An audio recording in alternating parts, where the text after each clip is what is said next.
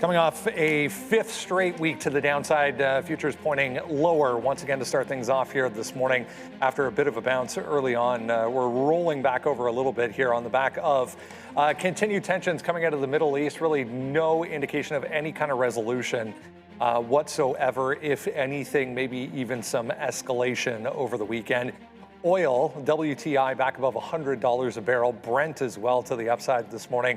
More uncertainty surrounding inflation ahead of what is to come at the end of the week, which is non-farm payrolls report. We will not be able to bring that to you live, unfortunately, because the market's closed on Friday. But it looks like, anyways, as far as all the calendars I've checked, they're still going to release this data on Good Friday, which is, it's not the first time I've seen that, but it's been a while since we've had a major economic release that's so important at this point, given what's going on, that's the market's not going to be open for it. But I mean, we'll be able to talk about it and react on Monday. Absolutely, yeah. The market taking a bit of a break this weekend for Easter long weekend. Good morning, guys. There's, I don't want to say it's a light news day, but I've definitely seen a bit heavier. NVIDIA back in focus, trading under 20 PE.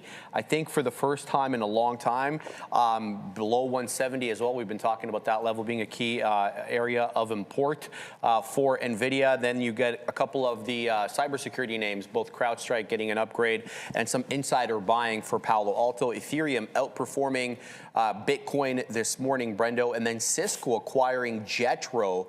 That's a big one there. And Nike earnings in focus. We'll be listening all about China tomorrow, as that is their weakest segment. Yeah. Weakest area. Coming up, it's after the close. Yeah. Yeah. One of those ones that can sometimes go either way. The Fed funds tool, it's worth noting, basically at no cuts at this point. Going out to the end of the year, we're seeing a little bit of an uptick for the dollar this morning. Rates as well back to the upside. What a sell-off that was into the weekend. Both the Dow and the NASDAQ in correction territory, more than 10% off the highs. S&P thereabouts at this point. It's looking like we could go lower as well. At least we're up 0.5% this morning. When I was looking at the futures last night when we opened up at around 6 o'clock, it was negative immediately. I kept an eye on Bitcoin and some of the crypto names over the weekend. They were all negative as well. Didn't really find any bounce there. So there wasn't a whole lot to hope for. And then this morning I wake up and all of a sudden President Trump threatening to take over Iranian oil, also threatening to seize the Kharag Island as the Iranians expand their attacks in Kuwait. They hit water infrastructure today. That's obviously a bit of a red line. Without water, without desalination plants, I'm sure you can get the idea of what that area would be. Yeah. Not livable is what I'm trying to get at there. But yeah, so more belligerencies, more things to keep an eye on. I mean, there was a truth this morning I was reading just before we came on here talking about the power plants back in play as well if they don't get the straight open for business, his words, not mine, coming up here immediately. So we'll see how this plays out. But yeah, I mean, Palantir looking pretty good this morning. There's a couple of positive analyst notes. I think it was Truist. I want to say there was an analyst on Bloomberg this morning talking about some of the chip names, specifically AMD, and the positivity or the underlying positivity around this. And I mean, they're essentially taking the stance that this gets resolved in some way, shape, or form in the next, call it a month, and then the remainder of the year, ends up being looking anyway somewhat normal for not only big tech but the overall market. But we are going to need big tech specifically to play a big part in that. I couldn't agree more. I mean, we were kind of before this whole war thing, we were worried about the unwinding of the AI trade. That doesn't really happen. I mean, obviously we've seen a bit of a correction on all these names, but that's more market focused. Over the weekend as well, we saw maybe, some signs that things may be cooling down. Pakistan, Egypt, Turkey, and Saudi Arabia, the foreign ministers meeting in Pakistan there, basically trying to organize what could be, a regional ceasefire. We'll see if they have any success. At least, things are in motion. The valuation conversation continues to be a main driver for a lot of these. The spending conversation continues to be a main driver for big tech in general. Meta back higher here this morning with the overall market back to 532. Man, what a couple of days, Thursday, Friday for Meta going into the weekend. Just an absolute disaster. I mean, there's not much in the way of positive commentary on this morning. It looks like this bounce is more or less along with the market today. So they plan to appeal quite aggressively. So I was reading, Brendo, over the weekend was there are some causation issues, especially with the case where I believe it was the woman who was 20 years old, 21 years old, who previously $3 million she ended up? 3 and 3, so she ended up getting 6. So apparently, you know, she had issues, relationship with her mother, relationships with her father. Apparently, there was some body shaming coming from, you know, from family, put it that way. So a lot of people are saying, you know, this may not hold up on appeal. To me, that's not the bigger picture. The bigger picture is the floodgates have been opened. They've said that if in the certain circumstances we can kind of sidestep that 230 protection, and if you sidestep that 230 protection, it could be more. It's a great point, and I read that a couple of different ways this weekend, and I think it's worth reiterating the simple fact that there's so much money in the coffers of these companies, Meta, Google with YouTube, whatever you want to call it. These litigation law firms see this as such an opportunity and have been, you know, working for, let's be honest, years at a way to circumvent that 230 to get access to potential access to these giant war chests, and it seems like they finally got there. You go after the deepest pockets, right? You don't sue somebody who can't pay, right? You go after the person who can pay, who you know has the money. To them, to the litigation lawyers, they're calling this the tort tax. Okay, because tort law is how you sue people. That's kind of the branch of law where you make these lawsuits. So this tort tax is kind of ridiculous, but you gotta be like, let's call a spade, right? Where it's warranted, they should pay up. But 100%. If it's not really within their scope of competence, so to speak, then maybe not. Yeah, 100%. Daily chart looks pretty awful at this point. If you zoom out a little bit, 670 going back a couple of weeks ago, all the way down to 520 here, guys. For Meta, the story continues there. The story continues for the overall market. Lots to look forward to in a shortened week. It's a shortened week. Good morning. Oh yeah, it's a shortened week. Yeah, we miss Sharif tomorrow though. He's back. He's on vacation, so we wish him the best of vacation for that one. But welcome everybody. Yeah, you had a couple great games this weekend. We were talking about that. The Blue Jays and Dodgers both 3-0, and the Yankees. The Yankees as well. Good. Well, you get 2 walk-offs, and you'll take it all day, every day. Yeah, I was saying that to Marissa. It's like the Blue Jays last year ended with all the drama, and then they started game 1. Well, we blew the save, and then won in the 9th, and then the next game we tied it in the 9th, and then won in the 11th. And then what was yesterday? Yesterday was nice. So what was the yesterday was 5-2. It was an easy one. Yeah. Yesterday was nice and easy. So that was good. So and 4 went out for Duke. Oh yeah, you were saying that. I didn't even realize Michigan State was out already. No, Michigan State. Yeah. Well, look, what round did they get out in? No, UConn's legit. Oh, UConn. So okay, UConn. I just looked it up now. UConn is legit, but Duke with the biggest choke job. Weren't they up 15 or something? I thought I was watching that game in the beginning of the second quarter, second half. But you can't be up 2 points with the ball with 10 seconds left and lose the game. All you had, and they had a great press beat. It's ridiculous. It's absolutely. But anyways, it is what it is. That's sports, man. This is what we talk about all the time. It goes both ways. So I don't think the boy said it, but it feels there aren't as many like huge like headlines or catalysts this morning. I know there's some small cappers moving around here, specifically this SGML. Sigma Lithium is moving because they got an increase. What do they? All they simply said is after the company reported a year-over-year increase in their results. That's it? Really? Was it SGML? Yeah, okay. SGML's moving. Anna's moving again. So ANN. It is Anna. It's ANN. Oh, but then I did Blue Ocean. Oh. That's why. You don't want that Blue Ocean market. No, but Anna's going to be on the move. That one was gapped up a little bit here. But what I like is you have all the analysts coming out and all the beaten up names. And they're just like, okay, CrowdStrike. Well, that's and Palo Alto. Analysts come back for them, defending Palo Alto as well. I think they're wrong about that space, honestly. I don't think Claude is going to have as much of an effect on that particular space as potentially the Centrini report. Everyone's also sharing data because of AI. There's more data sharing, which needs to be secured, so that actually increases in these companies. And we get it too. Everything all right? Thanks, brother. Uh-oh, here we go. Uh-oh, he's trying to figure out this mic. Cut his mic. This is for Neil. Okay, here we go. We're 3-0. 2 walk-offs back-to-back. Not a bad way to start the season. We'll take it. We'll take it. Take it. Go Jays. The best part. Thank you, Randy. My daughter got a ball on game 1. She got a T-shirt in the second game. I think she just thinks that she always gets things at games. Like someone caught a ball like 6 rows behind us, and like. How is that possible? Don't they have the fence there? Yeah, well, you can still get you can get a high pop, Yeah, I guess high pop so. up, and then when they throw them in the stand. Oh, they throw them. Yeah. But then someone came down and was like, "Give it to the kid." I wanted to tell you can't tell them. Yeah, she literally Has so many balls. So many balls in games because on Friday night it's a night game. There were like 2 kids in our whole section.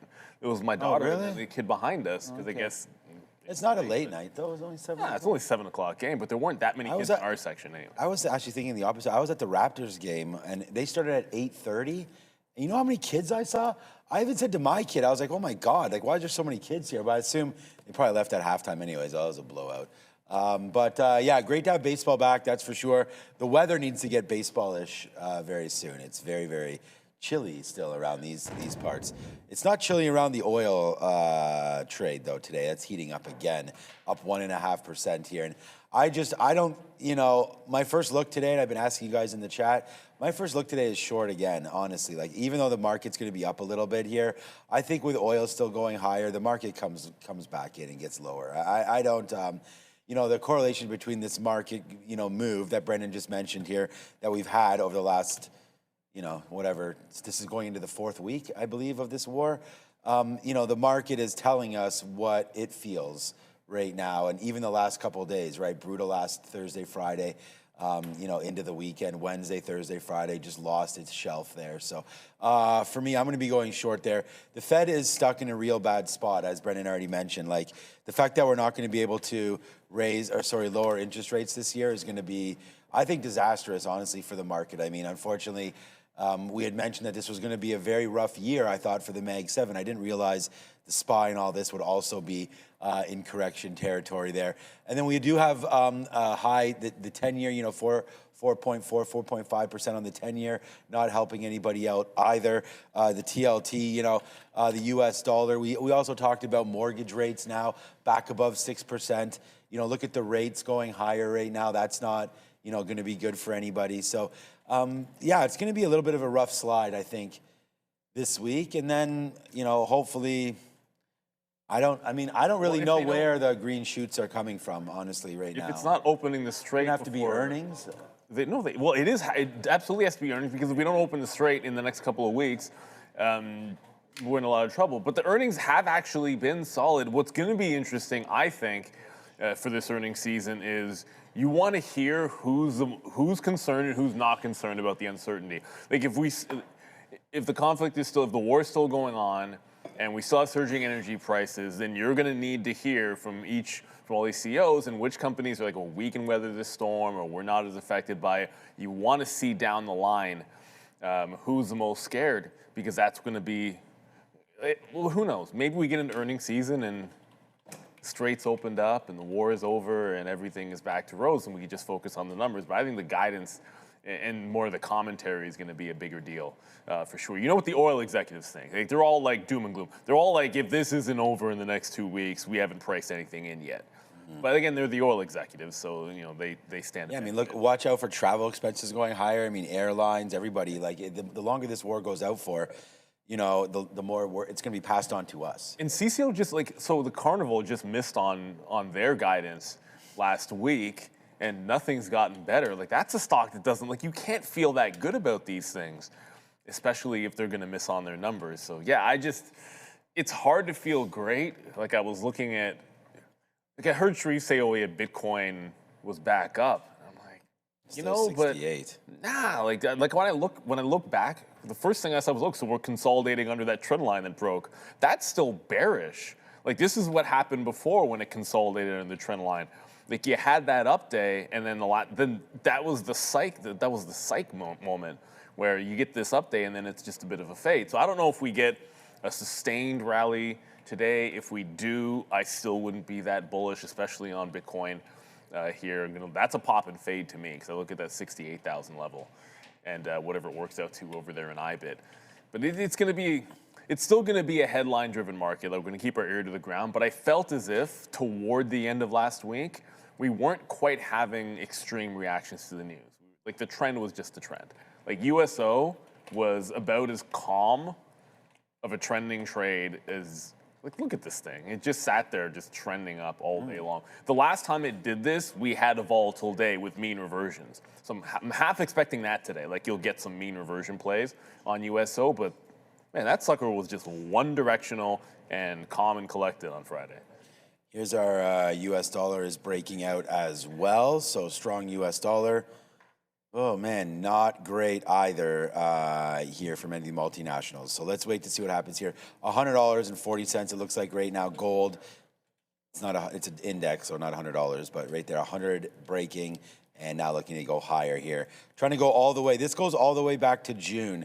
So guys, we're ready to break that dollar level right here. $150 right there on the US dollar, goes all the way back to May of 25.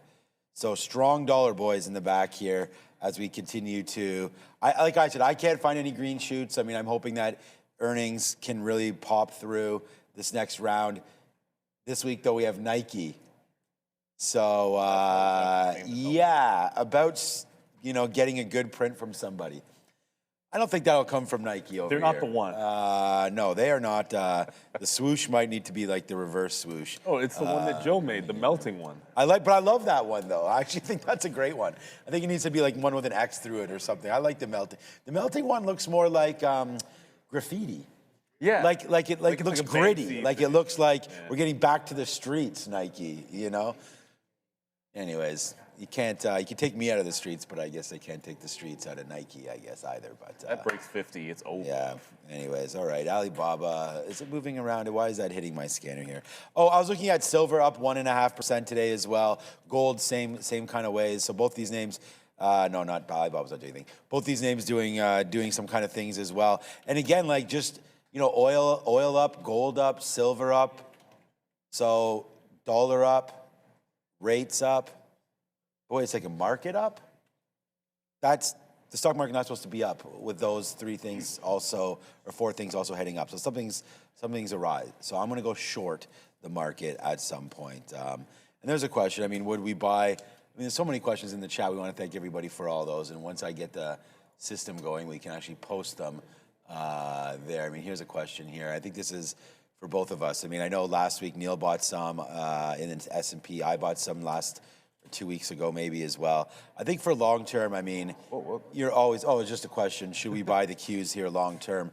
Yeah, I mean, it's up to you guys. I still think there's more pain to come. But the thing is at some point, you're not going to be able to time the market. Yeah, are you trading it or are you long term? I always think about, all right, like what could President Trump say today that would stop everything? I don't think anything. I think all the power right now, unfortunately, lies with Iran and them conceding to some of these plans. Unless he somehow cuts back and says, I don't know. I don't know. So I'm waiting to hear somebody tell me what we're looking for. Because but even if what ends this? I don't know. Like I don't know. I don't know. I don't think but the scary thing is I don't know that the president knows what ends this. Rand doesn't know what ends. So then it's like for us to decide, like, if we don't know any of those things and we don't know who knows the answers, then I think, at some point you start to nibble in and, you just sort of plug your nose and hold it for a minute and try to hope that you're not putting all your money in at one time. It's not so, like, the markets aren't so cheap valuation-wise that you're getting, like, a ridiculous deal. No, the S&P I thought was 26 or something. Yeah, I'm saying, we from that aspect, you probably have at least another 15 or 20% that could come back down, but then earnings can improve that if you get another round of beats this quarter. So, the way I look at it is whenever we go into correction territory, I just DCA. And I'll buy one once a quarter at that point. That's just how I roll. But if we went down to 500, I wouldn't be shocked on the Qs. The other thing to keep in mind is all this volatility means things shift from second to second, minute to minute, and options usually are very interesting to look at. Joe. We know somebody that knows something. I think we do. Is it Joe? Oh, he's here today. Okay, what's up, Joey Options? Yeah, I'm here every day, man. Come on. All right, Netflix guys. I hope everyone had a fantastic weekend. Let's hop right into the world of derivatives as we typically do.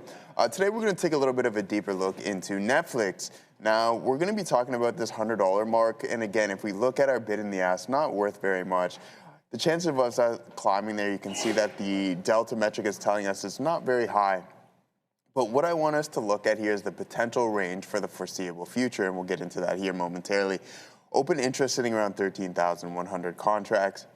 Sorry, 13,000, 100 there, and then volume around 7,150. Now, as for our delta, guys, there's a 93% chance that we're not going to roll into that specific strike price or into that level, and your gamma exposure is relatively light.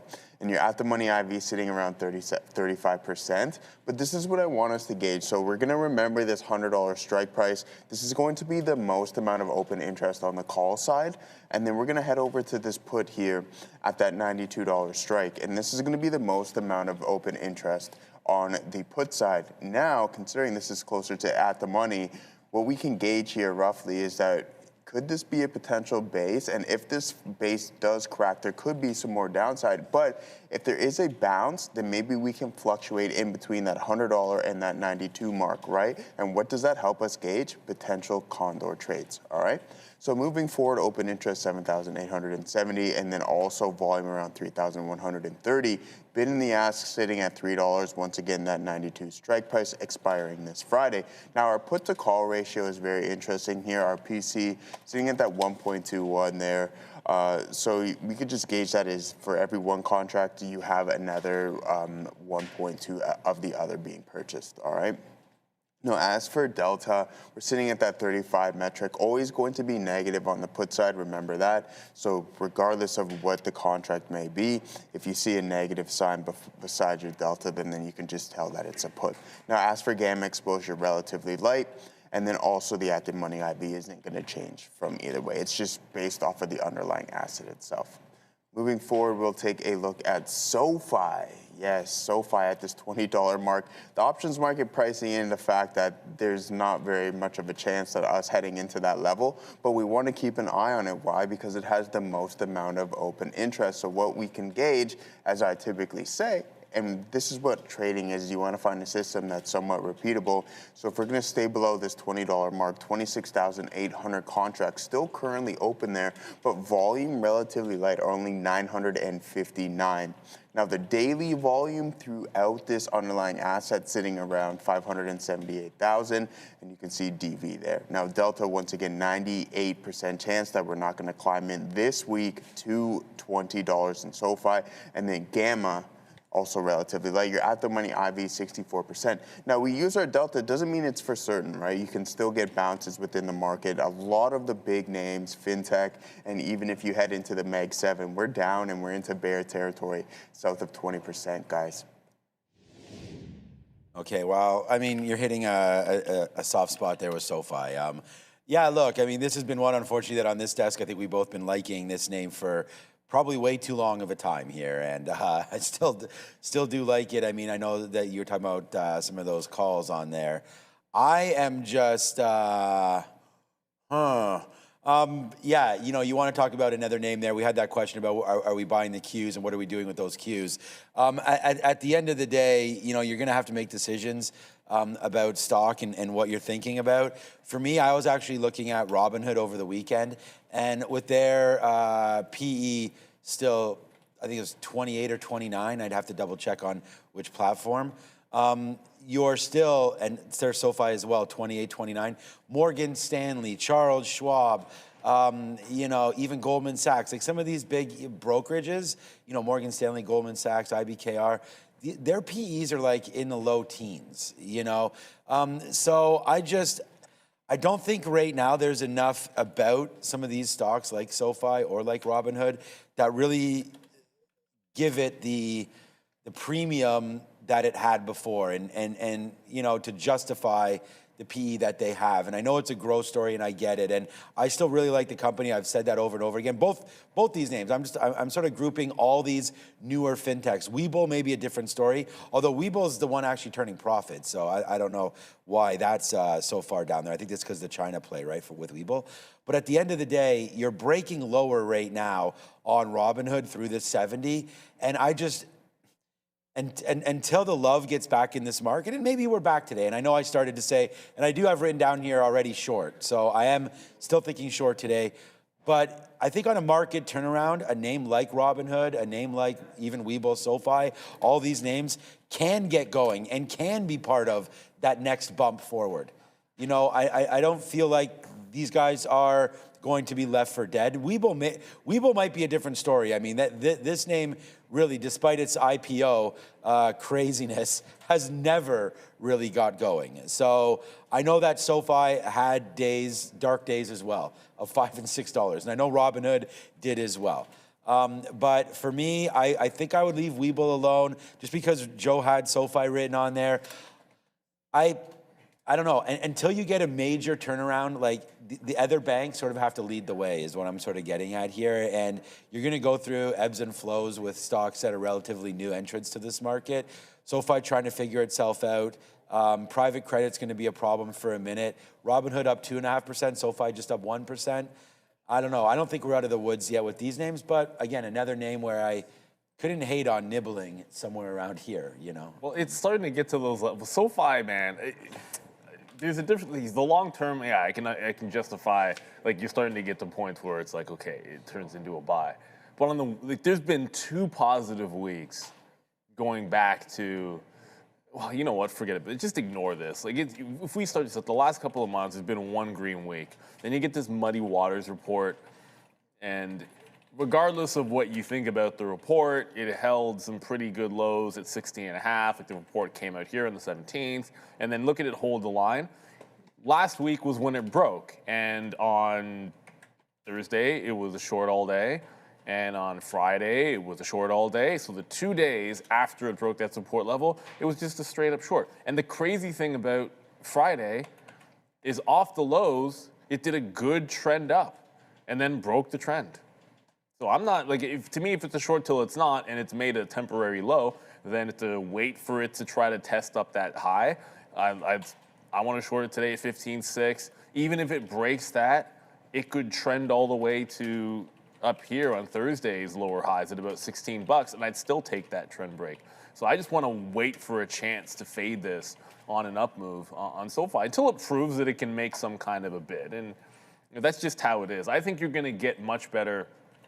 I think you'll have a much better response in the financial sector from like Goldman and Morgan and those types of names going into their earnings or coming up with their earnings, because they've done some pretty decent pullbacks. Like Morgan Stanley's a good $40 off, or $35 off the highs here, and trying to hold the 200 period moving average. Goldman Sachs as well, on a pretty hefty pullback. I think if you're looking for safer places in the financials, they're both sitting right at the 200 period before their earnings. They look like they're at some bouncing spots. SoFi, you're just kind of throwing a dart out there and hoping that this is an area that it bounces off. What graph is that? That's a daily? Okay. A daily on Morgan and Golden, they're literally both just chilling out with like the same move. SoFi is just, what are you gonna do?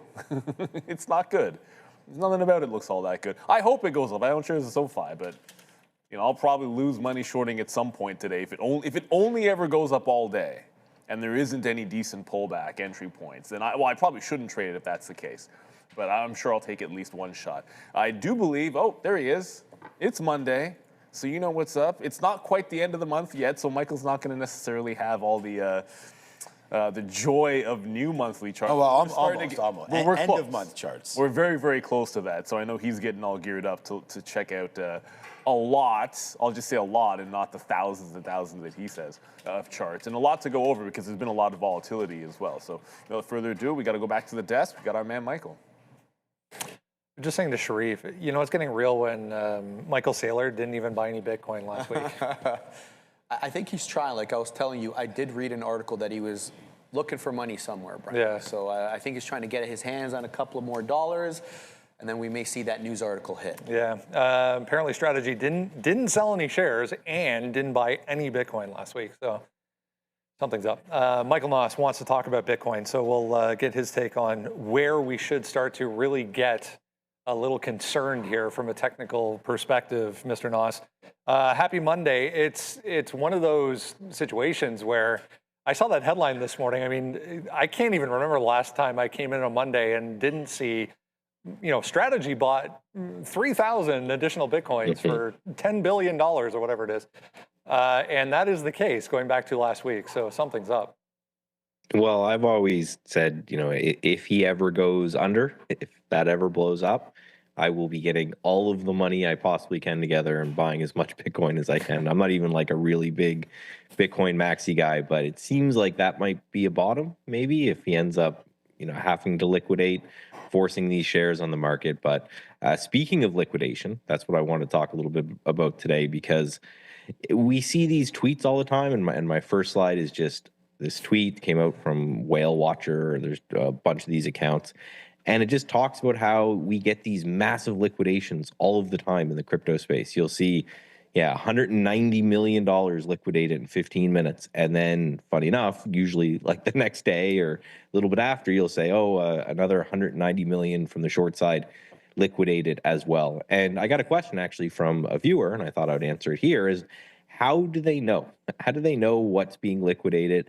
How do they know that these kind of moves and levels are there? And is there a way we can take advantage of them? And that last part, I think, yes. So I'll go over that as well. But if we go to my next chart, and these are a little bit ugly charts, so I bring some clean ones in. But the main premise here is there's a lot of websites that you can find these on for free, because a lot of these crazy leverage, like 100, 200, 300 to 1 exchanges, all have APIs, so they can tap into them. So they know that, this large account has, bought Bitcoin here, and we know if it gets to this price that they're out of money and they have to liquidate that position.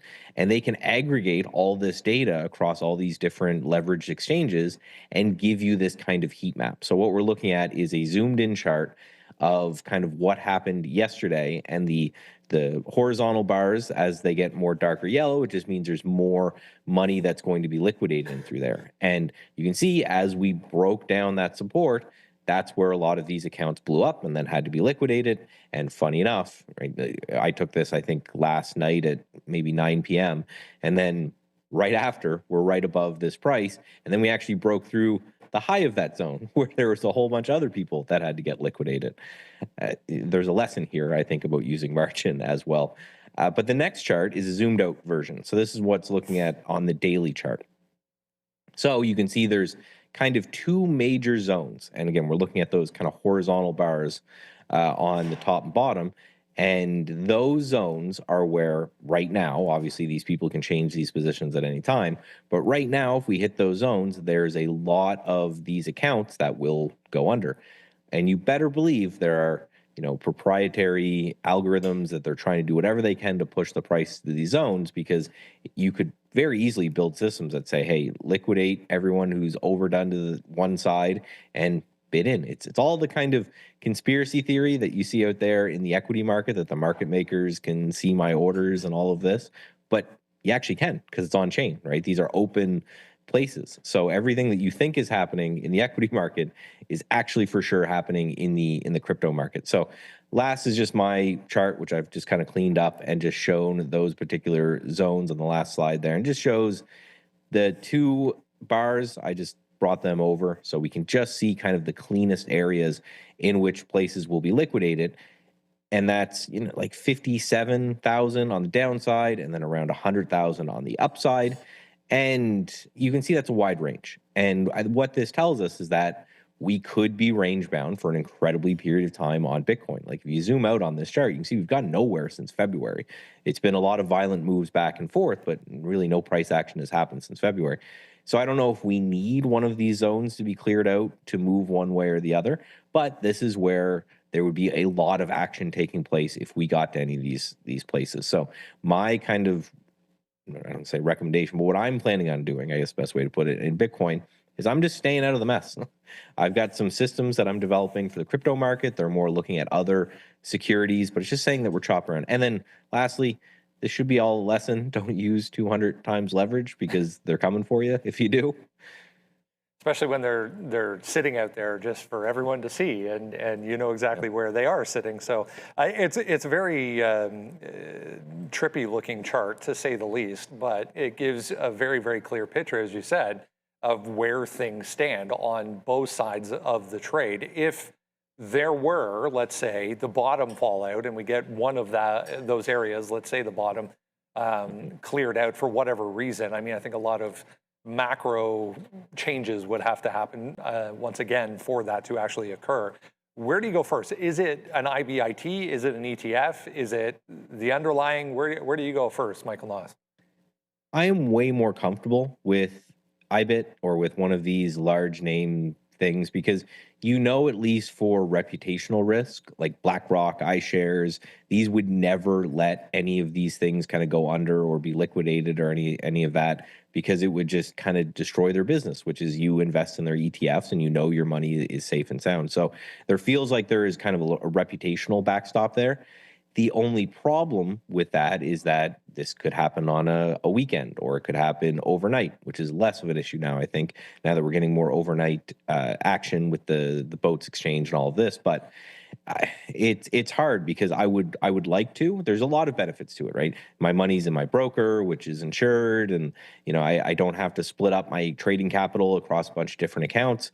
But there is that downside of you're trading a 24/7 market with something that closes on holidays and weekends and things like that. So hopefully, if we do have one of these kind of liquidation events, it happens somewhere between 9 and 5 on a Monday to Friday, and then I would take the ETF then. I don't know if you've run this on Ethereum, say, or any of the other major markets that people keep an eye on. If so, is there anything visible that stands out to you different than what you're seeing on Bitcoin? I have, and because a lot of them are looking the same, they're looking about the same as Bitcoin. And again, there's a lot of websites that you can find that kind of aggregate this data, and it's about the same. There seems to be two schools of bets that you can see out there, and it's just one is that this area, this zone is going to churn itself into a bottom at some point, and they're buying here, and then their liquidation value is much lower, 57,000, probably 17, 1,800 on Ethereum, just right below these bases that we're in. And then the other way around, there's a lot of people who are short and are betting that this is just an overall bear flag, and then it's going to push lower. And again, the beauty of the openness of the crypto market is that we can see all these. So we know where, if I was, for example, looking to trade Bitcoin short, I know where, if we're starting to approach that liquidation zone, might be a good place to kind of step on the gas, because I probably won't be alone. There'll probably be a lot of people pushing to that zone, and that could make this bear flag happen. And vice versa. If we start to break out of the base, I can start to watch these zones as well. That's where they stand right now. And of course, anyone can cover any of these positions at any time. So heavily tied to every tweet, every macro situation, macro change that we get. Fascinating look from a technical standpoint on Bitcoin. Michael Noss, we'll see you Friday. Talk to you Friday. Have a good one. Fantastic stuff, as always, by Mr. Michael Noss. Yes, hopefully people have learned their lessons with the leverage products there, Michael. All right, guys, let's take a look at some of the analyst actions here this morning. We're going to kick some things off with some lowering of price targets and some downgrades. Boston Scientific getting the downgrade here, going from a strong buy still to an outperform. So not too bad by Raymond James. You're down 2 1/3 here this morning with a price target of $88. Now, Mondelez, once again, we were talking about this name last week as well, too. Still slightly positive, but the downgrade and the lowering of the price target going from $60 to $54 by Deutsche Bank. Now, GM also getting its price target lowered, guys, from $110 to $105 by Barclays. Slightly positive here this morning, about 0.7%. And then we have Starbucks also getting the downgrade here, guys, with an $84 price target. Moving forward, we'll take a look at some of the analyst action. Sharif was talking about this name earlier today. We're up 2.4% here this morning with a price target of $450 going from peer perform to outperform here by Wolf Research. And then we have Obsidian Energy Canadian name here, market to outperform $10 to $15 Canadian. You're up 1.4% here by Raymond James. And then Carnival Cruise Lines also getting the nod, guys, up 0.75% roughly. Price target of $30.10. But we still have that upgrade going from a hold to a buy from HSBC. And then Netflix also getting its nod this morning as well too, guys, going from a buy with a $120 price target by Needham. Yeah, a few names that well, actually, I feel like we mentioned all those upgrade names already. We mentioned CCL, and Netflix always seems to come up, and CrowdStrike and Palo Alto getting some analyst bumps after a really rough week. The thing about CCL, like you heard Michael just talking about bear flags and giving you a range to trade off of. Well, since earnings, CCL did not break out of it. So you can make the argument that it doesn't matter that they missed, and the support's still here at $23.50 and the top at 26 and change. But what it does allow you to play off of is if it doesn't make a new range, then respect the old. So I think this can make sense just in terms of, obviously we're always talking like day trading, right? So, you know, when you bounce off a level like that, it doesn't mean that you continue and, you know, the top of the range is gonna get hit just because you've held a low. But to me, the more exciting thing comes when you break outside of this range. Like I would put an alert on CCL each time it gets close to look for the breakdown or the breakout. Because when you have that bull or bear flag, especially with so much volatility coming into it, then throw in the fact that oil prices moving around is going to be obviously not that great for CCL and going to cause some shock in the industry. So like you have a lot that could be going on where when this breaks out, it can be nice. So this week, we're not close enough to really be worried about this as a flat bottom break, but we are closer to the low. You can have an upgrade all at once, but to me, it's closer to this support level potentially breaking down than anything else, and that means that's what's on alert for me this week on CCL, not the breakout, because we're not close enough yet. All right, as I try to survive over here. Oh, man. Okay, just real quickly here. Put it in the chat. I asked you guys what you guys want to trade today. Northwest is saying NVIDIA and SPY. So I'm like, which direction right here? Because, excuse me, just something caught in the throat.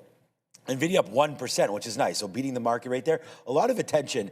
Adara responded on here as well. She's watching the SPY and AMD, and sorry, SYY and AMD. Dane Generous, NVIDIA. I mean, a lot of people, AMD, a lot of people on NVIDIA here. Gibson himself. What's up, Gibson? Gold and silver, we talked a little bit about that. VIX as well, elevated once again up to 30, potentially coming back in with this NASDAQ making a nice little move there. Aluminum, I saw aluminum was up. Was hit there, an aluminum plant was hit in the Middle East. So that aluminum up, I heard that story this morning. Tesla, potentially as well. Looking at this, Harish says, let's look at the Qs right there. If the price opens below Friday's range, now 80% chance that we test Friday. Okay, so we'll look at that. Long CrowdStrike, says Chris, as well. And then there's another from Dylan down there. Dylan Patel says NVIDIA. But yeah, and I think this might be a good point too here that I just saw from COT40. Let's just see what the market brings with a strong emoji there. So I think that's probably something very, very similar to, oh no, I got to get rid of that wick or else my chart will be messed up. Yeah, I think that's probably right. Just wait to see what's going to wind up happening. I mean, we did see last week Google really get hit to the downside and actually broke through that 280 level. So this could be something to look at, but strong here in the pre-market. Meta had all those worries, and I'm sure we'll get to some of this today as well on our watch list, and we talked about that last week. Okay, so I got to get rid of some of these prints. I mean, we have some high ticks up here that we got to get rid of. But yeah, I think the proof is in the pudding today with some of these NASDAQ names starting to bounce back a little bit here, led by Meta. It looks like up 1.5. AMD always seems to be excited. Pretty strong. Yeah, 1.7%, so that's probably another long area as well. So I think if you're looking long, these big cap, sort of Mag 7 really names seem to be leading the way today. I mean, NASDAQ up 0.7%, 0.8%, and then CrowdStrike and some of the other strength there. CrowdStrike with an upgrade, Palo Alto also getting upgraded, or Palo Alto, I have to check that note on that one, but up 3% in this space as well. So should be some strength coming through here. Micron. Oh, SYY is Cisco's Foods. Sorry, SYY was down this morning. There was, yeah, exactly, with McCormick, isn't it? Something like that? Yeah, big one. Looks like Tesla's making some. The good thing about some of these stocks are starting to pop. Is we're actually going higher with And that's with oil, like oil up a couple of points overnight. So Tesla's up 1% here. That just broke 365. The thing you got to consider is for all these moves that are coming back up here between 1 and 2%, yeah, we're not even that close on most of these names to where we sat at this time on Friday. I don't want to say 24 hours ago because obviously we had the weekend, but yeah, you're still a good $5 away from where we were at the open on Tesla. AMD to me is strong as well, and we'll talk about these as we go on, but this is a little bit different. Like there's some names, AMD stands out the most because it got flushed through 200 on Friday, but the resistance at 203, like we're above that and trending higher. So I like the names that are showing me that rounded bottom strength, where you've made a low and now you're trying to round into some higher lows, as opposed to, it's not to pick on Tesla, it's just the chart that I was on. Whereas Tesla, you look at that over the last couple of sessions and it's like a couple of down sessions, we haven't even gone through any big resistance levels just yet. But that doesn't mean we can't.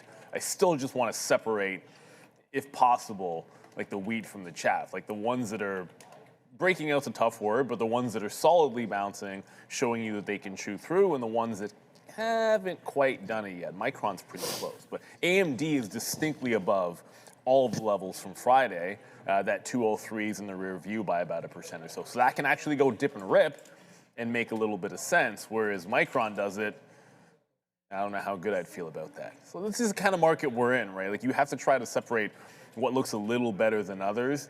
I heard Brendan was mentioning Palantir, which a lot of times when we get a bounce day, usually this is one of those stocks that looks really good, but it falls into that category of it had a huge rally off the bottom early, but couldn't hold it. It gave almost the entire thing back, and it's not even close to what those highs were on Friday. So it's got some room before it has to break out.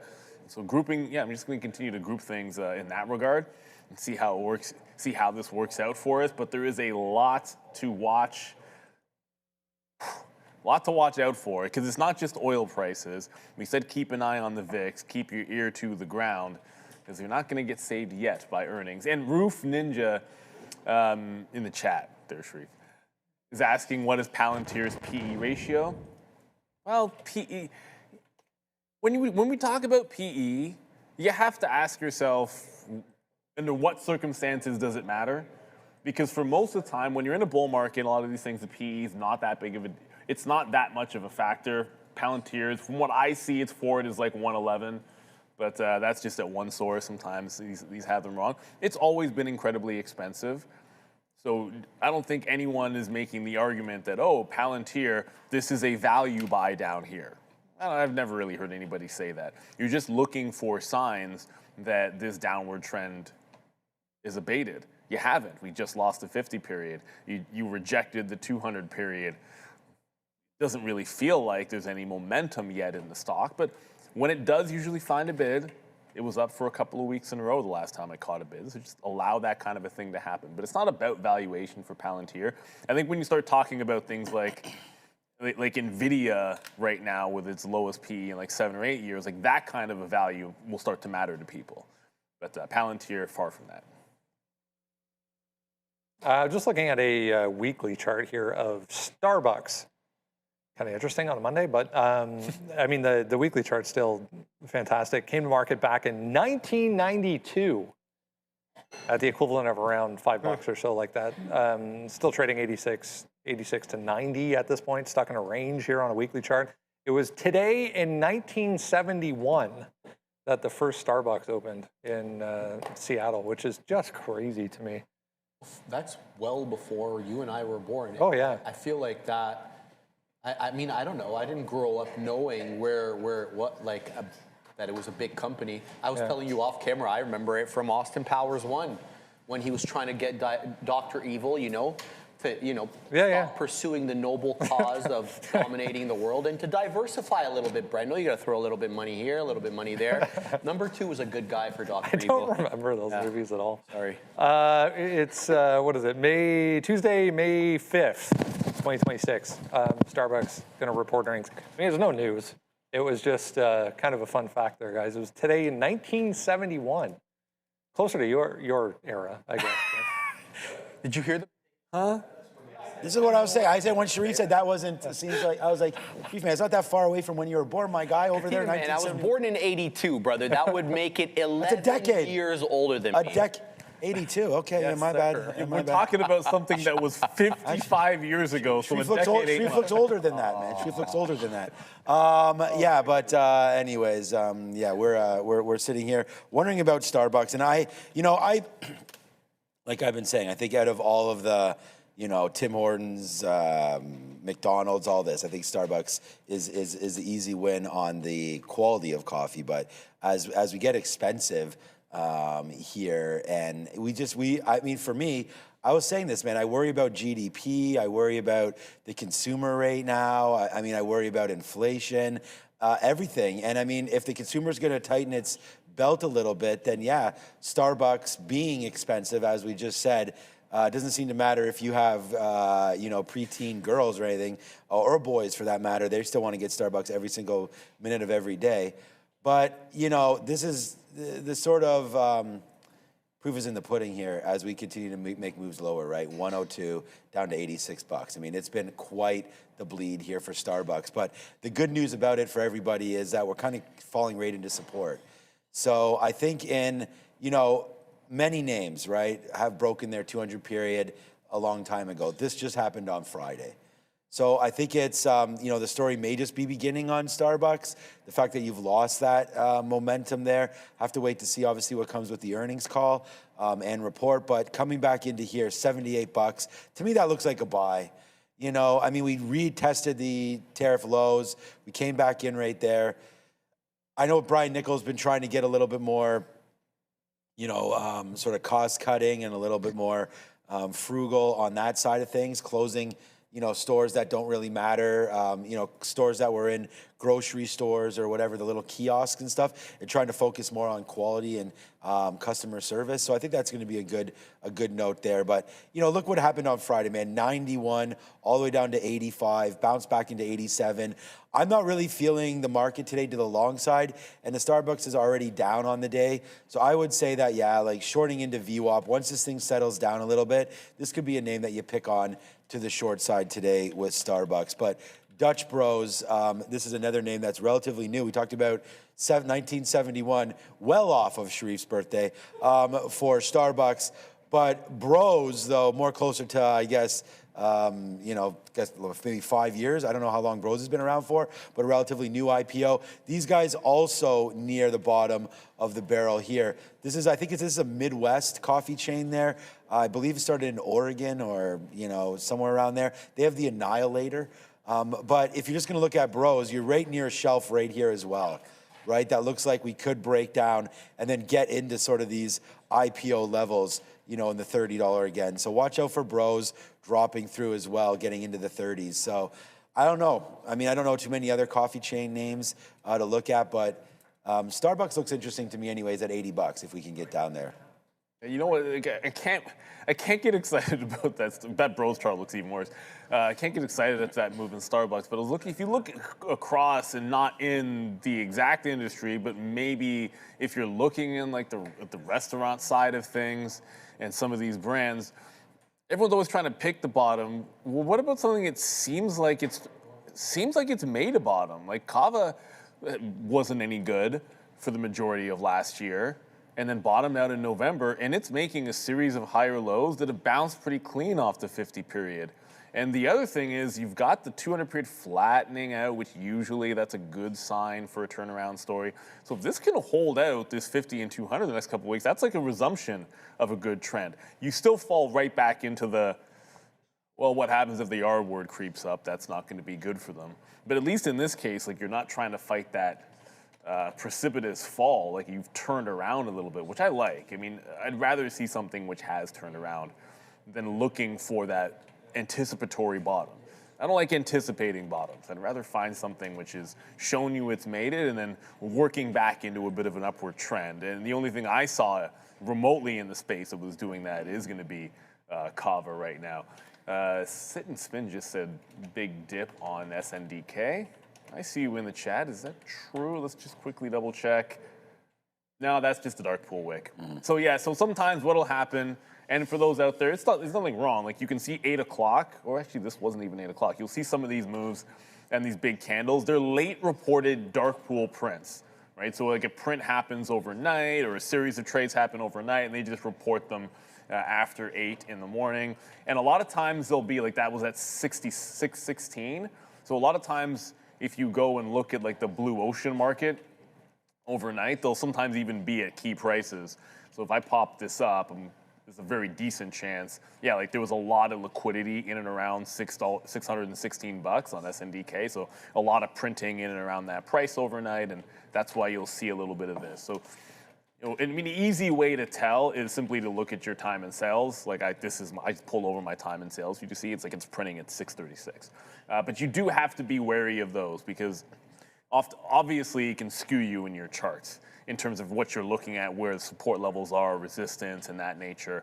But it is good to know whether or not these are real, because oftentimes people will freak out. You don't want to be sitting there like punching out of your micron because you see some crazy wick there in SNDK. And they're very prevalent in the pre-market. That's when you see most of them. So there's no such thing as a bad question, because I know some people are like, oh, come on, we've seen these before. But just remember, not everybody has seen everything, and sometimes we're just here to learn. So appreciate the question. You will see a ridiculous amount of these dark pools here. There's one at 8 o'clock on Friday. It was at 586, and it just prints up to 630 here. So just be wary of them. They don't really mean too much of anything. If you want to see where the key levels are overnight, you can pull up the full chart on like Blue Ocean, or a lot of charting platforms will have that for you. But sometimes these will give you some price indicators from the past, and that's about it. Boys. All right, I was just going through some of these big cap tech stocks. I mean, if you zoom out a little bit, give yourself a couple of weeks worth of a look in some of these. That's Microsoft, 30 plus now off the highs for Softy. I mean, we were talking a little bit about NVIDIA. We'll get into it more. Maybe not as bad on a higher time frame. Apple, lots of headlines recently, kind of chopping around, going sideways.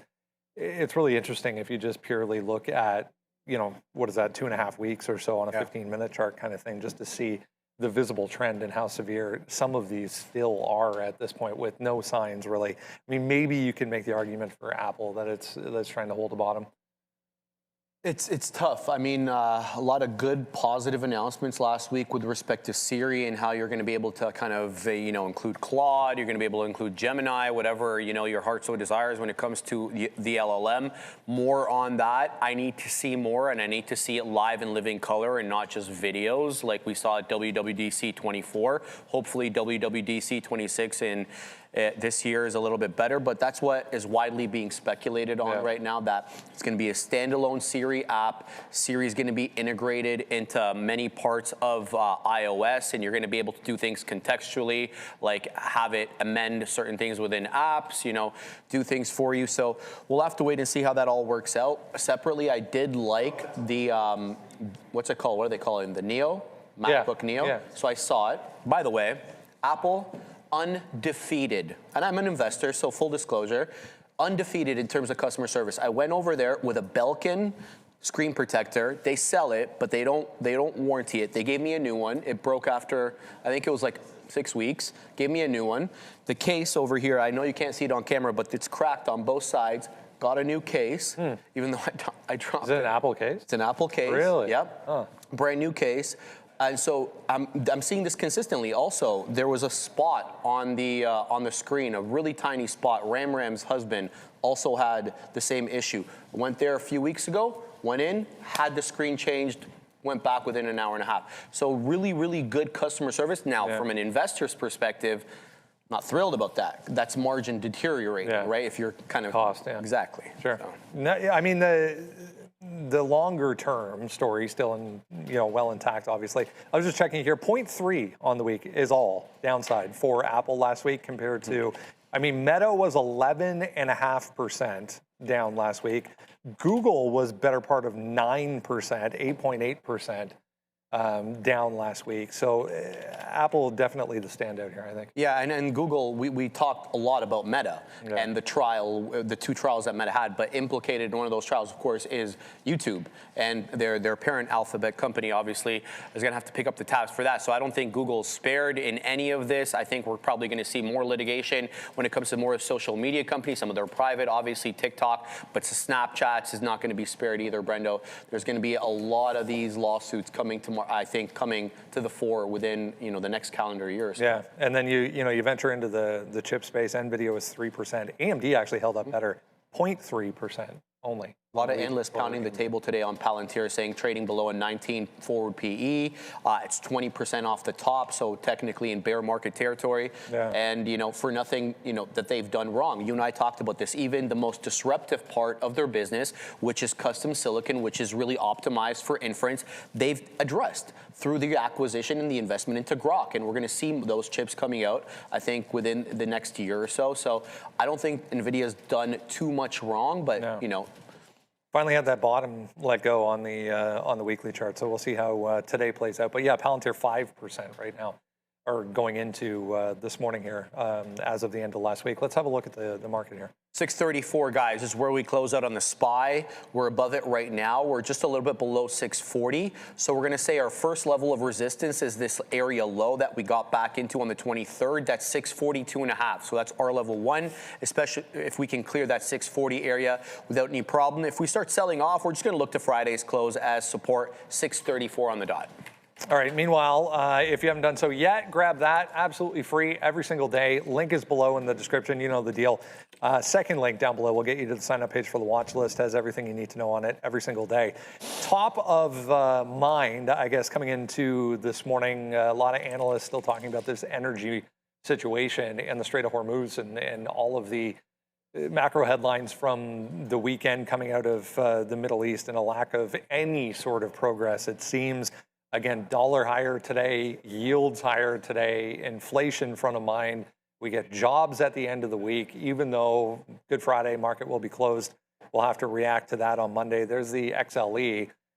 I mean, on the other side of the equation, energy just keeps going up and to the right. Yeah, and more issues on the weekend with the Yemenis. I think the Houthis attacking Israel, launching missiles there. The conflict now entering, guys, its fifth week with Brent crude over 55% in Greensville in the month of March, putting it on pace for what could be a record month for Brent, really depending on how we close out tomorrow. But Bab el-Mandeb, which means the door of tears, or the entrance of tears in Arabic, is emerging as a major risk, with about 4 to 5 million barrels per day flowing through it. Additional concerns, of course, around the Strait of Hormuz, with President Trump now suggesting the U.S. could, quote, take Iran's oil, reflecting kind of this Venezuelan-style intervention, a move targeting the Kharag Island export hub, which handles about 90% of Iran's export, would be a major supply shock. Societe Generale kind of building their bull case here for oil, saying it could reach $150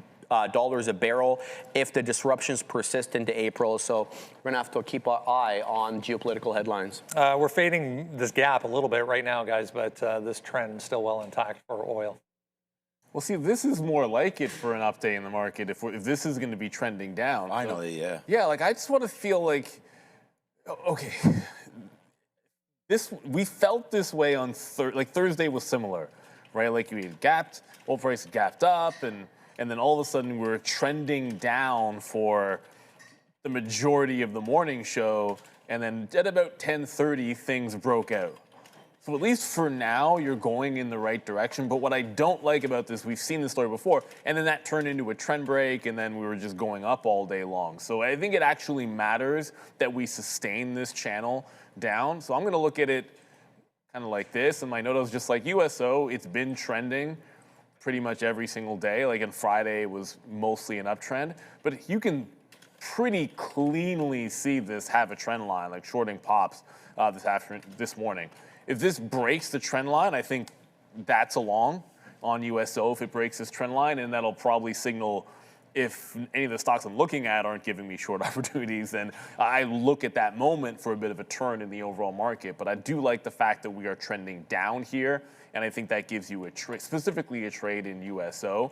That said, that all looks well and good. Say that we're trending down now and the market's up 0.8% because USO is trending down. No, not so much when you zoom it out. You can look at this, you can look at BNO for Brent, and you're going to get a very similar story once this loads up here, and it's going to be, we're just pressing higher. We might be at the top end of recent ranges, so technically maybe you got a little resistance there, but I don't know how much support and resistance matters. Headlines are going to matter, and sentiment's going to matter a lot more than support and resistance in this type of a market. So yeah, it's still overall energy bullish, and the charts are bullish. But for this morning, I like that trend line down. It's going to have to break. I should have saved that. It's going to have to break to look for a USO long to me. And I think the moment that happens, you're probably going to set up some short entries on, some of the stocks that we'll be looking at. Here you go. I put this up here, and same thing of what we've just been talking about here. This son of Daniel Cheese Tycoon says there. He's with us here. He's with me, I guess. I don't know. I mean, Neil just talked about his idea there too. Short right now, the market with Europe and Asia being down. I mean, I'm with you on that one. And here's my take today. I mean, the sticky notes now out. We got USO 124 long. I mean, I don't believe that this market is dead yet. I think that if we break below 123, then we can get out of that trade. So for me, I, again, could probably take this as the market. I don't necessarily have to worry for the market to open. I just want to make sure that we're right. So here's 24. This was on Friday. Dip bought into 24, bought into the close, bought up, had a problem breaking 124 there, eventually does do that, right there in the last hour, comes back and supports it. And then there's this is 123.50, right back in here to 123. So to me, it's like, if we lose right here 124.50 and then lose 124 and then lose 123, well, at some point I got to throw up the flag, and that's going to be down here around 123. If we wind up breaking below some of these wick bottoms down there, then I think we just get out and the market will be ripping at that point, and hopefully we'll have some longs and it won't be on oil. So I think we are far from de-escalation here. So for me, it's one of the 4 top ideas, and if not my second one. The very first number that I'm looking at is short on the NASDAQ. So just to your point, I wrote down short $40 here on the TQs. We're almost there now. I'm feeling still bearish today. I don't really know. Well, like I said to Neil and to you guys before, I'm not sure what changes my feelings here. Could it be a short pop that happens and maybe even continues into 10, 11 o'clock today, midday? Potentially, yeah. But I got to hear something that changes my mind. So oil is still cruising. We did hear that there was some, possible ships that have been, allowed through the Straits of Hormuz and all this kind of stuff. But I don't know, man. I mean, does this look like oil is done moving? For me, I think we're just sort of, seeing something special potentially, which we've already seen happen. But even another leg higher here for USO, I wouldn't be surprised. So as we all, keep our ears, as close to the ground, and we're gonna have a dairy here today, obviously, as well. So any news-based trading will be here. You're in the right spot. So for me, I'm gonna go long USO, and just choosing that over the oil contract itself. And we wrote down 124. So it's just gone from 124.50 in the last 5 minutes up to almost 126 here. So man, it's moving around right now and not stopping. So USO northbound for now, and I feel pretty good about it. So those are my dip buy levels. Let's see if any of them hit.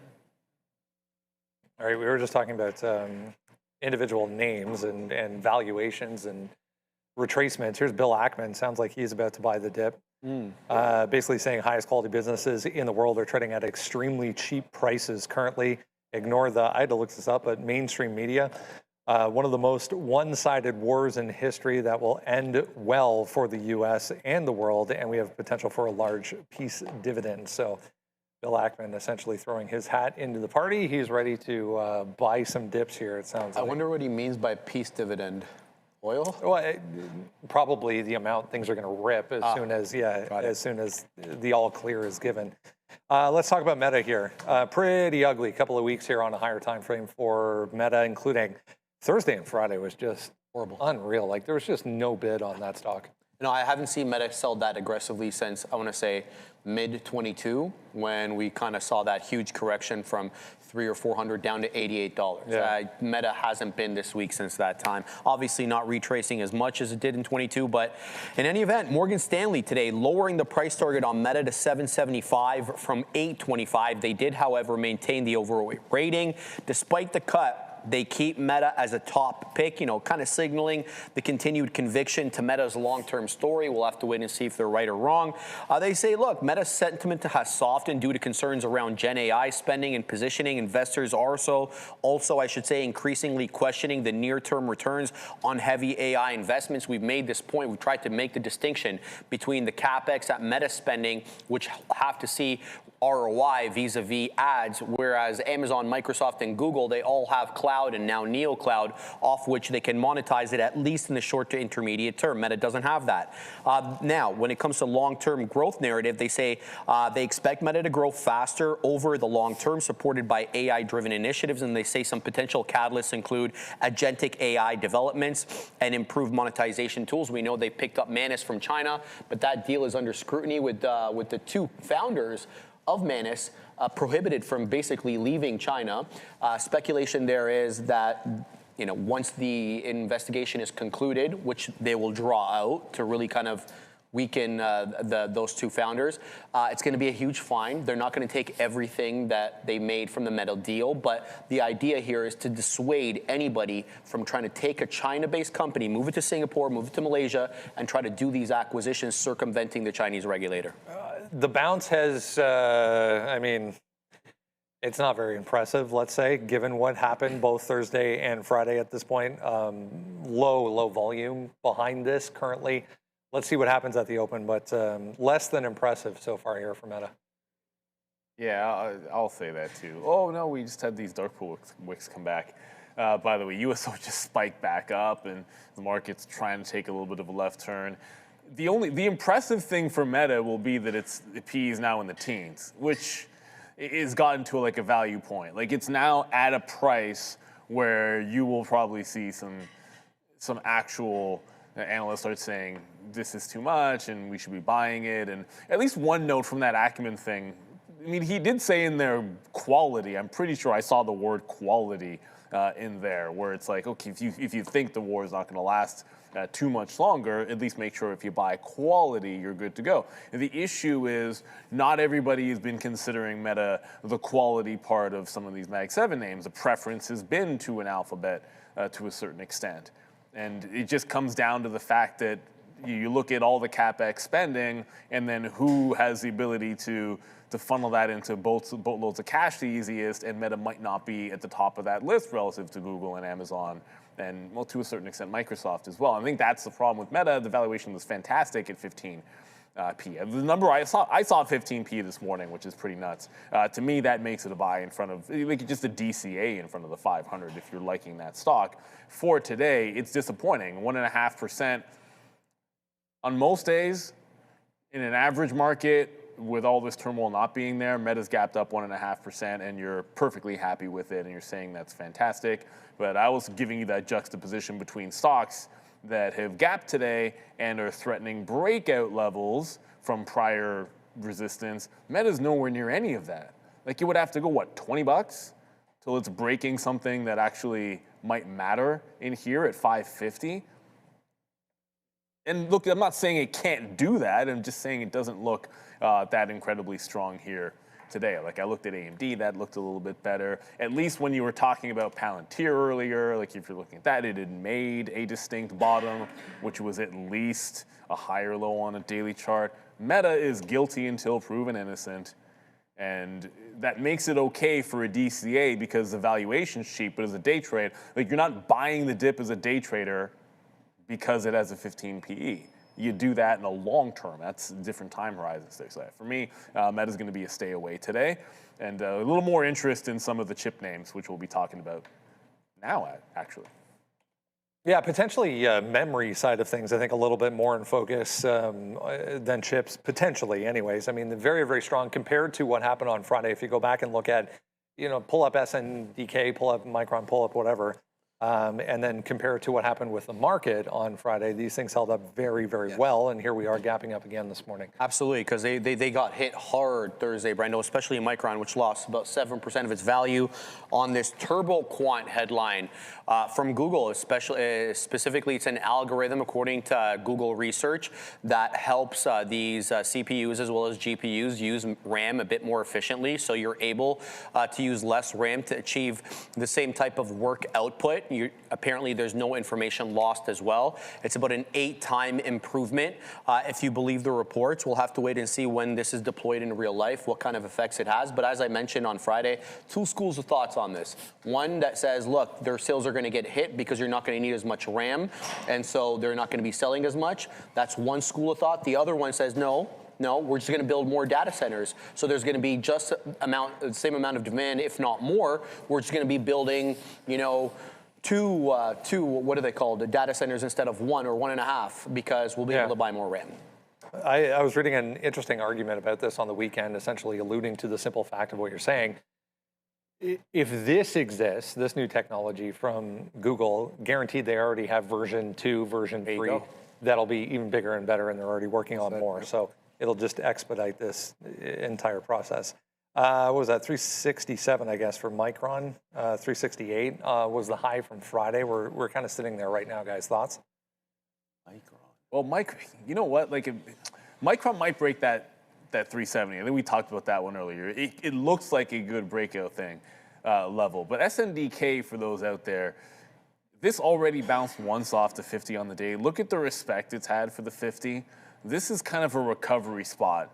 Right here, because on Friday we broke down, kind of lost the 50-period moving average, and we're able to close back above, right? So it tested under $600, under the 50-period moving average, held the line, and then closed higher, rounded the bottom off. Like, this actually looks more, it's nothing against Micron. Like, Micron's it's a similar chart. It just, for me, SNDK looks, I just call it a hair stronger. I mean, it's up 3%, which is also true. But this if it can hold above 640 on a 15-minute, it has some trend play. And then you throw in the fact that it's bouncing pretty clean off that 50-period moving average. And you've got a pretty distinct area of goodness for SNDK. But Micron, the other side of that coin is that 367. That's prior support that it still has to chew back through. I'm not saying it can. It's just a little bit better of a look there for SNDK, and it tends to be the better. Like, when they get going, it tends to have a little more squeeze fest to it and a little more juice to it. Let's throw that super chat up while we got it there, Andre. Yeah. Adam James abroad. You're boarding a flight for Orlando, escaping the loony bin. Canada, have a great start to the week. See y'all later this week from the beach. Enjoy. I don't know if you'll be going down to Disney World or Orlando, maybe. Yeah, Orlando. It's good times, man. Enjoy the weather. Although it is getting nice here. I think we see at one point like 18 or 19 degrees. So it'll be. Is that this week? Yeah, that'll be like the mid 60s to the high 70s for you Americans out there in Fahrenheit. So we're getting some decent weather. It's gonna rain though. Yeah. Hopefully it's 72. I think is like around 21 degrees. So if that can come through, we're getting like. We'll be all good on that one. Yeah. Look, I mean, I sort of think that I'm sort of thinking red today. We sort of talked about risk off for me. So I don't think I necessarily want to be going long Micron, but I mean, nothing wrong with a dip buy into Micron if it does, come back in on a little bit of weakness. I don't think today's going to be like a dead red day or anything like that. So yeah, I would just look to see on Friday's weakness, to see if there can be any buys. Down into this area. Like, I really do think there's a great opportunity. I mean, it just takes one little flop, right here. This is 65 down to 55. And then in about, this is a 1 minute chart. So in about 20 minutes, you lost $6 or $7 right there almost instantly. And the same thing can happen obviously to the bid side as well. So this is not just a story of, oh my God, I think Micron's going to tank. I don't necessarily think it's going to tank immediately off the open. If it does, then yeah, I think there is a $10 move in here, and we can get it back to Friday's close. With good stories this morning, it's up 2.5%. I just don't see the ebbs and flows in the market to create this continuously moving higher here. So I think I could be wrong on this and probably am. I mean, we're holding VWAP there, but I got to stick with what I'm thinking right now, and that would be a short in the market. So I'd feel a little silly pushing long on Micron, but wow, this actually 367 looks pretty good because you have the hold there, you have the hold there, and then a hold again. If you're just going to keep on bouncing off VWAP, then eventually it is going to have enough pressure to push right through. So, if you guys are short or thinking about a short, I would not do anything if this breaks that 367. I actually think that could be a really good trade immediately off the open. A bust of that 367, then how far can we go? If the market, wow, we're definitely going here. If the market, well, okay, that's the next level. So actually a break of 367, yeah, might even get you $5 or $6 into this 371, 372 area. So might be changing my tune a little bit there and seeing that chart, and that we may break out of this range here for MU. I want to go short, so 370, 372 area, probably a short. If you're looking long, which I am as well, play the edges of Micron. So it's not like I'm talking out of both sides here. I think if you can get up into this area and this little gap, I think that's a short there. And then I think if we do fall back in, why not take a long? No point in really dealing with it right into here. It's had too many violent moves off this 368 area. I would sort of hold off and wait to see if we do get a dip, which I'm expecting first, or even a rip into 370. The good thing about this 373, 374 area right up into here is that you're going to be wrong. Like if it rips right into this, there's outs, right? You can get out at 375. You don't have to hold this thing and absolutely get your face killed. So I would say if this moves up $6 or $7, we're looking short on Micron. So that's what I'm doing. Short on the top, long on the bottom, if that is the case today for MU. All right, got to go back to August, September, really, of last year to get the lowest weekly close here. Prior to what happened last week for NVIDIA, we broke through anything that resembled support going into the close on Friday, and it really didn't bounce whatsoever. A little bit more positivity potential here this morning. I think it's just what we were saying. If you go back to between 8 and 8:30 this morning, we talked about it a little bit. These things are getting to a point where people are just going to start testing the water. Absolutely. I mean, especially when we broke that 170 level, we were talking about that consolidative level on the daily. It's now NVIDIA that is trading about 20% off the highs, putting it in bear market territory. According to analysts, the decline reflects a risk-off positioning rather than a fundamental breakdown of the company. Stock is trading at about 19.6 times earnings. It hasn't been that way in years. Market is pricing in slower growth as well as higher uncertainty with geopolitical risks that are unfolding. The broader AI trade, though, has kind of been questioned as investors reassess the timeline and the return on investment on this massive AI infrastructure spending. And they're starting to think it actually may take longer for these guys to actually monetize some of the investments that they're making. And we've been talking about, Google Cloud, Microsoft, Azure, being able to make it, at least in the short term. NVIDIA, not really focused on that. They're selling the computer parts here, not the service. They continue to deliver strong earnings, Brendo, about 75% growth year over year.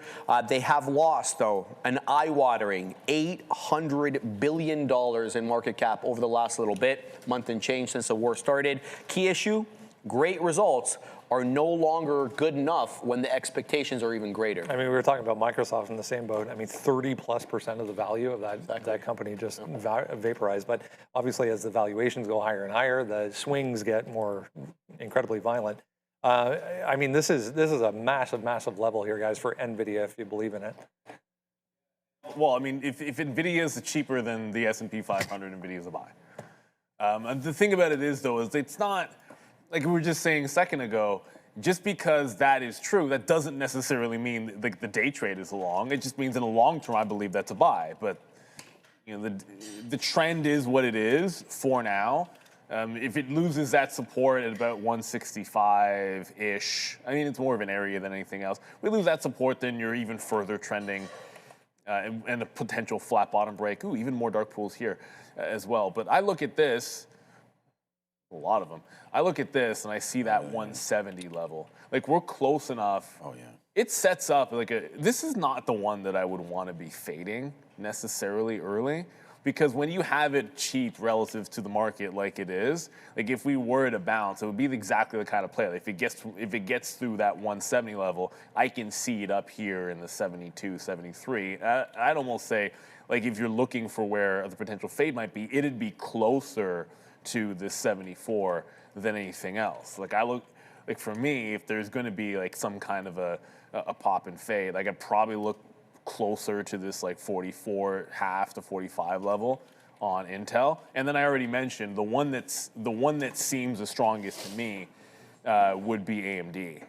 Only because AMD is of everything else out here, this is bouncing off of the 200 period moving average. So it's shown support at the 200 period moving average. It's bounced in front of it on Friday again. So as long as we can hold 203 on AMD, then I like this one for the long. It's a little bit further away, so it would actually have to dip in. But you know, I just can't. Long term, we're talking about NVIDIA, so if we're going to call it weak, yeah, I agree the chart is weak. But if it's cheaper than the S&P 500 in the long term, I think you buy that one and you hold on to it. It just might not be it as the day trade. Yeah, 168. So this 168 break, I just think is a short, but it's got to come in first. I mean, we got to break below VWAP. We got to break below this 200 period moving average. But what about what about a pre-market break lower here? So I think a 168.50 break is going to be a decent trade. You're going to have to get through 168. I think that'll be your first area to get out. But if you take this 168.50 short break right there, then you have VWAP protecting you at 169. Hopefully that will continue to hold. You'll get a turn down in the 50 period, a turn down in the 25 period moving average, and then it's all she wrote for NVIDIA. And then you could just sort of hold the short all day and wait to see if it does print near Friday's close and put it back to zeros. So I would say that, yeah, I actually like this pre-market break lower. Now, it's right where the 200 period moving average is. So I don't know if it's like you absolutely, of course, as soon as I say this, you know, the thing just drops down 50 cents. We just got the imbalances out, so let's wait to see. But yeah, pressure on NVIDIA today, breaking through 168.50. Why not? I think it's a decent opportunity to go short right there in a market that I think, I mean, I've been saying risk off, but could be wrong, but right here, you're bouncing near some highs. Bouncing near some highs right now. As we always say, you know, if you can't go higher, then you may have to go lower. So right into there, man. I like a break lower on NVIDIA. I'm trying to go short most things today, so I'm a little biased to that. But here's the imbalance locator just out right now. We'll sort it. And Google with a sell. So let's see what that's doing right now. Whoa, 275? Yeah, okay, that's probably about right. I guess we got that bad wick right there. Oh, damn it. Okay, SoFi with a sell. Can't get out of the way of SoFi. Why do we have all these bad wicks today? I cleaned up so many, and I guess they've come back. And then there's Palantir with a sell as well. Whoops. You see, this is what happens when you get those imbalances, right? That's an actual wick. Even though, yeah, this is real. Even though it's only 100,000 shares, still sending it a little lower. So I am honestly, man, I'm going short on NVIDIA, and you know, just a matter of trying to find out where. 168.50 could be an interesting spot for me early. Guys. Right, let's wrap up with CrowdStrike. If you remember going back to Friday morning about this time, we had a huge move down in all of these names, cybersecurity names on more AI threats or worries of AI threats taking their lunch. Wolf Research clearly bought that dip and come out this morning with an upgrade for CRWD. Surprise, surprise. Yeah. No, but it's Anthropic that's keeping everybody here on their toes. They keep releasing these new models for enterprise specifically, which are quite disruptive. But Wolf Research today, doesn't matter to them. They upgraded CrowdStrike to outperform from peer perform, and they set a $450 price target, which is about a 22% upside from the close on Friday. They view the pullback that is as a buying opportunity rather than a structural issue. They say the stock is flagged as the most overvalued, though, relative to fair value estimates. So they are trying to be a little bit, you know, objective. Crowds declined about 21% year to date and dropped aggressively on Thursday on that Anthropic model news, about 6%, 10% decline last week. Over 3 months, it's down 23%, but still holding up better. Some of the software names that have also been hit. Strong business metrics, though, support the premium, according to Wolf. 74.8% gross margins, 21.7% revenue growth. They see accelerating growth and expanding margins as well, Brendo, but they say, look, Anthropic's upcoming model release has introduced competitive uncertainty, especially into these AI-driven cycles. We'll see how today plays out. Looks good right now. It's worth noting, we didn't talk about it much this morning, but Powell at 10:30 this morning, guys. Powell speaking live at Harvard at 10:30 this morning. Good luck. Jerome. Harvard. Jerome, eh? Okay, Jerome. okay. Jerome's gonna be speaking. Look, I don't know that CrowdStrike will end up being a trade today. It's done very light pre-market volume based on all that. But I do like the fact that it's got a pretty decent trend both ways. If it can hold this 360, if you get a green day today, I think you look for continuation into a 420 type of level. Just a couple things we're watching. Oh, was there a sell balance on SoFi? Yes. Maybe. Yeah, there was. Yeah, there was. Okay, so maybe that's not going to pop and drop. I was just looking for a pop and fade into Friday's levels, Friday's tops in here, but 15.6 to 15.7 if we get it. Bitcoin, just some of the things that we have not really talked about. Bitcoin, it's 24-hour market. I know it's up 3%, but that doesn't really necessarily mean anything. On on Thursday, not Friday, it was holding above VWAP. But once it lost VWAP, it was a trend all day. Similar thing. On Friday, it was all under VWAP early, and then when it retook it, it was a short again. I just want to wait for this thing to lose VWAP. Once Bitcoin loses the volume-weighted average price, then it's been a pretty gorgeous short pretty much every single day. So it has to prove itself that it can hold above VWAP. It hasn't done so for more than like 10, 15 minutes in most of the last week. So yeah, that's what I'll be watching. Here we got about 20 seconds to go. Just gonna double check the imbalances. You got Cliff for some reason, 1 million buy, not really sure why there. And then nothing else too big. So CLF, probably not on too many people's radars as we start this holiday shortened week, I should say. Which I completely forgot about. And let's ring the bell in, how about now? All right, how about now? Yeah, let's go. All right, so the market is now open. We're going to see what this market winds up doing here right off the jump. So NASDAQ right away opens up 0.75. ES, something very, very similar right there, 0.75. So both names opening and relatively flat here off the open. If anything, just a little bit of a tick down here on the NASDAQ. I said let's sell some NVIDIA. Here it comes. There it goes, breaking through 168. What else is new?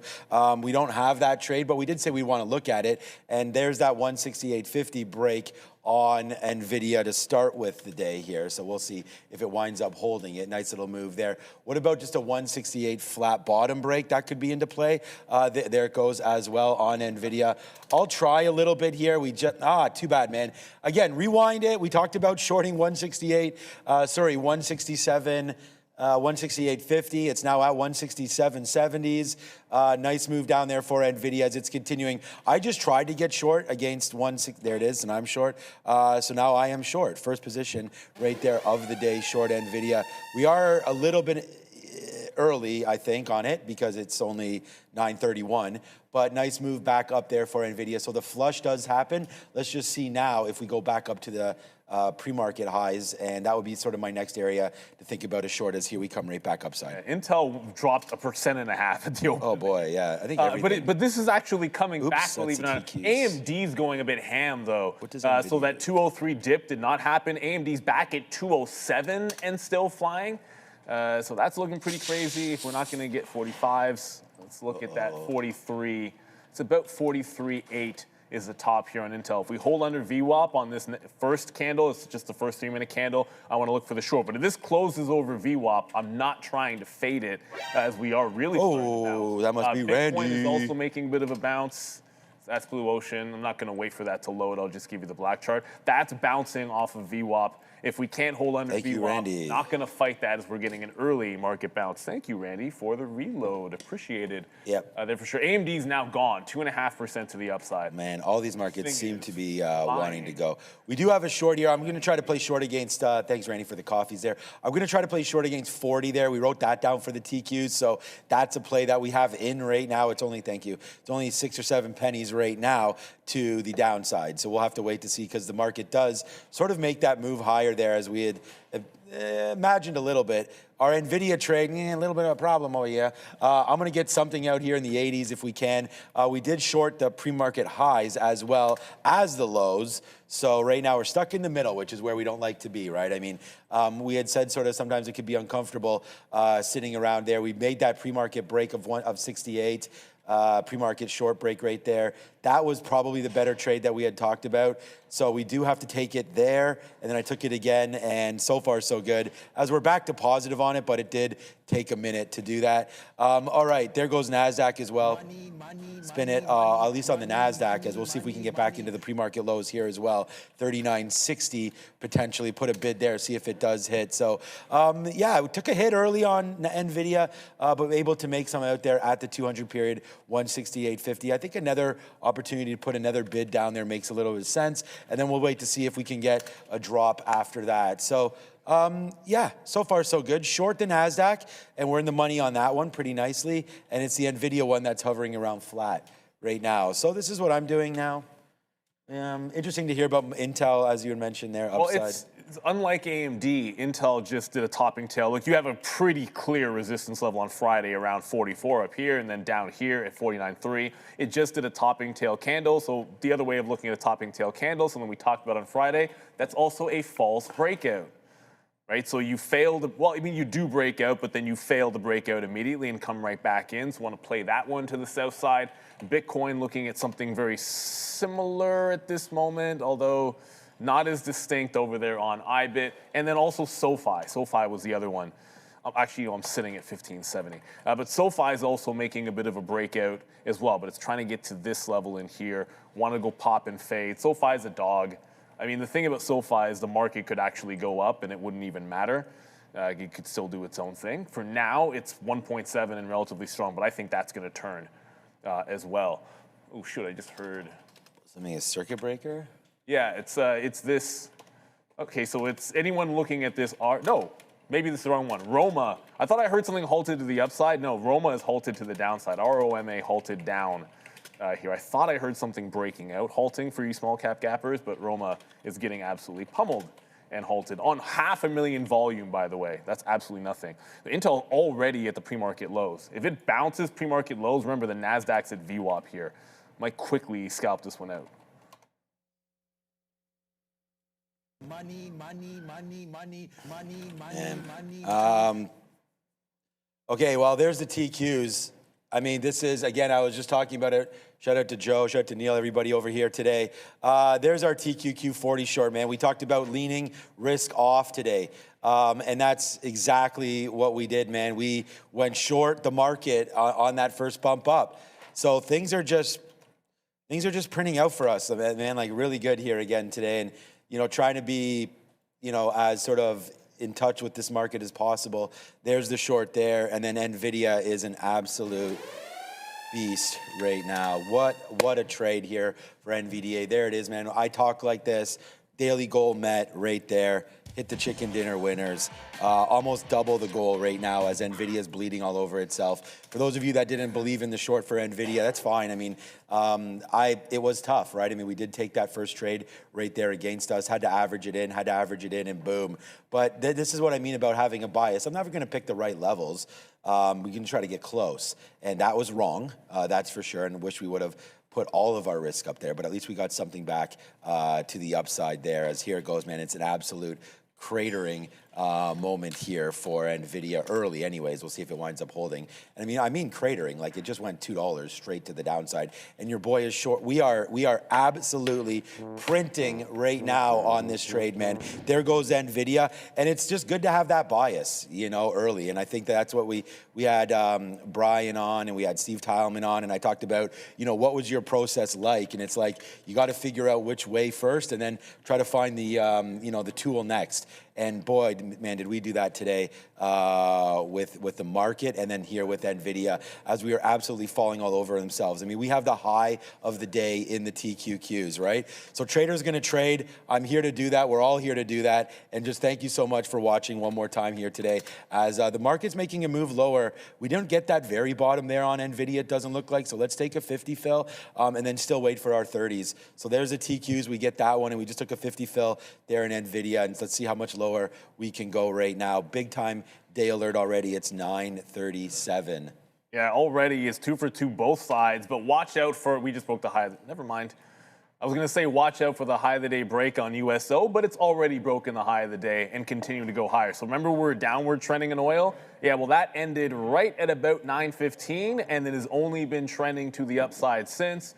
SoFi did the top, Intel did the topping tail candle first and got to the low of the day. SoFi did it second and is now back into the volume weighted average price. I'm playing for the low here. It was a double bottom at 15.15. So we get down there, then I look to take it out and move on to the next. The only thing that's bucking the trend, and this is why I'm not in it yet, or not bucking the trend, not doing anything, is IBIT. Like IBIT didn't run the highs, IBIT didn't lose VWAP, Bitcoin is just sort of holding here, back and forth at 68,000. It's underneath 68,000 right now, but it's gone back and forth a couple of times. I still think this one is also a short, but I just want it to set up. No need to force into it too early. Oh, now all of a sudden, now AMD is starting to hold underneath the volume weighted average price. So one of the strong names is Gonzo to the downside now, along with, oh boy, Micron. Yeah, Micron's dead. yeah. Micron, remember, like Micron's memory boy, names. what a day, guys. Micron names might be done. This could be toast for all of them. That's the problem with the breakout. Well, it's not a problem with the breakout. It's a good thing. You don't have to take a breakout if it doesn't break. And Micron needed to break 3.7 to be That's any good. crazy. Yeah, I mean, that's just a crazy talk, man. I mean, we talked about Micron in the pre-market, and exactly what we said would happen has happened, but we chose NVIDIA as our pain trade to the downside. We should have chose Micron. I mean, I thought we did talk about these levels of that Micron break, and there it goes, man. So huge move now to the downside as we really try to respect the authority of this market when it gets going. Respect my authority there. So nice move down. Shout out to Cartman, I guess. Nice move down here on NVIDIA. And we just start to cover it. So we're not out of the water here. I still have half of this NASDAQ trade. Let me put another bid out there. We get 33s there almost immediately. All right, I'm just gonna hold on to this NVIDIA and see if we can find another trade. USO, we wanted to go long on USO. That was a nice thought, Sean, at 124. It comes into 124.50. Remember, we do have Adara here with us as well. So I'm gonna take this opportunity to say, good morning, Adara. Good morning. How are you? I'm okay. How are you guys? Not too bad, not too bad. Weekend was aight. Nice, happy to hear it. Congrats on the NVIDIA trade, and keep trading, people. I'll see you in like 20 minutes unless I get news first. Okay, Adara's in the building, guys. Adara's in the building. We've got Powell in 40, 50 minutes or so. I don't know he's expected to say. He's talking at Harvard. It's going to be a roundtable discussion, so it's a moderated discussion. We'll have to wait and see. Last time he was at a university, which last time I remember was like July 2024, it got real weird. The moderator asked him if you had a crystal ball, what would you want to know about the economy? And Powell was like, yeah, I'm not going to answer that. So this could be fun. It could be fun to watch. I will certainly have fun. So definitely join us at 10:30. Perfect. If he had a crystal ball. That's a really silly, that is a silly question. If the Fed chair had a crystal ball, what would he want to know about the economy? I mean, he does have it, right? So that's the thing. Yeah, I mean, he literally controls controls the money supply, which is kind of a big deal. But what do we know? It doesn't really matter. Wow. What do we know is short, man. I mean, again, thanks for everybody for joining us. We are now at 3 times our goal, as there goes NVIDIA all the way to the downside. And guys, just please keep trading with us. You got to have that bias. Early on this morning, man, it was all about risk on. I don't even, we could talk about trades or whatever. If you don't have a game plan here, that's the whole part that where it all falls apart, right? We saw commodity strength. We wanted to fade any sort of a bounce. That's exactly what we do today. This is our game plan posted at 8 o'clock, whatever time we post this up here, maybe 8:30 today, right? Market's leaning risk off, right? This is what we're talking about. Rising oil, short the TQs, man. Long oil, long silver, short IBIT.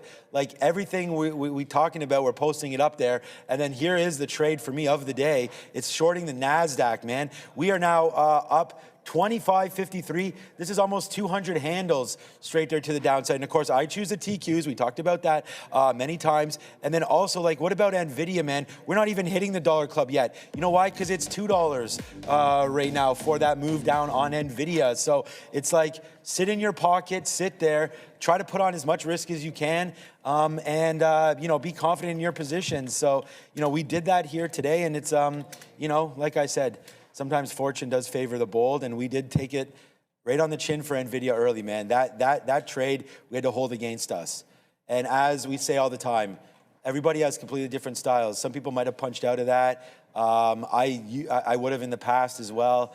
But, you know, using a little less shares and then waiting and trying to be patient in this market. We talked about what kind of market this is. We talked about that on Friday. This is a one that's very volatile and one that will give you opportunities that you think might not exist. But at the same time, you got to punch out when profits are there as well. So even here on NVIDIA, I'm less than half left on NVIDIA, and I am 2/3 out. So a third left on the futures right here, and about a third left on NVIDIA actually as well. But we're right into this level that I thought for NVIDIA that we may have had some buy zones on. So yeah, we're going to cover a little bit more down here at 167 and change. And then if this market goes red, I mean, what do you think is going to happen to NVIDIA, right? So Neil's got the SoFi short. We've got NVIDIA here printing, and it's just been such a good day. And yeah, there's actually not, I just want to clarify an error here. There's 10,000 people watching. I don't, you know, we have other ways of checking this out. So I just saw someone in the chat say, why are so few people watching? And it's not, there's a YouTube problem. And it's not, it's like a bunch of. Yeah, so there's over 10,000 people watching right now. So we want to say thank you to everybody there. And I hope that you guys are all doing something similar to what we're doing over here, having a good time and making money while we're at it. Exactly, and look, and we'll get to some of the names that you guys are watching in a quick little bit because we haven't looked at the visualizer, which I do. Right. Shoot! I think I just accidentally closed it. You know, just get it back up for myself. Quick little update because I know the big one. Do we get there it is, the visualizer. The big one is going to be Micron and SanDisk. I almost said SunDisk because they are the memory names are. I love SunDisk. Yeah, I don't know who SunDisk is. What's wrong with that? It's a good name, man. Micron trying desperately to bounce off of three. It's not funny that it's down 3%. I'm not laughing at that. We're just joking around. But it's trying to bounce. Market's but coming. It just lost a flat bottom break here on the daily as well for Micron and SNDK. Both these. SNDK looks a little bit better on the daily because it's at the 50 period, so it actually has a reasonable area that it could bounce. It's only down 1%, so it's still relatively strong, but it didn't matter. For me, SoFi is trying to bounce off these lows here. So the key thing is going to be, can it get through the volume weighted average price? Because I'm just looking for Friday's range. Like Friday's range was about 3 points. I think you do the same thing here. If we hold VWAP, reshort it at some of the lows, and for the first time, here comes IBIT on trend. So we had Intel. Whoops, I got to cancel my Intel bid. That's literally $1. The thing is, I'm not leaving an Intel bid $1 away. If Intel busts up $1 in the next few minutes, I don't want to just be sitting on the offer like an idiot and then forget about it at lunchtime. So we just got into VWAP. Bitcoin's been downward trending with the market as well, but I'm going to short the trend line, which means it's a much tighter stop than usual because I'm shorting right here on this trend. So it'll be not the prior bar because that's the low, but the bar before it, which is about that half. We're still just barely beneath that 68,000 level over here on BTC. Obviously, IBIT is not going to be exactly the same. ETH has been a little bit stronger. So let's see if this one can round it out. The only interesting thing, long side, oh goodness, these drop downs. It's never the one I want. No, it's not good. AMD bounced pretty clean. While we were looking shorts, AMD decided to bounce off that 203 zone. So that's good, but the dip buy is already gone and it's into VWAP. So I'm not going to chase this move in here. This is one of the few names that was above a prior resistance level. So it did grip and rip, but all the short setups first were the ones that hit. The pop and fade on Intel, the pop and fade on SoFi, now the VWAP trade on IBIT were the ones that hit first, meaning I'll have to wait to see if that 203 looks good a little bit later on today for AMD. But it is holding that level if you watch. So far, so good pretty much across the board. All right, there's that dip from VWAP in IBIT. If this fills into the pre-market low, that's going to be the target as per usual, I should say. Yeah, here's what it is. Not a very good start to the day. We're going to lose the gains that we got overnight. Oh, and by the way, USO is now holding the uptrend as well. So reversed that downtrend right in here before the open, and it's still holding these tops. And you don't get a change. If we don't get a change in that, you don't get a change in the market move. Yeah, how it's going over here is still just new lows on the Nasdaq, right? And so I'm just going to start to cover a little bit more as here's the market move, all the way to the downside. We talked about this early. The short is at $40. We had that written down on the mark, so so far so good. Let's go check out. I'm almost thinking that like my earpiece is broken here. Like I'm not hearing anything news related at all. No, it's good. Thanks, Andre. Andre just tested it to make sure it was working, and yeah, just because like right now oil to the upside. I know Scott Besson was talking a little bit earlier as well, so maybe something over there with him. But for right now, market going to the downside, and I'm just trying to capture profits, man, as we go. So I only have 20% left now on the TQs. It is a big day right here, right now. So we're just going to keep on watching that. Let's go over on Tesla just real quick, and we can actually check the broader market. Maybe that's a decent idea to do right this second. Whoopsies, call it over here right now. So here it goes. Let me close that and just have a quick little look to see. So, the NASDAQ's up right now, but definitely giving up some of its gains as there goes the TQs right now. Actually, we're at zeros almost. There's the NASDAQ. I mean, I can't believe we called this move all the way to the downside. I'm so glad that we were able to take some, but look what's holding up right now. Energy, right? XOM, where's Randy at, man? What a great call that is. XOM, CVX, man, holding out on all of the energy names, man. They continue to print, so good on you for that one. Apple, Broadcom, downside. Intel, downside.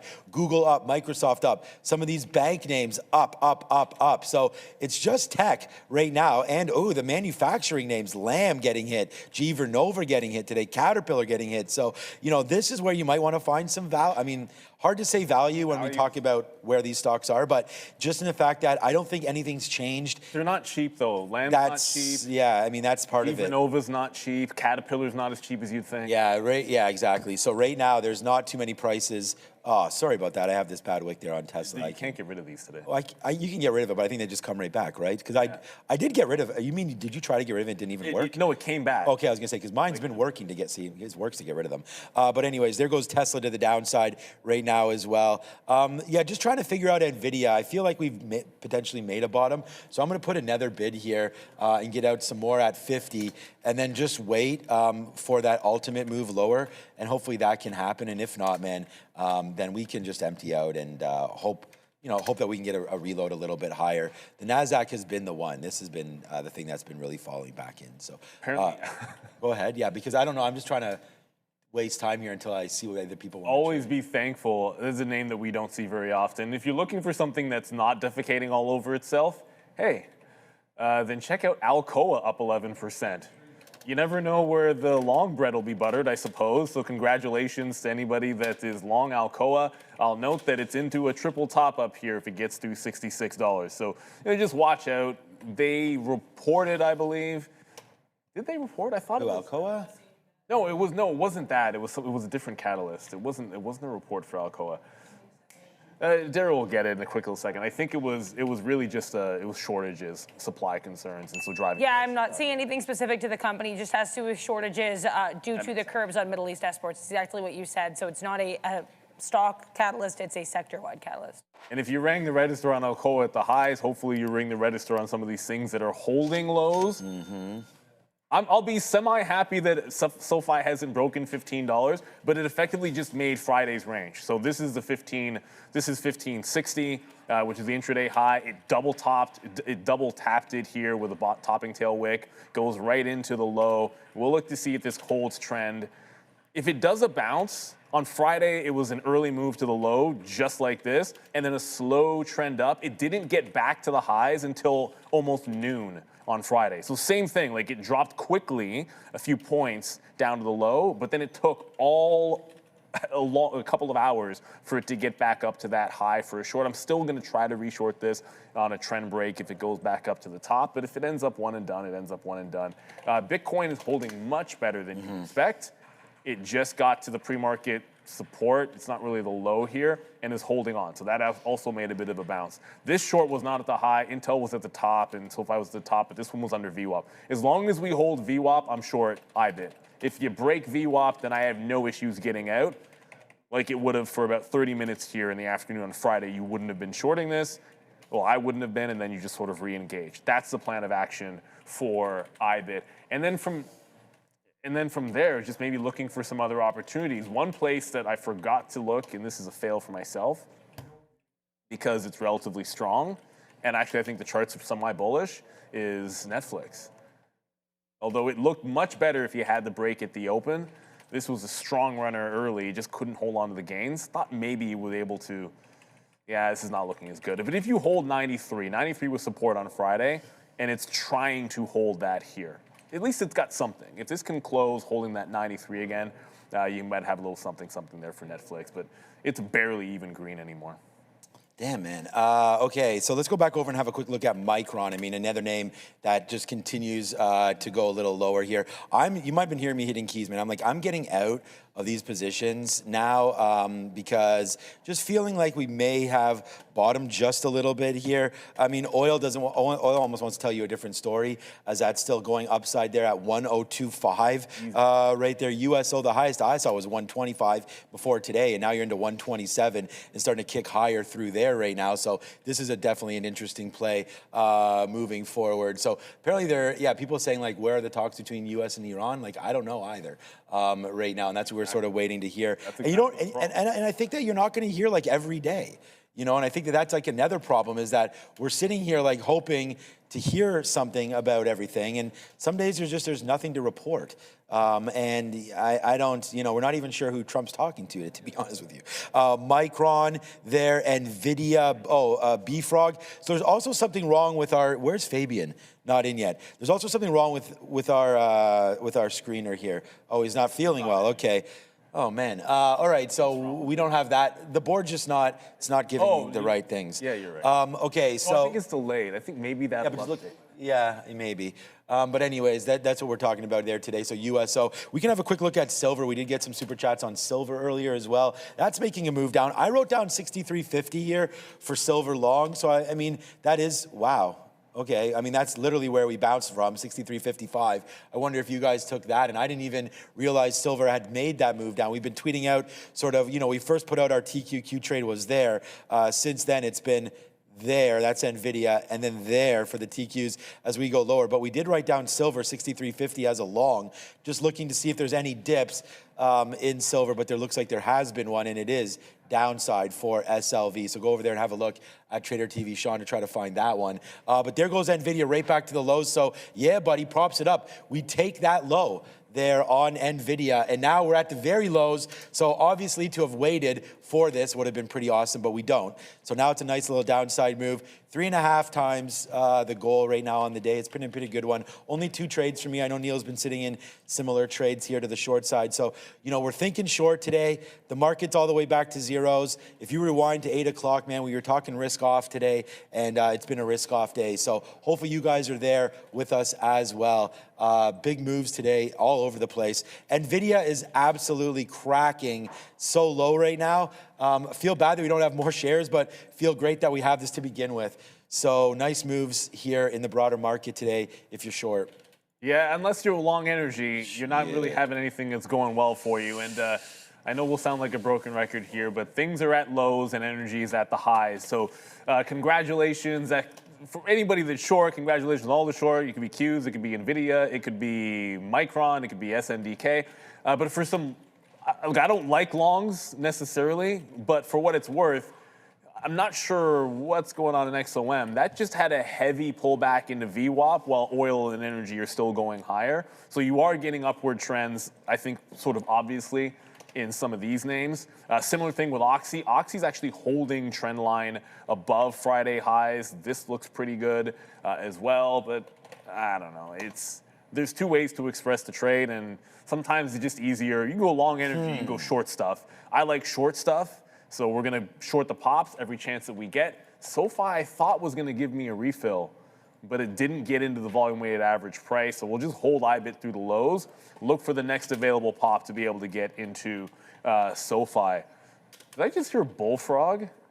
I think so. Was it halted again? Or? Bullfrog AI, did it halt? No, it didn't halt. But I did hear it as well. So. Yeah, Bullfrog AI apparently going ham. There, I saw people in the chat mentioning BE, Bloom. That's a good place to be. Look, if you're not short everything. Whoa, okay, never mind. Hey, why is Bloom down 8.5% here? Well, the whole market, everything. I don't know. Is it just Bloom? I don't know. I mean, right now, there we go. Every other energy. Not seeing specific Bloom news. Okay. You're going to see right now, just as what I was saying, we just covered some more on this market right now. We have almost 1% in on the NASDAQ, like 1% in from top. We have the top of the day here on the Qs. And it's funny because I was waiting for 40s and we almost got those. That's what we had written down there. And then honestly, man, like this NVIDIA trade had me feeling kind of ways early, but I mean, it was good that it came right. Wow. This is really starting to extend out, man. This NVIDIA is bleeding its own blood down there. That's a Joe thing. That's a Sharif thing. Is it? Okay. I think it's Sharif. I thought it was. Oh, you started it? It's a Joe thing. Yeah. It's a Joe Nobody thing. makes me bleed my It's good. But anyways, it is just an absolute dumpster fire. We're sitting right now in $4. Combined so far. So whether or not you're in NVIDIA or whether or not you're in the futures, man, I mean, this has been the day so far. And we had such a great week last week and we're just following it up today. So, it's I don't know what else to say. Sort of speechless here for how trading's been. That makes more sense because the last little while. They're saying it's a data center getting destroyed. If you look across we saw the board, GEV. that explains why BE, because I was looking over at GEV, and GEV is getting ish canned down 5%. 5% is a lot for them, so that explains why Bloom being on that side as an energy play. But this is back at the 50-period moving average on GEV. If you don't bounce here, it's an expensive stock, man. Yeah. It's an expensive stock. The entire group is going to be expensive. I don't think NVIDIA is all that expensive. That being Tina, man, what were we talking about in the lunchroom there not too long ago? Boiled eggs? Bitcoin short. Yeah, man. Yeah. I mean, we have the Bitcoin short. Neil's got the short there. We had it. How about 38.46? That's you got top. Ooh, Look at this 46. man above the volume weighted average price. Hey, the market was tanking though at the end of the day, right? I think it was only a matter of time. And it's going to follow. You know what? The only thing that's be disappointment is I bet you BM&R is way worse. That's the only thing. But you have to pay for locates on BM&R. Shout out to Tom Lee. I mean, the thing is, you guys, actually, it's not even really moving that much Bitcoin. I thought it would have been moving a hell of a lot more than that. Actually, considering. It's the last thing that came in for a short for me. Yeah. But look at BM&R. See what I mean? That's the fail. BM&R breaks VWAP and drops about 2% here, maybe a hair more than that, but it's still up on the session. Congratulations, Tom Lee. You're not having a good morning, are you? Not even. Was that Adair? Yes, it is. Let's go to Adair. Lots of commentary on watch today to start this session and this week of trading as we wind down March. We're into now the 5th week of the conflict between the U.S. and Iran. Let's take a look here at the NASDAQ right now to the downside for these first two 15-minute candles, S&P 500. Also to the downside, though, both of these trying to make a slight bounce to kick off the third 15-minute candle of the session and of the week. We had comments earlier today from U.S. Treasury Secretary Scott Bessent talking about Iran and oil. And in just half an hour now at 10:30 a.m., you can join me right here. I'll be covering Fed Chair Powell's remarks at Harvard. So if anything involving policy comes up, I'll certainly let you all know. It's time to take a look here at USO and these other oil plays. President Trump announced in a Truth Social post earlier today that talks with Iran are going well. They're still ongoing. However, if they don't reach a solution soon, which he thinks they will, then they'll be, quote, blowing up and, quote, obliterating Iran's energy infrastructure, including the Karga Island. Then we've got CrowdStrike here, one of a couple names with analyst notes. Today, CRWD getting upgraded by Wolf Research. PANW, another name in that cybersecurity space, also getting a positive note from Barclays after CEO of Palo Alto, Nikesh Arora, basically purchased $10 million worth of shares here, open market. Last but not least, META. This name got beaten up pretty heavily last week with not one, but two verdicts going against the company. Now, trying to bounce a little bit, and it is worth noting that META got an analyst note as well. Morgan Stanley dropping its price target on the stock, but maintaining a buy rating. They're saying they're still bullish. Make sure to like, make sure to subscribe. Back to the guys. Thank you very much there, Adara. And you know what? The markets this morning and pretty much every single day have been incredibly active. And for traders, that means big opportunities. Big moves mean more setups, more momentum. But to really take advantage of the conditions, you need a couple of things. You need discipline and you need access to capital. And that's where Trade the Pool comes in.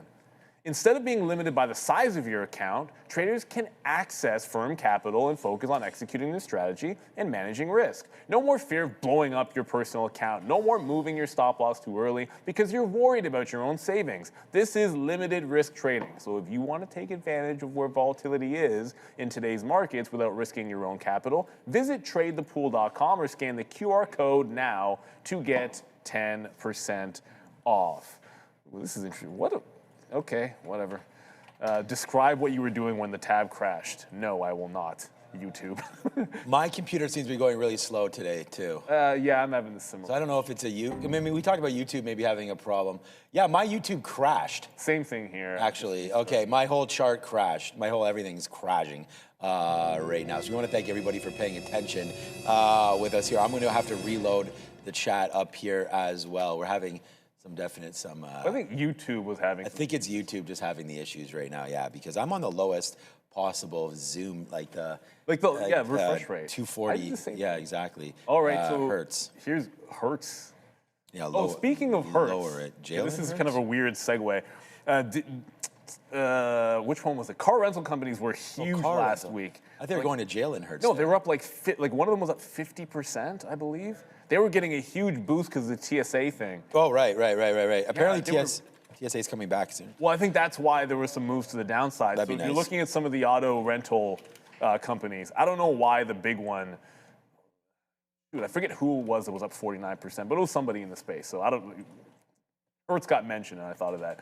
But we are potentially breaking trend line here on IBIT. So if we hold the trend, then I get a nice little reload opportunity somewhere in here, and we play back into the low. If you break the trend line, it's an easy out. That does mean I actually have to move the stop in here, and I'm going to go ahead and do that now because as far as I'm concerned, break of the trend line is an easy place to exit, and you can always get back in at VWAP. What's SoFi doing? Still at the lows. Since we got out, it kind of wicked the bottom, but hasn't really broken and is just sort of hanging out in the same zone. AMD, that's now through that 203. It's also in a bit of a downtrend. What I think we want to see next, however, is forget about the individual stocks. I'm looking at USO. If this can get down into VWAP, bounce off VWAP, that gives another entry point for the shorts. If you think it's like energy up and then everything else to the downside, if this can just pull back in, get to the volume weighted average price, didn't really do a good job of that yesterday or Friday in its upward trend. You just had to buy any dip. But I'll look to see if that can carry through to VWAP, and that'll be a good spot to reload if we don't get VWAP on individual stocks. Let's go back over to Adara at the desk. See what else we got going on. Feds Myron is speaking right now, and as is typical with Feds Myron, his comments are distinctly different from anything else that we are hearing from any Feds or just analysts in general. Feds Myron saying that there's no evidence of inflation shock from oil, that there's again, no sign of inflation related to oil. And he said that apparently, I guess these inflation expectations have not yet been impacted by oil. That might be his opinion, though it is very different from what we've seen here on the CME Fed Watch tool. We were now not expecting necessarily even a 25 basis point rate cut so far this year. So again, Feds Myron coming with a distinctly different viewpoint from the rest of the Fed and the market when it comes to oil and inflation. Back to you. Auto cancel, look at the speed of the peak. Oh, maybe, yeah. We're just saying, like, if you notice that there's anything potentially wrong with your systems or anything like that, double check. We just talking about the auto cancel feature, or like if you're relying on stop orders to hit and your system's a little slow, you may not get that print that you're hoping for. So, because it works. To think about it this way, like if you're relying on auto cancel here at Real Trading, then it reads. It's when you get the notification of the fill here, it'll cancel the other order. So there's even like if the slightest hiccup that you might have in that messaging, even by a small amount, and if a level gets blown, you have two orders there, you're gonna get overfill. Throw the super chat up here because everything's going down over there. All snow. Thank you for the super chat. We don't want any more snow. Thank you very much. Hey, can we start looking at WTI? What about snow tires? More often. What's our story there? I still have mine on. Mine are still on. Okay, I think I'm trying to make an appointment to get them off. I don't take mine off until after baseball games are being played. Oh, like your daughter's games? No, like the J. So like I usually wait until now that the season. So now we're here, yeah. Yeah, then I look at it. For WTI, well, I mean, we don't typically look directly at oil futures. That's why you see it pull up USO. And if I wanted Brent, then I would go over to BNO, because really the ETFs, because the ability to trade them and go to an ETF, that's the way that you would do it at real trading, because it's all on the same risk. Whereas if you go over to the futures, then you're in a different asset class, and then all of a sudden it's like different keys, a different keyboard setup, and that's just a pain in the butt. I believe it's the K contract. This is the K contract, I want to say. Yeah, it'll be the K contract.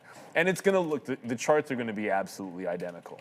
Like, if you can spot the difference between USO and the oil futures here, then you have a more discerning eye than I do. They should be pretty much exactly the same. And when we want to have a look at Brent, we just type in BNO, which you guys can as well, maybe a little bit weaker heading into VWAP. But I think you're looking for a bounce here. Regardless, I think you're looking for a bounce to continue trend, and that would signal that the shorts are still going to be good. One thing that I just remembered, though. I'm starting to get out a little bit here.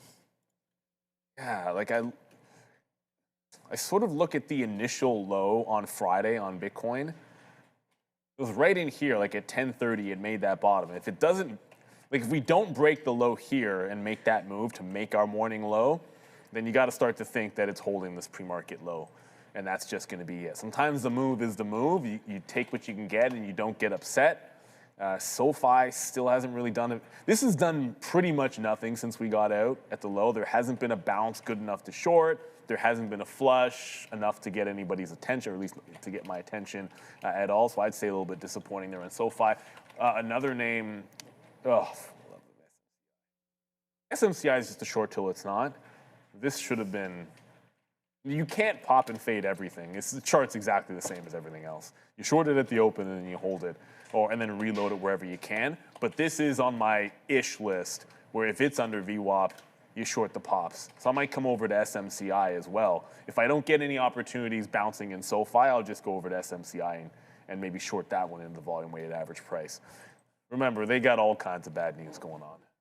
All right, time for poll times, no matter where you're watching us, whether or not it be on TikTok, YouTube, anything like that. Start voting right now. The question is very simple. Are we bouncing from here? This is only going to be looked at for the next 10 minutes. I'm going to stop this voting in the next 10 minutes. I say yes. So I'm going to be voting yes for a little bit of a bounce. Do you have to bounce all day? Or? No, just the next 10 minutes. Oh, okay, then yeah. Yeah. So I can, just the next 10 minutes. I know this is what it says. That's key. Yeah, so just the next 10 minutes. So I'm already... Oh, yeah, yes. Yeah, you got to type 1, not yes or no. Oh, that's cool. How it's showing all the answers? Oh, I like that. Yeah, but visually it'll slow up because it chews up Chrome. Oh, it'll choose up Chrome. Okay, well, thanks, Fabian. He's a little under the weather, so we'll see if he can fix this. But right there, man, yes. So it looks like we are getting a little bit of a temporary bounce. I will check that at 10:20. So 10:20, let's see if we're right. So that basically started. I should fix this about 23. Oh, we said the SPY. So nice move, guys. You guys. I mean, this is what I was thinking. That's why I wrote it down, man. We covered some NVIDIA. We've covered everything pretty much. But right into there. So we'll say 636 is sort of when we started it. So we'll talk about this in a couple minutes. Where are we at when that comes through? So 636. Oh, right back in right there. Oh, wow. This is aggressive, boy. So we just covered some NVIDIA down here, which is making me think that's when, like when I punched out, I was like, it looks like we may be making a little leg higher right there. I'm going to take one more fill at 05 there it is, if we can get it. And then again, we're still in a dollar club right here on the TQs. Let's put out another bid, and then we'll deal with it from there. But so far, so good here on the NASDAQ today and the market as we continue to go lower on the day. So we're going to double check on that right now. I guess you can kind of change your mind if you want to, but right now the voting is heavily yes. So 64, 34, 36 right now for the yes on the bounce. So we'll get and see where that's going. Thanks for voting today, everybody. And yes, the YouTube user count, everyone's concerned about it. It's still fine, man. We still have over, I think it's 9,000 or so of you watching at this point, maybe even higher right now. So thanks everybody for watching. And yeah, we're going to yell more at YouTube and get them to figure that out. What's up, Adara?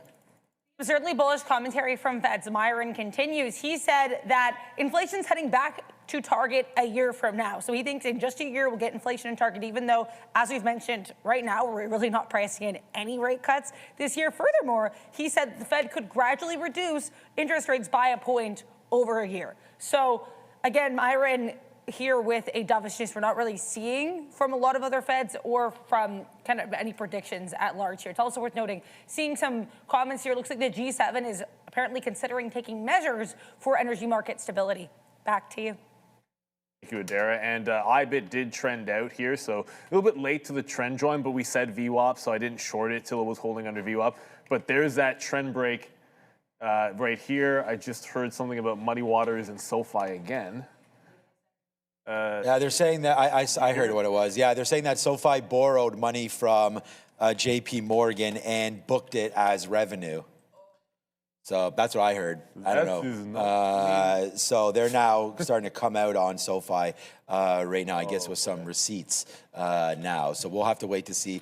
Obviously, that is something that can be dealt with by accounting and get that figured out. So yeah, SoFi right now down 0.34 as we talked a little bit about the whole market in general, right? I mean, the financials were actually doing quite well the last time we had checked it out, despite, you know, where we are right now on the SPY. The SPY is still green, right up 0.4.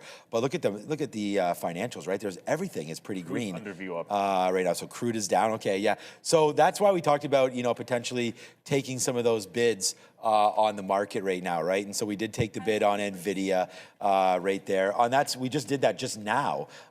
We took that as we were nervous, and then just now on the dip back in. Now you can see we are starting to get going here, generally speaking, on this market. What's up, Adara?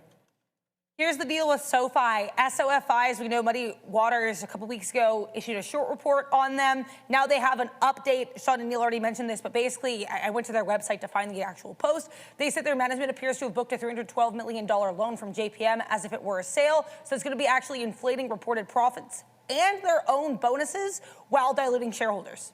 So not a great look here for shareholders. They also said they already kind of highlighted these unrecorded borrowings in their initial short report, but SoFi has since confirmed that the $312 million mentioned was not in their balance sheet as debt and that they booked it as a loan sale. And these claims are actually contradicted by Utah filings. So they think that SoFi actually needs to restate this transaction. If they do so, the restatement has to be larger than the $312 million mentioned. They think that when this borrowing is restated, they'll also have to restate roughly $1 billion of previously reported EBITDA, messing with its capital ratios. So not a great update here from Muddy Waters with SoFi. Back to you. No, not at all. The good news for SoFi is it's actually not going any lower because it was already at lows, so at least it's not reacting too negatively. But watch out for USO. I said it needs to hold VWAP to re-enter the shorts, then kind of jumped into Intel here, saw us lose the volume weighted average price, so trimmed out some basically break even, and then let the rest run the stop. I think we need to hold above VWAP here. Once we do that, that was the condition I wanted. I wanted oil actually bouncing here and then reload the short opportunities if we can. So going to be a little bit more in tune to that. You're actually seeing it do so, but distinction is, yeah, details matter, and I want to make sure that turn's coming in. If SoFi actually does come up, though, I think this is a short to pop here again. So this one we're looking short to pop. IBIT, we're looking to get back into that one. Just watching, looks like USO is going to make that move. Going to try to get back into this one on the volume weighted average price. And Taylor in the chat, that's right. Alcoa, if you're looking for strength, you're going to find it here, not just energy going to the upside. Alcoa up 12%. It can't seem to break through and get to 66. Just look at that daily chart and you'll see why. And our good friend, JKL, appreciate you. Thanks for all the super chats. This guy's always at the every beach, day, man. But This guy's always at the beach. You're sending super chats and at the beach a lot because it's always silver, but silver is shining. Is it shining? I don't know. A little bit. I mean, considering the market's down. Yeah, but this is trend down. This is my man. This is my man in the gold bikini thong. Is that what he was doing? Is this the same guy? There was loving his gold and his silver trades. There from Friday. Did you say bikini? Yeah, on Friday we got a super chat, and he said that he was, or maybe it was Saturday. Sorry, maybe it was Thursday, and he had mentioned that he was going to go to the beach in his gold bikini thong, watching out his silver longs. Mm-hmm. So I don't know if you guys remember that, but that was on Friday or Thursday there. So congratulations if you've got if you've got that shirt on, man. Congratulations. It seems like a good one. Or sorry, that long on silver. Yeah, but it hasn't been that good of a. I don't know. No, it wasn't, and that's why we were wondering if he made any money on that trade or not. But anyways, shout out to everybody that's out there right now, and thanks everybody for watching, man. Michelle Meir, He's here, she's here as well. Shout out to Bulls vs. Bears and Grunfeld and everybody who's in the chat right now. Trade Forever, DJ Reese, Grunfeld, Noon Loon is here as well. This is a little something that we call the roll call right now. So stand up if you're here, man. Let's just wave to each other right now. Hi, everybody. Hope you're having a good day, whether or not you're on TikTok. Shout out to my guy Bravely over there monitoring TikTok for us, letting us know if anything's good on there. Golden Thong slaps. Yeah, man, you got it. If you don't have one, man, get a Golden Thong ASAP. Right there. What's up, David Gesler, MFD? You don't have one, Neil? Chris Cutt right there. You're good. Okay. Yeah, Marissa makes me. I need at least 4 or 5 pairs of those. What's up, FSD? Yeah, what's up with FSD? We got to get into that. Yeah, Joe actually sent me the link to them, so thank you, Joe, for that one as well. It sounds like you are long on gold. Yeah, there we go, Joe. Hey, what's up, Joe? Things like you are long on gold. No, I am long on gold right now, but not super heavy in this, man. I mean, I have sort of taken the way of not checking the account too much recently, although I did it last week and wish I hadn't. So we're not going to do that too much anymore. But yeah, gold, I still like it off this 200 period, man. It's just like I'm not super positive about the whole market right now, and I think you're going to get lowered in GDP, global GDP forecasts. I think inflation's going to start to veer its ugly head one more time. So obviously, the talk is easy, and the action talk is cheap. Actions mean everything. So I think I'll be buying some more gold down here around 380.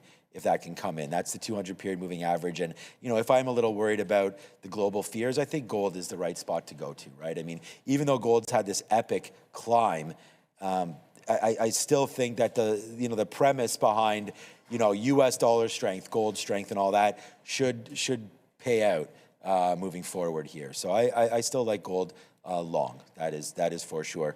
Yeah, you guys are right. I'll just cover this. I'll throw it back to Neil unless you were going to talk about ASTC, sorry. They are halted right now. So ASTC.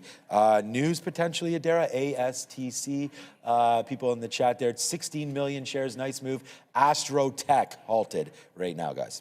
Yeah, actually, I was gonna pivot over to, I forgot Crypto? about BMNR because if we can't get VWAP on Bitcoin, I can get VWAP or close enough to it if we can pay for the locates fast enough on BMNR. So I don't want to chase too far. Gimme. I had to pay the cheap price of 0.000 whatever it is. Cheap. It's like pennies for BMNR because Bitcoin just broke the low of the day. Uh-oh. And like we're close enough to VWAP, but we just broke the low of the day Stone on Colds. Bitcoin. I just heard the Stone Cold. You never want to hear that too early, man. You that. never want to hear the Stone Cold. I mean, But if you can get BMNR sort of off of the lows here, underneath the volume-weighted average price, when basically the underlying... means the show's over, if man. it's like IBIT and ETH are sitting at the lows of the day, then that's going to work as far as I'm concerned. And the other thing, too, is remember... Yeah, we just bounced off of VWAP here on USO, so that's headed back into the upside. Throw up the super chat. I think we've started something here. Uh-oh. It's Mac with the super chat. Golden Thong, no. Pan W, hopefully yes. Pan W, yes. But I have a sneaky suspicion Pan W's not having. Pan W's not coming down, is it? Pan W's up 6%. Yes. That means CrowdStrike probably is. Like, I have both these names, so I'll be happy. CrowdStrike is only 4.5% to the upside. But both those names, cybersecurity getting a bit of a bounce. Analysts are saying that they were oversold and that some of the concerns from Claude are overblown is the best way to think about it. So it kind of is what it is. But I do like, when the market's this weak, finding a couple of expensive tech names that are going to hold a bid. I do like where you're holding on CrowdStrike. Pan W, I didn't look at the daily chart here. Let's look at Palo Alto. Very, very similar. Goes right into a bit of a double bottom, and you catch that support, so I like you here. 6% and 4.5%. Into a bleeding market, that's what you want to see. And you can't whine and complain about expensive valuations being trouble, because they're both pretty strong and they're getting bought anyways. Small cap recap already. Oh, it's already 10:20? Wow. Okay, let's go right to Adair. We've got the small cap recap. Maybe there's some froggish action. Bullfrogs. Froggy action? I think it's going to be froggy. I can confirm the presence of some froggish action today there. Neil, let's talk here about BFRG. Looks like people are bullish on Bullfrog today after Bullfrog AA striking a commercial agreement with a pharma company that they didn't name to deploy their BF Leap platform. You can read more about this on our Twitter TV Live Morning Watch List. ASTC Astrotech Corp, mentioned by Neil and Sean earlier. I could not find any news on this yet, unfortunately, but a $6 million market cap and a 1.4 million share float. This is a very small float for ASTC. Last but not least, RBNE, Robin Energy. Today's energy play on watch in the small cap space. You've got a $7.5 million market cap, float of around 2.7 million shares, and this is key, guys, 32% short float. So large short float and relatively small float here for RBNE. Do make sure to like and subscribe as we send you back to Neil and Sean. Okay, thank you. So there it is, man. We knew there was going to be some bullfrog nonsense going on over there. Shout out to Adair. Thank you for all of that small cap recap and whatnot. Yeah, so ASTC is halted. Silver, we talked about 63.50 as potentially being the bottom. Maybe we got to respect that a little bit, but you're underneath VWAP, underneath the 200 period moving average right now, not doing well over there. You know, we've sort of missed, and here, let's go find out. So it was actually, what did I say the SPY was? 36, right, when we did this sort of a study. And unfortunately right now, we might have to clear it out and think about what else to put up here right now, because the poll was right. We said we'd do 10 minutes, a little more than that. Yes versus no, but I should have wrote down the price. It was 636 on the SPY when we did this poll, and it's 636 right now. So it's a little bouncing. So yeah, that's a good one. We'll think about what else we could do for the next poll. But yeah, you guys pretty much nailed that right there a little bit. We could do an energy poll. Can you think of something for that one? I mean, I was thinking right higher. On the line on USO. Okay. I mean, look, we're literally right on the volume weighted average price. So you could almost look at, can energy hold the line here? Touch some if it does, if we hold this bid, this is the tricky part, because if you hold this bid, then I think we're going to see some fresh lows in the overall market. It's almost like a market sentiment thing, because really the bounce in the SPY was the same thing as USO going down. You almost want to find something else a little bit better. But if we break this to the downside, I think it's another opportunity to maybe get out of shorts. And there we go. Like, we're losing VWAP again, just back and forth. It hasn't given you any real follow through, so you're still holding. That's why you want to be short if this is going to be the case. But it does make sense to start thinking about maybe taking out some of those lows. I want the LOD here. Might not get the LOD on that BMNR. We're going to continue to track USO. I think that's going to give us the story of where we're headed next. None of the small cappers except for Bullfrog were. It's BFRG. I got to say it out loud because I keep mistyping that one.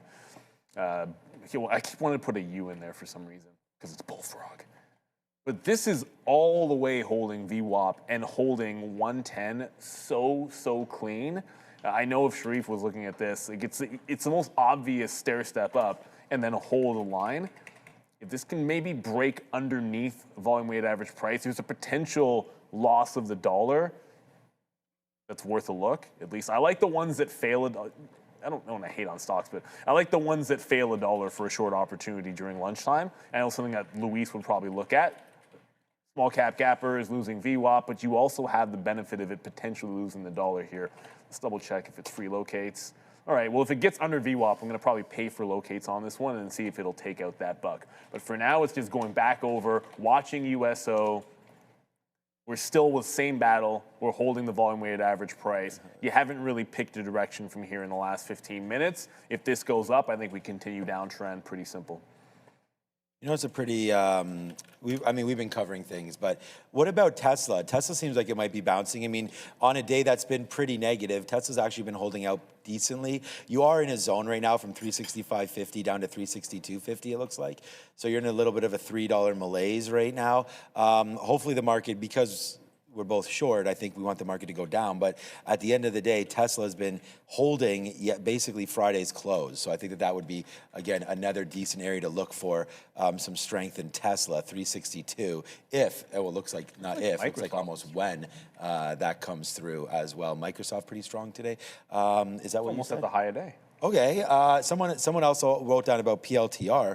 PLTR was only down 1% and battling back. Yeah, so that's true too. That got into 140. Oh, there was a name that got real. Oh, it was Robinhood that was underneath right now. And I thought Robinhood was at an interesting level when it got to 66. And we said that, you know, Friday's closing spot, so there it is right there, was potentially something to look at with Robinhood as well. So that's going to be a level 66 and change down there for Robinhood. All right, I have to cover some more NVIDIA because I'm just looking over and the net is growing a little bit here. So now that we're at this level, let me just put a bit at 27s. Hopefully we get that. That is your 50-period moving average. We took a little bit more out at VWAP. We're right down there right now. I actually hadn't looked at this in a minute because I was trying to find some new things to trade. But yeah, down here at the 50-period moving average, a decent spot to get out for NVIDIA.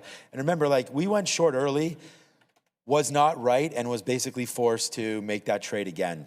And average it all the way up. So, you know, the fact that NVIDIA bled through, fine. We didn't have necessarily, in my opinion anyways, we didn't have the right price to begin with, that fill. So what I'm doing, oh, there it is. Wow, okay, now you're really starting to hit the skids a little bit here on NVDA again. But it was just about taking a little bit and making sure you have enough sort of in the quiver there and enough risk. And we talk about, you know, why you would want to trade prop and why you would want to trade someone else's money and stop orders and all that kind of stuff. And, you know, like I did have a stop up here breaking through 170, so it would have been disastrous if we had lost that. We would have lost about $1.50 probably, maybe about $1 at all in our whole position. But you can see right now, man, I mean, we were taking out down there $3 from the top and so on. So this trade for me really worked out quite well.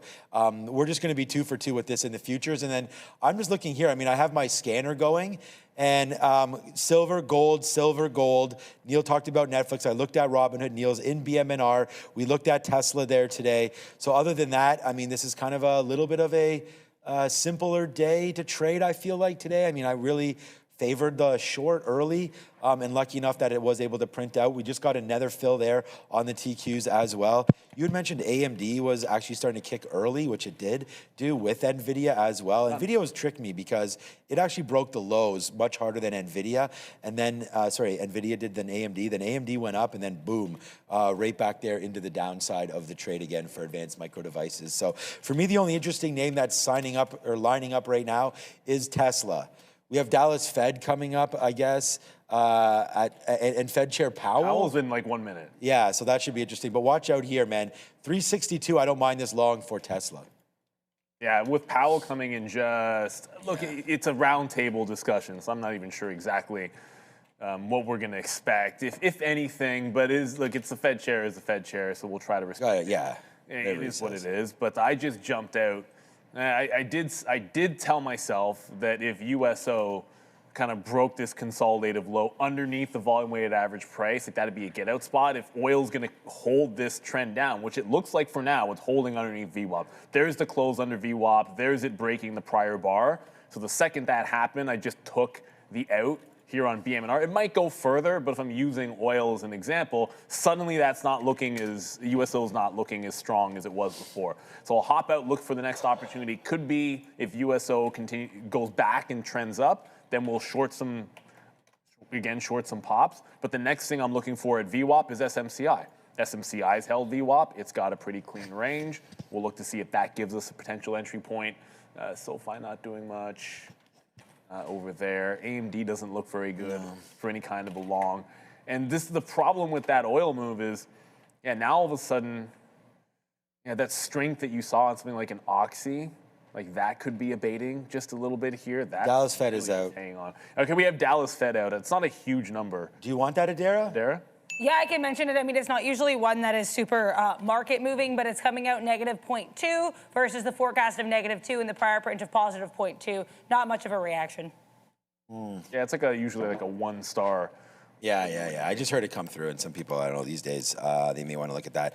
All right, so, I mean, I think we nailed it right there with the Tesla talk, at least. We talked about this 362 change spot. It does look like it wants to bounce a little bit, but, again, just an idea that we're working with here. Not sure if it's going to print out for us, of course, but that would be something to take a look at. We did cover some more, and I'm just going to go over the positions that I have, and then we'll see if we can find some new ones. NVIDIA covering down there as well. You did cover some Netflix. That is hitting today on the scanners. And I'm not really sure why. Oh, it's because it just keeps on bouncing off VWAP. That's why. So not much going on there with the scanner there. Not a great read by me on that one. So we'll pass on the Netflix scanner. We do have my good friend Marvell was getting hit today. And this is the other thing, man. Like, I didn't get any out of Marvell, but like that's now a couple times in a row. I've gotten some out at 100 before, but not since the last buy down there off earnings. You know, the last time it went in, so we missed a SoftBank chatter there one day, and then the next time it came back up there, we were able to clear some out and rebought it back down into here as well. So I still do like Marvell, but now that's two nasty candles to the downside off of 90, off of 100. So I would say, like, I don't know, man, just be nervous. I mean, I'm nervous about the whole market. So just because I like Marvell doesn't mean that, you know, we think that it's going to be, you know, the darling of a market that continues to hit lows. So I would wait for that. I mean, the fact is NASDAQ is still up, and so is the ES. Both are nicely up. So Marvell down 4%. If, you know, for me, might be a dip buy area. I'm already in. I'm not going to do it. But, you know, anything into the 50 period, 85, something like that makes a little bit of sense to me up there. Let's just see what happens to AS down there. ASTC does reopen on the halt. Seems like it's pretty calm right now and not doing a whole heck of a lot. Didn't we have a story from Uber this morning or no? They were making another acquisition. Yeah, so nothing going on with Uber. Uber up today, pretty chill, you know, to be honest with you on Uber. Meta's trying to battle back. They're acquiring, there was a couple. It's Blacklane. That's what it is. They're acquiring Blacklane, which is another, like, it's a global. And this was previously reported, so it was not a shock at all. That sounds like a pretty cool name. But it didn't move the stock at all. I saw some people, as you're mentioning Marvell, they Microsoft is ripping. They like Light a little bit, so Lumentum. Well, if you like it, you're getting another discount here. That's 6.5% to the downside is Lumentum. I think pretty much everything is taking it on the chin in the AI play. And by the way, Uber, okay, it did this on Friday, and now we're barely holding. We're barely holding on to this prior low. The 69 level, it did bounce on Uber, but this is just, like, you're just hanging on by a thread that this support is going to hold on Uber, and it's downward trending into this. If Uber can't close holding 69, I like it. I own the stock, but I think we're headed down to at least $60 if we break this bottoming tail candle. If you look at the daily and zoom it way out to 2024, I know, yeah. That's the level. It's the $60 level that's generally been the line in the sand. So hopefully we don't get there, but if you like the stock and you want to dip buy it, or you're waiting to break out this 50 period, the next spot could be that 60, which is good. It's 20% cheaper. I'd just rather buy it in an uptrend than a downtrend, is what it is. Let's go to Adara. This moderated discussion at Harvard. They're just talking about his background. I have a feeling this is going to be kind of a little bit more of a reflection than anything else, but if there is, of course, anything market moving, I will let you know. He's wearing a signature purple tie. I'll be watching this whole thing. Back to you. The purple tie, okay. Yeah, so watch out for that purple tie movement there. Thanks, Adara, for that. I mean, we just talked about it earlier, the US dollar as well. So you can see that's now finally starting to break higher. So shout out to US dollar traders. We talked about this earlier. Look, oopsies, get rid of this. Look at that level right here for the US dollar. And then if you go over to a minute chart, starting to get a little stronger. I mean, of course, as I bring it up to you guys, 5 minutes, it's a little dip down, but we did make days high there, 156, so $100.56 right there, upside right there. So watch out for the US dollar finally making a move back into the volume weighted average price. This could, you know, a weaker US dollar would also help some of the NASDAQ names. So maybe you will get a little bit of a move higher now back in for the NASDAQ. So I think I'll take a little bit of an opportunity to look at the TQs here and possibly just get out one more piece and then try to hold something for that ultimate low. But here comes the TQs right back in. Look at the NASDAQ making new lows, it looks like right now. This is almost the best price we've gotten on the NASDAQ. So let's put another bid here. There we go. We just put a bid at 72 and grab it. So we said this is the most we've been in, I think, in these two combined positions with NVIDIA and now with the TQs, as the shorts are still printing right now. So yeah, okay, man, still looks like it wants to short. The day is just beginning, everybody in the chat. There goes the NASDAQ to the downside, and yippee-ki-yay, MFs, because this is making a new move lower now in the NASDAQ. We've got it, and hey, this is exactly I'm having the biggest day I've had of the month, and it's nice to see that on March 30th. So that's nice to happen. And part of it is because we just had the bias early, and we've only been in this NVIDIA and this TQ trade, I've been in it for an hour. And so there it is, TQ's downside right now with the rest of the market, a risk off kind of day. We talked about shorting this at 40, and that's what we got, man. We've got 39.86s right there, waited for a bump up. Actually had a lot more shares at 40, didn't get it. Nice move to the downside right now on the TQQs. So yeah, the market seems to be getting hit just a little bit here on this move down. I think it probably gives... There's Robinhood, turns red right now. That sucks for sure. And then Tesla, probably not holding, or if it is, it's right around that area right now. This is that low zone now for TSLA. What do we think about that? Watch out for it breaking through 62s right now as this market seems to be getting a little weaker. But there's a little bit of a bounce. So it's a good cover, I think, on TQs. Let's do one more cover on NVIDIA. Okay, well, I'll just bid 80s. Hopefully we get that. And then we'll wait to see what happens with NVDA. But I'm just trying to hold on to these positions and just get out as we go. I don't see too many opportunities other than that Tesla at 362. Yeah, to each reach. And it's a good fellow. I'm chilling. Good fellow can talk his jokes all he wants. What's Goodfellow saying? Well, he's like, Neil can take it back, said he hasn't had a good trade in months. Oh. I haven't had a red month in 9 months. I've had 3 red days in the entirety of this month. I'm up this month. But you just have to have your own style of trading. You don't see me, like, I'm not going to be usually freaking out too much unless I trade against plan. If I don't follow a rule or something along those lines, you just have to do you. Like, to me, I'm that dude who is going to, I set this trade up. I know exactly what my target is going to be. I want to pop and fade into a resistance level, and I want to play it back into the low. And if I get back in on trend, great. If I'm looking somewhere else in that moment when we're coming back into the trend line when we're coming back into trend on SoFi, I'm looking at what is next. Like at that point, we're managing the IBIT. We do trail out there. And what did I jump into on IBIT? I'm like, well, I have another defined trade that sets up with this is underneath VWAP and then trade that into the low. So I'll go from spot to spot, no problems asked. And then I'll jump over and say, well, what hasn't really broken lows or can give me a VWAP trade? I went over to SMCI because that's the next thing as the market continues that can give me the VWAP trade. Because I just want to put on that high percentage so that I'm always, I don't want to say always, but typically speaking, for the way I trade, I'm looking to be green pretty much, not every day because I don't think that's really possible, but if I have more than one red day in a week, then that just doesn't suit my style. At all. I'm more of the consistent style of trader. So it is what it is, and I think everyone has to have their own suits, but you know. I think we have to be honest about things too, right? I mean, the majority of your trading is actually not what we're showing on the screen. I trade pink sheets, right? You're a great rebate trader. We talk about that. So when we talk about being green... I'm talking about what I'm showing. Okay, because... I trade lots of other stuff, but I'm talking about what I'm showing. Like, I'll always make sure, and I'll always make sure... I didn't know you had 9 months of green trades shown on the show. That's amazing. But it comes down to this.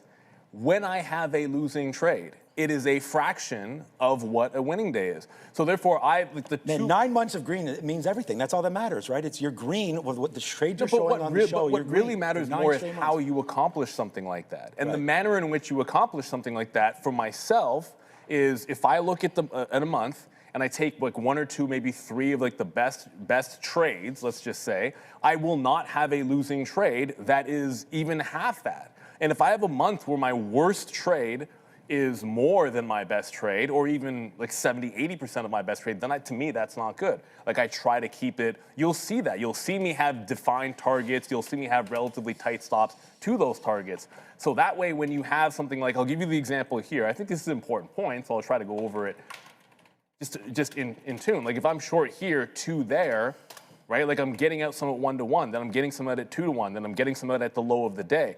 Like overall, I'm averaging a 2-to-1 on that trade. And if I happen to get back in on trend and get it to the low, then all of a sudden, like what that is relative to when that trade loses is always going to be good. So you can have 3 of those lose for you and only need 1 to win. That's the way I try to trade. But again, that's just me. Adara? I am really not thinking we're going to get anything super market moving or even market related from Powell. They're asking him about his early career. This moderator did try to get some kind of gotcha type quotes here with regards to Fed dissent, and Fed Chair Powell said dissent is normal. We're not a central bank that usually gets a lot of it, but it's totally normal and it makes a lot of sense. So again, if you're expecting some kind of massive, I think, reveal in this conversation, I highly doubt we're going to get it. Fed Chair Powell is known for keeping things close to the vest.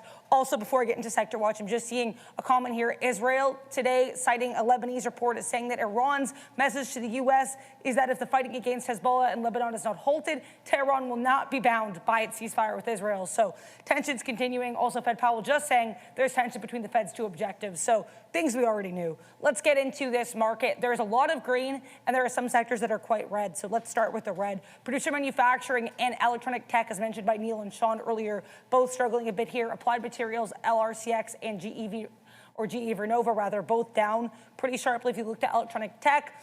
There's very few bright spots here. Honeywell and Qualcomm, both marginally green, but everything else here getting hit quite hard. That's a lot of defense plays and a lot of semiconductors. Strength, though, to be found in a lot of other sectors. Health technology strong, finance strong, consumer non-durables, consumer services, utilities, with the exception of CEG, to the upside, process industries, commercial services, energy, minerals, of course, with oil on watch, and retail trade. Only one weaker name here is Carvana. They're down about 10%. But other than that, nice look for the retail trade space. Tech services also relatively strong, though. Some of these SaaS-type plays like Oracle, AAPL, and obviously more defense as well, but Palantir are going to be to the downside, though. A lot of these cybersecurity plays, as you mentioned, are strong within the sector. Back to you. We got some upgrades with cybersecurity plays, so those have been absolutely fantastic. All right, I mean, like we said, man, we are very, very risk off today. That Tesla is right at that level. I mean, even thinking about the fact that we're risk off, this is going to be something. It just went down to 361 and change. Remember, Powell is speaking right now, so it is going to be a little risky, which is why we get out, or why I'm getting out of everything that I have right now. I just think it's a little bit too much risk exposed right now. Like, the market has a long way to go before we even think about, any kind of a bottom right now. I mean, the day is so young here, and I just really do mean that. It's only 10:40. We haven't even done what's for lunch yet. This market is starting to finally just now get going to the downside. The reason why I call up the Qs here is take a look at this. I mean, this is the way this has been looking. We shorted the you-know-what out of the top side of that, right? And so ball don't lie, as they say in sports, man. You can see the trades that we have on today, and they're just hella shorts. And I've been talking all morning about the short, so the fact that it's printing now is just great. And I mean, these are the low sides, what we're looking for. Powell saying we haven't even seen large downside risks yet. So 530, this would be the area for me. So until something happens, I think we'll just wait and see now if we just get this crazy bleed. We're now 450 right now in the money. On everything. So NVIDIA just went to 166.20 on that. I'll put a bid there. I'll put 166.35, just starting to clear out of everything as we get going. So yeah, man, hands up as we continue to watch out for this market crawling to the slow side of the downside terminal here, because this is, I don't know where we're going, but definitely lower for me. 67,000 there in IBIT, not good as well. Silver, I didn't even want to take the long here at 63.50, but this is a level if you're interested in silver. 63.50 could be something as that's trying to hold as well. So I don't know, man, just waiting for that to come through here one more time, silver, but I don't think we want the longs anywhere, even in something that I think could be strong with a down market, So covering, let me do one more cover here on NVIDIA. I feel like this is good. I'm out of here at 11, back at 2, so I don't necessarily want to be in anything. We've seen the market move quite nicely during midday when Trump starts talking about things. So we'll hold off and see if we can get that going pretty soon, man. That's NVIDIA downside. Yeah, and Lindemeyer, I threw this one up. Do we know any prop firms in Germany that you could partner with or that you could trade with? I don't know if we've ever had real trading. Yes, we have. There has been. We have. There isn't one. Is there one right now? I don't know. I mean, I've been out of that game for 6 years. That being said, I would check out real trading. Real trading is pretty much everywhere in the world. No, but why do you want to partner with anybody? If you could just open up your own real trading office. That's what I was. Yeah, but that, I don't know. You could just trade. Which is what I assume you're talking about. If that's not what you're talking about, fair enough. But I assume that's what you're talking about. You can go to real trading as long as you're not in the U.S. Then you can be good to go with real trading. That's who we're trading with. Yeah. So I mean, it's not. Like the only time we're not going to say real trading is, unfortunately, the United States. Yeah. And that's more of a regulatory. It's just a licensing type of thing for traders. You have to have like a Series 7 and all this stuff, which makes prop a little bit different down there. Golf franchise, once again, it's starting to get close to golf weather with a super chat. NBR and PR long. NBR once traded at $2,000 a share. You know, do not get wrapped up in. Yeah, this thing used to be at blank. Doesn't really matter. What matters is what's happening now, and what is happening now, outside of being a great segment name, is you've got a good upward trend. It's a long, long way to go if you zoom out far enough, but there's still a little bit of room until the July high in here. But see, people try to bottom pick stocks all the time. See that downward trend? See what happens when it's breaking, holding the 50, holding the 200, then all of a sudden it's bouncing the 50. You don't even need to be long at the low. You could be long anywhere where it's starting to respect the 50 period, and here you'd have like 40s, or you could have it when it respects both. That'd be at $42. It's doubled from the bottom, but you still get a double up, and you get a stock that's trending and has made a distinct bottom. I feel like that's how we should feel about things like SoFi when you get into like these downtrends. Let it show you that it's made a bottom. Why always try to guess? Like these things do not always, you don't have to pick the low. That's the best thing. Golf franchise, you got yourself a good one because it's trending to the upside.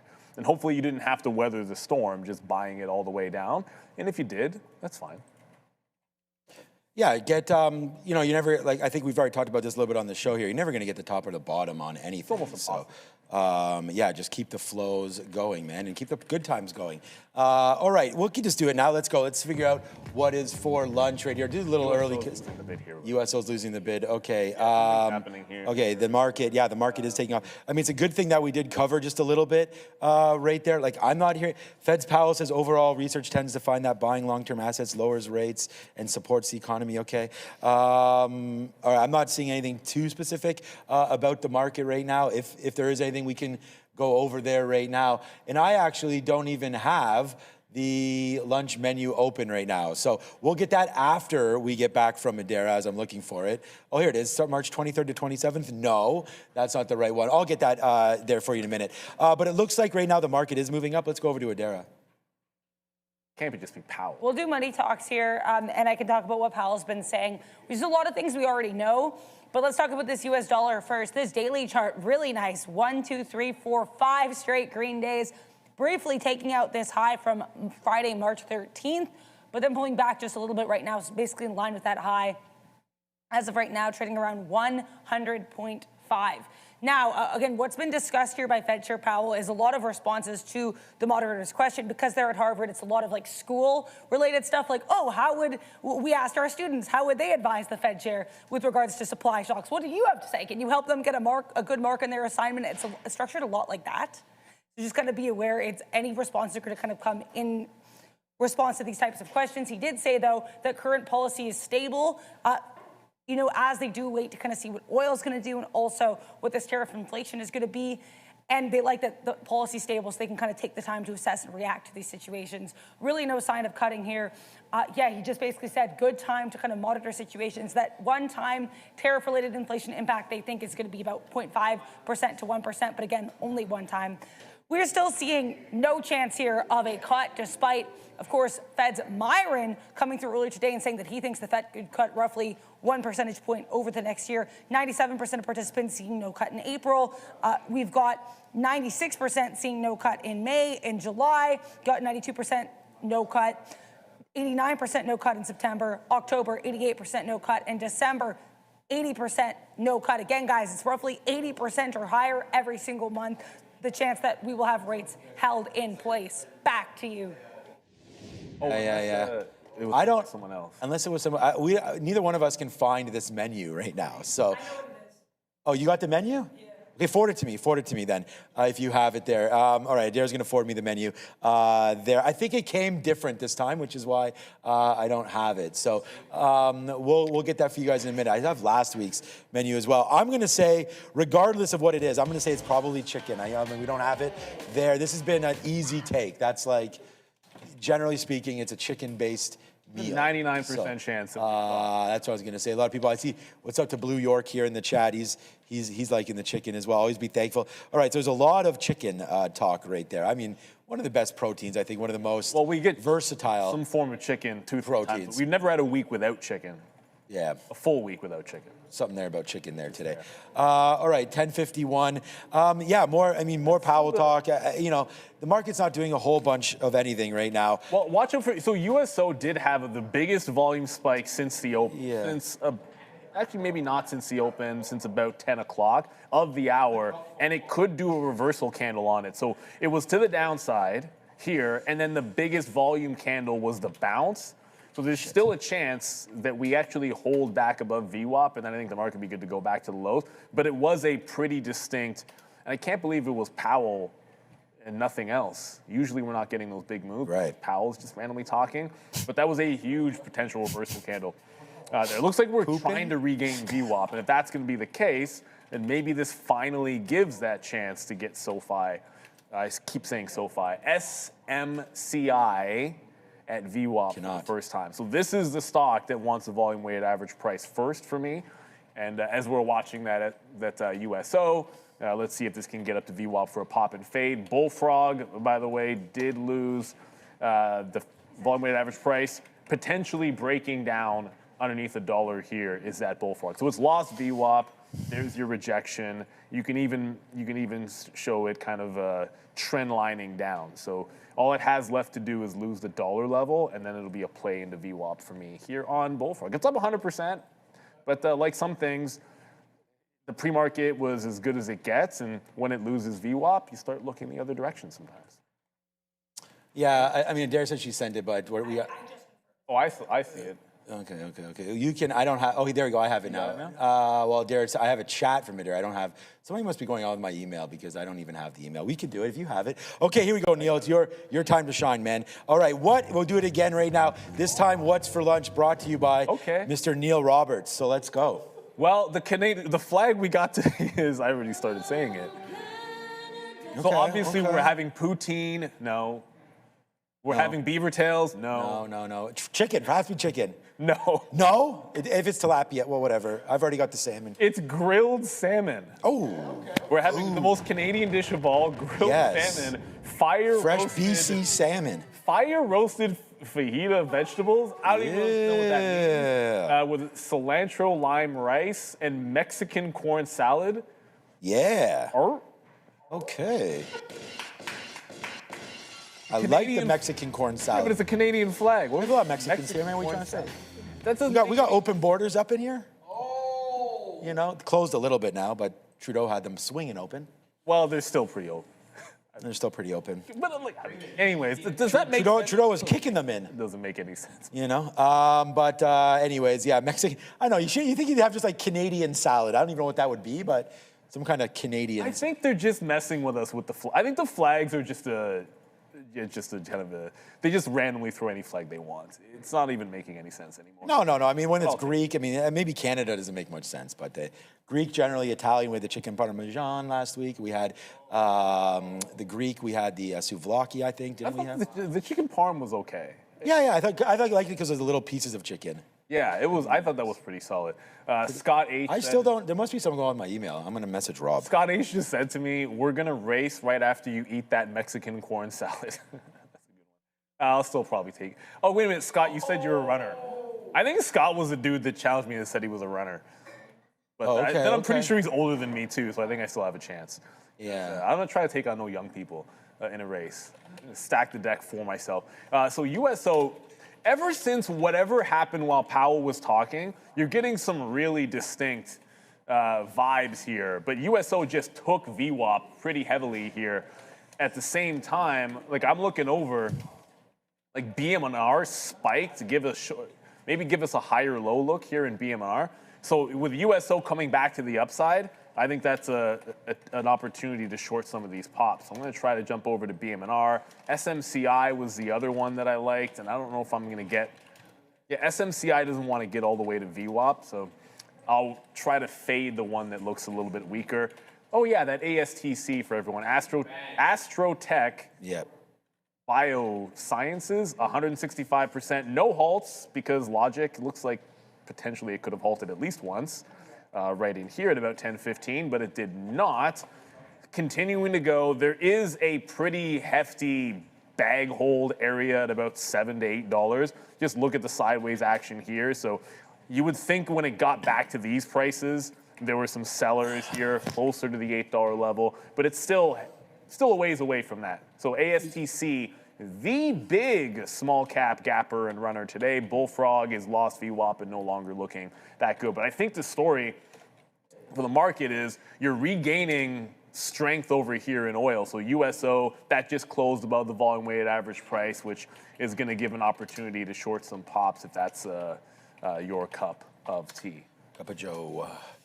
Yeah, 10:57, guys. I mean, thanks everybody for staying tuned with us here, man. I mean, what a downside take it's been, but I think that we're finally starting to maybe find something there. Bottom of 23.3 has tested a couple times there on the NASDAQ. I do take it out now on NVIDIA and just have a piece left. Almost nothing left of any of these trades. Looks like we're trying to break through VWAP for the first time as well since we took it right there off the open. So it looks like the market is finally starting to get going right now. So let's just, yeah, Palantir's getting stronger. I'm just going to take this out on the TQs. Right now, there it is. We take out of O's. So that's that right there, man. We ride the bull market all the way to the downside there and took a big trade. Only 2 trades today, 2 for 2, as you guys had mentioned. Both of us there, pretty perfect day today. So we're happy with that one. As we continue to go lower, I just have, NVIDIA and the TQs there. ARM was looked at earlier today as well. We talked about, is it a dog again? Yeah, we had mentioned that, where was this name going to go off of that huge bump up there on their new compute platform there. Their chips are going in, computer chip. Was this a deal with an Intel maybe or something? But anyways. Well, no, they're making their own, their own chips. Right. Fabricating their own chips. Going to PCs, right? Ever, which they've never really done before. Yeah. But it's something they've been talking about for quite some time. But they were giving huge revenue numbers that were for like 2031, I believe. Okay. So it was supposed to go, I think it was 15 billion, which would be 3x just for the chip revenue alone, and then overall revenue by 2035 was supposed to be 25 billion, which is like 5x. But that's what, 5 years from now, 4.5 years from now, some of those projections. Oh man, Palantir's gone. Shoot. Yeah, Palantir just broke trend, held the line. Looks like that one's going to head to the market's upside. Going higher. And it might have been. There weren't too many things that I was looking for a long on at any point. Palantir held the lows. That's the only thing that makes it interesting. But BM&R looks like it's going to come back in.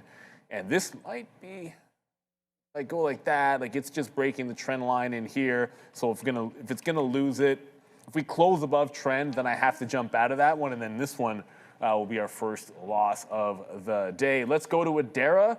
It's almost 11 o'clock. Market's trying to bounce, although oil's also bouncing too. That's kind of weird. Yeah.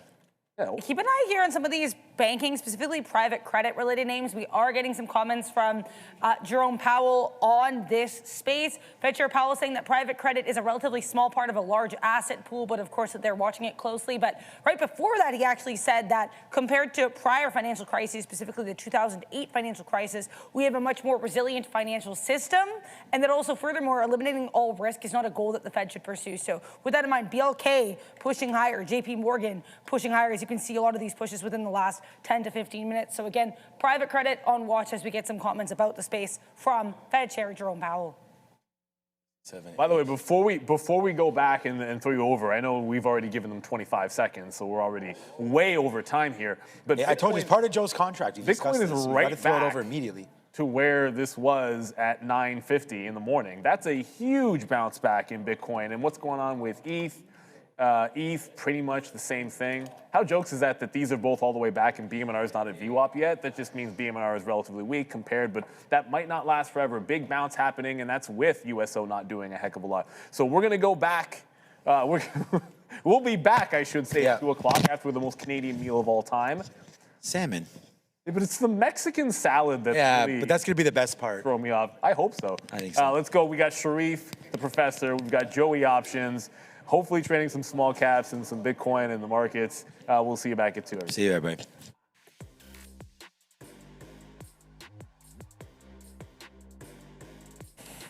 He had a hat trick on the weekend, by the way. Did he? Sweden trying to get in the World Cup, as is Italy. They're still fighting for it. Boom! Greetings and salutations. Yes, Bosnia, Herzegovina, Katina, man, they're going down. I'd rather Italy in the World Cup. Greetings and salutations. Welcome to the Midday Show, beautiful people. That is your boy Joey Options. I'm Sharif.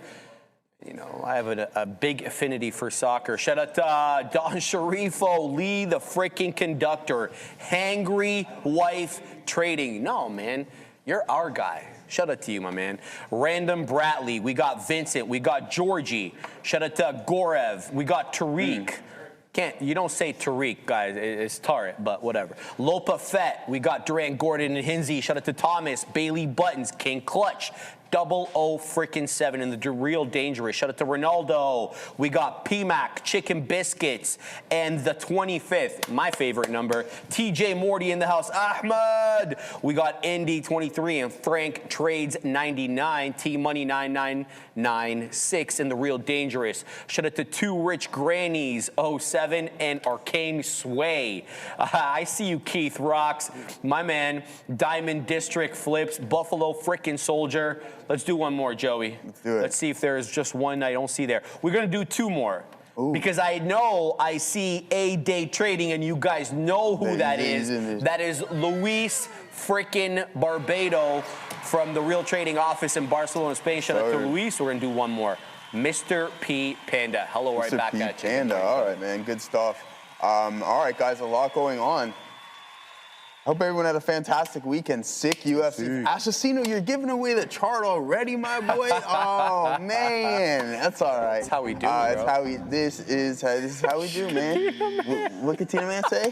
You gotta wait. He's piling in, man. What are you doing, my boy? No, it's all good. Pull it up. You may as well get it all involved here, guys. Bitcoin. Sean and I were talking about this earlier this morning. Neil was short Bitcoin earlier today too, just above the volume-weighted average price, and we were fortunate to catch it all the way down to 38 bucks right there, and then we get stopped out the last remaining bid as some volume stepped into the market, and sure enough, it was only 10%. So I'm happy with that, considering we locked in 90% right there. And that's it. So moving forward, guys, let's take a look at what we have on our watch list. Nothing outstanding. I mean, what I like about earnings season is that we can kind of diversify, but then I just typically lead back to these names when there's nothing really on my volume scanner, and that's the SPY and the NASDAQ. You know we're always going to have that in the corner of our eyes. We have NVDA, double bottom it looks like here, and then Tesla holding up relatively well, and some strong engulfing prints here on Bitcoin as the volume really starts to uptick in this name, climbing back. Essentially what took multiple hours of grinding lower, you engulf within a matter of 10 minutes. So not too bad of a look. Maybe we'll find some signs of strength and some opportunities to go long here on Bitcoin, but most definitely a choppy session. Microsoft also moving higher on some news this morning. Guys, we'll go over that momentarily. But nonetheless, let's take a look at our options chain and see what we have from outstanding open interest. Let's head over to Microsoft because that is one of the stronger Mag 7. As it's continuing to put in new highs of the day. Do we have any outstanding size? Don't forget, guys, Friday the market is closed, but 380 in a name that was down 30% at one point. Here, yeah, so there's a lot going on with these big names. Is it ripping? Yeah, it's ripping. Is the market? It's just moving with the market. Oh, I mean, that's a breakout. We can find out. That's a monster breakout. That's a big-time breakout. Yeah. Same thing here in Microsoft, Sharif, so I wouldn't be surprised if the NASDAQ starts to follow. What's Apple up to? Nothing. Not doing too much, but potential bottoming signals right there, Gaurav. That's a good one. Volume supporting it, engulfing print, and then now you're starting to climb a little bit higher. Market big-time recovery here today, but watch out for Apple. It's the same narrative in which we were talking about with these other names. If this support level breaks, guess what? You're probably going to see a little bit more downside. Moving forward, we talked about this for quite some time. As obvious as it may seem, you're going to go one way or the other here in NVDA, and it seems to be that we are heading lower and lower. So 168 may break, but Sharif was talking about this morning. You were saying price to earnings was 19 now? Sub 20. So if we're going to go from a historical data point, we've seen Google at 23 times and then essentially doubled in price in the span of a couple of months. What does that mean for NVDA? It may not be the exact same case, but considering this whole AI trade doesn't really work without this guy right here, I like our chances for it to really, really start moving once it's absorbed, that distribution is done, and then we find some good buying opportunities. Wait for those trend lines to be broken, guys. Iran is tapping down on Starlink, arrests 46 in Starlink sales network. That hold 55. Hold on, for the entire thing. 300 megabytes. I saw the ad on Instagram. That's fantastic. That's not bad at all. That's, well, we'll get more information on that, but that's interesting there. Thank you, Katina, man, for watching that. All right, guys, let's get right down to work. There's one that's really moving here, and it goes by the ticker ASTC. Alas, it's off the highs. It was breaking out as I sat down right at 1050. I think 1055 is the high. It's 648, which is essentially 650. Look at this case. Comes into 525, and not 526, but 525. Just joking. And then find some support at that level. Alas, it's still putting in lower highs. It's got a bunch of lower highs and lower lows.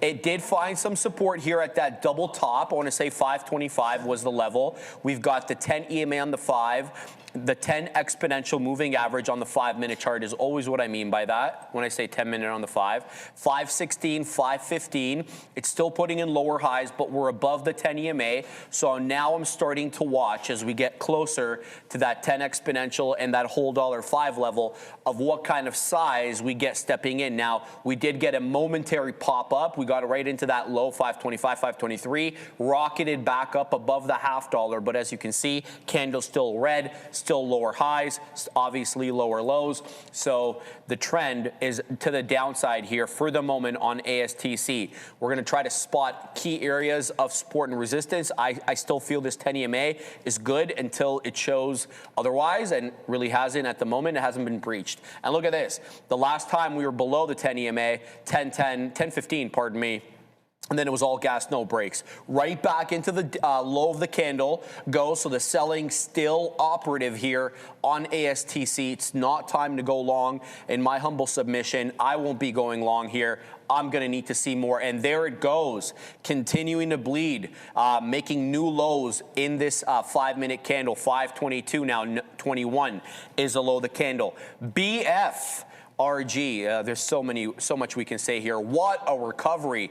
Look, I had this one pegged as a sell-off, Luis. I was gonna tell Luis, should I be looking short here? Well, that one didn't last very long. It momentarily dipped below $1. That was the 1055 candle, ended up being a hammer candle, and then it was breached substantially by the subsequent candle at 11 into an area high. Is this halting? We are now halted up on BFRG, I believe at the high of the candle at $1.29. The high of the day is 136. But as you can see here, the real resistance has shown itself at that $1.30. There's only one candle that closed above the $1.30 on the 5, and it is the 950 candle. Excuse me, the 955 candle where we closed at, I believe, 132 or something like that. So BFRG coming back from the dead, coming back from south of VWAP, holding on to the dollar, and now challenging for that high a day. Let's put some dang respect on this one's name. We're definitely keeping an eye here on BFRG as this one's shown itself to be still in play. SST is a holdover from Friday. We had big moves on SST on Friday. Look at this. We're not above the Friday highs, but neither are we below the Friday lows. So this is very much an inside day, an engulf day. What I do really like about the price action, at least in the pre-market on SST, is this. Take a look at this kind of like afternoon aftermarket low, 270 or 275, give or take. Look how well we defend that into the pre-market from the aftermarket on Friday. So it tells you those buyers that were stepping in the aftermarket market on Friday, they weren't transient. They showed up again this morning over the weekend. And here we are attempting to take out that 4.5. It's a 447 high. The best we did on Friday was at around, I think, 305, and that was 475er. So let's see. Pardon me, if we can get back in there, double ST in play. ELAB, this was a monster in the aftermarket on Friday, but it was also a monster, I believe, last week or the week before last week. I know RC made like 38K on this piece of crap. But anyway, ELAB making a big move here, as I mentioned, in the aftermarket, holding that consolidation area low from the aftermarket on Friday, which is about $3. We lost it momentarily in the pre, but we were quick to regain it. Here we are again. The official low is 301, and here we are at 319. Now, it's not exactly a glowing endorsement to go long. Look at this unbroken, well, I shouldn't say unbroken, but pretty pronounced downtrend. It was unbroken by this. Sorry, it was broken by this 930. The implied balance high takes us to 488, but then the shorts piled in like you wouldn't believe, and then right back down and starting to hold trend into the lows. So ELAB also in focus. UGRO, another one we had, positive earnings on last week or the week before. UGRO's that has a big catalyst. $28 high. I see a couple of bull flags here. The first one, 7 a.m. Maybe some headline came out. I don't care. And then we get a second bull flag here at around 935. So a couple of bull flags with the area low to be about, I want to say the volume weighted average price at around 23.25, 23.33. So that's all also in play. Last one, Joey. BBWI, much lesser of a, parabolic name. I want to say 8 4/5, going possibly on 9% on the day. A little bit lower volume, not bad. Volume sporadic too. It shows up like every other candle for some reason. It's not consistent volume, but it's done enough volume on the day for me to feel comfortable getting in. And that's it. RBNE, this is going to lose its spot momentarily on the side chart. So what I'm watching attentively here, ASTC, as this is trying to kind of recover above 5, it momentarily dipped below 5 into 491. Let's see if it's able to breach prior bar high. It's still an unbroken downtrend, so nothing for me to do. And then BFRG, because that one's halted up and it requires my respect. So we're going to keep looking at that, and we'll report to you guys obviously on I give anyone that uses the word transient the rock eyebrow. Shout out to Jason Falk. I apologize, brother. I'll factor in your disdain for the word transient when I do select my words from here on forward. Please don't get upset with me, Joey. All right, man. Good stuff. Make sure you tune in to TikTok, man. I finally get in on that thing, man. It never lets me sign in. But yeah, trading 24/7 on TikTok. Wants us to take a look at NVDA, and then I see you in the chat. Zarfak Hawa. We will take a look at that here. Well, I butchered that, Sharif. There's without any question. So, guys, we were just talking about this not too long ago. Just the fact that you're going to get this breakdown. I think at this point, you're breaking through some key support levels. Where's that next level going to be? And that's going to be approximately at that $150 mark. I mean, that's a substantial haircut, but we're only 17 points away from that specific level. So just be patient.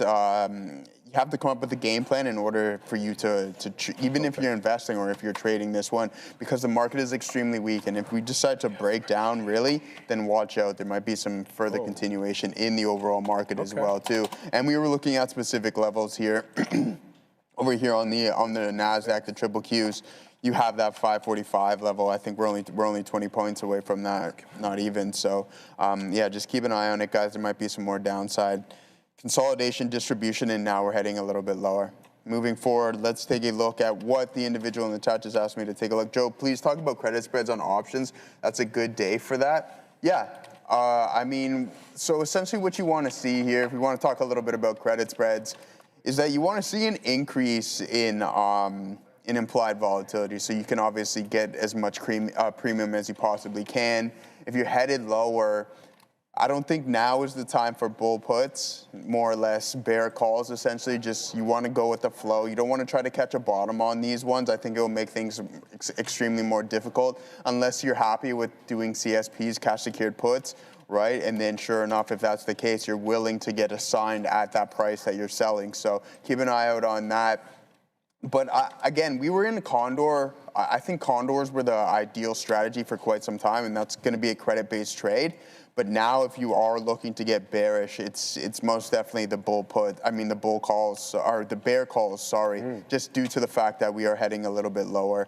They're risky, right? Because you can have some more dramatic spikes in the implied volatility, which again would be like, hey, I didn't collect as much premium as I possibly could. Because when you're selling credit spreads, essentially, is that you can only make so much. It's a fixed amount, right? Opposed to just buying a call, you can make infinite. Essentially, there's obviously time that you have to factor in, but theoretically, you can make infinite. But with credit spreads, it's a fixed amount of profit that you can take in time and time after again. And I talk about using your delta metric as of a percentage gauge in which those contracts are going to expire out of the money, and that's essentially the objective when you are selling credit, okay? So keep that in mind. Market right back towards those lows. We rip higher, Bitcoin comes out here, top wick for me on my last little bit of out. I didn't even reload on this one, back down to 38.20. So whatever we just gained is now absolutely gone as Tesla, NVDA, and some other names are heading right towards the low of the day. So the bearish momentum is definitely in, and I think it can continue until this war really starts to cool off, and that may take some time. When did Ukraine start? In 2022? So you're now 4 years into that one. I'm not going to say that this is going to be exactly the same length, considering there is boots in the ground, but if it continues to escalate, then there's going to be a lot more trouble, especially in the overall market. But with names like NVDA and Google's still selling a little bit, but at some good price to earnings, I think you'll find some value. But with that being said as well, you need to be sitting on some cash, which not everybody is. They're fully allocated, or they're sitting on little bits amounts where it's not going to add any dramatic effect or drastic effect to your average price. It's some stuff that you're going to have to sit through, unfortunately. Yeah, Burrow, I don't want to see boots on the ground. I think that will just be so deleterious to a lot of different accounts. If that were to be the case, it's I would say it's on automatic, like 3% down in the NASDAQ. Automatic, yeah. All right. Got in a couple of good outs over here on BFRG. No continuation, though. It makes that 142 high, drops back down, loses prior bar low, stops me out, negative on it. I didn't take out almost anything here. I was looking for $1.44 because that was my 1R. It goes to $1.42. We don't quite get the full, well, it wasn't going to be full size. It was going to be about half the position at 1R. No continuation, though, on BFRG. So need to keep an eye out on that one. It breached prior bar low. This is a candle of indecision where, you know, it takes out that 135-ish top that we've basically been playing with on the day as resistance, loses the low. Here it comes in now. What's the pickup area, though? I'm thinking about 120. There seems to be a lot of support at 120 from before the time that we lost view up. I'm talking about right here, bottom chart, bottom right on your screen. But no continuation. So keeping an eye on this one. Also definitely keeping an eye on ASTC. It is an unbroken downtrend. I'm very interested in maneuvering in on ASTC, but I really want to stress that I had a bias that these were like kind of like A+ setups, at least before, you know, the war started.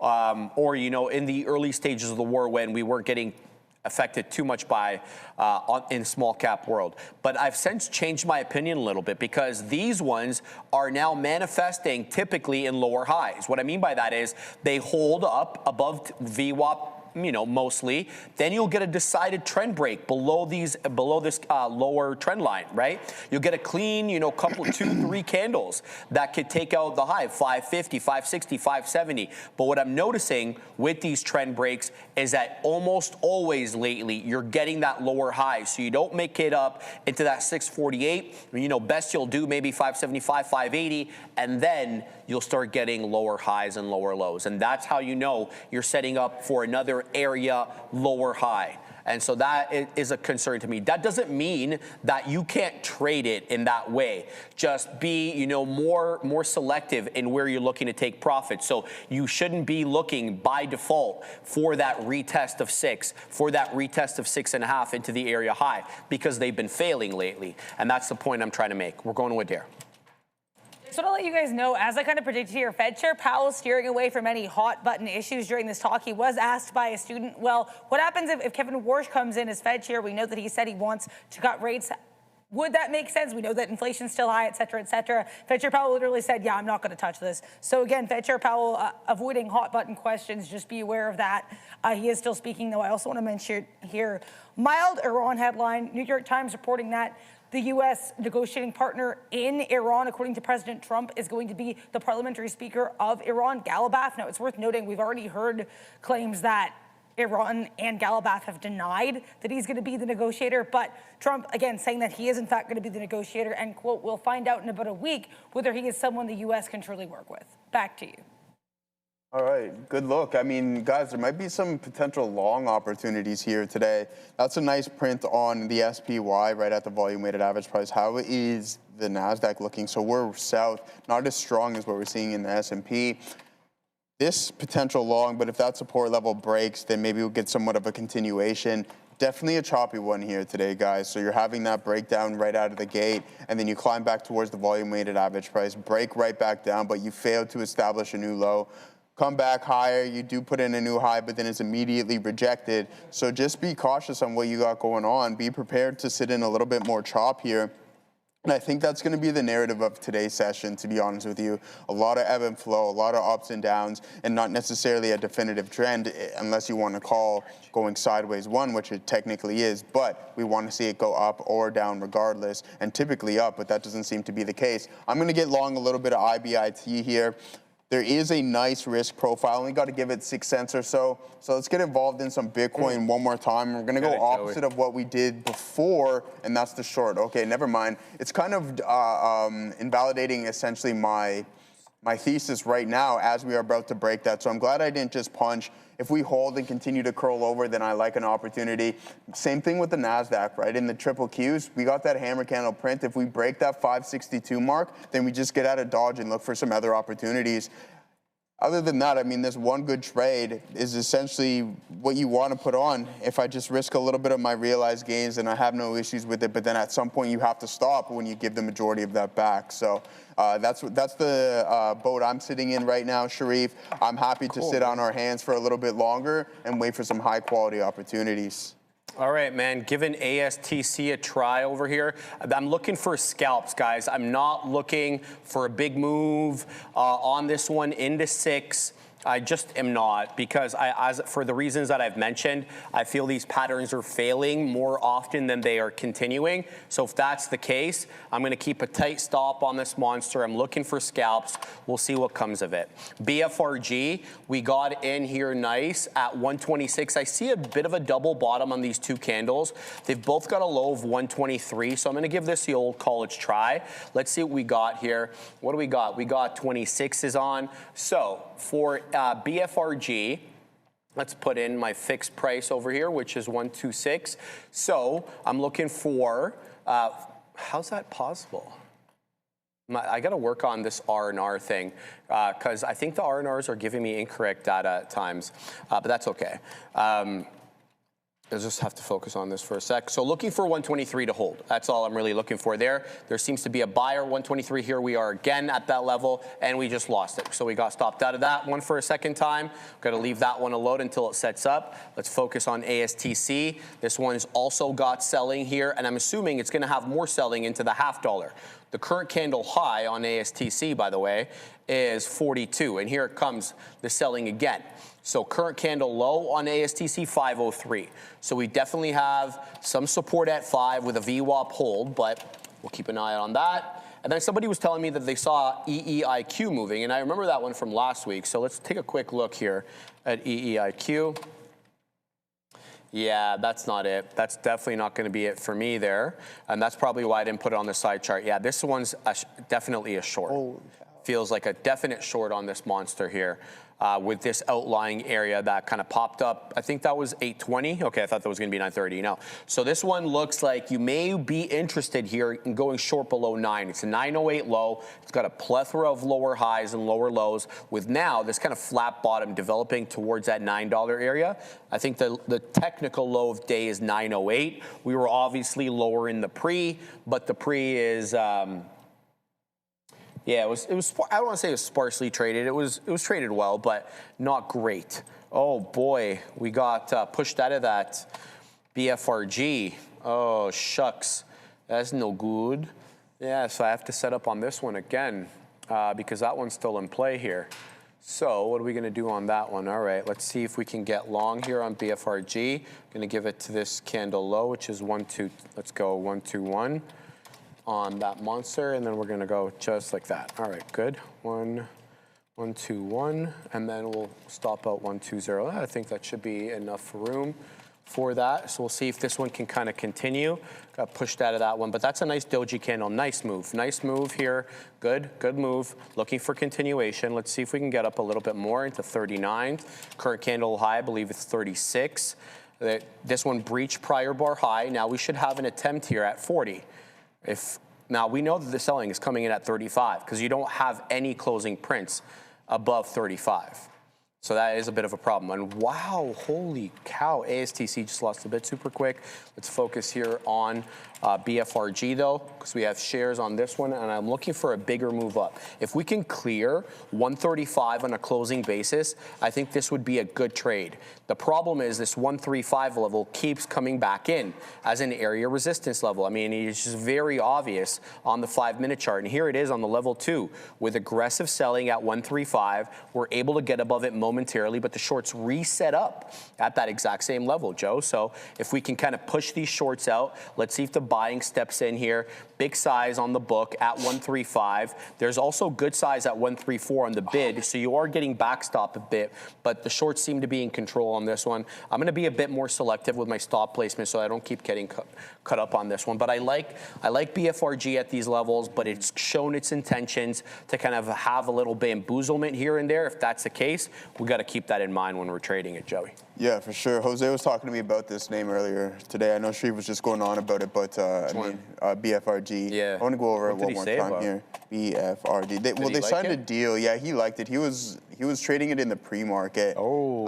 Yeah, and it's cooking up. He climbed it up all the way up to I think 30s. I think at one point $1.30 that is. Now, I was looking at this, right? Like, this is a really good print here on BFRG. Didn't pull the trigger on it, but 103 all the way to $1.42. That's pretty good, right? Especially for a dollar name. That's a substantial increase right there, almost 40%, a little bit less.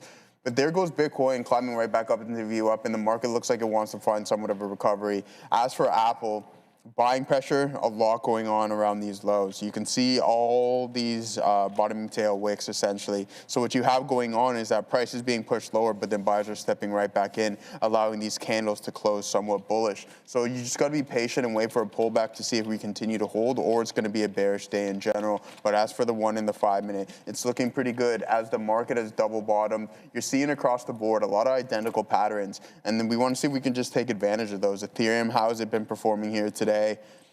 I mean, not as good as Bitcoin, but I mean, it's relatively the same thing, I guess I should say. Rich Tech, that thing's been getting slaughtered. A guy from work was asking me about it, and it's literally his tag. His tag is a guy from work. I know I always say that, but he's like, hey, man, Joe, is this a good buy?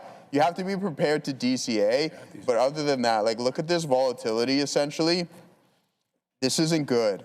It's really started to cool down, and then now we're just grinding lower and lower. We want to wait for it to either bottom out, start to form somewhat of a consolidation period around the lows, and then the break of the trend before we start to engage, unless you're willing to DCA, Adara.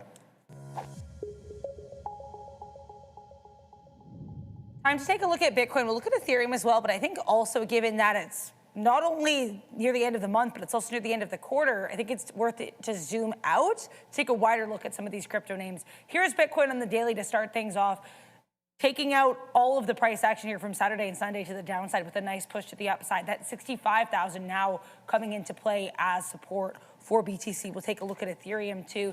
ETH also taking out not just Sunday and Saturday's move to the downside, but also Friday's move to the downside. Nice push higher here for Ethereum. But we'll look at this BTC chart on the, let's do the quarterly, the 3 months, take a look at how we've performed this quarter. This is going to be our second straight quarter to the downside. Last quarter, so Q4 25, down 23% 23% this quarter, poised to close lower, also another 23%. If you look at Ethereum, this quarter down 30%, last quarter down nearly 30%. So lots of these quarterly declines back to back, at least that we're poised for right now on crypto. Solana, last quarter down 40%, this quarter down 32%. Let's take a look at XRP as well. XRP down 27% this quarter, last quarter down 35%. So lots of back-to-back quarterly losses in store for crypto if tomorrow holds out. And imagine, assuming we don't have a massive 20% spike tomorrow. Back to you. Thank you very much. Yeah, Luis, you're right. Very bid non-compliant as BFRG stopped out again. This is all over the map. And you try to, gauge areas of support and resistance. It's not working out for me. So I've either got to wait for a decided change in the structure of how this one is trading. For example, like a clear move above 150, so we can clear out all the shorts that are clearly setting up at $1.35 that we can't shake. They're still in control. So BFRG, to me, I'm going to only trade this if it's got a clear and a decisive break above that $1.35 on a multi-time frame look, because I'm negative on it now. 0 for 2 on BFRG. ASTC, this one, it's setting up in a way that I like, but I'm awfully suspicious of it because of what I've seen with this exact setup. And I just spoke about it, but I want to speak about it again because there aren't that many moving. This one, or these type of setups where you get such a clear move up, and then it's almost like you retrace, let's just say half to a third of the way down. Just for my own curiosity, I want to use the fibs here to see what the percentage retracement was. It's always a little subjective, of course, from where you're drawing the fib. Let's go from 3, it's the whole dollar level, and it looks like a good base there. So we've retraced about almost half. 475, where it finds a general area of support, is about half the move. Technically, 481 is the area low. Okay, if you draw the fib from 3 into the area high of 648. What I do like about this are 1, 2, 3, almost 4 bottoming tail candles, all of which breach 5, all of which come close to the volume weighted average price, none of which close below 5, and none of which touch the volume weighted average price. So why I like this is because, again, when I've seen these patterns in the past, you get that decisive downtrend break. Sometimes it's immediately followed by higher highs and higher lows. Some other times it does this. It does this kind of consolidative move as the buyers and sellers duel it out. Who's going to win here? Right now, the buyers are looking, at least like for the moment, that they're winning because we're trading near candle highs or above 5.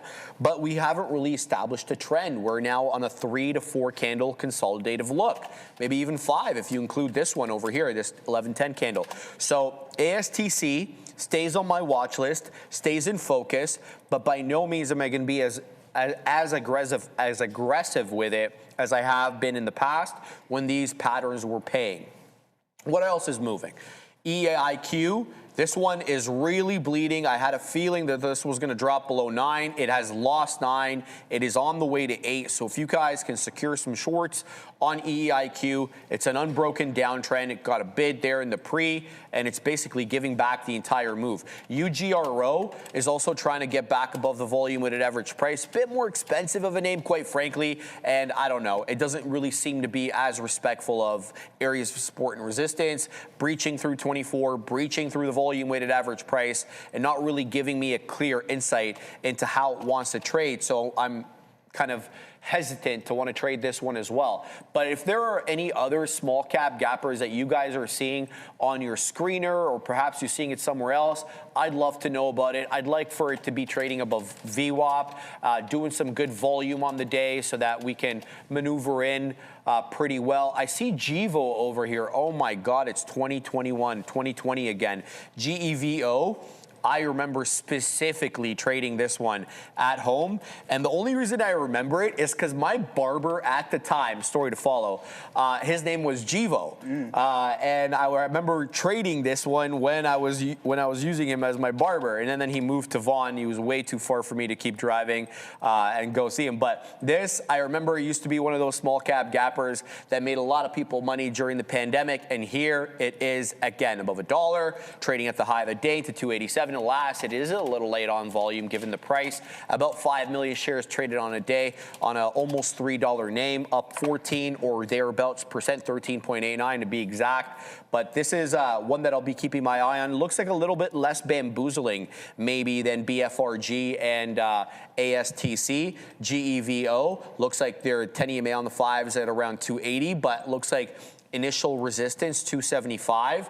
That would make sense given the $0.75 area. So I'll be keeping an eye on that one if you guys are interested.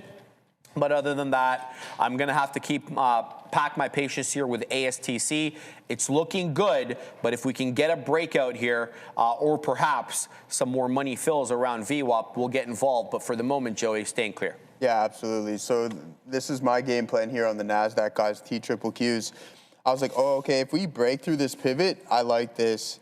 Didn't want to take the trade, but now we're north of the volume-weighted average price here. So what are we going to do? We're just going to wait for that pullback. Hopefully we get 39, and then I'm going to look to engage on the TQQs here for a potential long as the market is recovering. And what we typically say and what we want to look at here is essentially what the bigger participants are up to, and that's going to be the NVDAs, the Teslas, the Microsoft, the Googles. And Microsoft was strong not too long ago, breaking out. Still holding up around those highs. Sharif was talking about Amazon not too long ago, heading towards the high of the day. And what has Goggles been up to? Breaking through some key support levels. So the NASDAQ can continue to climb here. And there goes IBIT. This consolidation and some indecision prints. Man, oh man, would have missed up here as it's going to break through this pivot momentarily.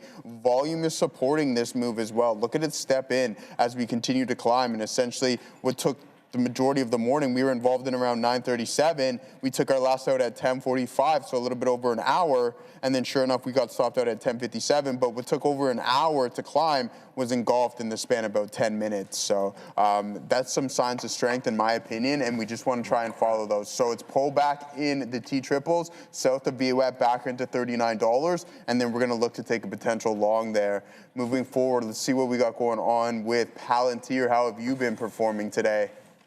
Not too good. I mean, but still starting to recover with the overall market. That's not bad whatsoever, guys. AMD, Gorev's long. This one off of the lows, probably off this engulfing print, maybe some stopping volume as you are now starting to break that downtrend. So not a bad look whatsoever. 5-minute candle, you get an additional one, open up on the backside of this trend, and then off to the races you can go. Circle. We were talking about this name a lot last week. How does it look on the daily? Ooh, okay. I mean, you drop from 137 all the way to $93. That's not a good look. You just go bear market in just in the span of a couple of days, which we find as of late takes typically a little bit longer. Doesn't seem to be the case when the momentum and the sentiment is negative. Robinhood, $67. Wow. Where was it? Like, what's the high again? It's like 150, dude. Yeah, that is not good. Yeah, considering I bought more at 122, and I won't be buying any more. I did sell some around 1 something, bought more back at 122. I think it was like 130, and I bought some more at 122 or something. But now you're down 60% off of that previous 154 high. That is absolutely disastrous and not fun to sit through, that's for sure.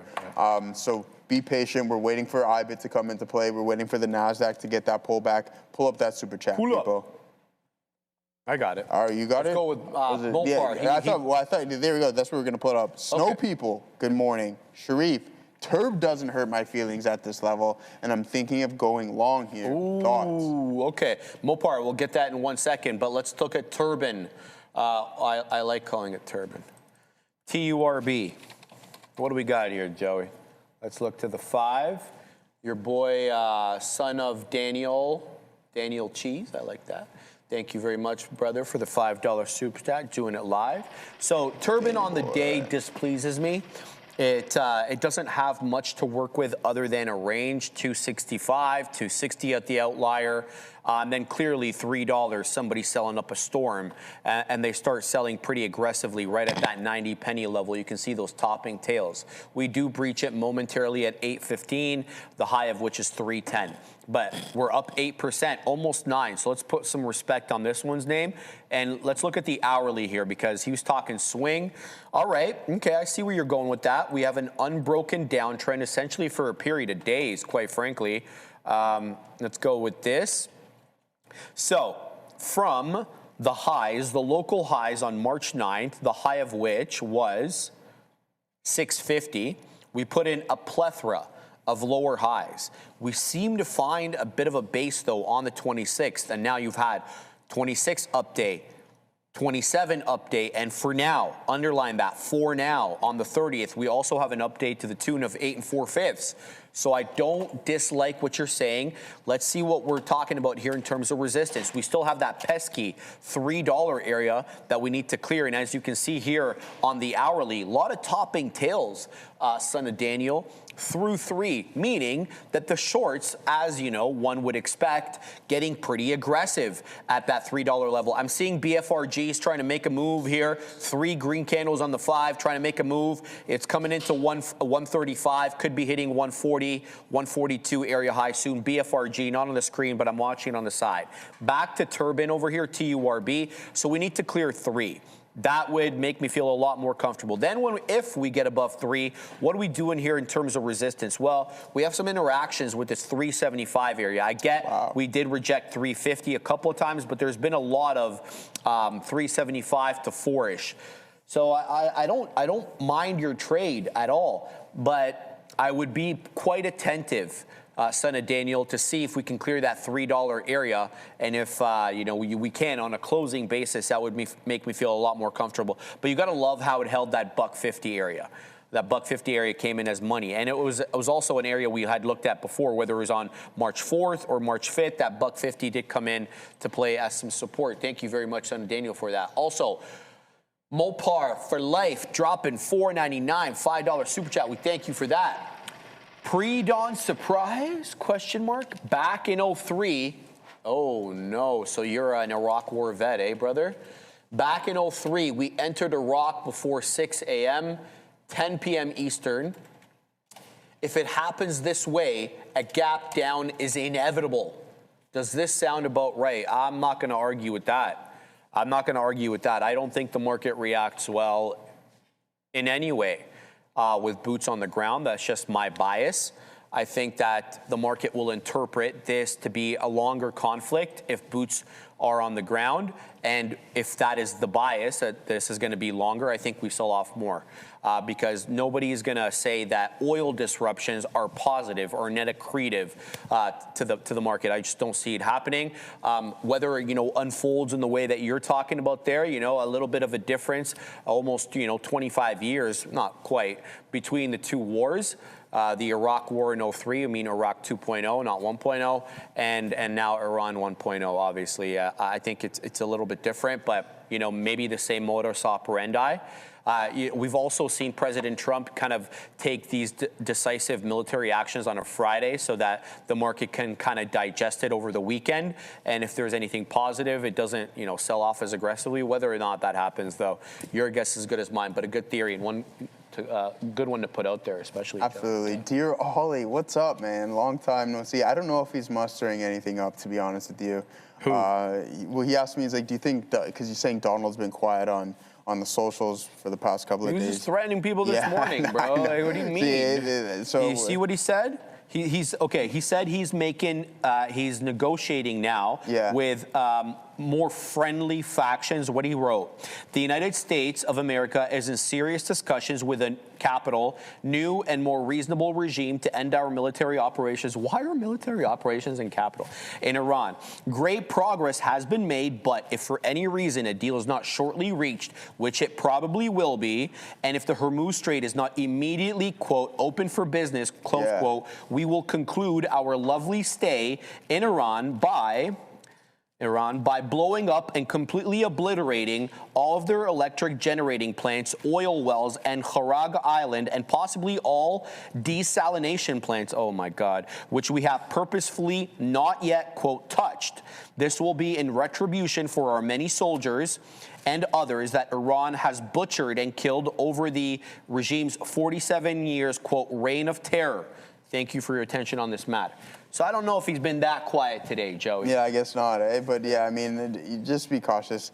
I don't know if you have to pay attention to what he says, but you also want to listen to what the market's telling you as well, because the market's right at the end of the day. So just be cautious on what you got going on. I'm going to continuously say that over and over again. All right, agree with Sharif, but these threads don't really make the market. Not anymore, right? I think the market's digested a lot of that a couple of weeks ago when we seen it was extremely headline sensitive. You had these tweets and these truths posted and everything along those lines. I just don't think the market volatility in that aspect is overly sustainable, even though you still have the odd pop in oil. But we've seen some dramatic moves and some crazy fluctuations over the past couple of weeks, that's for sure. All right, guys, now moving forward, we got that pullback just above 39, not the level that I wanted to, and that's totally fine because it's starting to come back in. And I was like, you know what, if it breaks this pivot, then maybe I'd take a little bit of a long. But considering we failed to establish a new high right here. Now we're only a couple pennies away from getting that order that we want. Got to keep an eye on the big boys, as I typically say, if we're trading the Nasdaq. So, dear Oli, still wanted to send you some Swiss chocolate. Oh yeah, I know, brother. We haven't seen you in quite some time. Glad that you've still been watching and everything along those lines. And glad to see you back in the chat. You remember Dear Ollie? Yeah, of course. Yeah, man, it's Dear Wow, Ollie. it's been a minute, yeah, man. That's what I said. What's up, Ollie? It's been a minute. We don't forget, eh? Sure. You know what they typically say. People don't forget. Exactly. So, aside from that, guys, pullback coming in play right now, and we're going to be able to get a long. I want to put something on for you guys, but we want to put on the right trade. We only had one here today. Katina Man had two. Neil was short Bitcoin as well, too. So there's some solid ones, and this is essentially what you need to get going. A nice downtrend, and then eventually we had that engulfing pattern, stops us out break even. No issues whatsoever, because you can see we're clearly double topping up around that 38.45 level. What is the open interest on Bitcoin telling us, Sharif? Let's take a look at that right now, brother, before we send it back to you. I know it was, we got vacation mode about to be immense right there. So I tried to. I thought I was slick, right? Well, Usually I get my hair cut on Saturday. Yeah. Like, nah, I'm gonna get it on Monday so I can look fresh. Oh, it's closed. No, he's there. Or sorry, they're open, but my guy needed a day off. Oh, so now I gotta go to a new barber today. The guy who owns the joint. That is risky. Just before I don't like going to a new barber. Vacation. I can send you to my guy. He's good. Are you kidding me, man? Like, no. I'm going 2 seats down, and I'm like worried about it. You want me to go to an entirely different area? You can leave your hair fade up to me, man. I have to send you to the right place. There goes right ASTC, Joey. There you go. We're in at 17. Here comes 40. We're looking for the move above 50. We know for a fact that there is selling at 50. So I'm not getting too excited quite yet. Like, especially because, the candle hasn't even closed, nor has it breached that prior area high. But we're going to wet the beak, and I'm going to add into this position, quite frankly. If we get the big breakout, I'm going to add. But for the moment, there's no breakout. Right back into the area where I got in. So we're going to continue to deal with this consolidation. Let's see if it holds that $5 area. We can pick up a bit more. Let me show this here quick. Yeah. So at $39, guys, we have a little bit of a supply zone here on IBITE, right at that 13,500 contracts at that specific level. And if you continue to climb significantly higher, back up to 45, which there's a 0% chance that the market is saying that we get back there by the end of the week, by Thursday, that is. 18,000 over there, 16,000, and then you have another 18,400 up at $49. Zero chance. So these were written a long time ago, just saying that, Bitcoin will not be climbing, nor will IBIT, obviously, the ETF to Bitcoin. I just wanted to point that out. Yeah, absolutely. Right back into my entry again is ASTC. So we took like almost nothing out. So we're still holding here. Now, my bias is if this holds, and it looks to me like it's doing a pretty good job of holding, not only 5, but clearly the volume weighted average price. It hasn't breached VWAP. I'm in small shares here because number one, I'm negative on the day, and I want to add to the tally before I leave on vacation. Number 2, it hasn't shown me exactly what I need to see here in order to add size, right? If it gets above that 5.5 and it shows it's taking out some sellers, we're going to add into the position into the highs. But for now, nothing. Guys, a couple of movers here. UGRO is moving. It just got into the high of the day. It's almost up 60 points. 58.5, 28.56 high, dropping below 28. I'm willing to bet here. Let me just look. 21 penny spread, 30 penny spread on UGRO. Thanks to my my scanner there. But if you guys have this, I really do recommend you throw in the spread column on your scanner so you can immediately see what the spread is, and you don't need to load it up, so it can You can immediately identify if it fits within your risk parameter or not, but UGRO is at the high of the day. There's nothing bad to say about that. SST as well is making a nice move here above 4. It's a bit of a compression pattern, if I had to guess, with lower highs, but very clearly higher lows as well. So you're getting that kind of sideways triangle of compression. A move above, I think, previous area high at 433. Sets you on a course for maybe a 450 touch. It's a 447 high of day, but as you can see, we've printed almost nothing on a closing basis above 4.25. So that needs to factor into your thinking as well. And here comes ASTC again into 35. If we get a decided and a clean 50 break, I'm going to add into the position for a possible move into 6. And if it gets really gangster, here comes 50. I'm going to wet the beak. No, we're not going to wet the beak, Joe, because it doesn't spend any discernible amount of time. We're going to go 45. What do you got there, Joey? You seem like you're pumped about something. Yeah, we got that little breakout. The volume, it's before I forget what trade it was specifically, but I'm like, hey, something funky is going on. This isn't the exact same scenario. I just took off 40% right there. But what happened was that we started to move a little bit. I seen the volume really start to uptick, and I'm like, all right, let's rock and roll on this trade. It may not be continued or sustained, but I'm liking what we're seeing right now. Get it, Joey. Yes, sir. We'll take a little bit more off up there. So we hit that 10 cents. I was only risking a couple pennies, to be frank with you. And I have actually, what did I just take off right there? So I have 50% remaining of this position. Let's see if we can head into 35s, into 40s, because we have Microsoft climbing back towards the high of the day. Positive note, check. We have NVDA starting to climb a little bit. Check mark. Apple. Not doing too much, Sharif. Sorry about that one there, brother. Microsoft climbing. Amazon really ripping towards the high of the day. Triple, Ackman's buying. Triple check mark on that one there, my brother. Let's go Aki Berg. You know who Aki Berg is? No. Former is he Ackman's bird? No, Aki Berg, a former Toronto Maple Leaf. If you ever period. Now sitting on 30%. They're doing very well this year from what I see. Yeah, I mean, we went from 9 years of like straight playoffs to potentially tanking and trying to get a top 5 pick, and no success. I was reading an article the other day, actually, it's just how the Toronto Maple Leafs needed Austin Matthews to be what Vladimir Guerrero Jr. is for the Toronto Blue Jays. And I'll tell you one thing, I was never... Tell me.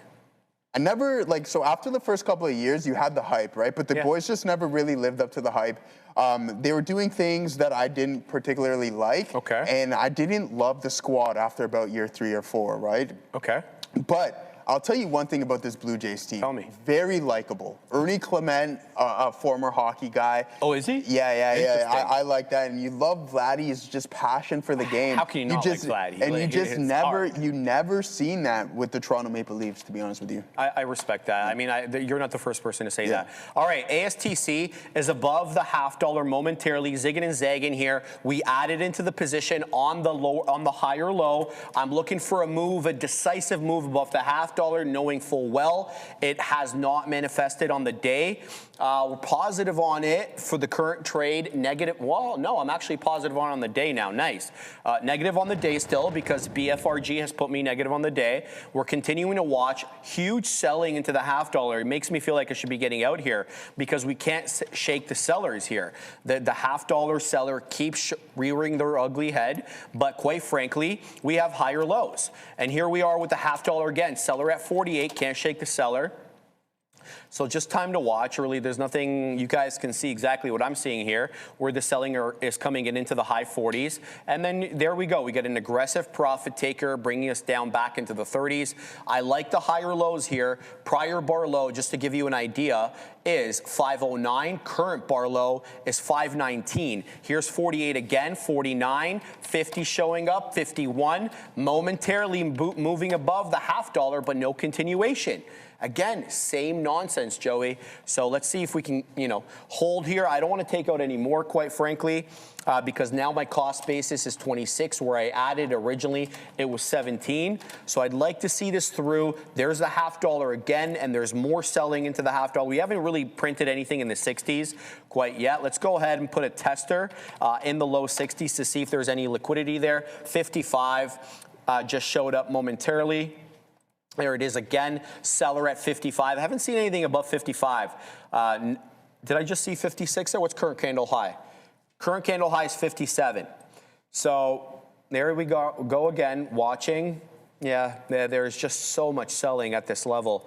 You just feel like, when the shorts are in control, yeah, it's kind of apparent whether or not we can take them out here. It's 56, good, 57, 59, nice move up. No closing basis yet though on this candle. So just because we're above 50 now, it means bupkis to me. We need to close above this level. So now we did close. We closed pretty much near the highs and coming back down into the $0.5. Let's see if this candle continues with the higher low, higher high pattern, because now we're below the $0.5. So yeah, this is a little more of this, a little bit more of that. I think I should be adding into this, quite frankly, because it's giving me that curling pattern off the volume weighted average price. Yeah, this seems bullish to me, guys. I do think that this might continue into 575, possibly 6. Prior bar high, 557. Current bar high, 559. Let's see if we can get above that, Joe. I'm going to send it to you. Absolutely. All right, guys, so that was a nice little scalp for us. We go heavy. We're looking at the tape, the time and sales. I go fighting. I was just about to message you, but let's talk a little bit about the NASDAQ and what we just put on for this trade. So I got stopped out 30%, and I'm glad as it came back towards our break even. I'm like, let's just get out because the market is choppy. The chances of it coming back to our break even entry, considering I didn't have the best one, is more or less a momentum play, right? So that was a nice little scalp there on the T-triple-Qs. We'll take that, only risking a couple pennies. We did get up to that 39.35 level, but I didn't get that top tick. Pretty close though, so we'll be satisfied with that. Just add a little bit more realized to today's session. But yeah, I grow fighting. That Alexa Grasso move was absolutely disgusting. That was that was just pure skill and talent. Didn't even hit the floor and already in the chokehold. But she did that to Valentina Shevchenko. One mistake, grabs your back. Straight to choke. Straight to the choke. All right. So, Kahlua, have fun, enjoy, be safe. She's saying they're saying goodbye to you and I, Sharif. They're going to go party in Vegas for quite some time. Are they coming to Punta Cana? No, they're going to Vegas. Okay. Vegas, Canada. Okay. All right, Adara. LMT pushing lower here. I'm seeing reports that LMT was allegedly breached. So Lockheed Martin, according to a threat actor advertising an alleged complete dump of some of the company's data here on the dark web. So again, LMT, according to a threat actor, they're claiming that they breached this company's data. Again, no confirmation yet, but LMT is pushing lower very much at low of days here. Back to you. Thank you very much. So yeah, this was the trade on the NASDAQ, guys. You just have to take a couple of pennies, especially if you're going long. You have to be prepared to scalp and wait for those prime time opportunities to get involved. We'll go over IBIT one more time as it failed to put in a new high right here at 38.45, and then now starting to come back in a little bit, guys. Might head towards this key pivot. If you fail to establish a new low and break this 38.20 pivot, then that can give you an opportunity to look for some consolidation and then potentially where the price is going to be turning around. See ya, have fun. I know, sorry, Clue, I didn't mean to. I don't know why I thought it. He's like, stop calling me a girl. It's a guy. I don't know why. Oh, I've done that before. Angry wife. We made that mistake. Yeah, exactly. Too. I don't know why I did that, Clue. I apologize. But have fun, be safe, and don't spend it all in one place, as I typically like to say. I know Sharif can go spend it all in one. I'm not. Come on now, man. I'm pretty disciplined. No, you're disciplined, man. I give you that. You'll have fun where you're going. I've been to where Sharif is going. He's going to have a blast. Hit the water slides. That's fun. The beach is great.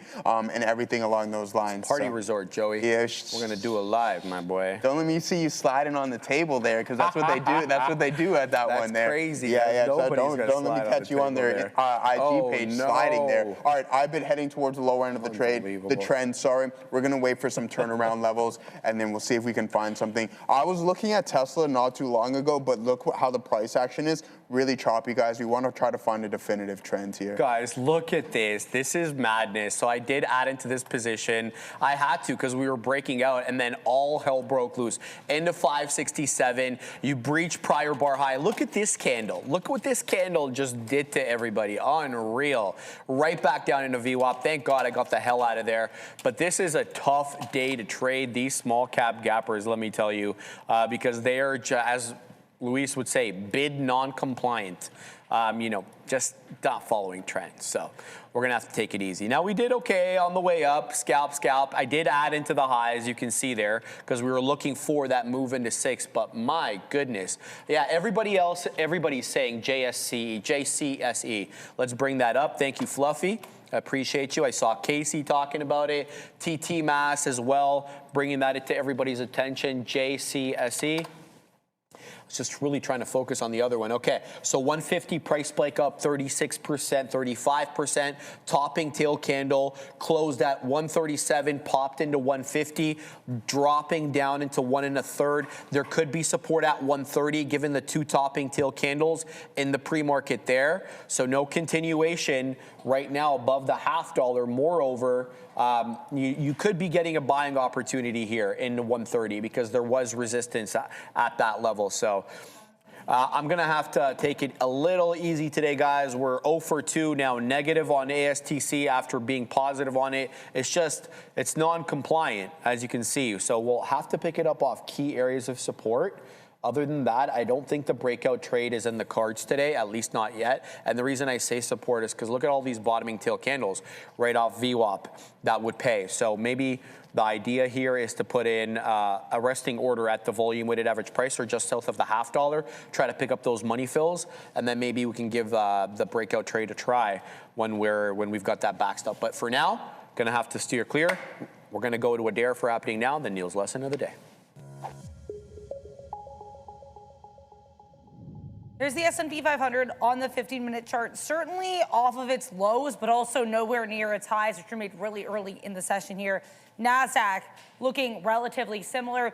We had commentary from Fed Chair Powell earlier today. I'll get to that in a second, but be aware, 1 p.m., White House Press Secretary Caroline Leavitt to be issuing a press briefing that was not initially on President Trump's schedule for the day. So just be aware, White House Press Secretary Caroline Leavitt in just under an hour from now. I'll, of course, cover that for you all.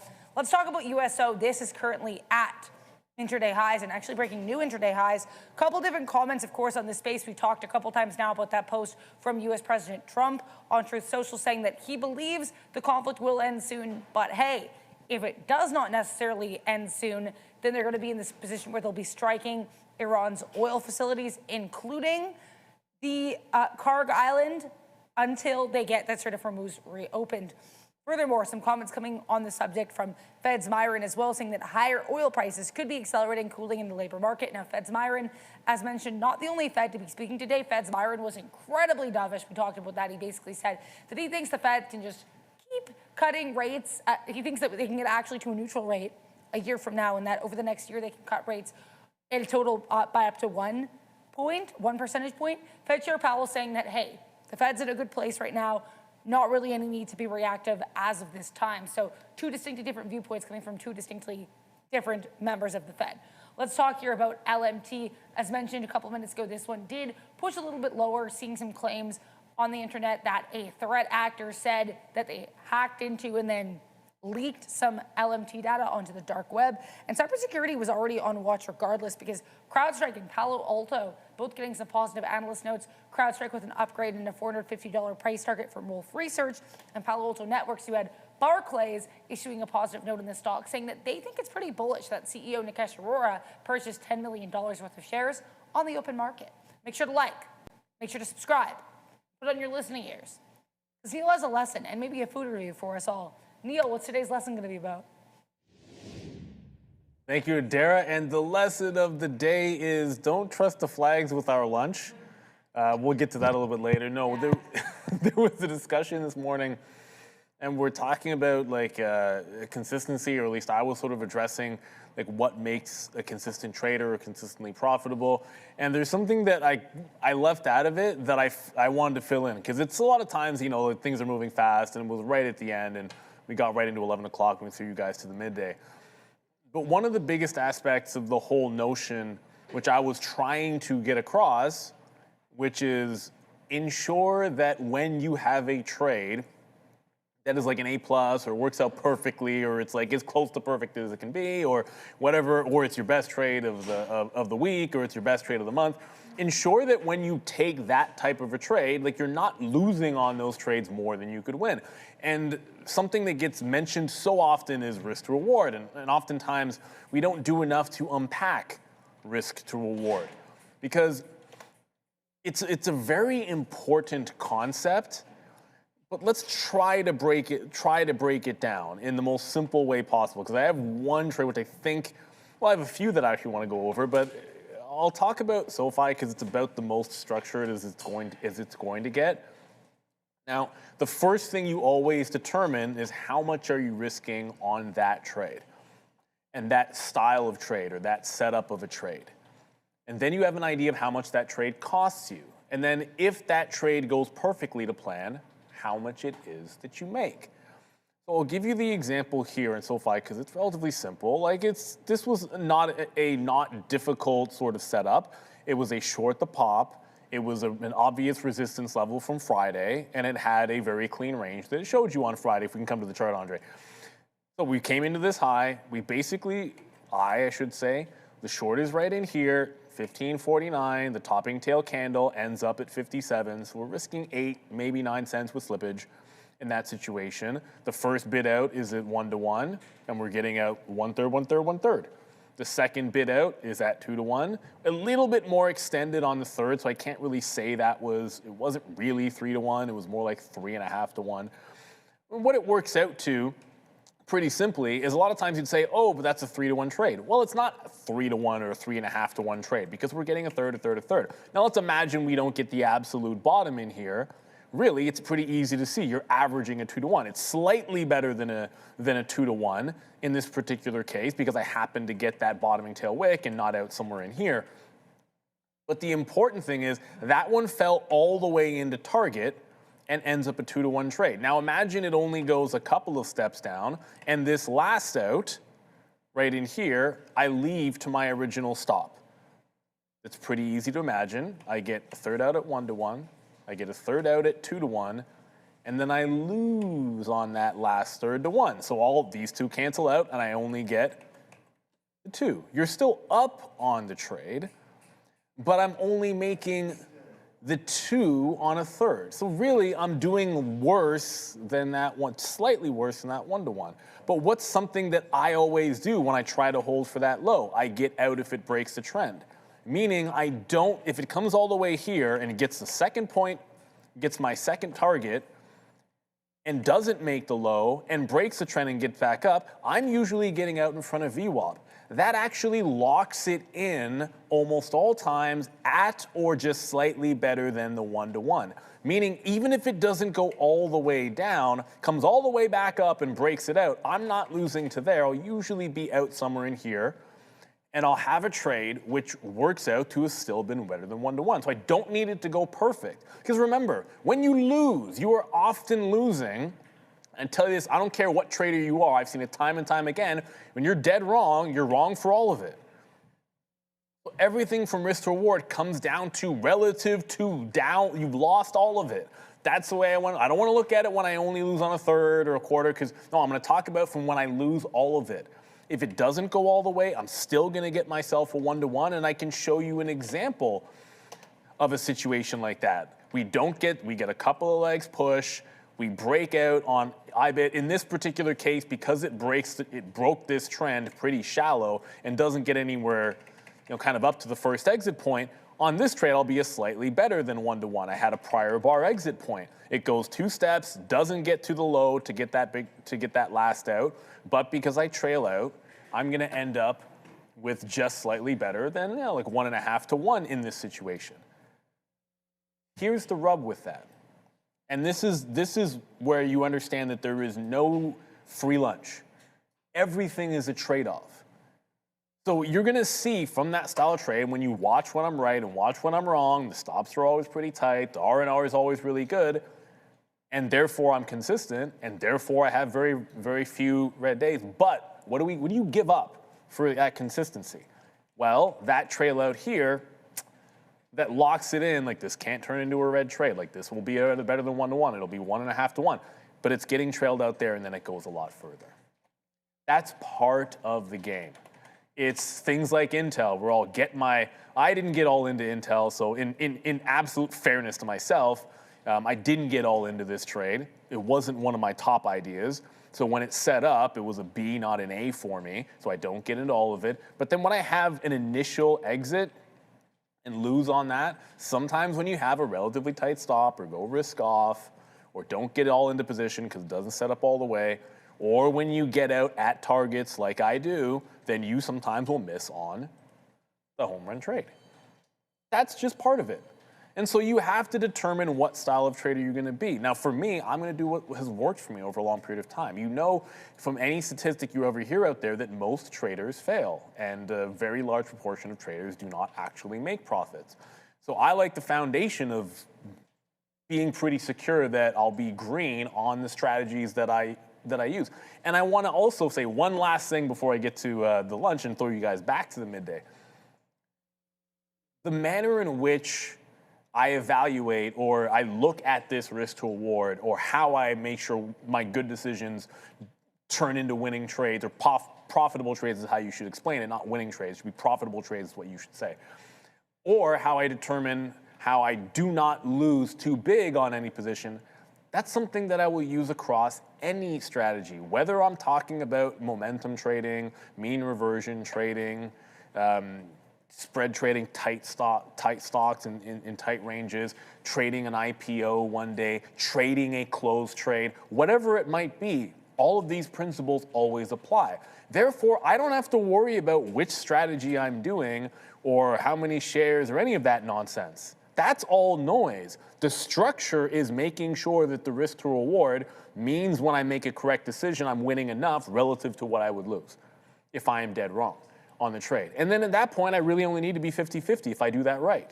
So if I'm better than 50-50, then I'm a green trader. And I think that's the thing that gets so lost, is most traders don't try to be that granular. I am. That's what allows you to be calm a lot of times. And it's regardless of what strategy, because I apply the same methodology to every style of trade or every type of trade that I execute.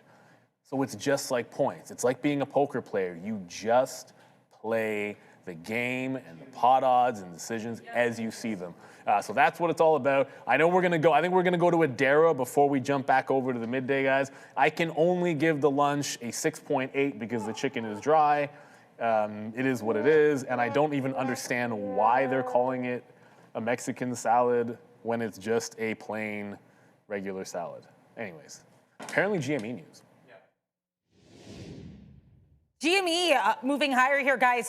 On Substack, Michael Burry said that he's purchased more GameStop today. So again, GME pushing higher after Michael Burry announces that he's added to his GME position. Back to you. Yeah, nice pop up there on GameStop. I saw AMC moving as well, probably moving in sympathy, but it got above the dollar. I didn't even realize that AMC was below the dollar. It's just got into the high a day of 104. What are you looking at? Yeah, so what I want to do here, guys, is make sure you tune in. Check out TikTok as well. We're live here. I'm going to be here. I don't know what it is. I can sign in one day. I can't the next. But we're involved with this now. We're going to go over a couple questions. Shout out to Braverly in the chat as well, too, our TikTok mod. But what we are going to look at is PR, and that's going to be Permian Resources, guys. This thing has been absolutely monstrous. The oil trade, Texas-based company right here. And sure enough, look at this move all the way from $13 January at the beginning of the year to where we're currently sitting at right now, $61.50. So that's a big-time move in Permian. There. So, all right, moving forward, guys. What is? Hold on, I'm going to take a look at this one more time and see what we got going on. Do the overview. Yeah, so Permian Resources, what is his PE at right now? 17, that's not too bad whatsoever. High, 52-week high, 21.80, low of $9.69. Volume today, 4.2 million, with an $18.4 billion market cap. Now, guys, as for the longs in IBIT, I don't think we're going to get that right now, as USO is really starting to climb higher. I'm keeping my eye out on that. I really want to wait for a pullback. You do have that breakout as the market continues to slide. So you get the inverse correlation once again, a nice uptick here in USO. So I'm going to continue to monitor this name as it punched through that 128 level. Is there going to be another opportunity here in the NASDAQ? Possibly. What we can take into consideration is that 563. If we break down, sure enough, there might be some continuation, and then the low of the day break of 561, or we can continuously bounce off the backside of this, or the front end of that trend there, guys. Now, IBIT trade, pretty good one. We'll take that. Definitely our better winner on today's session, but also with the TQQs, I'm happy to have gotten out. We had that scalp, climbs higher. We take those couple of cents, only 10 cents, but it's better than nothing, because imagine if I held this through to my original stop, we would have took that full hit. And then if I didn't get out when I was supposed to, which is a big no-no, that would have been a substantial hit to the downside there on the NASDAQ. USO under 128 may be done going higher. Let's see. We'll pull it up here. I want to take a look at the options chain on USO before we send it back over to Shreve and see what he has. He has no positions on, neither do I. It's been a choppy one. And I think with that narrative, we might see some more downside. So I'm going to wait to see if we can get at the higher end of the range. And then sure enough, maybe we can just really drastically increase our risk to reward and catch the lower end of the range as well, especially on today, on a day like today. Now, Tesla, or this is USO, guys, 130. I don't know how much this is going to come into play, but look how much bigger the size is at that 130 mark than across the board. Even you're in the money contracts, right? So 11,000 there, 11,100, and then the rest are in the hundreds. You got 2,000 here, 2,000, but it's substantially bigger at these two marks. And what are the chances at 130 and 140 having the exact same open interest and only 1,000 contracts difference in volume? That's fishy, if you ask me, to be honest with you. All right, Joey. We're trying JCSE. Let's see if this one continues. Just got into 63. I saw a local buyer at 55. Let's see if 55 holds, still showing 60. High day 63, good pattern above the 10 EMA, but it did dilly-dally with the $0.5 initially resistance. I don't know if we've cleared it with enough of a move. What was that noise? Is that Ram?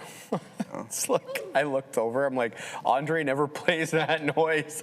It's Ram on the ones and twos. Get it, Ram. Dilly dally. Yes, I did. Is that Ram? It is the Ram, brother. She's quiet now, but continuing to watch her. There's a 55 buyer still showing okay there. The 55 buyer just got shellacked. Let's see if they step back in. Bigger move up, but it's turning into a topping tail candle. My out is below the $0.5.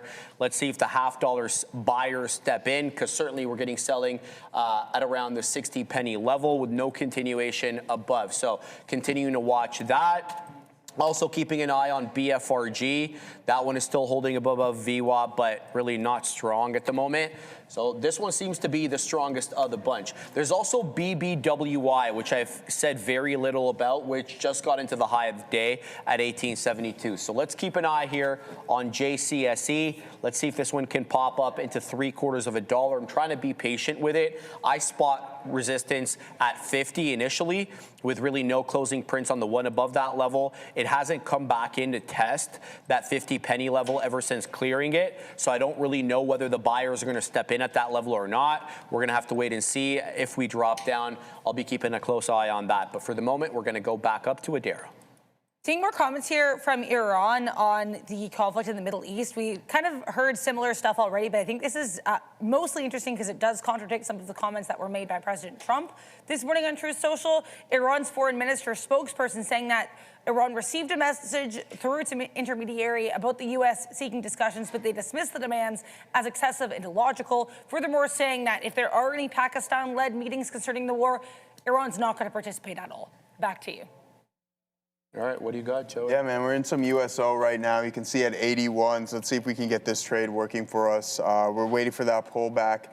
Market's heading lower, and sure enough, we might get a little bit of a pop. So we're looking for that inverse correlation here, essentially, on USO compared to the NASDAQ. But I'm not going to be holding on to this very long, right? If it breaks this, 62s, I'm at a dodge. So I'm looking for it to hold this support level. And then sure enough, it's not looking like it's going right now. So we had that pullback breakout. It might be a little bit deeper. I have no issues with re-engaging. This was just a little bit of a tester, and I don't have too many shares on whatsoever. So again, it's either going to come up into that 129.40 level, retest that previous pivot high, or it's going to break down through that 128.60 mark, and then we get out of dodge. So we'll give it 20 cents. We'll go down to 61s. If it breaks, then it's see you later, and we'll find another opportunity on USO.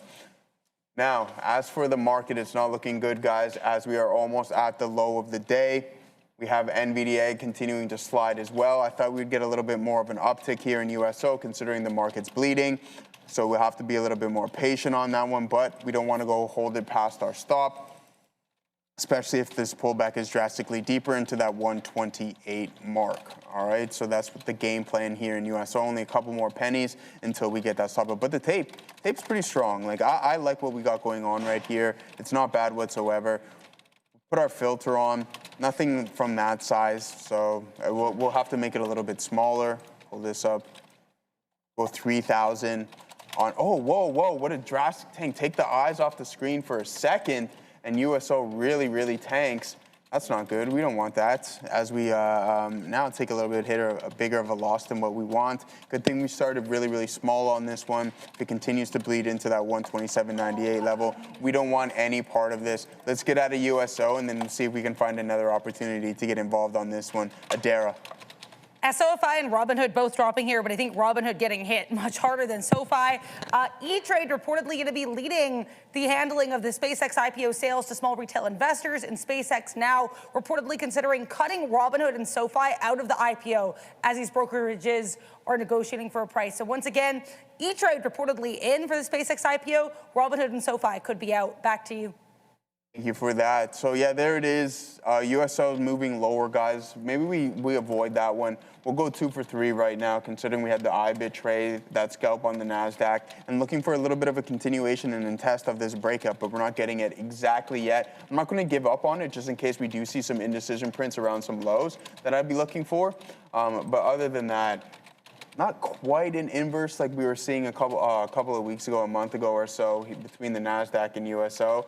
If the NASDAQ was putting in new lows, you would see this be putting in new highs, and that's just not the case right now. So we'll be patient, right on script for fake breakout. Yeah, well, I wouldn't necessarily call this a fake breakout, to be honest with you. You want to see how it retests. What I would necessarily call a fake breakout is the volume is there, right? So if you get a retest in any indecision prints, then maybe you can get a continuation. You have 20 minutes or 25 minutes of just consecutive buying right here. I'm not going to call this a fake breakout. What I will is this little scalp that we caught on the TQs. It's going to be right around this neck of the woods on the NASDAQ, on the triple Qs. You break through, you almost test that pivot high. So you punch through these resistance zones, you liquidity grab all the shorts that have stops right here, and then eventually you just continue to move a little bit lower on that one. So glad that we got out of that USO. Take a paper cut on that one. Give a little bit back, but nothing compared, only about 10% of what we have locked in already. So we'll be patient, wait for that 128 mark to come into play, and then we'll look for some levels to engage with on USO. All right, man. ASTC is trying to hold up here above VWAP and kind of work its way back above 5, trying to make its way back up into 5.5. We'll see if this one's got the juice to take out some of the sellers at 5.25. 5.25 was resistance, and then support. Now it's acting as resistance ever since we dropped below VWAP for the first time, I think, basically since the breakout at 10:15. So this one is showing some intentions of resetting. Whether or not, your guess is as good as mine. I'm going to keep my eye out on that. I'm just going to put my stop here on JCSE into the area low. Let's see if that one wants to hold up as well. But yeah, this one, ASTC, very consolidative, but a couple of false breakouts, namely the one into 5.75, and then it loses the bid entirely, drops $1 into 4.75, where we get stopped out, and now here we are trading below 5.25. So I'm going to continue to watch that, see if that one wants to run up. But I want to mention UGRO is making yet another move to try to take out 27. It's got a wide spread though, UGRO. Right now it's a $1.40 spread. So be careful with this one. 27 approaching here shortly with a $29 high. Lots of resistance though into 28, and only one closing print above that $28 level, which was the 11:45 candle on the 5-minute chart. That is UGRO, but it's a little spready for my liking. BBWI, very trend respectful, I guess that's the word I'm looking for there. Momentarily breaches a 10 EMA, but then reclaims it pretty quickly. And there it is, making another area high. 1880 is the level there on BBWI. What else is moving here, man? GEVO, we were talking about this one, didn't do anything on that, but coming back into 280. I like that 275 level on GEVO. If we can put an order there, that was initial resistance, and by the time it makes it down there, could be where the volume weighted average price is showing, because right now it's showing 7.3 or 7.4, so it could be there momentarily. BFRG also trying to break trend. It was basically an unbroken downtrend on this one. Now you get a couple of green candles in a row. The first, I would say, since 11:30, 11:35. Let's see if this one can put 2 or 3 in a row so we can get away from this lower trend line. It's still up, I want to say, 140% on the day, but been very, very choppy, as most of these have been. If it can get above the $0.25, I mean, I don't even want to say the $0.25 resistance here. The $0.25 is just, you know, for maybe psychological purposes. The real selling has been coming in at 130. Only very few candles have closed above 130. So BFRG also in focus there. What else we got? SST is losing the bid quite aggressively. We were talking about this one being a compression pattern with higher lows, yet lower highs. And then we kind of saw how that one manifested with the breaking of the downtrend line, barely holding on to 3 1/3, which is the break-even point on the day for SST. This one was running last week. So stands to reason that there would be buyers stepping in at the $0.33 of a dollar, which is exactly what's happening as it just took out the $0.50 now. So not a bad look on SST, but below VWAP and not tradable under my system anyway. So we'll see how that one looks. Holding just a tiny piece here on JCSE. Let's see if this one can make its way back above the $0.50. Just flashed a quick touch of the 50 penny area. And here's 51, looking for continuation. The high of the day is 63, but there's been a lot of buying for whatever reason. South of the $0.50, I want to say the support level looks more along the lines of 40. So you have a few closing prints below 40, but most of the prints are at or above 40 pennies on JCSE. So if we get continuation into 63, I think we would have a good trade here, but this one not looking that good at the moment, to be quite honest with you. Who's halted here? Why is this halted? Just give me one sec. People are saying QNTM is halted. I was having a look. Is it volatility? Yeah, halted at 1207. It halted at 12. Quantum Biopharma QNTM is up 9%, but it's halted. So I'm not really sure what's going on there. We'll look at it in a second. But there goes JCSE into 56, 58 now. High of the day is 63. Watch out for resistance here, because this is the area where we've had a lot of trouble. Into 60s, and quite frankly, take profits, because these ones are not continuing today, and you can just feel that, right? Like they're failing. So I think when you do get the opportunity to wet your beak, maybe that's what you should do, because it doesn't show like, oh wow, one of these these big green days where we can get like triple digits on 3 or 4 of them, and then maybe even talk about quadruple digits. So this one is okay for now. It's at the high end of the range, but if history is any guide, Joey, this is going to fail momentarily. I'm talking about JCSE, so we're going to keep tabs on that. Glad that so I was looking to go long here, and I just couldn't catch the fill, and I'm glad about that here as it's heading towards this level. I don't think this is a long position just yet, so we'll have to be a little bit more patient. We don't want to get antsy or anything along those lines. So here it is, guys. Tesla, we were talking about this name not too long ago. Breaking down, not too good of a look, right? Consolidation, nice inverted hammer candle print above the volume weighted average price, and then now you've established a new low of the day. I think it's only a couple moments away until we are going to put in a new one here with the NASDAQ. Katina, man, you still short the TQs? Still short NVDA. Good luck there, brother. I'm assuming I shouldn't assume, because you know what that does. But considering that the market is relatively weak right now, wouldn't be surprised if it's right towards the low of the day. Now, as for our good friend in the chat, Rashid, let's take a look at Robinhood for you. It pains me to do this, to be honest with you. But I guess it's just the nature of the beast. When you go on these monstrous runs, right, it's just all fun and games. Let's kind of head over to a higher time frame. Fun and games?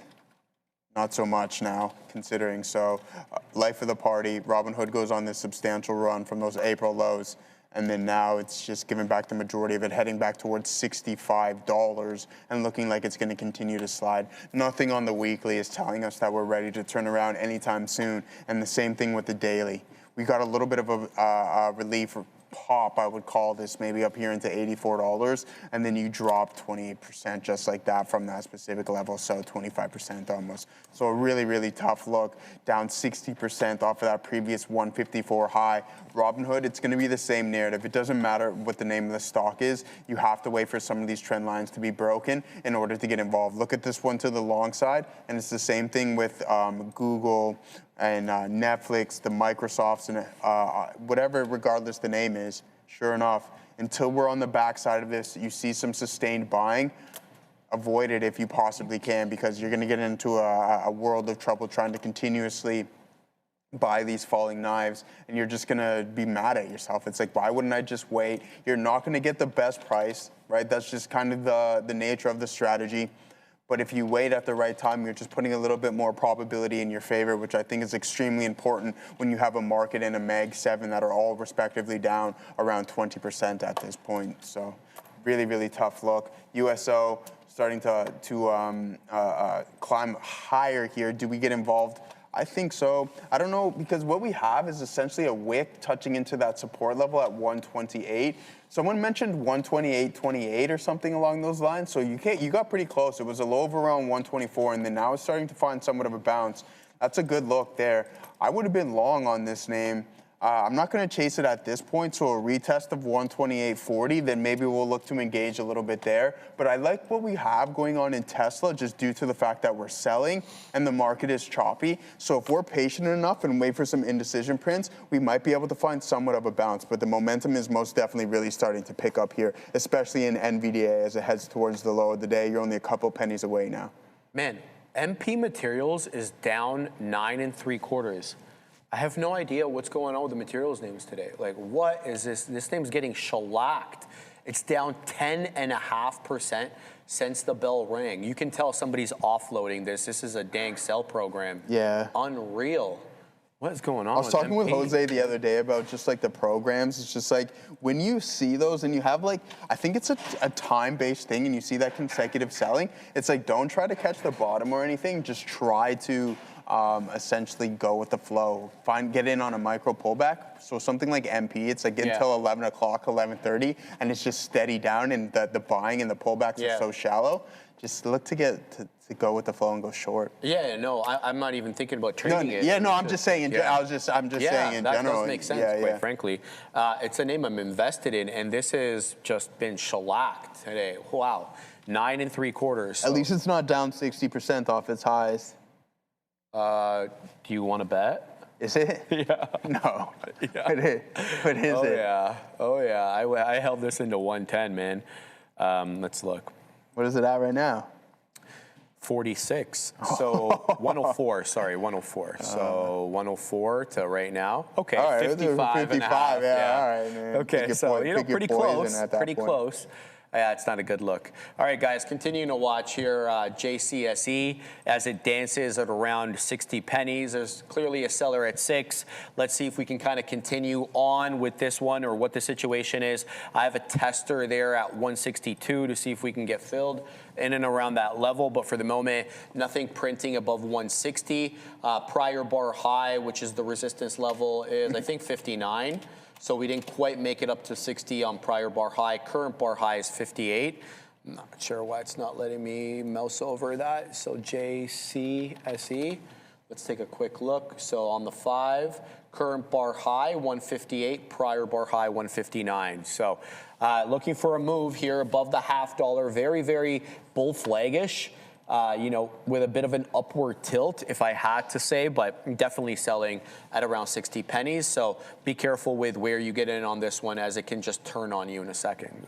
We're in at 44s, showing me 55s. Bless you, Ram. Looking for the move into 62, give or take. That is the high of the day. Sorry, 63 is the high of the day. There's 57 again, 58 showing up, 59.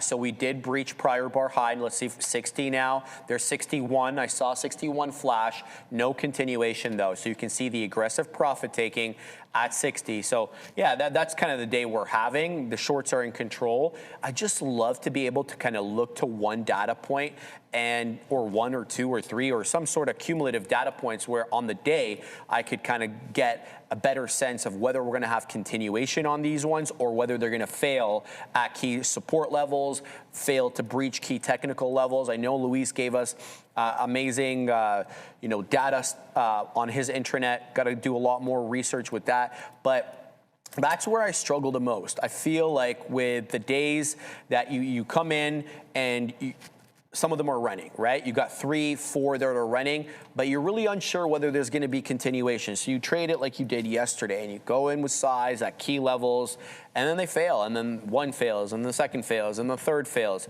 So there's got to be some sort of data point that one could look to for, to try to get a better estimate of whether there's going to be continuation on the day. 165 high now on JCSE, so this one is continuing to run, breaching prior bar high, but as you can see, it's a very thick trade nonetheless. We'll see if this one can make its way up into the $0.75 of a dollar.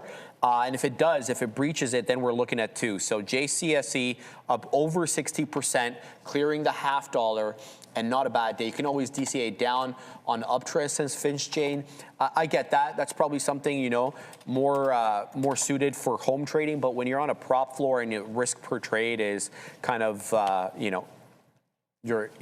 majority of your focus, it's a little hard to do that. Look at options flow. Okay, great point, because I was just looking with chat. Thank you, Frank Forge. Sharif, look at options flow. Unusual whales give you a view into where it's going. Great point. I like that assessment. However, some of these small cap gappers, sometimes they don't even have options, right? I mean, we tried to look at one last week with your boy Joey option. It wasn't even optionable. So your point very well taken. It's just, it's got to fit that narrative though. And I was just actually looking to see, what kind of data points the different LLMs would tell me, and I kind of ran the same question by 3 or 4 of them, and they all kind of pointed to that. So great point on your part. All right, guys, we're trading at the high here into 62, high day 65. Let's see if we can make it up into the 69 area. There's 64 again. Now we're just a penny off the high, and you can see the selling coming in, but I feel like maybe the shorts are a little bit in trouble on this one.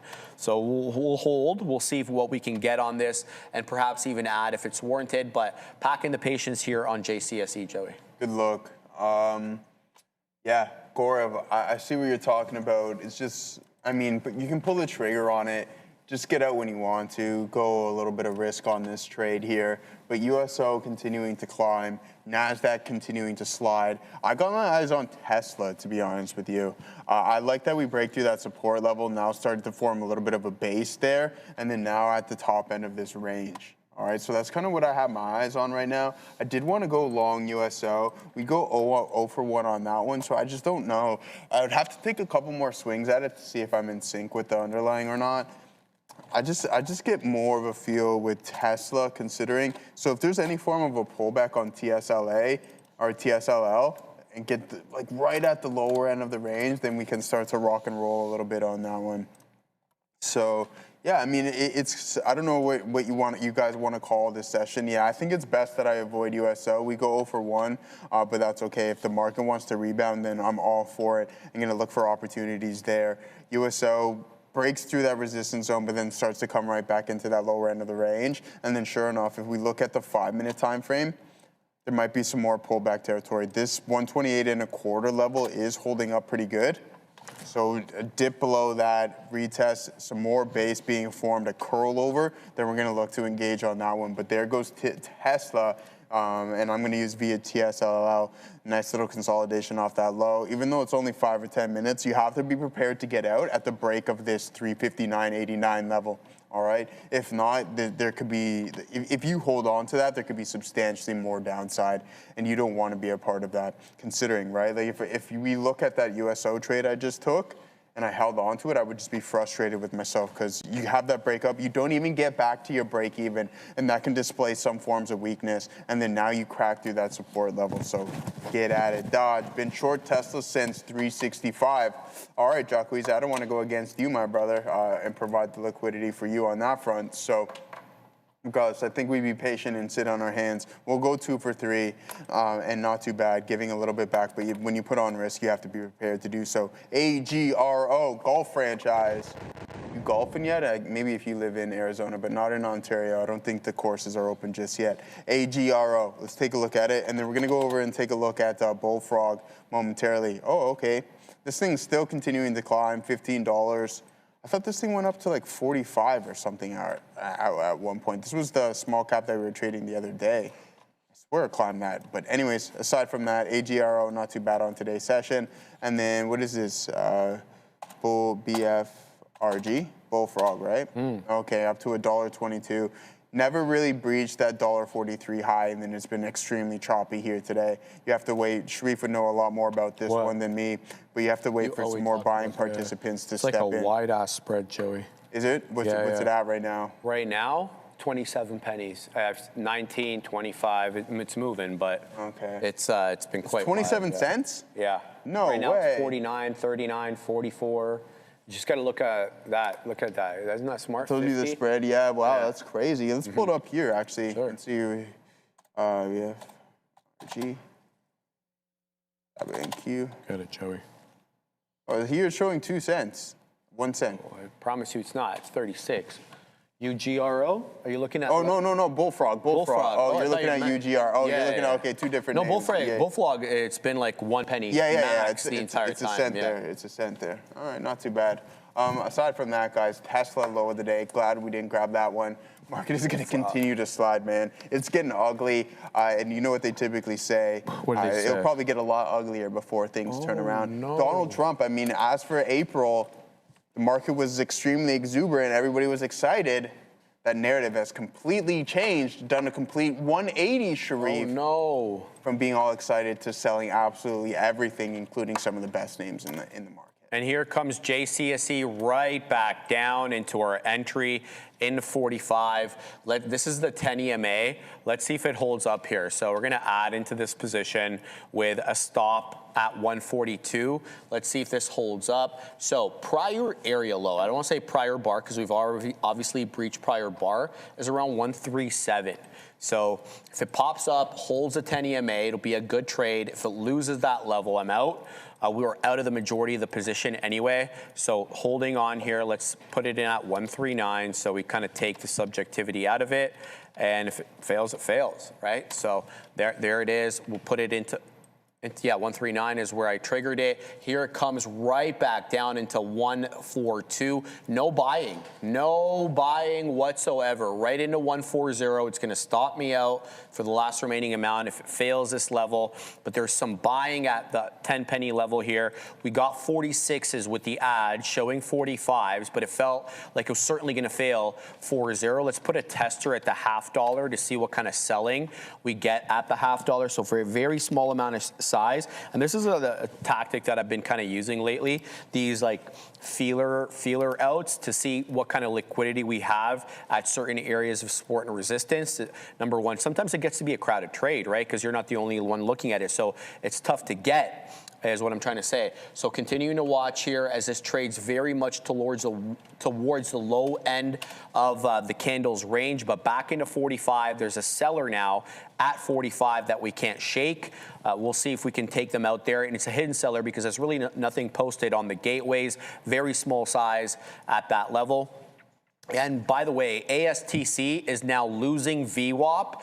I want to say at the deepest point, it's been all day. So ASTC could be a short here, especially if it loses 450, but be on the lookout for that. Continuing to watch JCSE, just took out the 45 penny seller. Now there's a seller at 47, putting a tester trade, as I mentioned, at 50 to see what kind of liquidity or lack thereof is at the level. So now there's a seller at 47, so very thickly traded, both to the upside and the downside. It's been hard to shake. There's 50, not crossing 50, so we don't get the fill there, so we'll have to wait. Looking for the move back above 50. There's a 49 seller now coming in.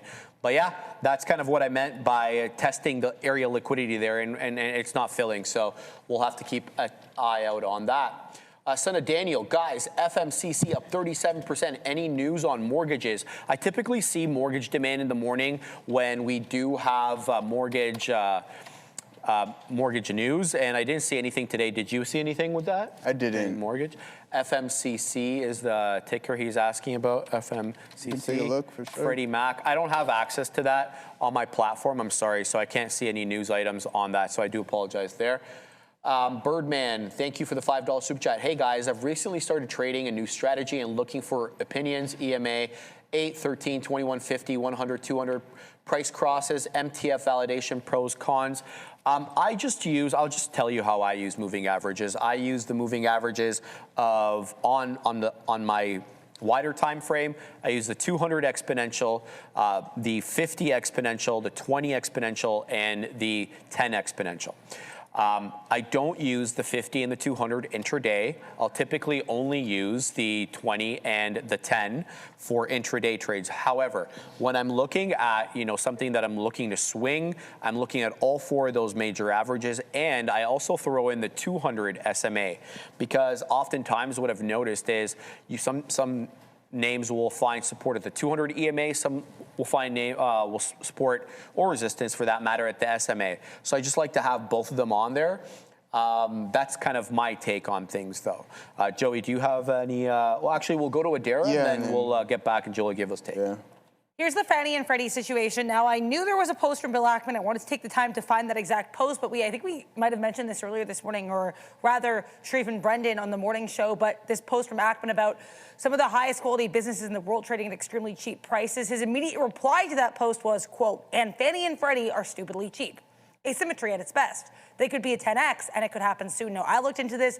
This is being attributed, as far as I can see, the sole reason that Fannie and Freddie are running. But long story short, Bill Ackman, who has been bullish on Fannie and Freddie for quite some time, issuing another bullish post on these. Back to you. Yeah, I mean, Birdman, I'll just, as Sharif did, I'll just give it to you straight, brother. I haven't used moving averages in quite some time. There goes BFRG. In my opinion, again, completely subjective, is that it's a lagging indicator, right? But if you really want to know how it works, it's this simple. You can now just type in your strategy into ChatGPT, right? Get it to spit out some Pine script, and then you can plug that in to TradingView in the span. It'll probably take you a half an hour. You have to do a little bit of vibe coding, obviously, and some refining, but you could just plug that into TradingView, that script, and then see how it works. You can back test it, right? It's literally that simple. I personally don't use moving averages. I only have the volume weighted average price on here. I used to back in the day, the 920, the 50, the 100, and the 200. I used to have them all on my charts, but at some point, it was actually just a little bit before I came on the floor. I'm like, I don't really need it at this point. I just use VWAP. I used to be a CAMS trader, for those who are familiar with Camarilla pivot points. Less subjectivity. They're preset in the morning, and they're the same lines all day. You don't really place it like you do with Fibonacci at the lows and anchored VWAP, in my opinion. So those are my favorite 2 indicators. It's going to be volume weighted average price and the Camarilla pivots.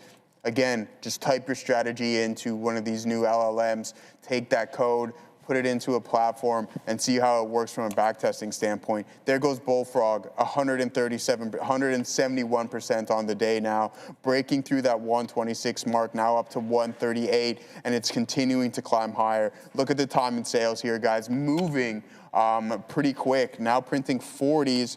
Wow. Yeah, that's a big time breakout. That's what you want to see. The buyers step right back in. Now I'm keeping my eyes here on Tesla as it's starting to form a consolidated base. Maybe we can find a potential long here. Risk profile relatively tight, considering if it breaks through the low of the day, you know you're wrong, and then you just get out of the trade and look for another opportunity. A couple more prints like this, continue the sideways movement without a breach of the support level, then I'm going to find myself a high-quality trade here, I think. But 140 there on BFRG, now up to 175% gains here, printing 41s on the above the ask there, Sharif.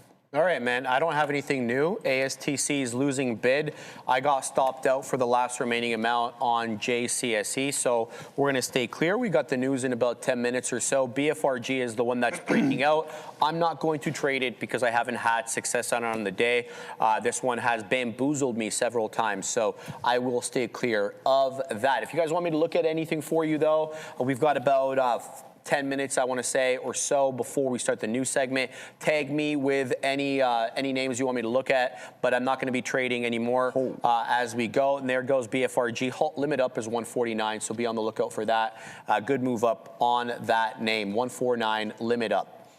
So that's it. That's all I've got at the moment. GEVO finding some support at 282. We can go through the different sectors. Let's see what's been strong on the day, what's been weak on the day. Definitely getting some outlying prints to the downside in semiconductor, microchip world, as basically all those names are negative, save and except for Qualcomm, which is up, a light 0.2%. Getting shellacked on the day and have been getting really hit hard have been the memory names. You got Micron down 7.5, SanDisk 5 3/4, Western Digital 7 3/4 as well. LITE, that photonics name, touched 800 not long ago, down today almost $50, 47 bucks on the day. So that one is losing the bid quite quickly. Taiwan Semi down now, I believe almost 3%, $1.4 trillion market cap there. But this one's coming off lofty levels. APLD as well getting shellacked. Applied Digital down 11 1/3 on the day. There's blood on all these names, my goodness. And then Bloom Energy, a name I'm involved in, also getting shellacked. 10 2/3, not to mention MP Materials, which is also my portfolio, getting hit hard. Green is crypto, but barely. Outperforming Bitcoin is Ethereum, up 3.5. Bitcoin's up 1.5, so a bit of divergence there. All the military names as well. Funny, as the belligerencies kind of extend, the military names are certainly not getting a move up. Which one did I just put there? You figured that they would be, beneficiaries of some of the issues in the Middle East. No, not really. AMC and GME are breaking out. I'm assuming AMC is in sympathy with GME. Or VFS as well. Sorry, GME's only up 1.5. AMC's up 11 3/4, back above the dollar. VinFast as well. I don't know why this is up. Also, almost 11% on the day. Cybersecurity names, PanW up 7%, CrowdStrike up 4.5%. That's been an interesting development there with some insider buying on PanW. We'll get to that in a minute. CrowdStrike had an upgrade today from a major agency. Okta up nicely on the day, bucking the trend, 4 3/4. What else we got in that world? But as Joey was pointing out, man, Hood's been getting shellacked lately. That's down another 1/3%. Same thing with Upstart. Who else is negative on the day outlying here? Yeah, not much in the way of outlying names down here. No, these are all small names, nothing to write home about. Obviously, solar's getting hit big, as it typically does. So it's a bit of a red day, but what I was looking at there were the major averages, and the major averages are all in agreement. Like, for example, the Dow, the DIA is up 2/3, the Qs are flat, the SPY's up 1/4, but the Russell 2000 IWM is down 0.7, so no cohesiveness, at least for the moment, in the market between some of these major averages. So bit of a tougher look, bit of a ziggy-zaggy type day, Joey. Yeah, absolutely, man. A little pop-up there in TSLL. You get that move into 149 on BFRG. Starts to pull back about 15 cents or so from that level. Now getting a little bit of a sustained bounce. Now, we break out through this resistance zone on TSLL. We had our opportunity to get involved in this one at the lows. Gave us a couple pennies there as the market's slowly starting to rebound. So we have to be patient on this one. Maybe we get a continued short on Bitcoin. This thing's hanging at the shelf. It can get absolutely disastrous on Bitcoin here momentarily, especially if this level continues to hold up. Look at this. I don't like that whatsoever. That's dangerous and a potential move a little bit lower. This thing has been getting beat up as well, too. We're down 50% off of the highs here on IBIT and Bitcoin, respectively. We'll head over to the daily and see what we got. At top end of the range, it's Short City right there. Oh, man. $71 all the way down to $38, 40+%, 45% right there on IBIT. Yeah, I don't know, man. Again, things can happen really quick, but what we've noticed since obviously since IBIT came out is that you go through these lengthy consolidations, almost a year at that point, and just make a move, and then you consolidate and don't do much for quite some time. So you have to be extremely patient with this stuff. 46.54, all right? 46% to the downside, extremely difficult. Let's get involved in some shorts here on IBIT just because we're long. We're long. We'll take that off there, off a little uptick, and then we'll flip right back up. Jeez. We'll give a little bit back there, but nothing substantial as that support level may potentially break down here. We're gonna go full size on that one as it's starting to flush, guys. That's exactly what we want to see here. IBIT, let's pull that back up, a nice little move, and hopefully we get that continuation. Oops. IBIT, we're in on that one. Breakdown. We were short all the way over here, so may as well go with the flow. That shelf being formed, cracks of that support level, we might get a move into $38. So that'll give us a little bit of a nice potential trade right there on Bitcoin. Ethereum, as Sharif mentioned, performing a little bit better than Bitcoin here today, but it's not a good look in the overall market. A whole lot of red. Microsoft, how's that move doing? Ooh, inverted hammer candle right at the highs. So be cautious of this one as you break through some of these support levels right now, but inverted print breaks out, no sustained move, market overall weak, not too good of a look. There goes Bitcoin. Let's go. A nice little move to the downside there, Sharif. All right, good stuff, man. We just got into JCSE, a bunch of bottoming tail candles. So this one looks like it might be on the way to break out above the $0.50, but be careful because it's been quite bamboozling. So we're in at 45. Let's see if it can take out 50. High day 65. 3 bottoming tail candles in a row, followed by this current candle at 12.55, which has breached prior bar high, not by much. And it also has that $0.50 resistance that kind of keeps showing up. So that's kind of the way that is there.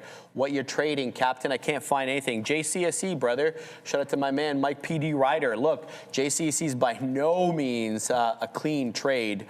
As you can see, you know, obviously all the zigs and the zags, 165 high, but I'll submit to you, it's not that 165 we need to worry about. We need to worry about that 150 first and foremost. If we get that clearance, we could make another attempt into the high of the day. So we'll let that one go. Stops in place.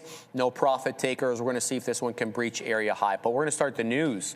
So let's get right down to work, baby. As we're about 5 to 1. I'm just going to put this over here so it doesn't overlap with my JCSA trade. So a little bit of a light bunch today, guys. Not much in the way of the news. Headlines. NVIDIA is the first topic. And quite frankly, there's really no fundamental headline on NVIDIA other than to tell you it's over 20% off the highs, pulling back sharply, kind of reflecting that risk-off positioning rather than the fundamental breakdown. I still think this is a great company, and I think their maneuvers lately to get into ASICs has kind of, you know, re-established their moat in the space, because we've seen the move away from their just basic GPUs, which is really, you know, number one for training, and into inference, right, where agentic AI is now flourishing, and that really deals with ASIC. So forward valuation dropped at around 19.6 PE. If you compare that to the S&P's 500 forward PE, which is around 20, it shows, you know, that it may be on a discount right now. We'll have to wait and see. The market's pricing in slower growth or higher uncertainty. In any event, the broader AI trade is being questioned as investors reassess ROI and the massive AI infrastructure spending.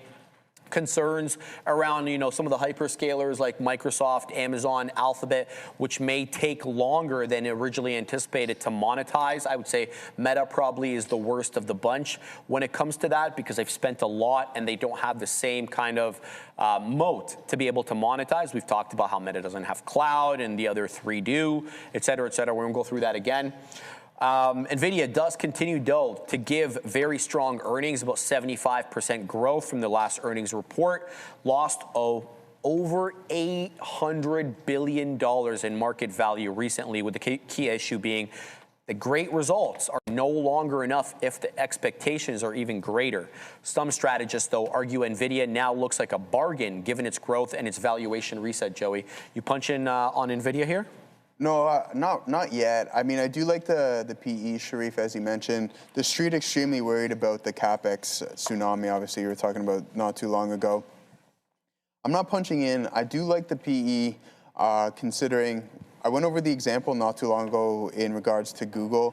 I think just the market needs a little bit of time to digest How long is this bear market going to be? I don't know. Be patient. It's probably going to be correlated with the conflict in Iran.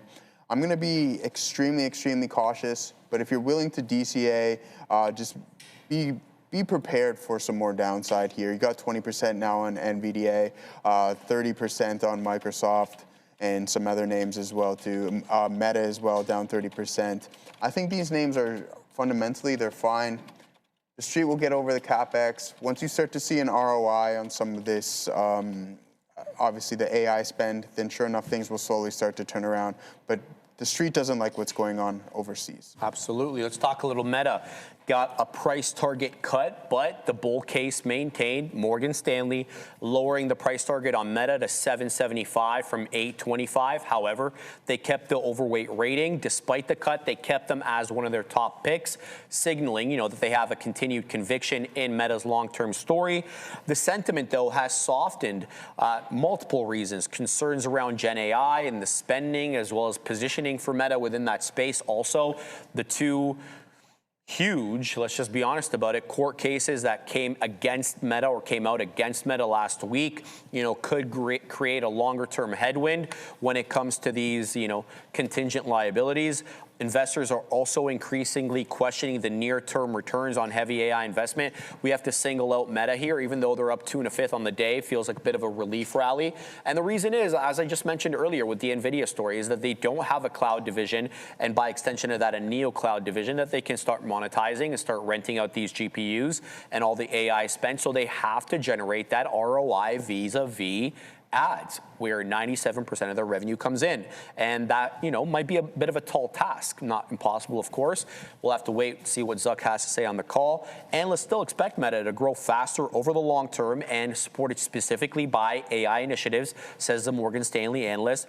Potential catalysts also include agentic AI development and improved monetization tools. When it comes to the agentic, they did pick up Manus, that Chinese company, but that is, obviously that they've got the company now, but the actual founders may be of little assistance as they are basically in the country of China, locked in, can't leave.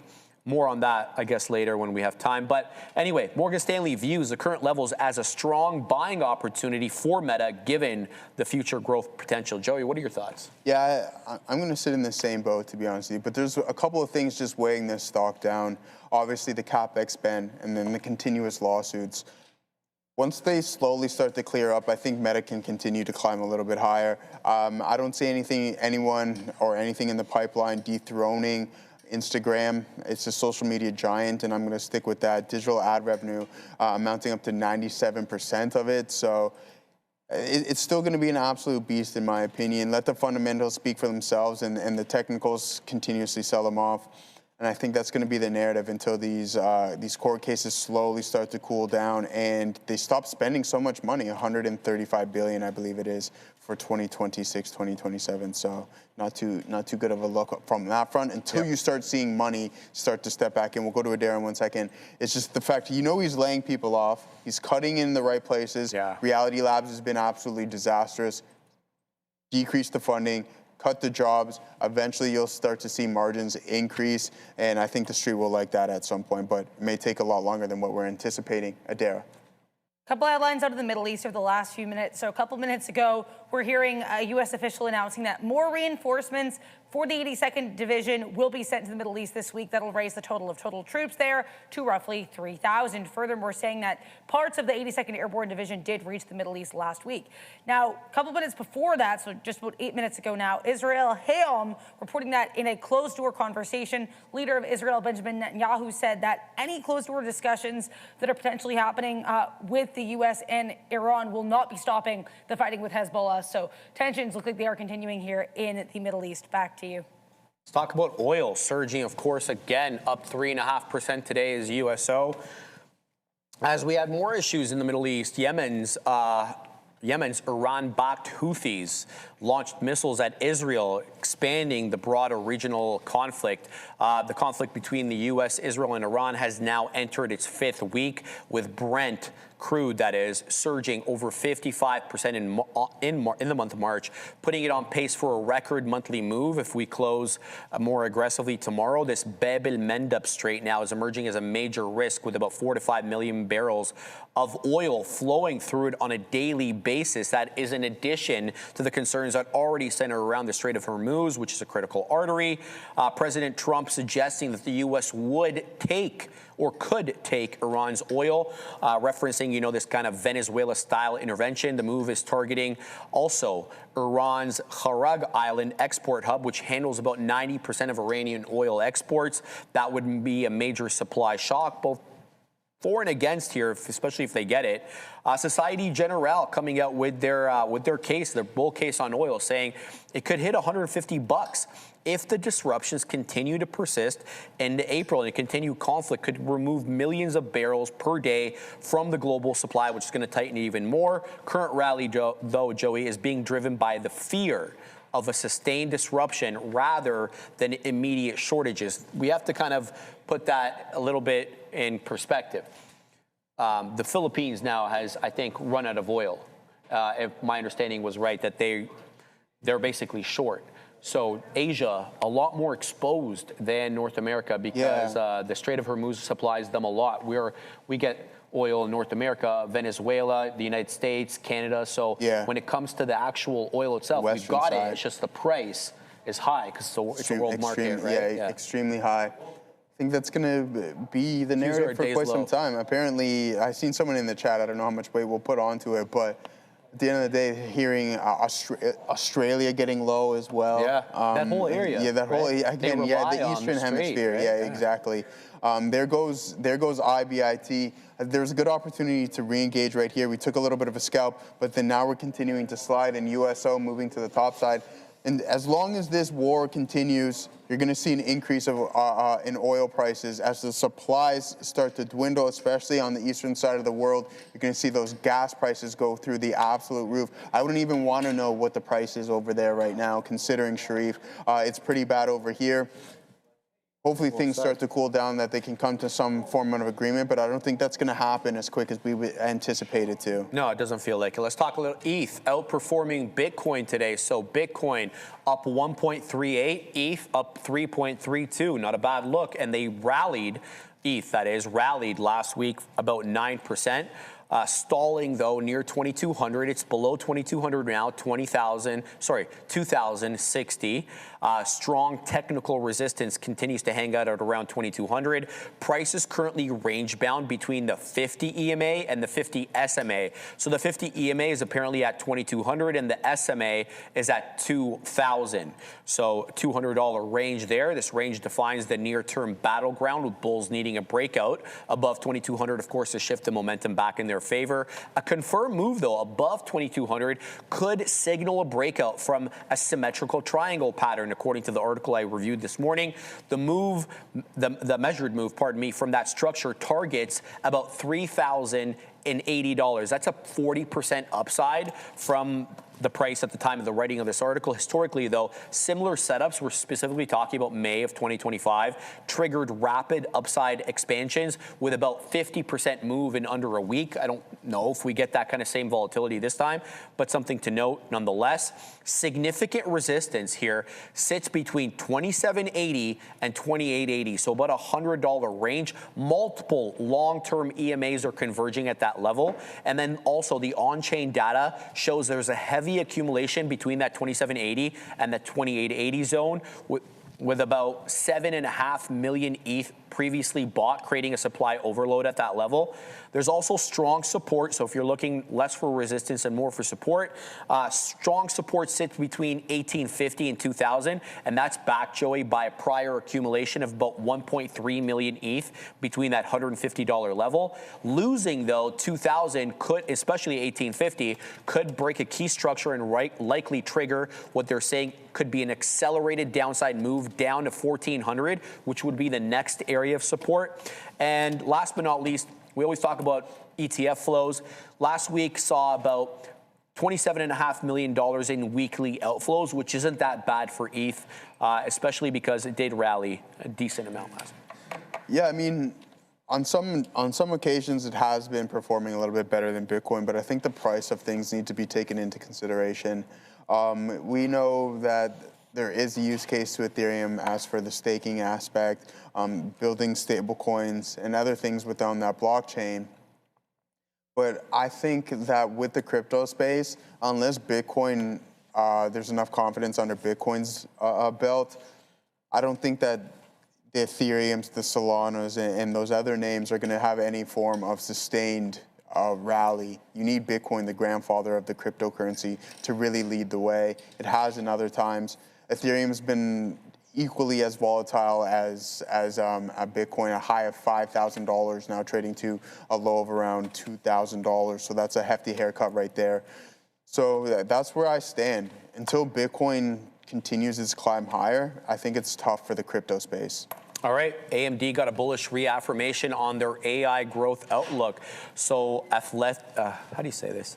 Athlia Capital reiterated a buy rating on AMD, and they assigned a $330 price target. The current valuation, according to them, is seen as undervalued relative to what they're calling their fair value, which is around $225. They're currently trading at $197 and change. The price target is based on what they're calling a sum of the parts valuation, reflecting multiple growth segments. They're also increasingly positioning themselves as a full stack AI compute provider, not just a secondary GPU supplier, second to NVIDIA, of course. Analysts are also highlighting the agentic AI workloads where CPUs are a lot more important than they were in the AI training phase. Enter AMD, enter Intel, key CPU suppliers. BFRG just took out high a day in the 155. Be on the lookout there.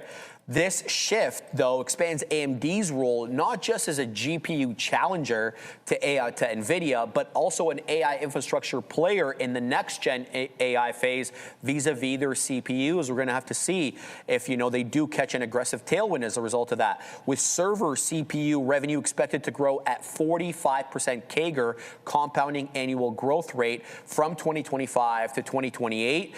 The data center revenue also projected to surge substantially. $17 billion in 25. It's expected to be $58 billion in 27, and then $77 billion. This is all for AMD in 2028, with the growth driven by market share gain as well as dual AI engines. You have the CPUs; they have a lot of experience making for decades, and now the GPUs. Obviously, they are not the incumbent there. That is NVIDIA. They also like the partnership with Celestica to develop that Helios AI rack infrastructure, and they signed a multi-year licensing deal with ADIA, resolving some litigation that they had with IP. Lisa Su, the OG, appointed also to the U.S. President's Council of Advisors on Science and Technology. That can't hurt things, but key risks include, Joey, AI demand variability, execution challenges, specifically, of course, around GPUs, and geopolitical factors, which may act as a local headwind. I mean, there's a lot of positive going on for AMD right now. Lisa Su doing the right thing, a couple mega deals, scale AI involvement, and a lot going on just within the build out. I really like what AMD has. This is what we wanted to see from this company for quite some time, considering we thought it was going to be NVIDIA #1 and AMD #2. They've climbed drastically in this race, competing with Broadcom, in my opinion. It was NVIDIA and Broadcom for quite some time. But what we've seen from Lisa Su striking multiple deals, I think that we can see some substantial upside, as a lot of analysts are positive on this name, with estimates of 54% higher and even a little bit higher with some of the other analysts. So I like what they got going on here in AMD. Wolf Research upgrading CrowdStrike to outperform from peer perform, setting a $450 price target, which assumes a 22% upside from Friday's close. They view the pullback as a buying opportunity rather than a structural issue. Despite the bullish call, of course, the stock is flagged as most overvalued relative to fair value estimates. Make of that what you will. They've declined about 21% year to date. We're talking about Crowd, with the stock recently dropping 6% and change on the Anthropic model news, and a 10% decline just last week alone. Over 3 months, crowd is down about 23%, but to be fair, it is holding up better than the broader growth and software comps, where we saw software Armageddon. And some of the reasons that they like this, they say there's a lot of fundamental strength in crowd with 74.8% gross margins, which is, I think, normal for a service. 21.7% revenue growth, not bad. Wolf also sees accelerating growth and expanding margins, so it just wasn't, there was more than one rating agency chiming in on crowd today. Anthropic, though, and especially their upcoming model release, they've introduced what they're calling competitive uncertainty, especially in the AI-driven cybersecurity tools. But at the same time, crowd's expanding its partnership with Intel and enhancing AI-powered endpoint security. However, industry demand is rising, according to Wolf, because of AI-driven threats. What I don't think they're addressing there is how AI, yes, it is creating more threats on one side, but it's also becoming the solution on the other side. Yeah. Does that necessarily exclude crowd? Because obviously they can adopt some of these agentic, Exactly. but at the same time, do you need crowd to do that for you? Are you able to bring it in-house? Vis-a-vis the enterprise deal with Anthropic or whoever you end up doing business with. You know what I mean? Like, I BFG understand what you're is saying, but I halting don't know if it's that easy, right? Like, maybe the bigger it gets, the more difficult it is to secure. Sure. Right? Palo Alto, CrowdStrike taking market share from them. I like this. Between Palo Alto and CrowdStrike, I think those are your two top cybersecurity names, and I think that's going to remain that way. I don't think you can replace the whole software essentially with just your own programming unless you're spending more big bucks essentially to get people to program it for you. And then what is that going to cost you at the end of the day? So you have to figure that out as well. All right, Palo Alto props up after the CEO buys about $10 million of stock. So just to give you an idea, Nikesh Arora, he purchased 68,085 shares on March 27th, totaling approximately $10 million. That increased his direct ownership in the company by 25%. It's a conviction signal. So like unlike many executive stock grants, this was an open market purchase. It wasn't an option that he had vis-a-vis his stock-based compensation. This is a higher conviction signal, according to analysts, because the CEO is using his own personal cash to buy shares at market price rather than receiving them, as I mentioned, in stock-based comp. The purchase occurred as the stock traded near $147, which is very close to its 52-week low. It had pulled back about 30% from its highs. I think it was around 220 or whatever, suggesting the CEO believes that the market has oversold the company. It is a bit of a contrarian move, though. Let's be honest. This buy stands out because it breaks the long trend of insider selling at the company, and that's what we've seen lately. Over the past 6 months, other executives, like the chief product officer, they've sold about $90 million in stock, making Aurora's buy a lone bullish outlier. So you can make of that what you will, but there was market impact as well. Analysts at Barclays specifically noted that this was the largest open market CEO buy in their cybersecurity coverage of all the names that they cover. It's seen as a strategic defense against fears that AI startups like Anthropic, we were just talking about, might disrupt the traditional cybersecurity market. Joey, what do you think about that? I mean, we were just talking about some of the cybersecurity names and how software as a service can be in a little bit of trouble, but I just don't think it's the first thing you toss out of the door. CEO buying stock, that's always a positive note as well, too. I think it's just a wait and see game, essentially. These cybersecurity names, I think they're just too important to just throw and disregard, regardless if you can make your own, right?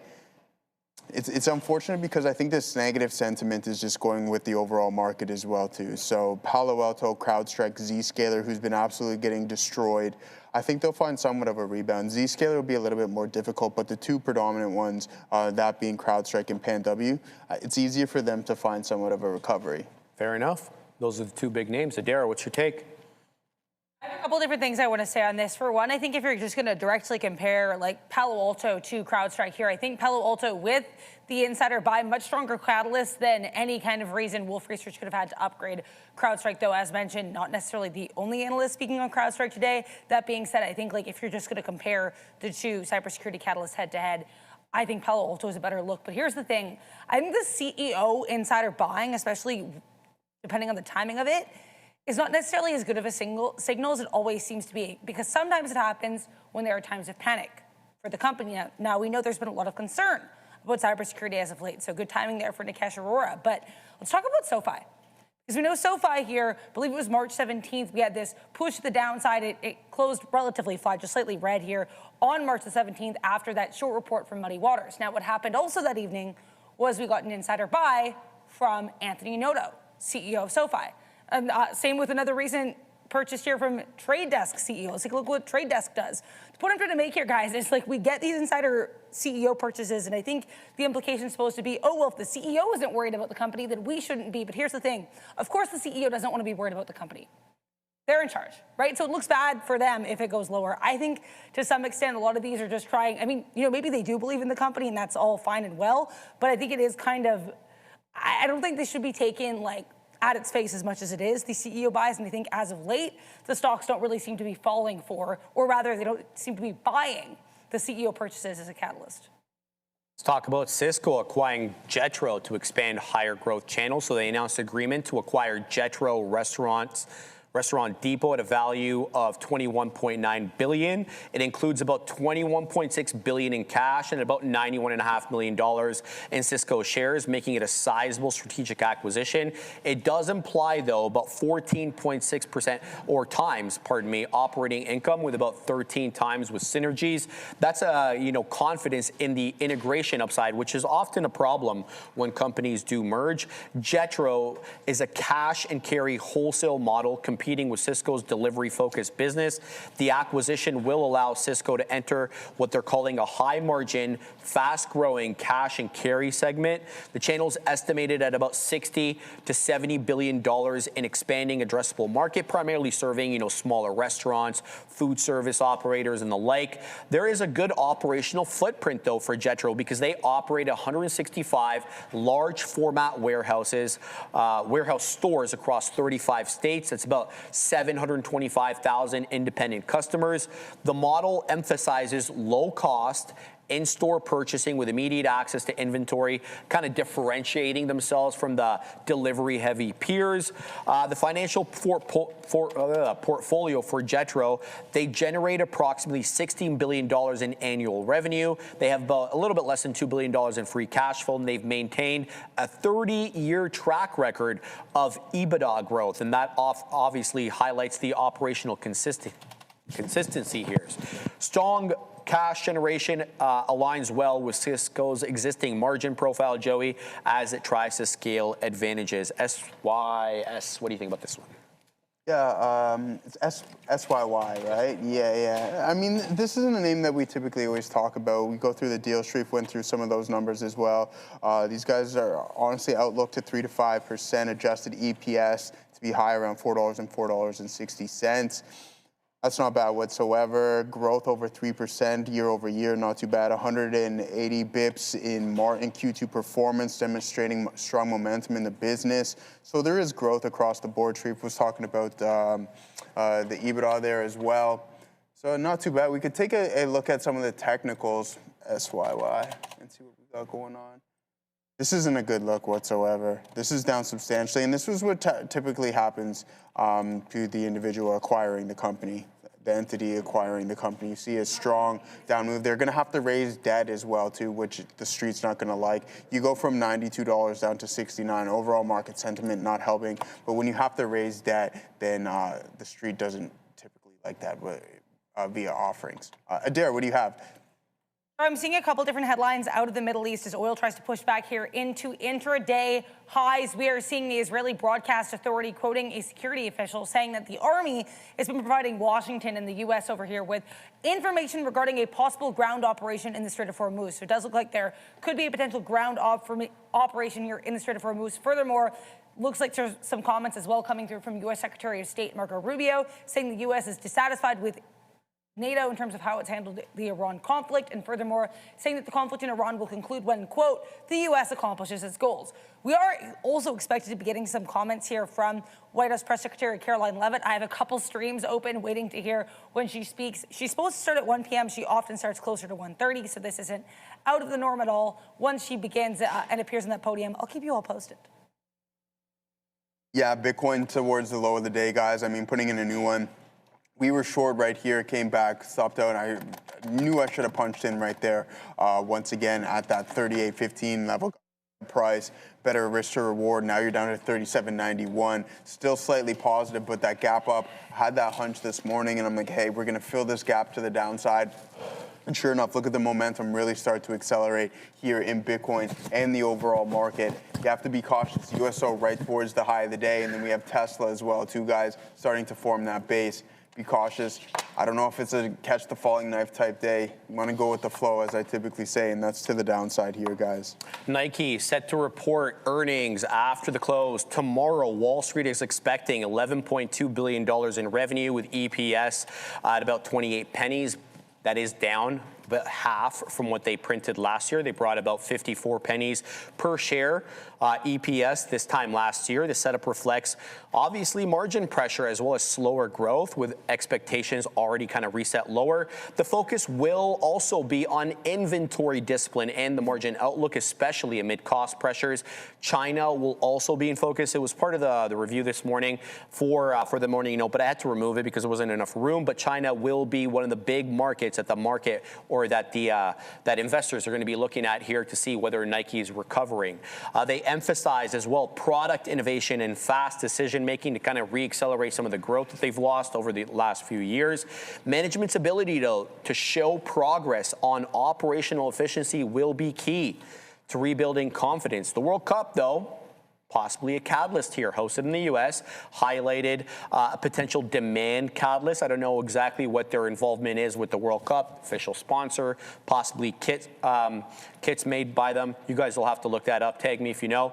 Product cycles and innovation pipeline could also provide incremental upside if the execution improves. However, near-term catalysts remain uncertain without clear demand stabilization.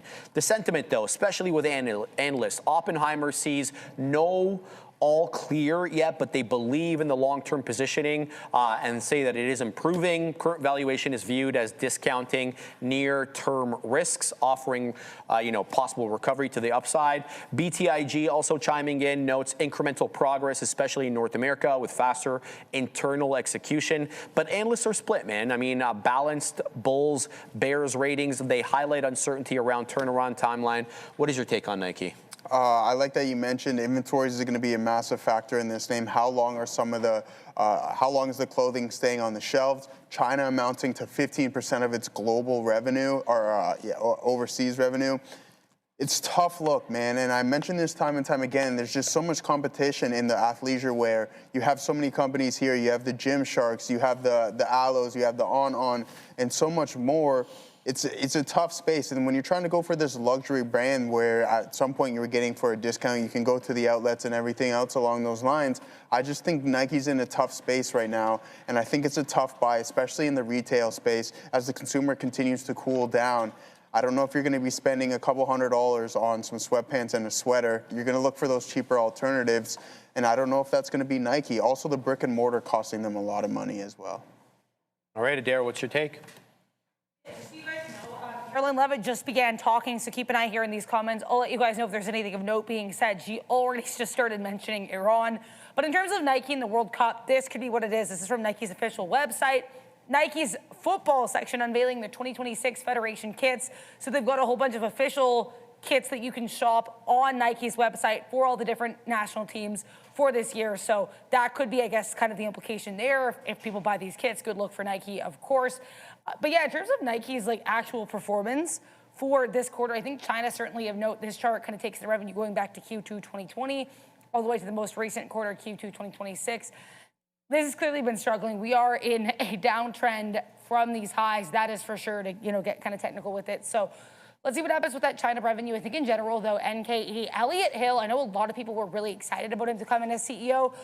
I've seen very little evidence to back up that excitement as of late. And I know Elliott Hill as CEO is a really, really big opinion that a lot of people have. So please, educate me in the chat if you have other opinions on this. That's fine. I don't think he's done much so far that we can really see in the performance reflected. And he's been there now a year and a half.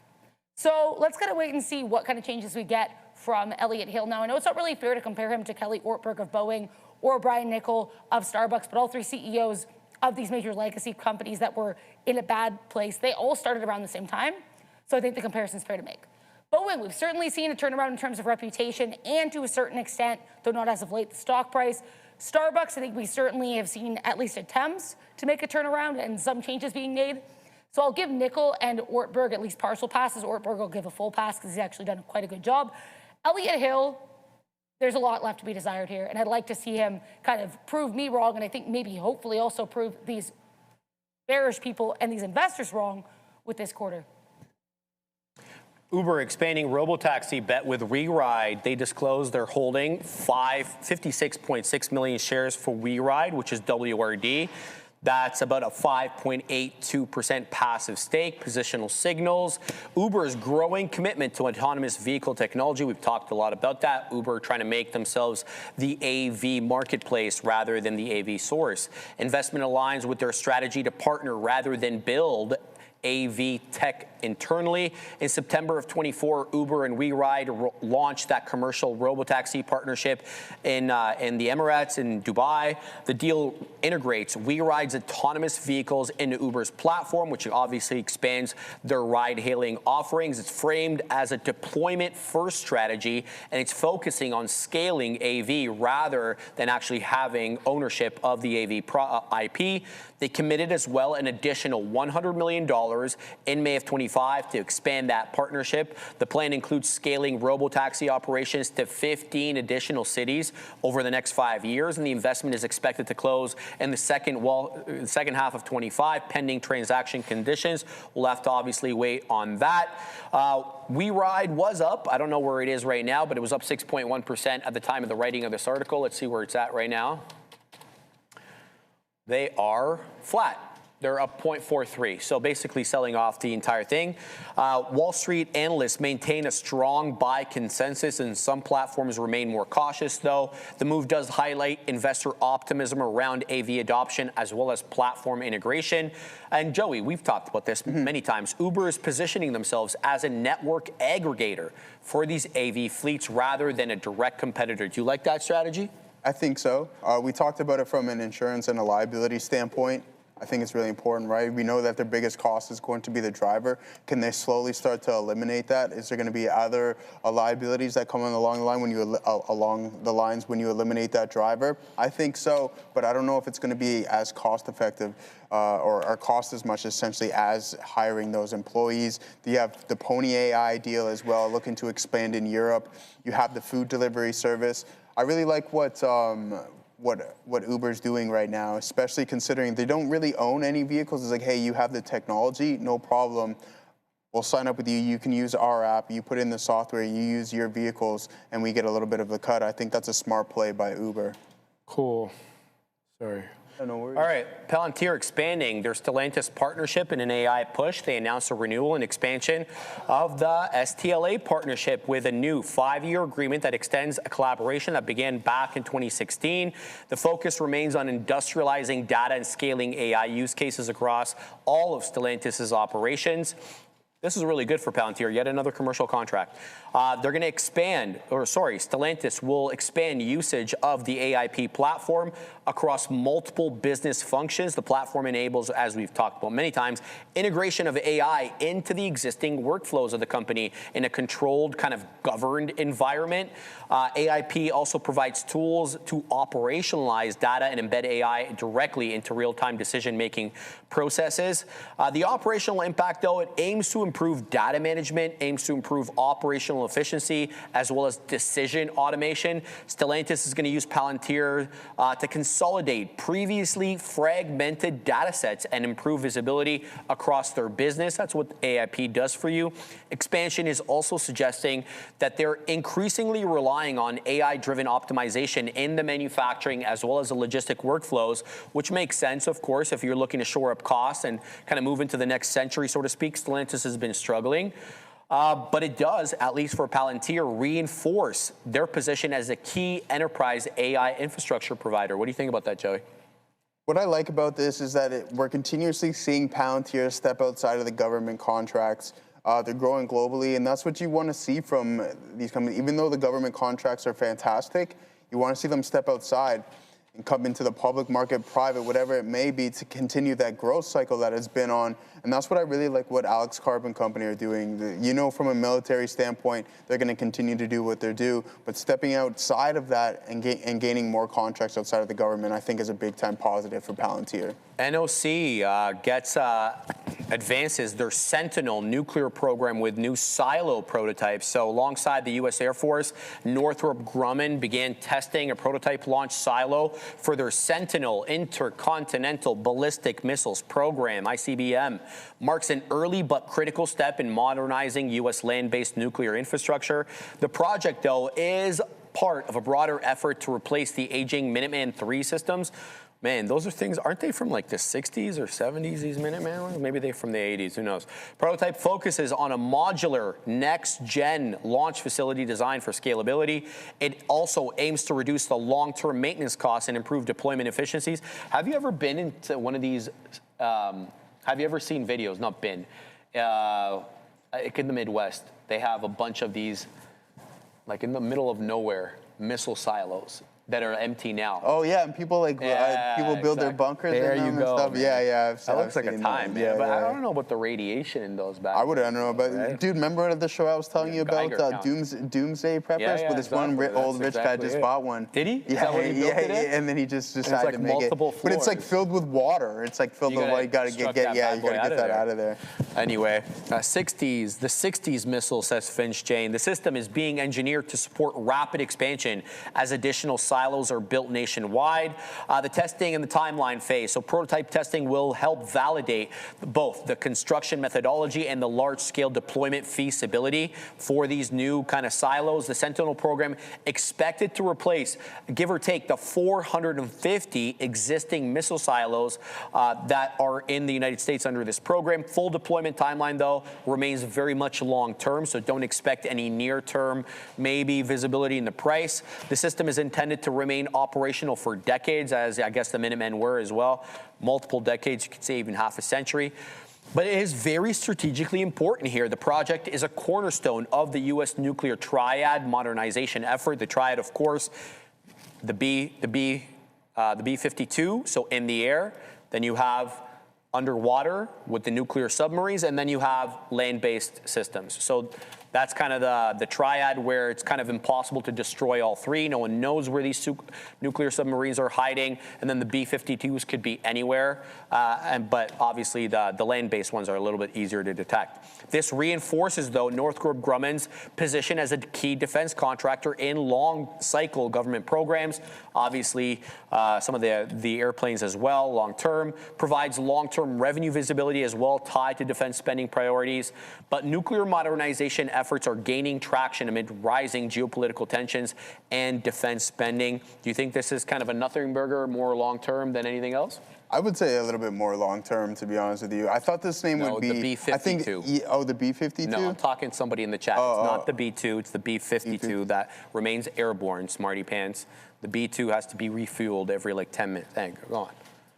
I thought these defense names were going to be performing a little bit better. I mean, they were climbing higher, but now you're 13% off the highs. Obviously, considering the conflict going on, you have LMT as well, Lockheed Martin, down substantially off of its highs. And the other night, I was looking for some signs of strength. And I found that in the telecommunications, the VZs, the AT&Ts, they're performing much better, but you're down 13% in Northrop, and you're down 13% here in Lockheed Martin. I thought we'd see a little bit more considering what we got going on here in the Middle East. Rivian wins direct sales in sales battle in Illinois. So Rivian secured a key legal win in Washington State. I thought it was Illinois. Allowing to sell vehicles directly to consumers. The decision protects Rivian's DTC model, direct-to-consumer, avoiding reliance on traditional dealership networks. It represents a meaningful step to expanding their EV distribution flexibility across the U.S. There was dealer pushback, though, and we know that. Traditional auto dealers initially pushed for restrictions via a ballot initiative aiming to block direct sales by cars to consumers. They face likely key legal challenges, dealers ultimately dropped opposition in favor of a compromise, though. It highlights the ongoing tension between legacy dealership systems like the Fords, the GMs, the Chryslers, and the emerging EV sales models, which are very much direct to consumer, leading the way, of course, Tesla with that model. Legacy automakers like Ford, Toyota, they all oppose the shift, citing concerns about market fairness. However, new EV entrants continue to push for direct sales control, which helps preserve margins as well as the user or the customer, I should say, experience. The outcome underscores a broad trend, though, towards de-intermediation of the auto retail. But there was also very much an expansion strategy at the end of the road here for Rivian. They expect to replicate this legal strategy in other states where they are likely to face headwinds as well. Success here could act as a template for national, or I should say nationwide, direct sales expansion. And long-term goal is to reduce dependency on third-party dealerships entirely. If fact check me, chat, is Tesla still selling cars via the dealership model in Louisiana? I remember there was like one state where they couldn't do DTC because of state prohibitions. So there was something like that. I mean, I'm not sure exactly which one. I'll send it to you while I can look that up, Joey. Absolutely, yeah. So I'm just reading some more things here on Rivian. Interesting, getting another $1 billion of investment from Volkswagen after they completed winter testing. And when we talk about autonomous vehicles, and full self-drive, this is what we're, especially not necessarily in the warmer states, but when you come north and it gets colder and you go through those winter storms, I think that's really important to note. After this testing, they're getting an additional $1 billion as well, too. So Volkswagen putting a lot of confidence here in Rivian. So I find that interesting for sure. Oh, so there's more than one. So Texas, despite moving its headquarters to Austin, obviously Tesla cannot legally sell a car to a Texan, but you buy it online, and technically it originates from another state before being dropped to your house, Louisiana as well. After years of litigation, Tesla settled the lawsuit, in mid-25. Okay, I didn't get that. Effectively accepting the state's ban on direct sales for the time being. Wisconsin as well, one of the most restrictive. Tesla can only operate galleries where employees are legally forbidden from discussing price, from discussing finance, or even giving test drives in some cases. Whoa. South Carolina, not only are sales banned, but the state has also fought to prevent Tesla from even opening up service centers. What the hell? Oklahoma continues to block manufacturer-owned dealerships, forcing residents to look to neighboring states. That is bizarre. And then there's limited caps in New York, Ohio, and Jersey. And there's been recent changes in New Mexico and Connecticut. I didn't even know it was that far-reaching. Like, I didn't think it proliferated that far out, but interesting look there. All right, that does the news segment. We got about 20 minutes left. Joey, what have you been looking at, brother? I got my eyes on Tesla. Missed opportunity here on IBIT. We had that move lower. We caught the lag during the earlier hours of the session. Pulls back, a good opportunity. I was talking about the shelf being broken, and sure enough, the momentum just really picked up to the downside. I have my eyes here on Tesla for a potential long here. Other than that, USO almost at the high of the day. Market slid, broke through that support level, that neckline of 561 on the NASDAQ. SPY broke to the low as well. Perfect. So it's been weak here today without any form of questioning. Now, you have to be patient. Maybe it'll be 3 o'clock or so before you find an opportunity to go long. I think there might be one. NVDA continuously sliding here as well. We'll pull up that name and see what we got going on. Just an ever so slight pullback, but if these larger participants going to continue to slide, then it's not going to look good for this overall market. We're officially in bear territory in the majority of the names. At some point, maybe the NASDAQ and the SPY play catch up, but that's not going to be good whatsoever. That means you can see some more downside. What are we down on the SPY from a daily? We'll pull this up. I mean, we picked up momentum relatively quick here. You're down, so before you hit bear territory in the SPY, you're going to need to drop another 12% or so roughly. Same here with the NASDAQ.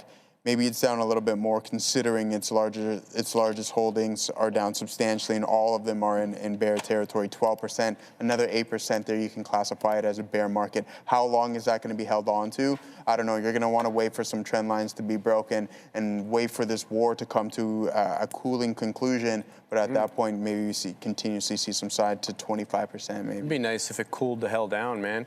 And we kind of moved on with things. All right, getting into BFRG here, as this one is kind of showing that curling effect. Say it again. Is it actually 16 degrees, baby? Well, the high of 19, Katina, man, so I don't even think it's done, brother. It might be up a little bit more. Okay. Might have to postpone the vacation, Joey. Yeah, we'll see if you can push it back to next year. Pushing it back to next year. Yeah. That's not going to happen.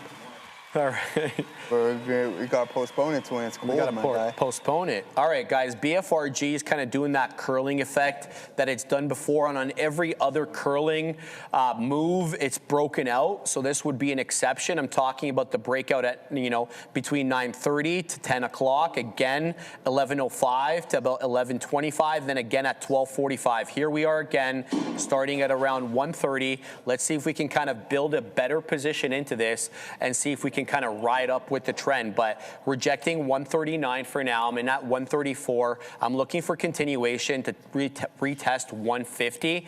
This one seems like it's ready to go, but kind of hard to know with this one. I'm red on it. I'm red on the day. So we'll see what this one has to offer. It's got higher lows and higher highs. So entry level position here, looking for kind of a trend break. I want to say that ideally above 150 to test 155, but on every other occasion, we've made new highs on the day. I'm talking about that initial breakout at 7 a.m. I mean the 9:30 breakout as well. I'm talking about the 11:15 breakout and the 1 o'clock breakout. On every attempt, it's made successively new highs with these higher lows really holding up. So a bit of a tougher trade for me, but when you're looking at it ex post facto, it looks good. So we're going to try to take this one here into the 1 1/4, possibly with the full stop out below the 1120 bar low, which takes us down to 118. So it'll have to hold above there for me to stay interested as a long. We'll see what this one has to offer. BFRG putting in a bit of a topping tail candle now, possibly luring in people into that 139 price spike up. Current bar high is 138. Current bar low, we're at it, 127. Let's see if this holds up, Joey. All right, good look. I'm looking for a long here on TSLL. Frustrating, like I got to switch something up here. Went to go long here off this level. Wrong key, and I put a substantial, largest amount of size on the day on that one. So it's okay, we give a nice chunk of our day back on that. But nonetheless, we'll wait for this pullback and see if we can find a little bit of a bounce here in Tesla. I like the indecision print on the 5-minute low. And yeah, I mean, pullback, retest of that, and then we're going to engage on this one with a little bit more size than we had on this initial one. So you just got to be a little bit more patient and wait for that quality opportunity to step in or display itself. Head over to our scanner here, guys. We haven't done that. We've looked a little bit at the options chain here today. We can do that momentarily. But what we want to do is head over to our scanner. Oh, we don't want this here right now. Let's pull this back up. Now we're getting that pullback. So many tabs and screens. See what our scanner's got going on. Top name, 110 million shares right there. SOXL, TQQQs, SPY, INTC, 5-minute time frame. What's Intel been up to on this on the session? Finding somewhat of a rebound. That's not too bad of a look whatsoever. MU just been getting absolutely destroyed, down substantially. That's not a good look there. 30% in the span of a couple of trading weeks. So it's been a tougher one without any question. Now, moving forward, let's actually head over to the daily and see what we got in the Mag 7 to see where we stand at from a percentage point off of the previous highs. Let's make this bigger here so we can see a little bit better. Gotta love the compatibility within the platform. Sorry about that. All right, now moving forward, 21% NVDA. 21. Apple. What are we down off the highs on Apple? 14%. Oh my All right. day. Microsoft. It gets even worse as we move on. Gets worse. Microsoft. 35%. Oh. Amazon. No. Yeah. Stop. I can't. 22%. Right? We have to keep on going no matter what happens. Google. Google now down substantially. Katina, man, how much are we down in Google off of the highs? You guessed it, 21%, brother. Not too good. Again, Meta. Dunking on everybody. I mean, need I go on? Yes, 32% in Meta. Now, Can Broadcom give us any form of hope? No, Sharif, you guessed that right as well. We're down 29% in that one. We'll call it 30. Broadcom lost $300 too, man. Yeah, so it's been absolutely disastrous. And there goes TSLL with a nice pop to the top side. The market's slightly recovering. It's somewhat of a pullback. It's better than nothing. But those top names that we just went over, with the exception of Apple, who's down 14%, all of them down more than 20%. So that is not a good look whatsoever. Did you see this Moses Itoma guy? No. Oh, tell me you don't know about this guy, man. No, I don't. He's the new heavyweight. People are actually talking about this guy taking on Usyk. In boxing? He kind of looks like Mike Tyson. He's not like your 21st century heavyweight, 6'5" and up. Not that kind of fighter. No? No. I would say he's probably like 6'1", 6, something like that. Did you guys hear about Who this has he guy in the fought chat? is the real question. Something's going on here. Levitt, Iran's best move to make deal or face consequences. All right, I don't know if this is it, but we're gonna go to Adara here. Yeah, I mean, I've kind of held off on saying too much here because it's a lot of restatement of what we already knew, or rather what we're already hearing or have heard. Caroline Levitt saying that despite Iran saying that they haven't talked to the U.S., they have in fact talked to the U.S., also just saying that, yeah, like she's not going to say what President Trump's going to do. President Trump's not going to say what President Trump's going to do. They're going to keep their cards close to the vest. And as Sharif just mentioned, most recent comment here, Iran should strike a deal or face consequences. And again, President Trump does expect the Iranian regime, or rather, I guess the less intense parts here, the more agreeable parts of the Iranian regime, to reach a deal with the U.S. She has not commented here with regards to Karg Island or those potential strikes, only to say that President Trump would only do things that are aligned with, I guess, law and international law, because that was actually a question raised by reporters. So long story short, a lot of these questions are about Iran. Not a lot of them are making too much of a move here. Back to you.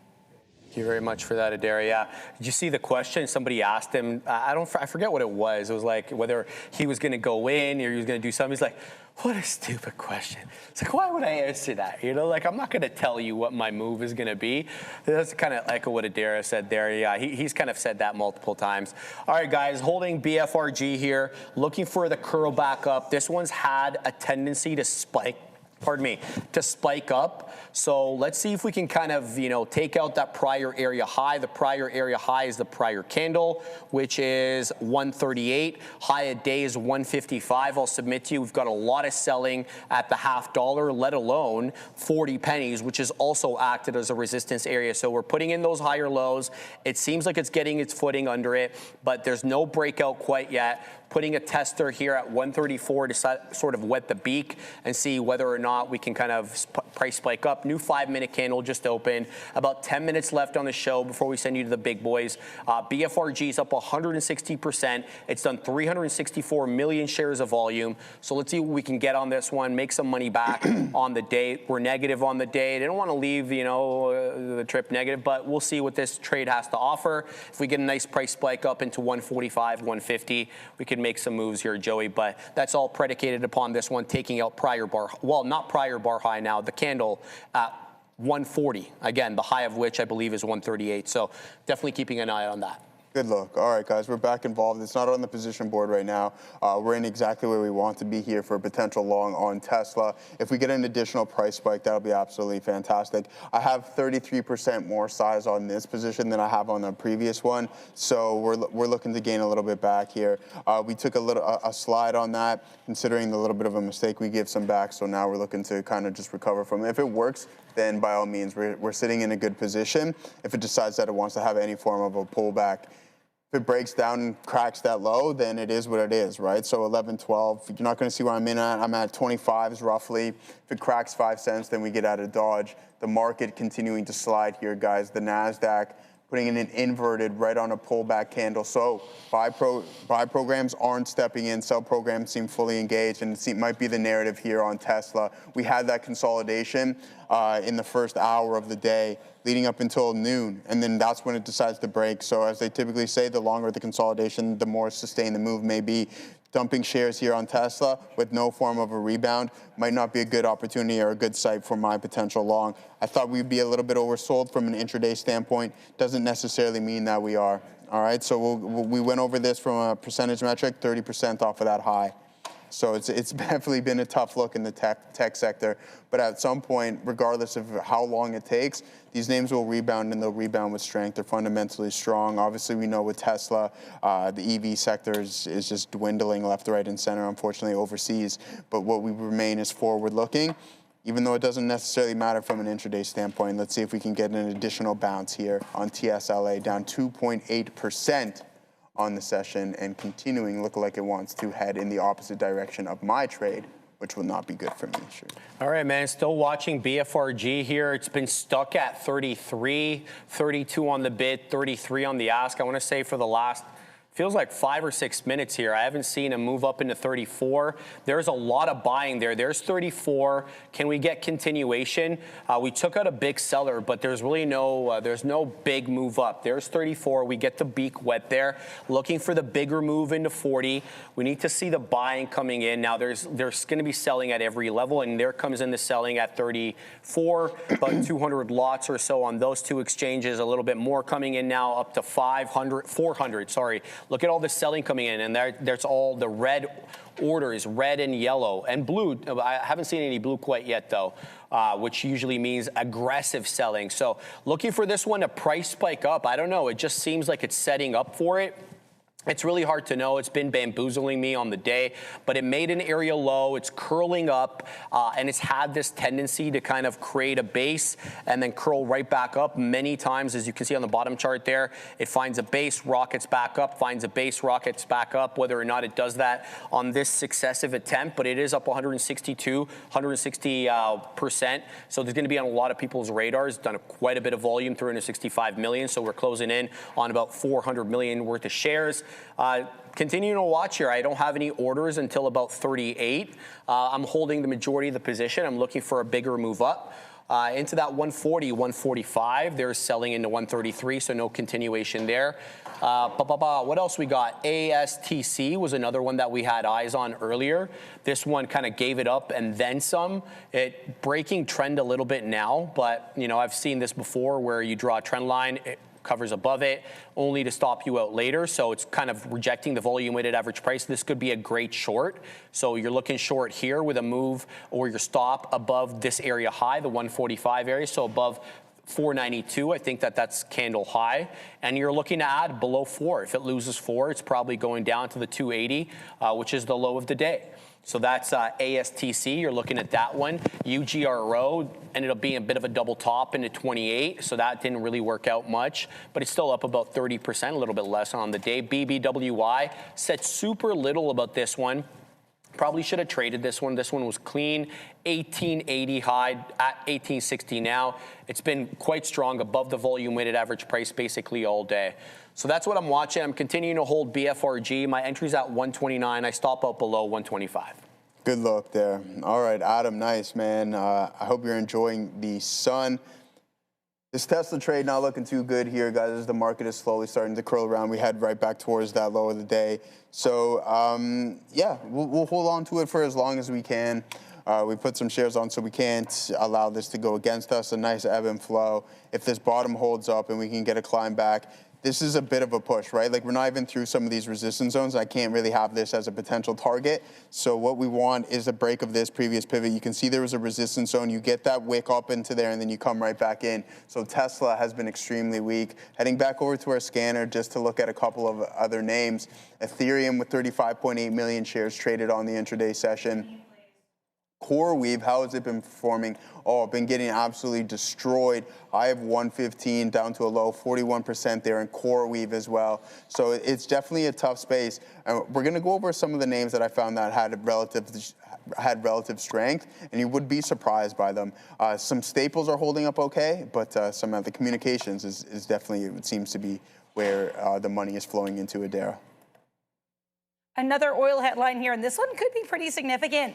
I'm seeing reports that Iran's parliament has approved a bill to impose fees or tolls rather here on the Hormuz Strait. So we know earlier today during her White House press briefing, which is just wrapping up now, White House Press Secretary Caroline Leavitt said that President Trump would not be okay with any kind of fees or tolls being imposed here on passage through the Hormuz Strait. Looks like Iran's parliament has approved a bill to do just that. JCSE is at the high of the day, guys. So it's breaking out as we speak. JCSE. So keep your eye on that one. Here's you wanted to mention here's T, right? AT&T right here. Not too bad of a look. And then we also have VZ as well that has been performing relatively good, guys. So, I mean, not too far off of that previous high whatsoever. So only a couple of percentage points. Well, the tech names are just getting absolutely destroyed. You're down a couple of percents here in Verizon Wireless. All right, JCSE is at the high of the day. A good look into, where is that? 171. That is the high, coming back down into 66. It looks like the breakout level, between 60 and 55, because there's been so much chop and churn, but it's been quite respectful of the base that it formed. I feel like that 135, 140 area was money if you picked it up off there. Now, it did breach VWAP on a bunch of occasions, but here it is, right back into the area high, 171. This one's breaking out much to, the disadvantage of BFRG, because that one is now starting to sell off here. So it looks like the traders, the small cap traders, looking at JCSE to the detriment of BFRG, and obviously to my detriment as well, as it will come back down now into my entry level, giving back the profits that I had. 124 I stop out, so that's area low over here. We'll have to see if that holds up. So I just got to manage this trade, Joe. Yeah, absolutely, guys. Again, we're down. Not looking too good. NASDAQ heading towards the low of the day. The SPY. Katina Man still short on NVDA, so that's a good look there, brother. As it's down to 166. I like it. 150 might be in the works here. We've got to get to 160 first. I think we'll find a bounce at some time throughout the week. Maybe not today. Obviously, that hasn't been the case. Maybe not tomorrow, Wednesday, or midweek, leading into the end of it. I think we will get a little bit of bounce, head back into that 170 mark here for NVDA. That will help drag the market up a little bit, and then maybe we continue our slide. But we talked about this quite some time ago, just the support levels. You had the consolidation zones in the SPY, in the NASDAQ, in NVDA. You can be the best in class and still potentially break down. So nice little pop there. Come on, break through that previous pivot level of 1125. You can see we're in at 26s. We want to at least give this a 1-to-1 here, roughly. A nice pop there, Sharif. That's exactly what we want to see, my friend, as Tesla starting to find somewhat of a rebound. Now, can it be sustained? We found resistance at this specific level right here. Not too good, 1128. Break through that. Give us a couple pennies. Let's go. We want to ride this bull. There we go. We're printing 27 on the ask. And now, are you in this, Los Polios? I haven't seen you here today. Gaurav, how's your guys' day been? TBK, I see you in the chat. Make sure you guys hit those ones for my boy Sharif. He's going to be on vacation, and he's not going to rub in the sunshine or anything along those lines to any of us. So hit that. Won't be sending pictures like you did last time, bro. Making us feel all bad. No. Hit the ones in the chat for our boy over here. I'll put it in there for Sharif, as he is headed off for vacation for a couple of days, and he's going to have a lot of fun in Punta, Canada. Hey, all right, we're overtime. Overtime, man. We didn't get the ones there. They're coming in there. All right, guys. See everybody. Same bat time, same bat channel. OBN. See you guys. Welcome, everybody. It's still, what's the guy, John Lovitz? Great guy, great kid. He had the show called The Critic, right? I know that the cartoon. Is it a cartoon? Okay, I don't know, but I know he does that. His whole thing Saturday Night Live. It stinks. Right.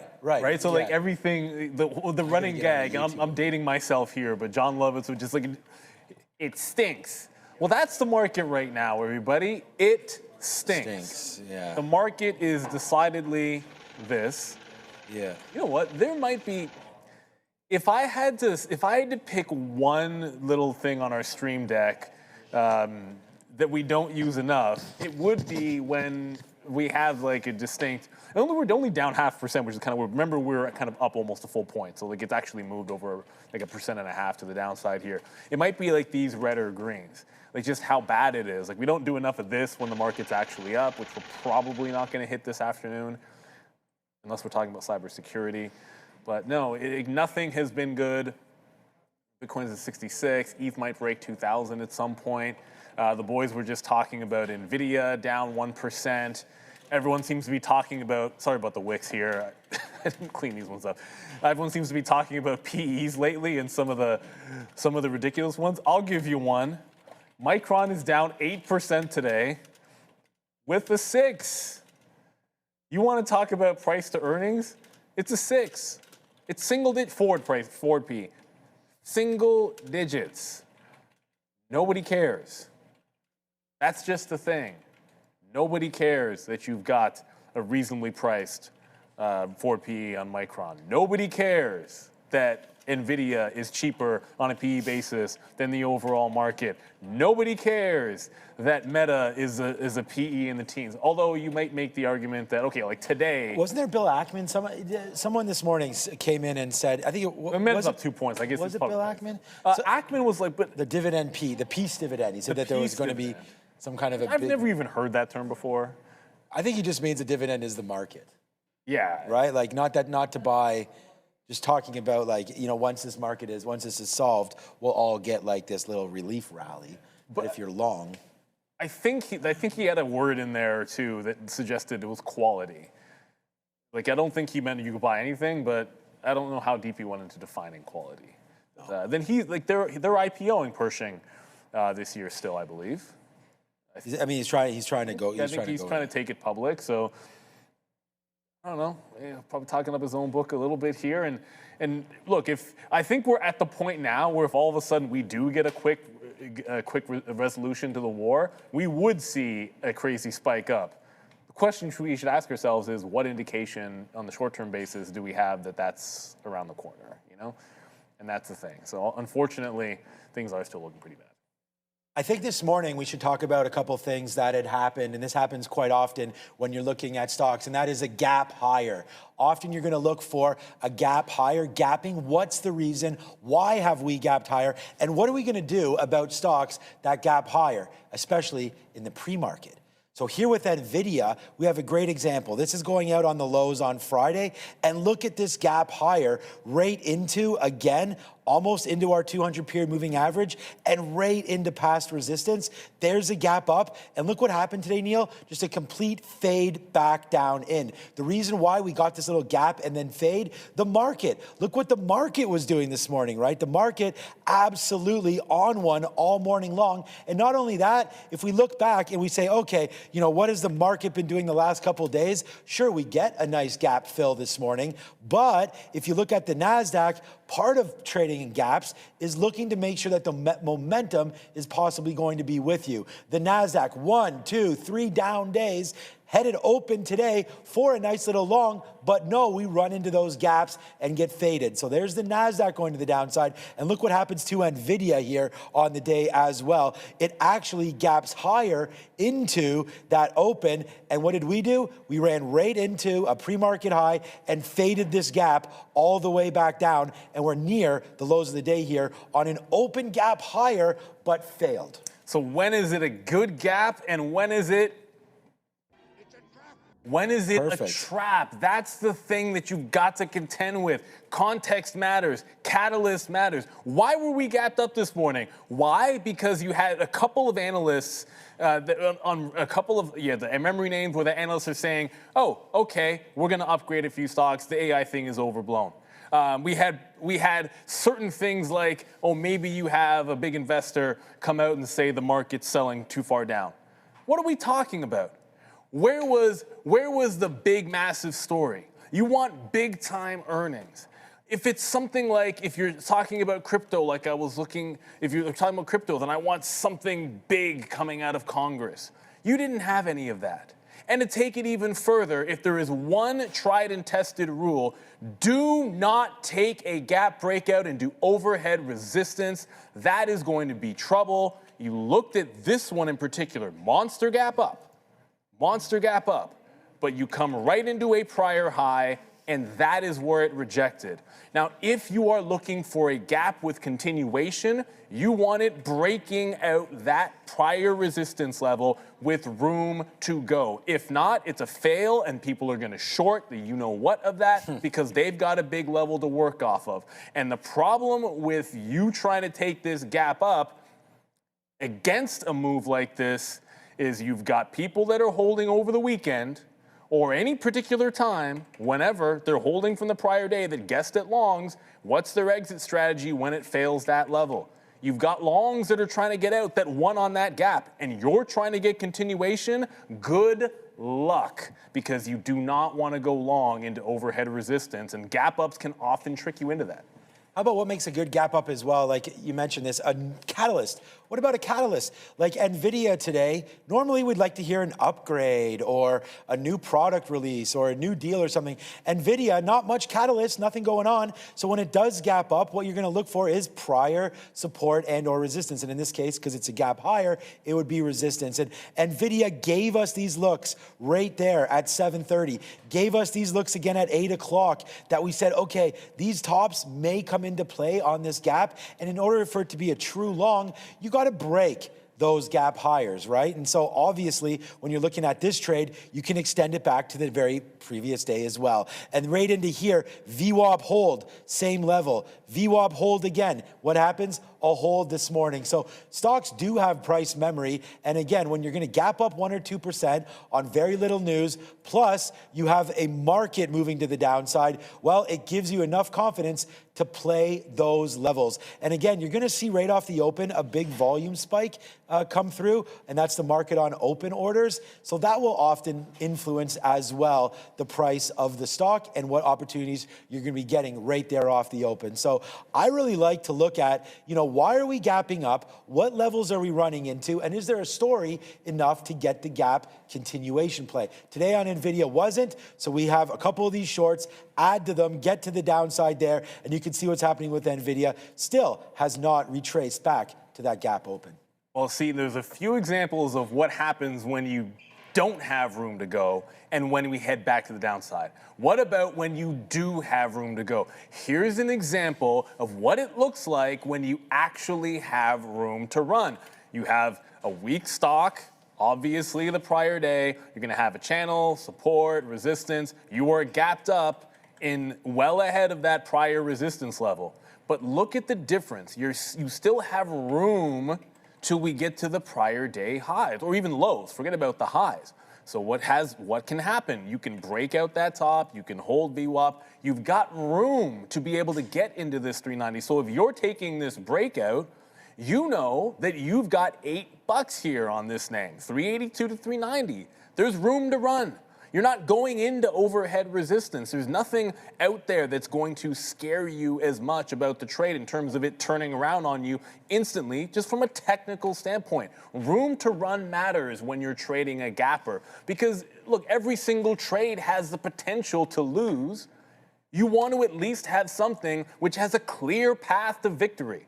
You want to drive the lane and get a slam dunk. Maybe you shouldn't do it when Dikembe's doing this to you right in your face. I'd rather check out the open lane, and then if I miss it, so what? That's part of life. I mean, size often matters, and on the size of the gap, it matters once again, right? And so you got to be very, very careful with all of that. Double check all of your metrics and make sure they all line up to trade a successful gap open. So I feel like those are going to be trades moving forward that I'm going to be looking for.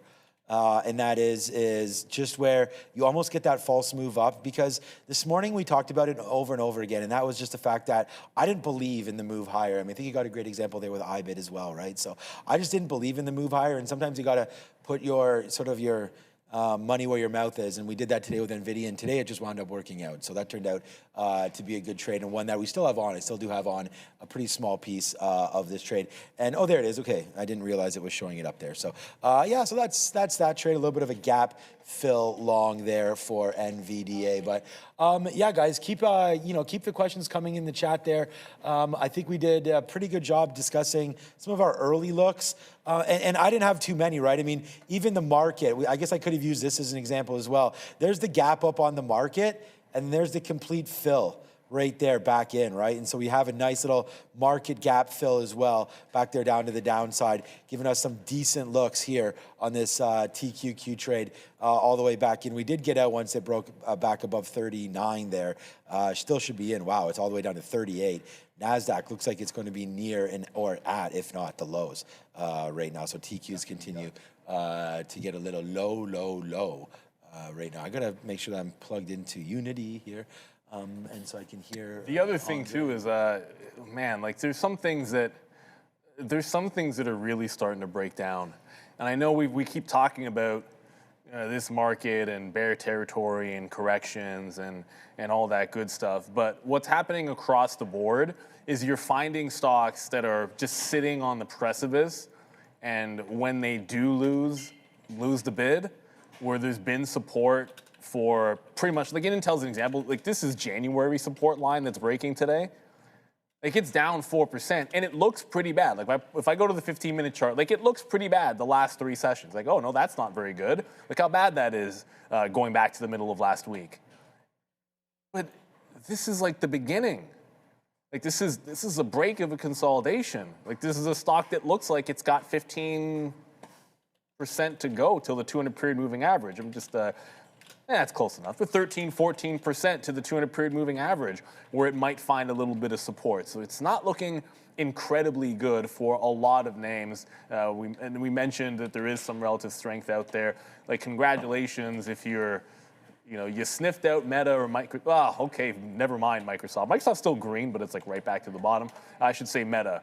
Meta's one of the only things holding above VWAP that isn't a special case. Like I would consider like the cybersecurity names a bit of a special case today because they had a catalyst. But Meta trying to hold the line all on its own. It's kind of lonely. Yeah, no, for sure. And today, don't be too lonely. This is an awesome opportunity to get rid of all of that. Are you ready to become a real trader? Our next training cohort is just around the corner. And this time we're expanding our reach. If you live outside the US, now's your chance to apply and join our program. You'll be trading US equities during regular market hours, so be sure you're available for the continuous US session. This program is carefully designed to help you master first, couple things: market microstructure, the different marketplaces and their venues, order types, then professional execution versus retail/amateur approaches. Space is limited, so don't wait. Apply now and take your trading skills to the next level. Make sure you do click that QR code, scan it. Unfortunately, this is not available to US residents, but if you're outside the US, scan that QR code, start to train up on our platform here with some of the methods that we use and to help train all of our traders. It's a campus program back on live right now, and been a pretty good success story. We had Wayne on the other day, I think a couple weeks ago, explaining more about the campus program. I think we should have this guy Chris on at some point as well to maybe help explain that as well. Yeah, he's a great guy. So I think he's being blocked by someone to have him come on. So we'll hopefully have Chris come on very, very soon. We'll unlock that door. We'll unlock that door. You guys will like talking. Yeah, he's a good guy. I'm just joking. He'll come on soon. So join us on the campus model. Someone just said Swarmer there. What? $42. Okay. What in the? Stopped. Yeah, you're right, man. What the heck is even that? Right there. Swarmer right now. Monster move. Get ready for potentially a halt right now. SWMR. Not all-time highs. We made that in the second. Is it the second day? Yeah, the second day off IPO. Swarmer got to $65. So right now, these guys are the makers of some of those drones there, the different technology. They just IPO'd. And upside there for Swarmer. We'll have to wait to see what winds up happening now. Right now, the whole band's all the way at 45. Yeah, I mean, it's slowed down. 78. I guess it's slowed down. So it's not, probably won't halt, but just the liquidity, right? It's not very huge here. Go that far. So, again, like it's just someone just wipes this for 1,000 shares, you're going to wipe it all the way up. If you come over here, this is just 100 shares, 400. Like, you can add this all up. If someone ever gets caught, and this is why these stocks tend to run, is because traders get caught holding the bag, and the next thing you know, they're looking for liquidity, and either their broker or they do or somebody does sends out like a monster sort of exit order, like a liquidity, flattened key, I guess. And, next thing you know, someone's got 2,000 shares and they think they're punching out at 43, but it all evaporates and all of a sudden all the offers pull because they can see that someone's panicking.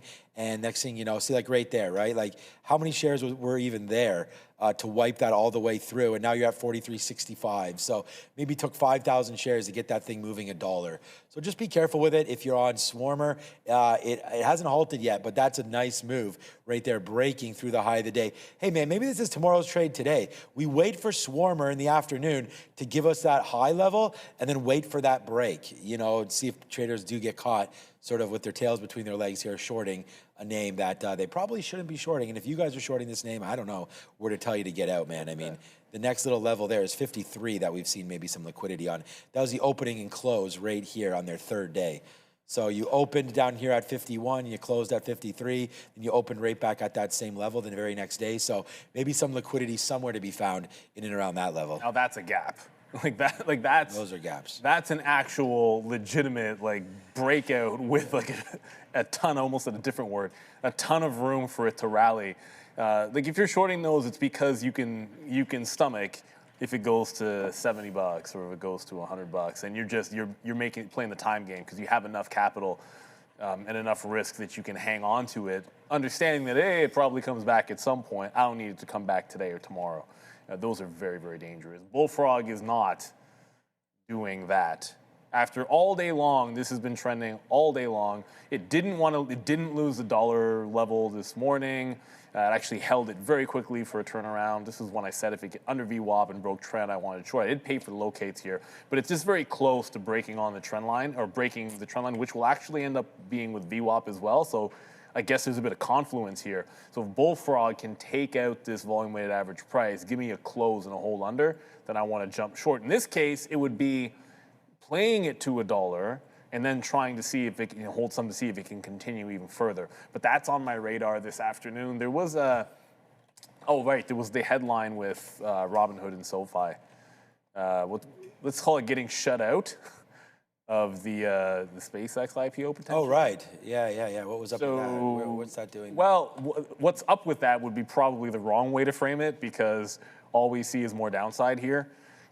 I hate to say it, but Robinhood doesn't really have much. There really isn't anything until, I don't know, 45, 50. 45 to 50 has this little consolidation going back to May of last year. And then, from there, you're talking about the April lows, but this is a bit of a gap getting filled. It's a big level that got broken down here, that 66, 67 on Robinhood. The good news is when you're looking at a daily chart, it's not game over, man, until we're looking at it tomorrow and it's down here. If it does some kind of a crazy V-shaped recovery, then this just amounts to a false breakdown. But for now, they stink. To seal one from Lovitz. SoFi stinks. I think this one, I'm going to draw this on my 15-minute. That way when I go over to my 3, quickly show you. If this gets close to VWAP, then it's sort of the all-day trend from high, lower high, holding, comes right in around a VWAP. I didn't draw that perfectly, but it's close enough to get the idea. This could be another short-to-pop situation or a trend reversal breakout. So that's where the eyes, I think, are going to be this afternoon. Yuckity yuck, yuck. Ooh, USO actually coming back in. Maybe we do want to bounce. Shout out to you, Greg Moore, in the chat. USO is at VWAP. I don't have it breaking down just yet. We're holding the line. And when we did this in the morning, it found support down here, 126.5, a couple of times. So it went through, but it's double bottomed that support. So you could fall down, but then you have a bit of a bounce spot here to be maybe contend with. So I wouldn't necessarily be all in thinking it's market reversal. It'd be more like scalp trades if you're looking for longs until you break down this secondary level here on USO. But yeah, a little bit of weakness. Maybe we'll get enough of a bounce to find some things to short the pops in. Oil falling down, I wouldn't call it dumping. Yeah, I was just going to look at USO there. It is breaking VWAP, but yeah, not enough for me to do anything. I wrote down earlier, I'm going to get into a trade here, I believe, very soon. I wrote down earlier today that we liked silver at a 63.50 right there long. It hasn't. I'm surprised. I thought silver would be moving a little bit more than it actually has been moving. Silver, this is 63.50 right here. I can't make this stuff up. I write this level down when it's at $65, and there it is right there again at 63.50, holding all day. As if we had some sort of that crystal ball that people wondered if Jay Powell had there. But so I'm actually thinking about a break lower now, underneath VWAP, underneath the 50-period moving average. Things are starting to potentially trend lower here. And I say potentially, we don't have that crystal ball. But what about just a break of that level there, 63.40 on silver? And then we use, the 50-period or something, to give me a little bit of a safe safety net sort of thing here on that trade. So I was thinking about that there for silver. What do you guys think about that in the chat there for SLV? I mean, I wrote down 63.50. I could go long 63.50. So that's where I'm kind of, that's one of the names that's actually at a spot that I was thinking about. And I mean, I'm looking at gold same kind of ways. Like, what about a break lower here? You know, just because we're up on the day doesn't, I mean, I know the NASDAQ, we talked about that, where that is down 0.5%, and same, I think, same as the ES, a little bit better. Doesn't mean that gold has to hang out here. You know, like, these are the highs, boom, boom, boom, boom, like, definitely making lower highs, right, as we go through, and trying to do it right now and basically rejecting, again, that top and now moving lower. I think gold and silver might be setting up for a short, but then maybe oil is better. Like, oil has just a little bit more movement on it today. I could definitely see something going on there with USO, and as opposed, we can throw up the super chat whenever you want. We can be able to have that. You know what? This 63.50 maybe is breaking. So be it, Jedi. Yes, Jedi. I'm gonna go short here. It's looking like a bottom. What do you think? No. Well, I know that's for you. But look at the cues. That look like a bottom? I mean, not really. It looks like we're still trending down, right? Like, that looks like we're trending down. I don't really see any signs of a higher low. We were just talking about USO. Look, I'm not saying the market couldn't bounce. I mean, I'm just sort of like observing. Then I look at USO. Oh, that's right. Get rid of that and sort of show you this from the low into here. I mean, it tried to break this trend on the 15-minute, so that's fair. But we just bounced off of VWAP, so that kind of isn't. Like, we literally just bounced off the volume weighted average price on USO. So it pulls right back into VWAP, which we know we care about, and it bounced. So it does look like I shorted silver. Man, like, that's, and I'm not saying, like, again, I'm not saying that we cannot bounce, but I don't really see anything that's showing signs. I'm still looking for, I want to short pops rather than take out the bottoms of anything. But let's be real. The market could bounce from here. I'm just not seeing signs of it yet. Yeah, there's red. I agree with Neil on that one as we get red, dead red a little bit here. I'm short. I'm just short right here, 55 starter position, really. Unit and a half. Most units I'll try to get up to. Like today's trades both had 3 or 4 units on it. We didn't get fully for NVIDIA or the TQs. Actually, we had a little bit more on NVIDIA than we did on the TQs this morning. Yeah, just trying it small. And I'm just going to give it to this 50-period moving average. It worked well on Friday. I forget. Was it NVIDIA? It's something that we had on Friday. We were following the 50-period moving average, and it just kept on bleeding to the downside pretty much. It might have been the futures. So I'm going to use the same kind of thing here. It's not moving around, so we're going to have to be patient with it, but it's a new position. Short silver. I know I wrote down the long on silver. I just wonder if this market has one of those moments again where we continue to bleed to the downside. Maybe, let me just check out before I get too married to this position and really decide what we want to do. What exactly is the dollar doing right now? Because I'd rather it be a little stronger to give us a weaker silver. But okay, so dollar kind of just staying in this range. I'm not going to get my answer from the dollar right now unless that does really start to hum. I'll average it up into this, but you know, we're having a good enough day now that we don't need to we never need to put on a hero trade. That's sort of not what I meant to start to stay there. I am going to punch out if this breaks. And right now it's looking like 80s, so I think we'll try it around 70 if we have to average in, and then that'll give me a decent out if we need that. If we need to hit it at 75 or so. So I think like right into there at 70, give me to like 80s maybe as our stop out, and that'll be well worth it. So I always try to think about the downside almost more than the upside on trades like this. And then once I'm in it and it starts working, then we can say, okay, you know, 2 to 1 is where, and maybe that's the wrong thinking or whatever. But like I already have a bid down here to try to take 10 cents on a third of it and then try to play with house money on the way back down. So hopefully that'll be something. But yeah, wouldn't mind getting a little bit more short in this silver trade right now. It's not doing anything, but we'll see if we can get some SLV to the downside. I know it's SLV, it's not silver. We get in trouble. Like, you know, don't call it the futures. But that is what it is. So right now, silver downside. Just looking at Microsoft was in trouble the last couple of days, but did have, from what I saw earlier this morning, a nice little bounce. But this one's giving it back, it looks like. So there's a nice bounce back up to 365. Wow, down $7 from that high again is softy. Doesn't seem like any of these names could really find a bid today. Like, is the IGV? Meta, to its credit, Meta's actually holding. Meta, okay, well, Meta's been such a dumpster fire, so that would make a little bit of sense. Yeah, so the IGV again, yeah, same kind of way. So I'm expecting Salesforce, Adobe, Palantir, a lot of these names probably peaked out around this 11:30, 12 mark, and now you're starting to see downside play here now on the IGV. So yeah, it looks like we're starting to break and get a little lower here in the market. Hey man, we're 350 in the money right now on NVIDIA, and here we go, hi ho, finally starting to work out for us right near here on the SLV. So hey man, we took the trade. All right, 48's here. You know what? I'll put a small bid for 5% at 48, just because we just whooshed down there again on SLV. So let's just, you know, if we can just start to top out our day. Well, what a surprise! 48 is right where the bottom of that was.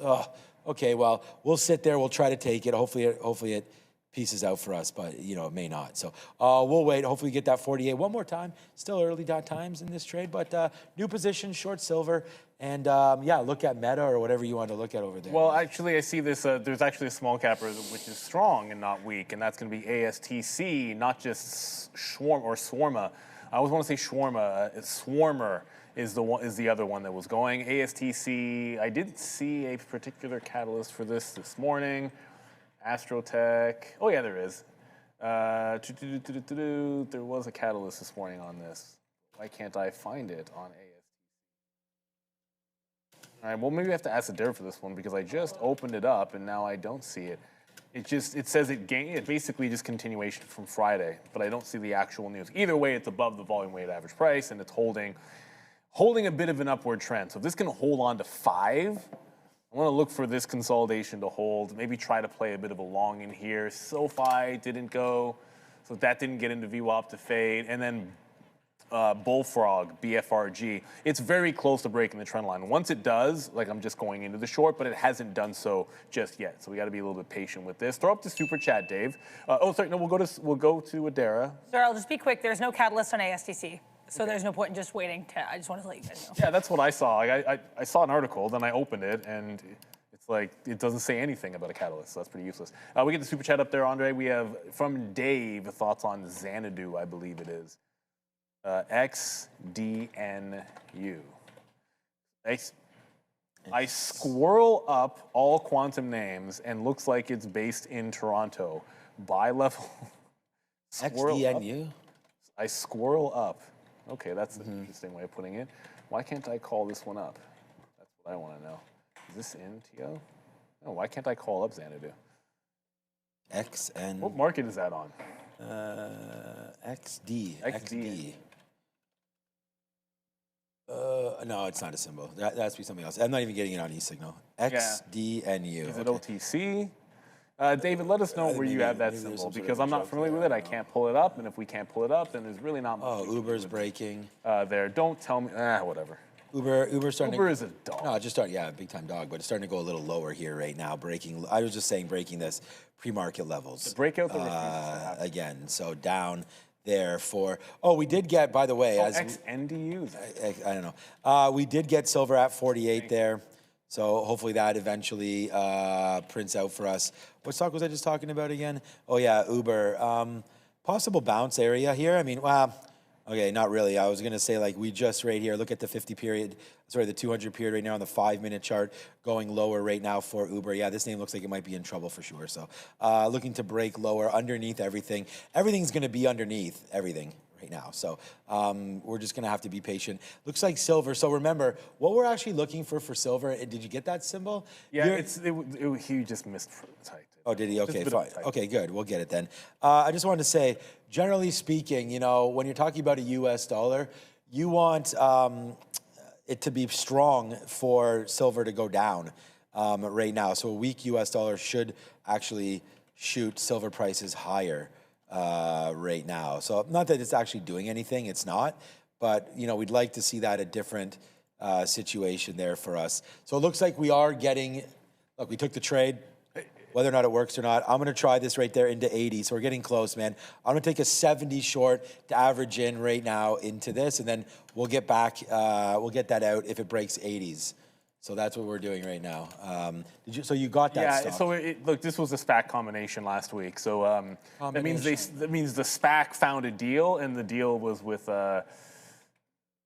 Crane Arbor Acquisition, found a deal with a quantum name here, Xanadu. The issue that you have to have with these is if you come up with a combination and on that day lose the $10 level, that's about as bearish as it gets for a SPAC, because that means after they found, because it's $10, every SPAC is $10, right? So you make a deal, it's up at 13, hits 880, and then there was like a late surge for it to be able to get back above 12. So like, okay, good. It regained the $10 level. What happened today? Lost $10. I cannot the quantum space is obviously a dream and tremendous upside and a lot of risk involved. So you understand that you're going to be taking that risk with something like this. But if it's a SPAC and immediately you've now back-to-back failed the $10 level, to me that's so bearish. I can't get behind those, because I feel like we've seen too many examples of these SPACs where they have so much trouble getting back to that 10, and then that one shot you had above $10 was the only one that you got, and then everyone just ends up getting rinsed. There's so many stories like that.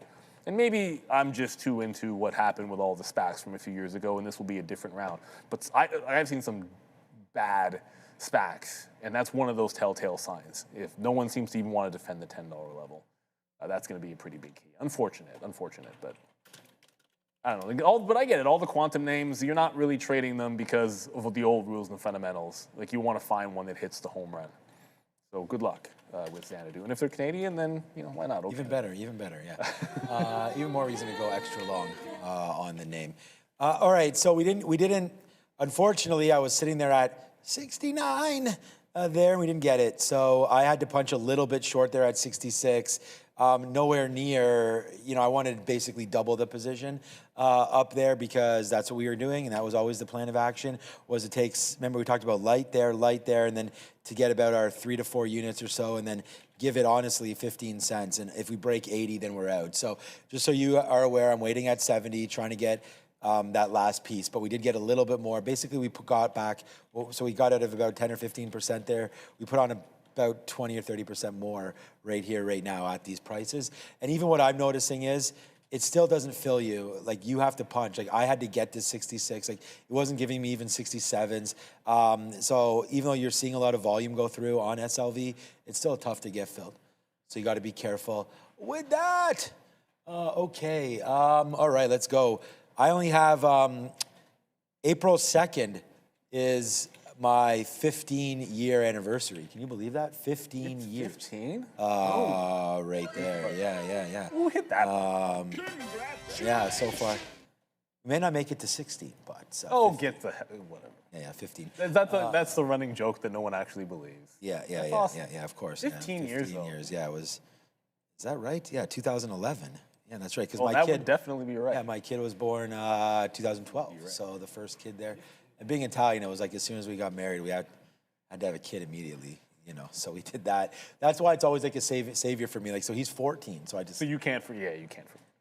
If I you forget, know what 15 years is? No, I don't do that thing. You always do it. What is 15? I have to look it up. I don't. I better not be. I never know what mine is until I look it up. Hopefully 15 years is flowers, Gift for 15. Oh, man, sometimes I'm too much. Okay. The funny thing is, if I was at home and not in front of you guys, I would just ask this to my phone, but right. I'm not going to do that because we're live, so I'll actually type it in, which is a pain in the butt. I'm so used to not having to type things when I'm asking. Oh, you would just... I don't do that as much. When I'm asking AI, I'm just trying to hold it to my phone. Do you? Speak, man. I don't do that yet. I don't do that yet. 15 years is a Rivian, I think. Oh, the modern alternative. Okay, the modern is watches. Is a Rivian R2? Oh, watches. But the 15th anniversary is crystal. Oh, even better. Okay. Yeah, so crystal. Oh, man. All right. Well, Get good thing I don't. a nice chandelier. Good thing Oh, yeah, that's right. We need some new lighting. Okay, good. Yeah, good move. We're gonna talk about. There you go. Nice. You guys get a chandelier and everybody wins. Yeah, that's where it's gonna work out there. So. Or you get a crystal Rivian. Why did you say Rivian? Out of curiosity. Because you're getting one anyways. This is the thing. You're gonna buy something that you would have got. This is why it doesn't matter. I already bought the Rivian. The Rivian's got to wait. But that doesn't count. I got a deposit on it. I mean, we can't buy them here in the but States. you can't something that you've already. That's what I'm saying. I wish it was a Rivian. I'm saying then I would already have it covered. Come on, Neil, man, you got to pay attention over here. Yeah. Yeah, 15 years. Yeah, no, that, she just gets those, she just gets everything. It doesn't matter how many years we've been married, but I do appreciate that right there. She already gave me 2 kids, so nothing I can complain about it, and my stepson as well. So I can't, I'm already a very, very extremely lucky man. I mean, to have 3 kids is a blessing, that's for sure, and a lot of work, and bye-bye my money. All right, so, and here goes my money too right now, and that's gonna go bye-bye with SLV. It's just, you know, again, like, in just trying to put on a trade, like, and I'll give back a little bit. We'll give back 10% of the day if it breaks. That's too much. Like, I have 63.50 long, man. Like, I could be long, I should be long. This is my own note right here, 63.50 long there. And instead, it goes right to 63.50. This is 63.48. You know, so I could have loaded up the long at exactly the price that I wrote down, and instead we faded it and went short there. So yeah, about that. Yeah, should have followed that. And so next time, you know, although sitting here for started in 02, 24 years, still can't follow my own notes. So that's awesome. All right, DKNG there. I feel like I'm DKNGing around, if you know what I mean right now, on all of this. Might be the pun of the day. Thank you, Adair. I appreciate that. Yeah, DKNG just got a note on this one as well, bouncing off VWAP. Look at this, man. Pretty strong right here for DKNG as well. Donkey Kong has been getting clapped. Obviously, we did have some talk there about the poly market. ICE put in another couple $1 billion, no, 500,000, I believe it was, to match the 200,000 they had already put in, or 2 billion, sorry. So $500 million to match the $2 billion that they already put in to poly market. DraftKings and their backers did not like that story last week. And we had some talk there potentially about this whole sort of, maybe not a house of cards, but there was some representatives that don't like the sort of the action that's been happening in poly market. There, of course, was some Iran bets that had been made there. There's some bets that have been made about when they've been going into Venezuela and things like that. And so I think they're just kind of questioning the credibility of those websites and if people are using them to manipulate others to take one side or the other or whatever. There's a whole bunch of stuff on it. I mean, gambling is always gambling. So I feel like no matter what the bet is, someone's got to take the other side in order for it to be a bet. It's like every time I'm pushing a buy key, I'm running into it. It's probably just an algo 99% of the time anyways, but something is thinking sell every time one of us is buying, right? So you got to watch out for that. I just think DraftKings is, and I'll just finish this and you can let me know what you think, but like we are basically dropping out like real bad on DraftKings. Which is crazy. I'm not even sure where the next levels are, but. Well, I was sort of thinking about the whole, like, if the R word holds up, like doesn't gambling, should be correct good. me if I'm wrong, doesn't gambling hold up pretty well during a recession? Should, yes. Like, I'm fairly certain it's the kind of thing that is pretty resilient. But I guess the people are thinking there's not enough money out there to fund your account. But for any here we go, decrease silver. in that, you have an increase in the number of people that are, maybe they're trying to get lucky and make a few ends meet. Maybe they've been laid off. And again, I'm not saying it's the right thing to do, but I don't know. I feel like it's the kind of thing that's a little bit resilient. Resilient is the word I'm looking for. And I don't think it's necessarily at a bad... Here, I want to do a poll. I don't think it's at a bad spot, DKNG. I don't own this one. It's like gambling doesn't go away. Like, it's one of those things. Oops. Oh, I wanted a monthly, not a weekly. Sorry. I'm on my weekly. Well, I wanted to show the monthly level if I could. Like, you look at some of these lows. Like, is it really going to lose $12 in here? Like... Or maybe you should, you know what though, I say this all the time, don't try to catch a falling knife. That's 3 consecutive red months. We're literally ending this month, breaking another one down. Wait, if you get another month like this, then you're actually getting into the support. This is where you learn the lesson from it wasn't Eli Lilly, it was Lululemon. Well, and Eli Lilly dropped through. Well, Lily's not the same. Look, Lululemon was the same thing. Let it show you some kind of a bounce in the area you're looking for and then take what you can get. Oh man, Lulu then lost this again. Lulu is breaking the 200 period moving average. Don't worry, Nike is going to come and save everybody today. If you believe that, And I got this magic beanstalk. These beans I can give you, Neil. You plant them, and then they just grow all the way to the high heavens. And you can climb up there. It's absolutely great. How about this? I'll take Do that. you have a gambling account? Here we go. Start voting right now. And what I mean by that, and I had to give it examples, FanDuel and DraftKings, okay? I'm not talking about Robinhood or anywhere where you could make a prediction, what do they call them? The prediction markets? Yeah, like those poly bets, market. poly markets. I'm talking about like sports. Basically, just to start with the basic, do you have a DraftKings or FanDuel account? And if you have an account, you know, I should have said maybe more of an active account. I mean, some people will have accounts, they don't trade or use them. Which one's yes and which one's no? I would make the assumption that red Zero. always is negative. Okay, I'll have to redo that. One would mean yes and two would mean no. Do as a you default. have a? Oh wait, wait. do you think How about active? I was gonna say active because look, I don't. Are you I have actively? I have two active accounts. I have a DraftKings account. I have a. Are you FanDuel. actively I haven't using used either one of them in over a year and a Yeah, half. DraftKings, There you go. Kings, or FanDuel account? Option A, option B. Some of our users Yes. probably not even legal in there. I know. I'm going to say yes. Okay, here we can add multiple options here because yes and no, and the last one Put is it in if I wanted to. no, but don't have. Okay, yeah, that works. Yes. No, you don't even have an account. Yeah, because I was going to say, because we're also going to get people influenced with people that don't, like right now, are you gambling in your account, right? We have March Madness going through, we have baseball going through, we have a couple different sports happening right now. So I want to see, okay, look, see, this is why I wanted this up there. See, so right now, although this looks like I'm freaking on drugs right now with just all these things randomly popping up in here right now. It's like Charlie and the Chocolate Factory custom poll here. But it's no, you don't have, which is absolutely amazing to me. I didn't think 70% of our audience, I thought they would have had one of these two accounts. You don't have a gambling Just account. watching on sports and maybe even poker, like you just sort of morphed into one of these. But there it is, man. The stock voting game brought to you by Fabian. And we hope that Fabian gets a little more healthier coming through to tomorrow. All right, by the way, this came back. And we were able to get a 60 fill on this trade. So, you know, our average price was 63s. Now it goes up. You might be saying, why is my price changing? I've talked about this numerous times. And that is it goes first in, first out. So I'm right now showing red on this trade, on my total position, because we didn't get out enough down here to make our average price worthy of giving us P&L based on this fill. So hopefully it comes back in. We'll take a little bit more fill at 60, and then we'll have to have this come drop right back in. But again, if you're wondering why if you're here the first time, thank you. And thank you for joining us on Twitch, on Kick. Does Kick even exist, or am I just saying that? Twitch, Twitter, X, Instagram. What else, Andre? Is Kick a thing, or am I just talking? No. Okay, cool. Okay, used to be. Okay. So we're going to close this voting very, very soon. So right now, just because it's topical, let's close this in 30 seconds. Either you have a DraftKings account and you're actively using it, like I am. I would say yes for me, one. Like, I'll still lay down a couple bucks here and there on whatever I'm watching, if I'm watching something.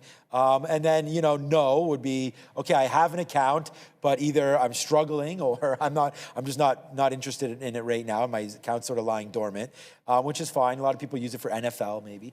And then no, don't have. 70% right now. We'll check that out when we get back from Madeira, and we'll close it up, and maybe we'll get another poll going. What's up, Madeira?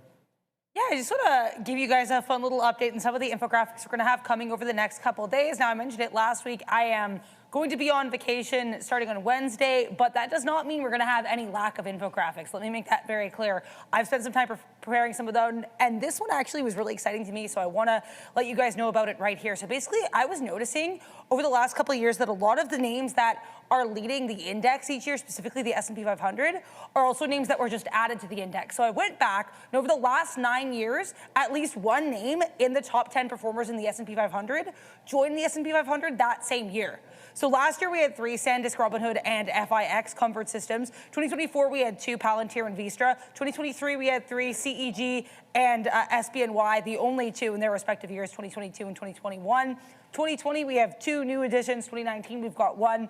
3 in 2018, 1 in 2017, and none in 2016. So yeah, just kind of an interesting look here at how a lot of the names that outperform the index also just joined the index that same year. You can find that on X at TTV Research, but not yet. It'll be posted, I believe, the Saturday that I'm gone. So Saturday, April 4th. Back to you.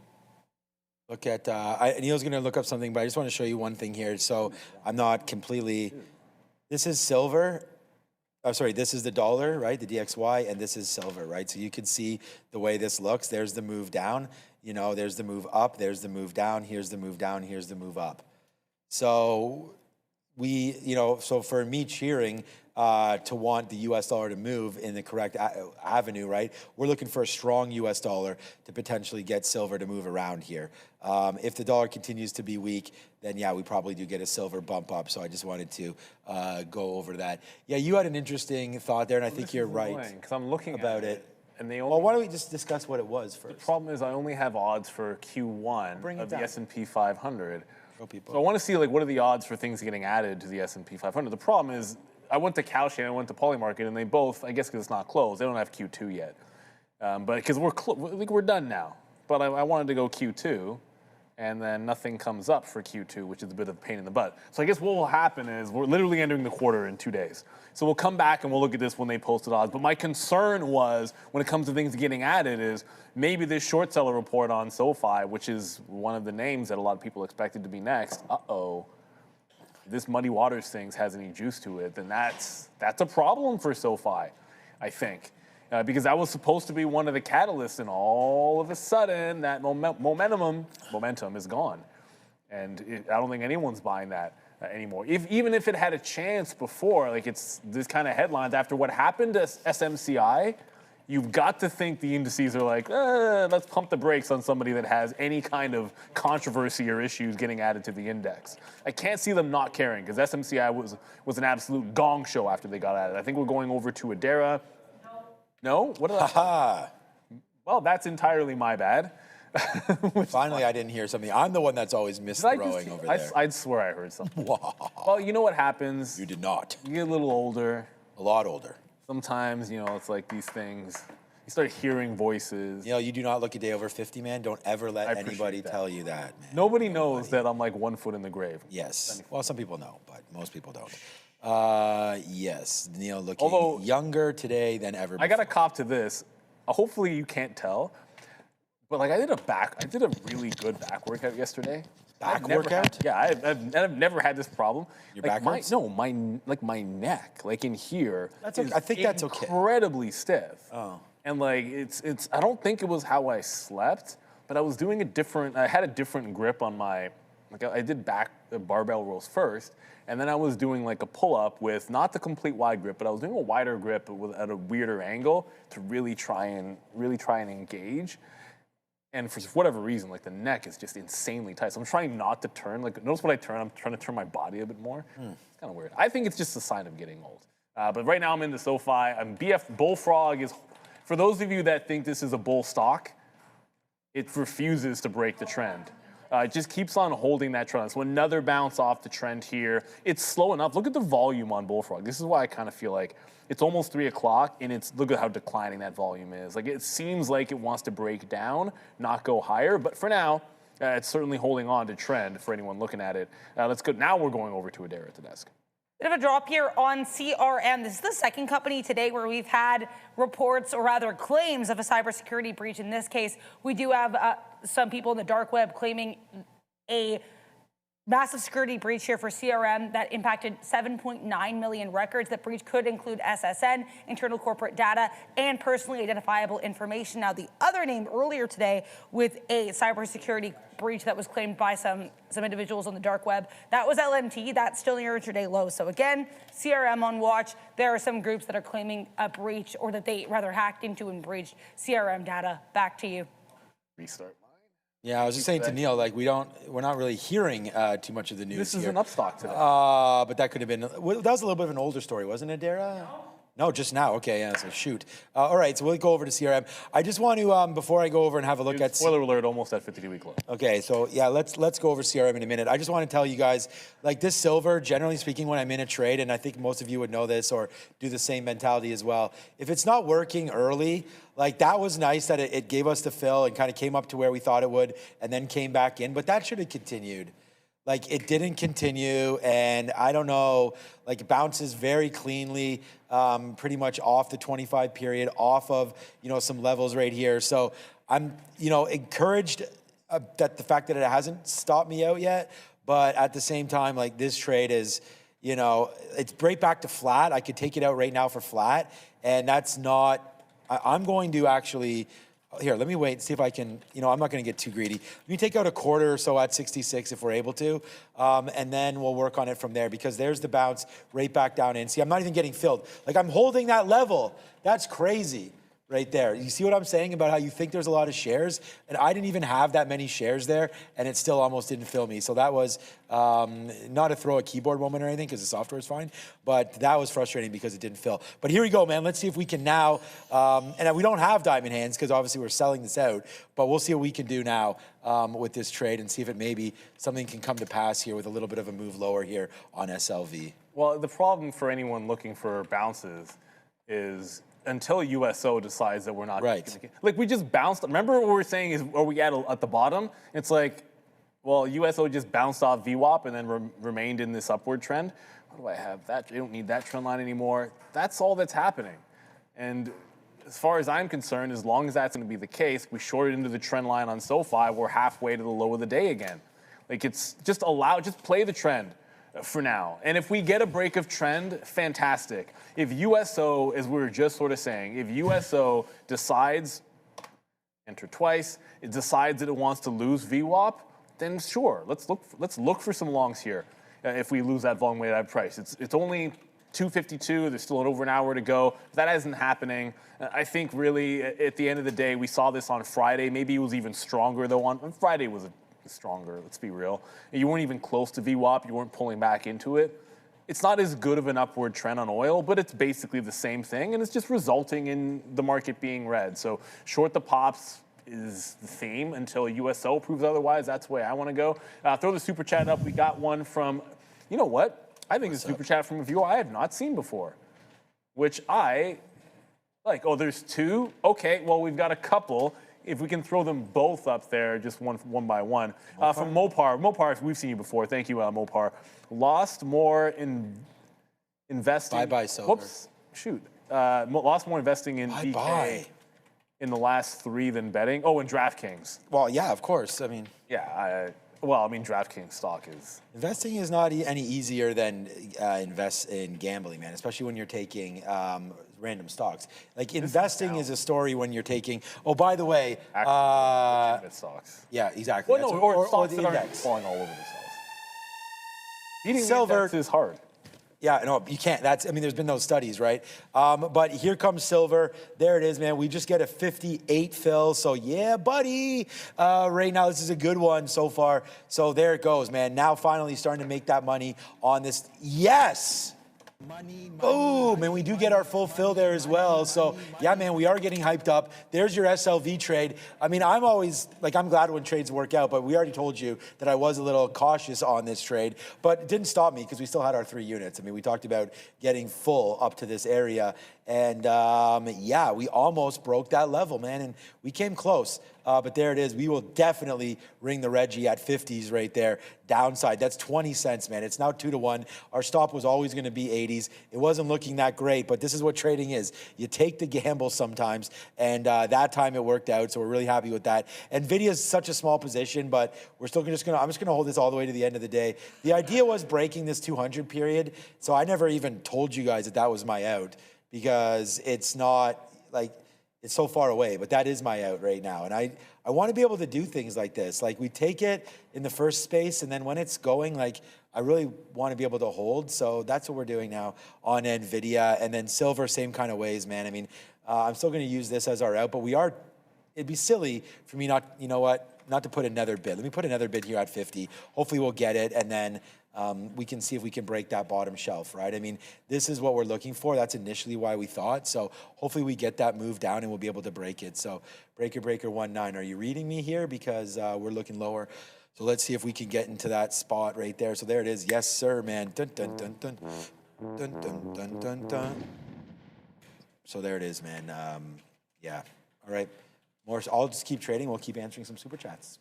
Yeah, just very quickly, I'm going to quick update. I'm still holding for the low of the day, but the good thing about using the trend line is as it trends down with you, then suddenly my trend line becomes the out. So now my stop is at break even, but that just happens as it goes down. Corn for the first time ever, and Wichonsky, I think is the first time we've seen you in the chat. Giving super chats, we appreciate you. You took a position on November calls, around 22 calls. 95 cents you paid for them, so just under $1. Your thesis is a base forming with a potential breakout above 12, targeting 22 to 24. You're asking if it looks like it's Corn?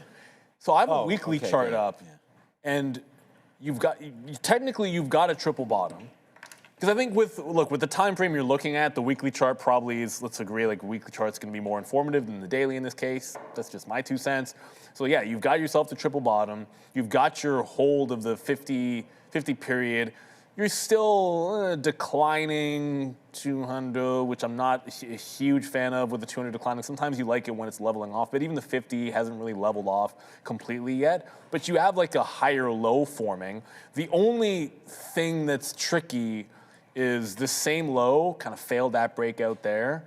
There's your actual low, which is the wick bottom. So it's not really a head and shoulders, but you're technically holding a higher low when we hold there, making the 50 period break a little bit better. I don't want to call it perfect. So it's, I don't know, it looks like a B bottom, like not completely confirmed, but close. So, and again, obviously, like that's just technical analysis. It's your play, and I would hope you have maybe you got some fundamental reasons why you like it a little bit more as well. But yeah, I'd call it like very close to indicating that bottom, but not completely there yet. All right, Bullfrog is also attempting to break down. So I just wanted to, the other trade that I was looking at here, and just short the pops on the trend line, which I always like to do if we can, is that Bullfrog is very close to breaking.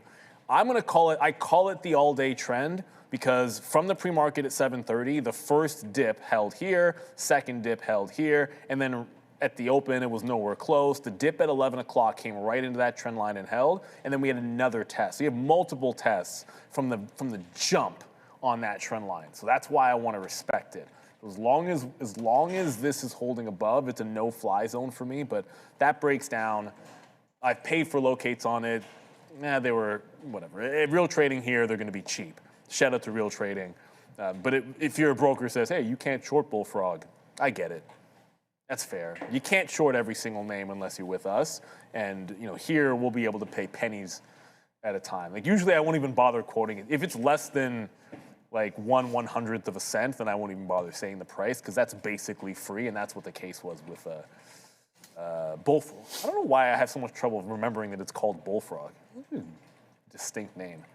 Yeah, it should be. Well, it's, you know why? Actually, I do know why. It's because Bulldog is where my brain wants to go, like because of they were like one of the best British Bulldogs.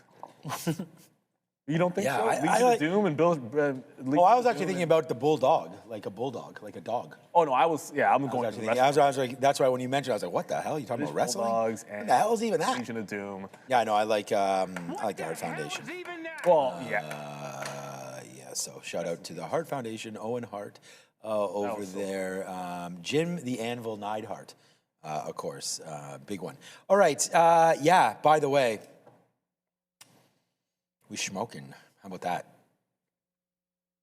All right, well, here we go, man. This was a 10-cent worth of risk on board here with our last fill. Obviously, we had 15 cents in total as we talked about it. And there we go, to the downside goes silver. So, yeah, man, we are doing it, and doing it well. And live, by the way. We represent Queens, but she was raised out in Brooks. So, right now, we just go silver, short side. Peace to the silver trade. As there it goes, man. That's what we're talking about. This is what we're doing. See you later. So we went against hour sticky note there. We were lamenting doing so. But now it was obvious, wasn't it? No. That's what trading is. It's, you know, looking at charts, taking shots, and yeah, trying to put the, you know, your money in the best spot possible based on not just charting, because obviously I'm not very good at reading charts. It's just about, sometimes it's about the feel. And I say that, and today we have the high of NVIDIA. We have the high of the TQs. Like, these are both in the account today. Like, these are legit, right? Like, though, I only have 3 trades today. You saw me put the silver trade on. You saw me work this off the open, right? And unfortunately, I have a little piece left, thankfully. And then, you know, you saw me work the silver trade. So, you know, sometimes we'll have stocks go a little bit against us over there. But if you guys are actually looking, you know, you found the right spot with Trader TV Live. I mean, just putting on, you know, real trades, showing you guys what's good. And look, if I had other stock to show you, I would show it to you, right? Like right now, there's really nothing else right here in the market that I'm trading. And we talked about maybe an okay. I'm just going to cover a little bit more. I'm going to get down to like 20% maybe.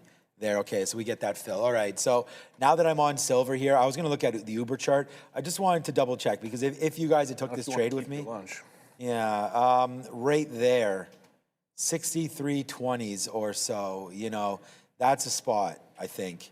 And if we can get it down, like, how low are we actually thinking about right now? Remember, our stop on this trade, you can see the price I have is 70s. The stop on this trade was 80s, 81. You know, so if we can get back into there, I think that's pretty good.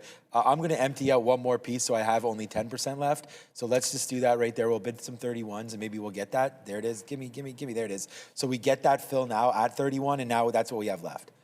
So 10% left. Let's just see how far this one wants to go. But yeah, man, so far so good here on this SLV short.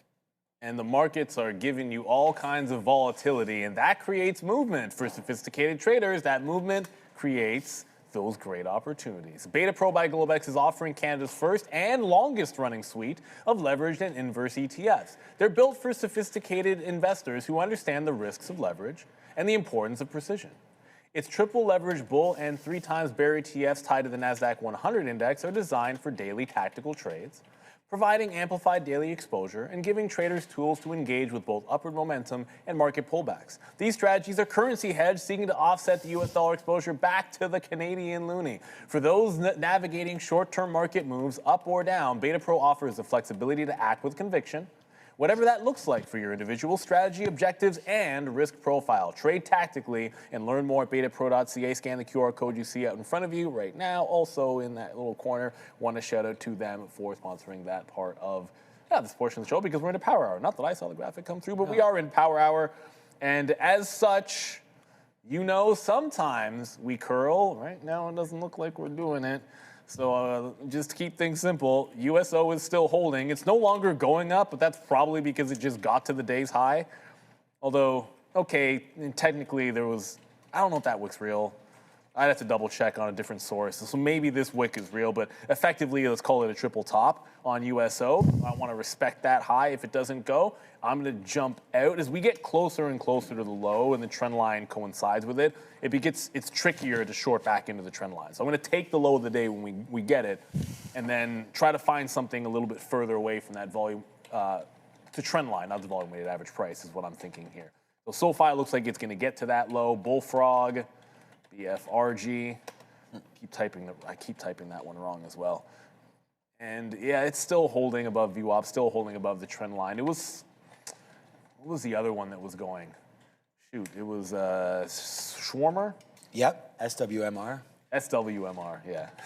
I always get it is Swarmer. I screwed you up because I started calling it Kyle Schwarber that day. I know, and now I keep wanting that stock is hitting some home runs. I don't know how. No, it is hitting the double top in here, but it's having some trouble. Still hasn't halted, but still going. The volume, when you brought it up, the volume spike was huge. It's completely lost that volume into the double top. So I don't know how much juice that one's going to have without the volume. It's not at a level you'd want to buy, because I wouldn't buy a break. Buying a breakout on that low volume seems like a little bit of a dangerous play. So not really sure if you aren't already in this one whether you're going to like it. Let's go to Adara. Still have some time. When we get to the low and we're out, I don't know if SoFi is going to be the re-entry, because by the time it pops back up, it'll be so close. The trend line is going to be right there on the low of the day. And USO taking out 129. It's about to break the high. Adara? Yeah, you're probably not going to be shocked to hear that that's what I actually have to talk about here, USO. We do have some kind of morbid commentary coming out of the VP of Iran. Al Jazeera reporting that this individual is saying that, quote, Trump may send troops to Karg Island, but their return won't be in his control. So basically warning against or cautioning against sending these troops from the U.S. to Karg Island in Iran. Now, of course, we know that is a major oil area, so that is going to be pretty significant here. Back to you. Micron just went 0.01% away from SSR. It was down 9.99%, almost triggering SSR, but I feel like that's almost inevitable here. This is easily well, I shouldn't say. It's easily the biggest down name that I've looked at today.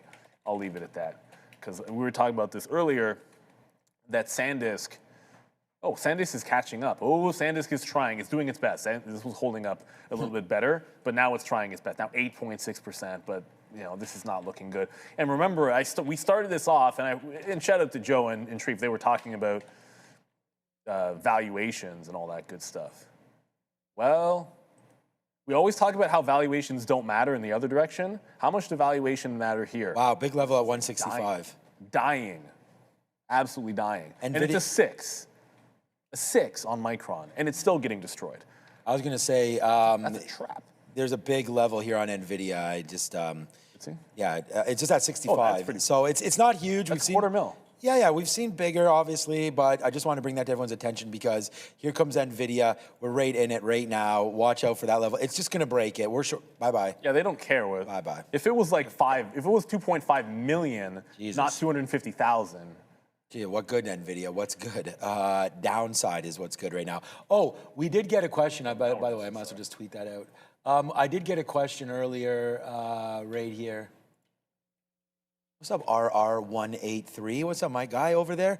Yeah, why you didn't short TQQs today? Okay, here's the very first trade I entered on the day was short the TQQs, right? Why? I mean, I feel for myself, the question should be, hey, dude, why aren't you still short the TQQs, right? But again, we go to the gym at 11 o'clock. That's not why I punched out. We had sensed that it was going to the upside there. We 100% right. Could have re-shorted it, right? I mean, that's the question that everyone should be asking is why are they not short here on VWAP or maybe even here again? Well, not being here is an excuse, but I was thinking risk off all day.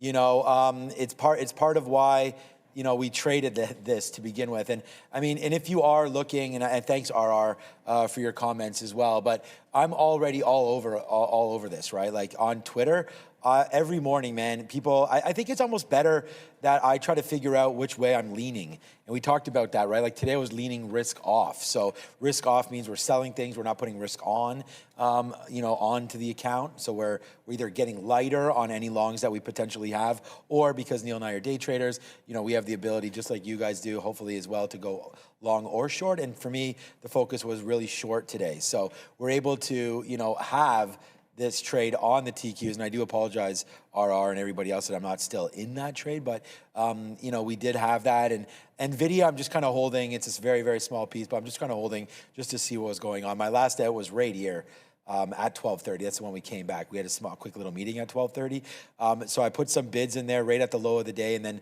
if anything, it was another reload spot right there. But hey, man, besides that, how many trades do you even need in a day? Like we've already traded out into this silver and now out of this silver where we're only holding now, like I said, less than that 10% left of silver.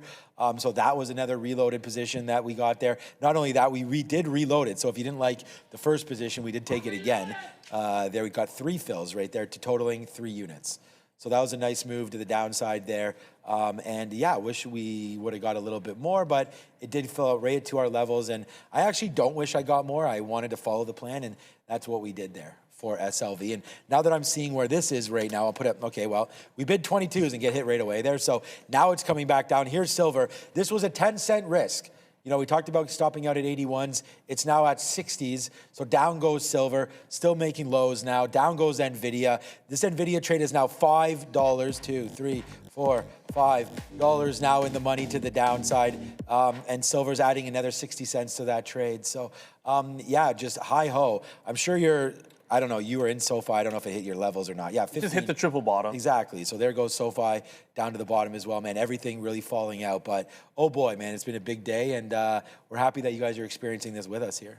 Yeah, and unfortunately, like it's not the greatest day for any of your accounts, right? But that's sort of the idea. Like it is what it is, man. I own shares of SoFi in the personal account, and we're only looking short today. Unfortunately, the stock goes down, so you do what you can. If there's the only mess up, I don't know that I would call it a mess up, because I don't mind that I wasn't short up here. I felt like this was a pretty big pullback and not a very clean trend break. But I don't like that I didn't have this short at 1 o'clock. Like, that's the one. Like, when it regains VWAP, or, sorry, re-loses VWAP, is it re-loses VWAP? I don't even know how you say that. Lost? Yeah, lost VWAP again, whatever, just keep it simple. Lost is right. When it lost VWAP again here, like that's to me an easier entry. It's a little bullish in here, and this is not an easy trend break because you really ended up having to chase it too close to VWAP, but you know, is what it is. You just try to move from one to the other. So far a couple of times today, not really seeing anything I love on Bitcoin through the lows, but USO just took out a fresh high. So when I'm looking for that next entry, Bullfrog is still, it's barely holding on, everybody, but technically it's holding. So Bullfrog's not going to be a breakout yet, but there goes USO into the wick high, which we talked about earlier. I didn't have eyeballs on it, so as far, like I see it as a wick top, and the volume would confirm that it looks like that was a legit spike up, rejecting 130, which is part of the reason, like I'm treating this as if that's a bit of a level, which is part of the reason to maybe even get out at that low of the day, expecting at least a little bit of a pullback, but I also want to see something pop. And if I don't get something popping, then there's no short to jump back into. What I found has worked really well, just percentage-wise this month, is we have so many downward trends. Like if you just sit there and find something that has a clean downward trend, short the pop on the trend line where you can, especially in the afternoon. I take it to the low, or assuming it's to the low or to the support levels, and then move to the next one that tries to go, or take something that's breaking the trend. And those two things have worked pretty well in the afternoon. It does mean a few less trades, but this Bullfrog is the one that I got my sights on. Wisp, we talked about Intel, and I know a lot of chip names are bad, but this was one that last week, remember we were sort of saying, look, this time when it's breaking the 50 period, it's different to the downside. It's different here than it was here. It's different there. And the difference was the big time fail at the $50 level. Big fail at 50 after earnings. There's your lower high, another lower high, and then you lose contain on the 50 period. I think Intel's going to head to the 30s. That's just my personal opinion. Again, I still own some shares of this. I did trim another third, but I still own shares of Intel, and I still think it's headed down into the 30s for better or for worse here. I'm not even sure what, let's double check. We'll go to Adara in a quick, I think we're going to Adara. Yeah. But I'm curious how cheap they're getting. Oh, on the PE? On a PE. Probably cheap. Remember, they're still a recovery kind of play, so I don't know how cheap it'll end up being. Yeah, they're still in the recovery phase. I see 42 as the PE there. I'm going to ask a different source because FinViz has been not too good to me lately. I think we're going to Adara, and we'll come back with that number. Couple things to keep an eye on here. S&P 500 at intraday lows, seeing some reports that China's been sharing intel with Iran on U.S. troop and equipment locations.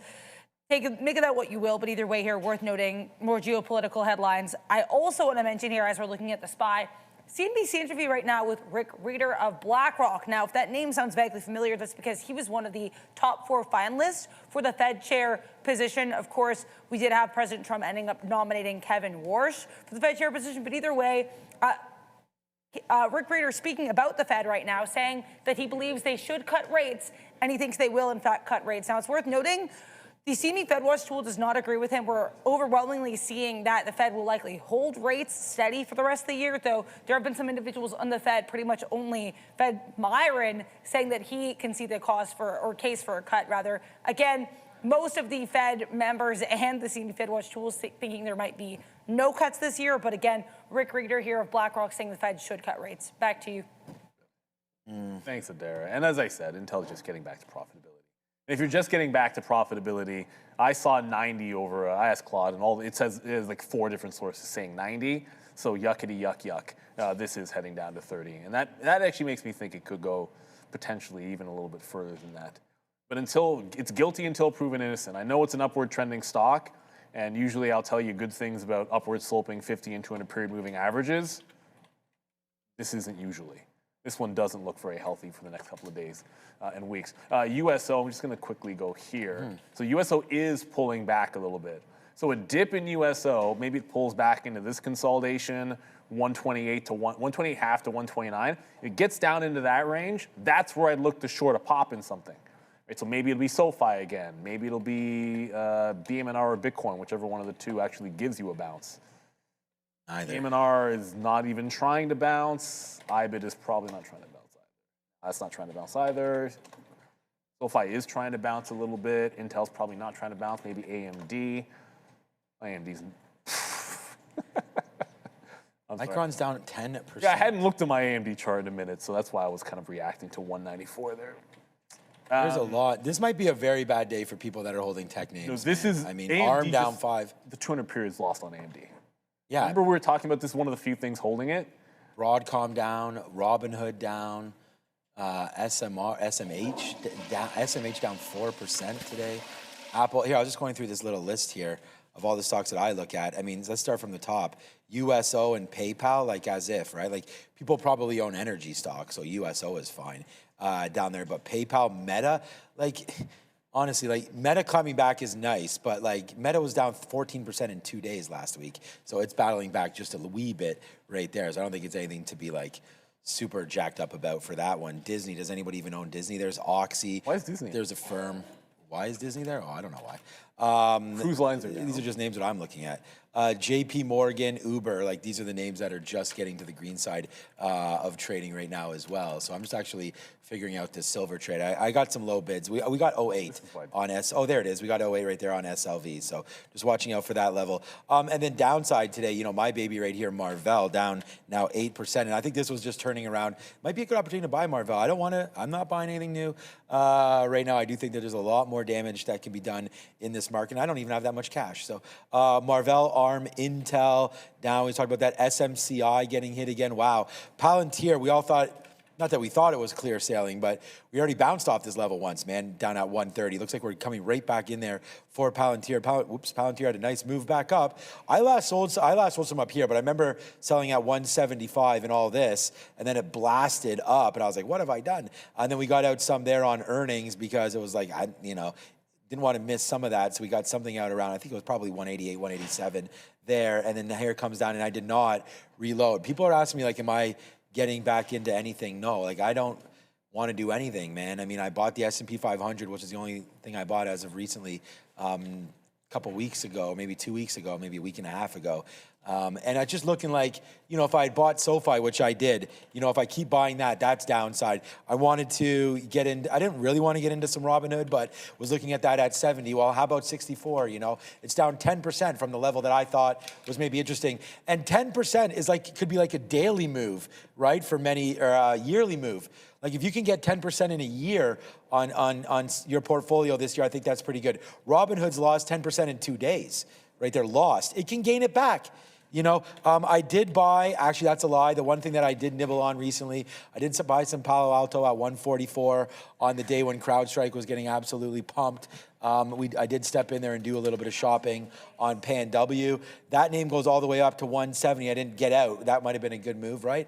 But no, just trying to build some positions here for that peace dividend. Peace Collective, that's what my wife likes to wear. There's a Peace Collective, I think that's right. But all right, let's go back over at Daryl, what you got? Yeah, I just want to mention here as well. I know, Sean, you were probably in the gym, I think, when this happened. It was during the midday, but there was a negative news catalyst on Robinhood and also on SoFi. Basically, there's a report from Reuters suggesting that E-Trade is now #1 in terms of the brokerages that SpaceX is considering to help with retail investors getting into the IPO. Now it looks like Robinhood and SoFi no longer being favored by SpaceX to deal with that IPO. So Robinhood and SoFi did both pop a little bit lower here on that news, both of them trading at or near low of day now. Back to you. It's hard to beat the big boys. Yeah, it's not even. It's still Morgan and Goldman's. They're just so. Yeah, of course, man. They're just so small. Robinhood, and that's the problem, right? I mean, that's why I didn't really love them because it's crypto. Like, I mean, a lot of their trading is going to be based on that. All right, so silver right now. Whether or not you're trading with a big boy or not, you've got hopefully a big person to watch with right here if you're trading with futures, silver, USO, TQQs. You know, we did it again here with SLV. It just wicked down into 63.05. I'm going to put another bid right now just to start to cover it out. I know it's not, you know, the market's open a while, right? This is not anything that we need to necessarily, you know, worry about here on, you know, that we're going to get stopped out of this position or anything. But, you know, at the end of the day, we do like to protect some of our positions and make sure that we do get them out. So right there, 63 and change, I'm going to get another piece out there at 12s. And then, you know, we're trading on a prop floor, so we won't hold all day. We'll hold just until 4 p.m. So right now we only got 20, well, it's 30 more minutes until the imbalances. And maybe there's something on SLV because the Amex does have early looks. Soxel and yeah, BMNR and Soxel. So I don't see anything on SLV here. But we can just quickly have a look. I mean, I would assume the US dollar's going up. Yes, man, let's go. Okay. You know, so there we go, man. We talked about silver needing the dollar to start to rally a little bit. We just got 63 flat, or no, went to 63 flat. We didn't get it. But there it is. Nice, strong dollar helping with this good old SLV trade. So, yeah, not bad. We'll continue to hold on to it and see where it goes from there. And then also, NVIDIA, I still, you know, we're really, really bleeding, man. I mean, if you like this market, we talked about some of the PEs that we've been seeing out here right now. Oh, yeah, that's from the split. This is a great one, man. This is like, what was it, 19 before today? Give it down another 2%. Maybe you're at 18.5 or so now for your PE.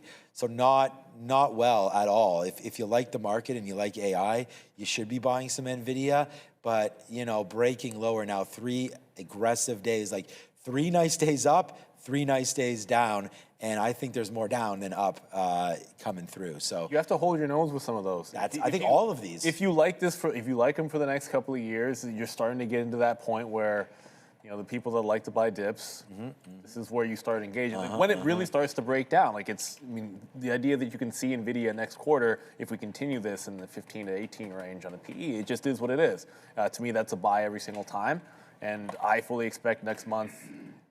I like to see the month usually close. It's like, why wouldn't you give it 2 days? But I fully see next month. Something would have to distinctly change, not to put the whole idea. I sold some AMD shares, and I've owned AMD a very long time. I hadn't bought AMD in, I don't know, half a decade or so. I couldn't tell you. It was pre-COVID, so I wouldn't even remember. I'd have to go look it up. But I never really intended, you know, it was never to buy back shares of AMD. It was either to find something new that I like in the chip space, which I didn't really have anything. I already had bought some ARM shares, and I didn't want to buy any more Intel. So to me, I'm settling in on AMD. Sorry, NVIDIA, not AMD, yeah. because I end up saying AMD, because of it's just getting a little bit too cheap. And obviously, it's come down some, but that value's pretty good. One thing that has not come down is USO. So it barely even pulls back off that 130. It's still very much consolidating. SoFi did bounce off the lows. We got a couple of extra cents and then made the bottom. Still looking for it to pull back in. Just a couple more ticks into the trend line, and then I think to be one more chance to get in if we can get it. While you said that Disney was up, I looked at a monthly chart. It's not? No, Disney's up. Yeah. No, it's because I don't like the stock. At the end of the month, Disney is on the shelf. Shit. I know so many stocks are on an absolute shelf. This is on a big shelf, the 200 period on a monthly, where it's bounced in 2023, it bounced in 2024, it bounced in 2025, it's at it in 2026. So for 3 years in a row, this is now the 4th year, Disney has bounced off of this trend line. So what do you think? Next month, we get to see whether it's holding. If it starts the month with a hold, I think there could be like a quick little scalp short. It's a pretty historic level for Disney. If we close next month like underneath $90, Does she? well, I'm just saying, that's what the chart says. The House of Mouse, I tend to think they don't get enough credit for their parks, but whatever, it doesn't really matter what I think. It's what everyone's mucks them up for the streaming is what they get hated on for. I still watch some stuff on Disney. Andor was fantastic. I haven't checked out the new Daredevil, but if you're not into that's the problem. If you're not into Marvel, Star Wars, and like the Disney like legacy stuff, I don't know what you call the classic stuff. What else do they even have? My daughter loves old Disney stuff. I've been showing her like the original Cinderella, the original. She loves it. We watched Alice in Wonderland. And then, after we watched the original, we watched the new one as well. She's at that age. That's the thing. Like in 2 years, she's going to ask you to cancel that. She won't care about that. But I do think that just for what you're talking about, I actually think it's the opposite. I think they get probably too much credit for their parks. That's the only thing that's working for them, right? I mean, they have the parks, the box office isn't working. You just talked about streaming not working. So I think they're actually, if you are in Disney right now, you're obviously in it for the parks. I think cruise lines could get going. Disney has a couple ships available to themselves as well on the cruise side of things. So that maybe just to your point. It's good that they're up today with the cruise lines being down across the board, I would say. Yeah, and cruise, that's what I'm saying. It's not a very big part of their business. But again, yeah, as travel gets better, and I think the oil game, one that Disney Undercover plays a little bit as well too, because, people that are planning on driving or whatever to any of the theme parks, in the United States for sure anyways, that's going to maybe be put on the back burner. Good point, wannabe trader. Spider-Man comes out this year.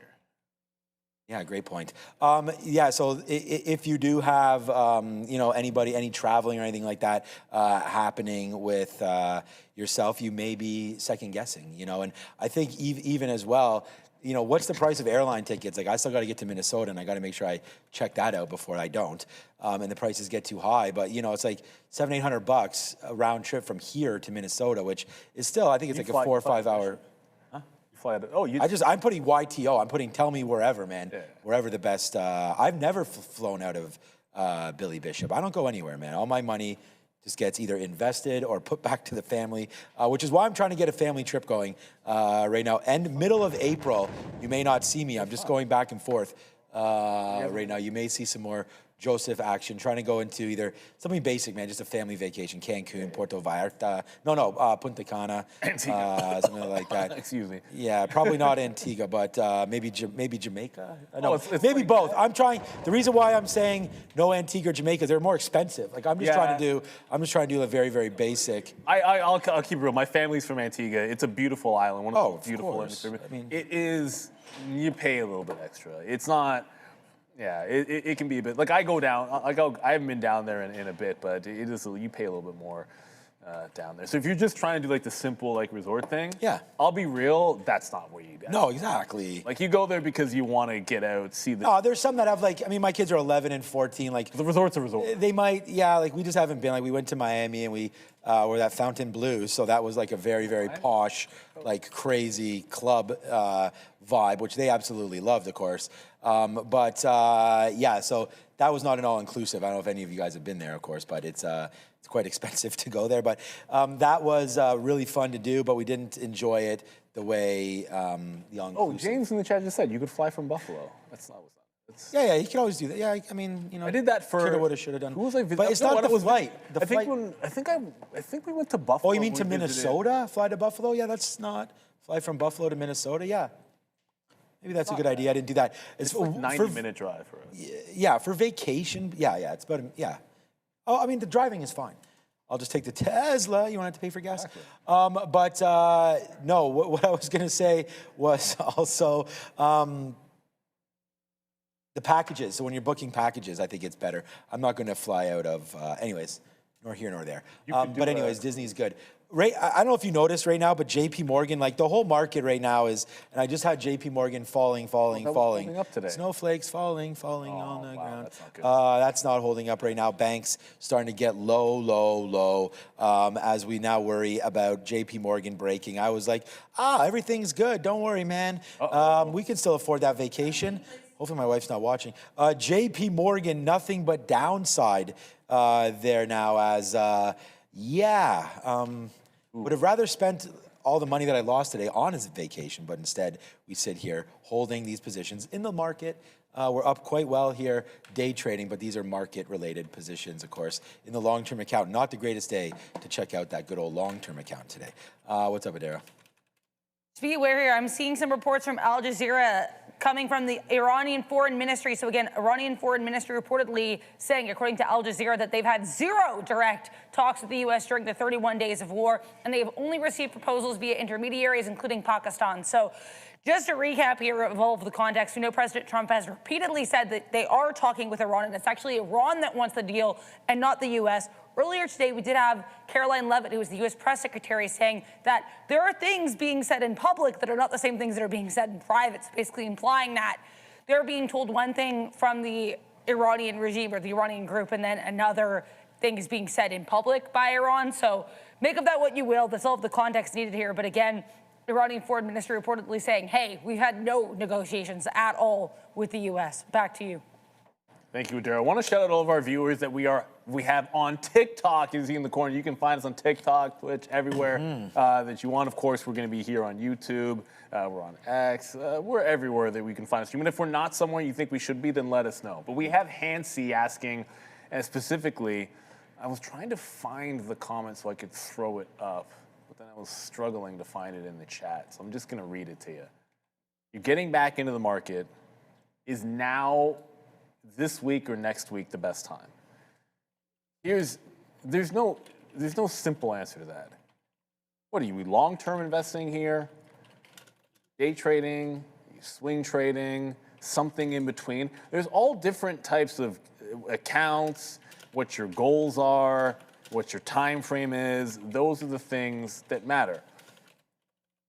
From a really long-term standpoint, when things start to break down and people start to panic, I usually think when you're like DCAing for like the long term, like the retirement account, that's the place where you start to find things to buy on the dips, right? Like it's no longer magical, everything just can just go up. You're looking for, okay, well, when is it starting to get a value? Let's start looking at these things. Like, from another standpoint of, is this the moment that it looks like we're bouncing? Like here, without having a crystal ball with what's going on in the war, I can't tell you the number of stocks that look exactly like this. Like Sean was just talking about the banks. I pulled up Morgan Stanley, which I will admit has been doing somewhat better than, obviously it's not going to be SoFi. Obviously it's not going to be Robinhood. Like this is a big time investment bank. It just re-lost and is going to close below the 200 period again. That's not a good sign. If we come to the chart, there we go. Like this was trying to bounce. There's your trend down. There's the re-hold of the 200 period last week, and then flush. And now we're going to close back under. That's bad. Well, you think it's a one-off? Well, look at the XLF, and this is the financial ETF. Right? Like, does this look any better? All right, let's just let this daily chart continue to yuck, and yuck. Death cross 2 weeks ago. Fresh lows, just broke down, making another fresh low and confirming that bottom being held. So it might be up today, but that doesn't look incredibly healthy. And as we keep showing, like you've got things like NVIDIA, which is a big one. Like you're looking at what's under the hood of this market. I could look at stocks. NVIDIA is such a good example anyways. Like it's breaking a major support level as well. It's losing the 200 period. So from a very short-term standpoint, every day I come in thinking, pop and fade until proven otherwise. One of these days, that's not going to work. Until then, we are in a bit of a downtrend. But this is the moment. Like my first thought when I saw this and when Sean pointed that out about JP Morgan was, okay, where am I stink bidding Morgan Stanley? That was my first thought. I was like, oh, well, if this is happening, where do I like Morgan as a rebuy? Like when it looks bad. And I haven't come up with an answer yet. I'll let you know when I do. Because it's been a minute on Morgan Stanley that I felt like, okay, this is a moment where I start thinking about buying the dip. I like buying these things when they look like these things. I like buying banks when everyone doesn't like them. because I feel like they really just always go up in the long term. And I might even consider my Canadian bank holdings now. I don't really buy them anymore because the dividend just gets reinvested. But I think that might be a place because Canadian banks are so safe. It's a different. Canadian banks are just different from U.S. banks. There's only a few of them, and it's like they have an oligopoly because it's just the major ones, and it's not competitive the way that U.S. banks are, which is kind of a weird way to look at it. So like every Canadian, a bunch of Canadian banks in their RSP, and it's like you can't lose. The government's not going to let them lose. Oh, there was something. There's something I wanted to talk about here, and I don't remember what it is. And I mean, Nvidia's. We already talked about this, man. This is at the lows right now as the market continues to bleed downside there as well. Was there something in the chat that I was looking at? Oh, yeah, it was Tesla. That's it. It was right here. Okay, shout out to you guys or this dude here in the chat. SS Sage.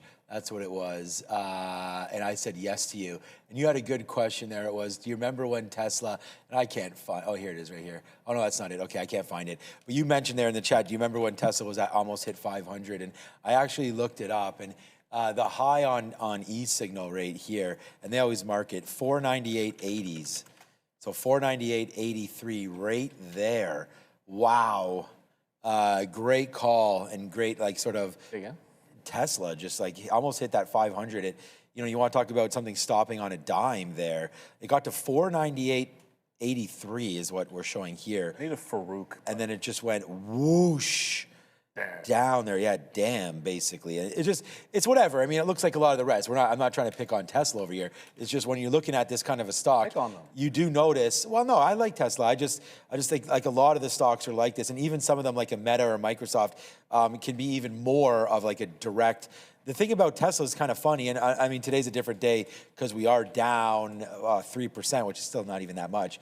There's not like that one major red day. Like we had on Meta down 8% and then followed it up with a down 4% day, right? But Tesla just seems to be like dripping every day downside, just a little bit more. And it seems like we're waiting for that capitulated move to happen for us, or for not for us, but for Tesla. Looks like that might be happening even right now. We just got a little bit of a bump up there. But yeah, so just all kidding aside. But USL's kind of pulling back. Is it? Okay. Not much. Yeah, the SLV trade. So I'm out of this at 50 if it breaks, by the way. We have less than 5% left now on this trade. So, we were able to get a piece out right there. And then we told you we were holding for 01s. We just missed 01s. We went to 03s. So I'm going to stop out on a 50 break. Never, ever, ever. Shout out to Chris Jericho. Yep, good one. Let a winning trade, if we can, prevent it from turning into a loser. So here's SLV. It should be popping on a 51 break. So in just a couple of seconds, we'll get out of that one and take 70 cents. Sorry, we're short at 70. Take 20 cents on our last little piece here of SLV. So not too bad. Right there, 63.52. There we got up to. So we'll keep on playing that. All right, yeah, apparently we're still hearing, I just think there's going to be a lot of downside or upside in USO as we continue to hear once those troops land, either in that Karg Island or once they start to, get sort of that foot presence, I feel like in Iran and everything, things are about to get isolated. It's easy to land troops. Well, Everything gets so much more complicated. Once you start hearing about boots get on the ground, it's so much more complicated. Casualties, I hate to say it, but think about it. Once that kind of stuff starts to happen, I feel like there's going to be more and more interest in oil, despite it already being where it's at. So what's up, Adara?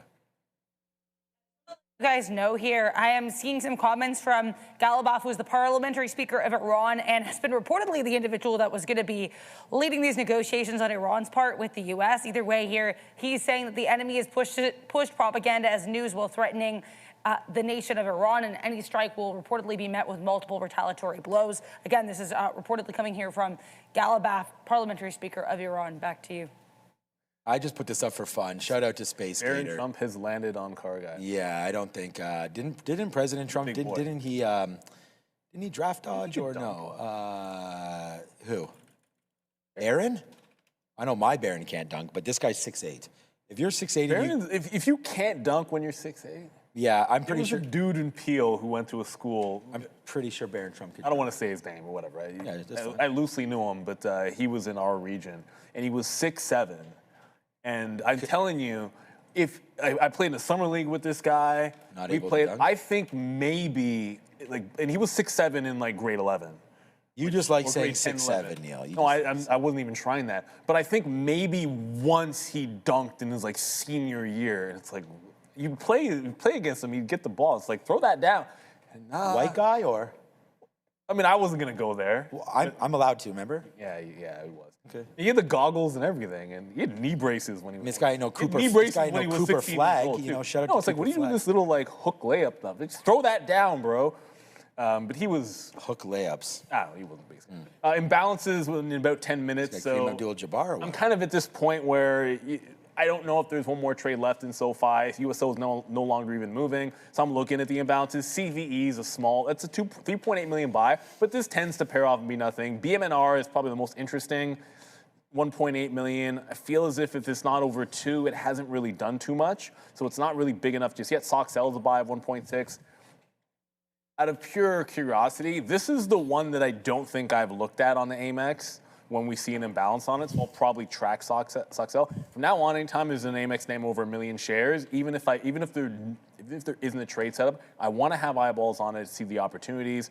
Nothing else really. Verizon, that's a nothing burger. BMY, those can be over 1 million and not matter. Same thing with Cliff and BAC. Actually, Cliff is from the morning. HPE is a small sell of 1.1 million. We'll get the NASDAQ names only at 350 when everything goes public. And one of the other reasons to look at SOXL is, well, hey, down 14%. So you want to give me a buy imbalance when you're down 14%? That could play in two ways. Although I feel like it's a buy imbalance now. What I saw with BMNR, which tricked me on Thursday or Friday, I think it was actually Friday, BMNR was a buy imbalance. It then paired down, and it was at a good level. And then all of a sudden, it's like, oh, it's paired down a little bit, don't take it. And then it just rallied going into the close. And see if I can find the actual chart for you. Oh, it's on the Amex. I'm so used to tabbing over that even when I don't have to, I do. So it was this little bounce. Like it came, like it was looking like a buy early, looking like a buy, and then, oh no, it wasn't that day.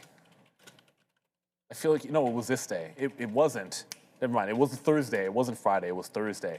And it caught this little bit off the lows. Like it double bottomed at the low and then ran going into the close on Thursday. And even though the buy and bounce flipped or paired off, I don't think it flipped. I think it just paired off a bunch. So I'm gonna have eyeballs on SOXL in case it does that. 14% down is the gong show for the SOXL. So I'm expecting some volatility here on the SOX. And hey, you just click on that and then we're back over to SOXL.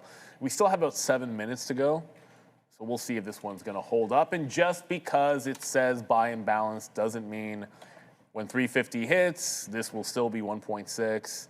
I'd like it to still be a buy. If it's a sell, that would be a different story. If it's a smaller buy, that's not the end of the world. That's my point. Now BMNR is 2.2 million to sell, so that's actually getting bigger on BMNR. Okay. That's a dumpster fire. Didn't we have a super Tom Lee is on CNBC, not to have everybody switch over there, but if you are looking to get roped into more Ethereum. Son of Daniel no. Cheese Tycoon. We might have missed your super chat. Okay. Apologies if we did. You got to listen to this guy speaks, man. This guy's made a lot of money with cheese dispensers. Yes, and he's talking about BMNR. Is it safe to say the bulls are likely going to continue to get bit slapped? Yes. You can say that on Bitcoin, ETH, and BMNR again tomorrow. I believe so. Until proven otherwise. One of these days, simply coming in and writing down short the pop in Bitcoin. You know what? I can just put this one to a 15-minute. Is not going to work. But not this day. Not this day, and not a lot of others. Like, what happened? It tried to go, did not really break out. We didn't approach this trend line. Remember I was saying this is the trend line on the daily chart that I was looking at? We couldn't even get into it before reversing. So you tell me why we wouldn't. Like, it's guilty until proven innocent is my favorite thing in the world, and Brian Shannon came up with this, and I'm loving it. Like, did you trust this gap up on ETHA? Gap up into what? Remember what we were talking about at 2 o'clock? What? Gap up into resistance. Huge gap up into obvious resistance. What happens at resistance? It fails. Until you stop failing at resistance, you don't stop looking short. It's got to do one of these, and then when people are shorting this, like they do with impunity, or shorting gaps down with impunity, or shorting continuation with impunity, they need to get burned. Here's another gap up. Gap up into, stop me if you've heard this before, prior resistance areas. Does it hold? No, it falls. It's got to burn the shorts at least once. If it never burns the shorts, you're just going to short every single day. Until at least one time you get your hands slapped. Like my daughter wants more, I don't slap her. Actually, I probably just say yes because I'm. Okay, imagine. Cat's out the bag now, Neil. Imagine a scenario in which I actually tell my daughter you can't have a treat after dinner, and then your hand goes to the cookie jar one too many times and it gets slapped. That hasn't happened to the shorts on crypto, and until it does, we just keep doing what happens every day. Yeah. It sucks, but shorts are. It is what it is. Shorts are part of trading. Side quest invest. I made all my money short. Short NVIDIA, short SLV, short TQs today. There wasn't a single long. We already answered this. Actually, is today the first day ever that there wasn't a single long position anywhere? I don't have any longs. I didn't have a long either. These guys probably had longs in it. I don't know. Side quest investor, are we at the bottom? No. I don't know. Everything we just said, and then apply that to pretty much everything. Yeah, are we at the bottom? The answer is no. Okay, that's an easy one. All right, so just right here, we got a Christmas gift. This just pulled right back again. You saw me, we were 1 penny away from being stopped out on SLV.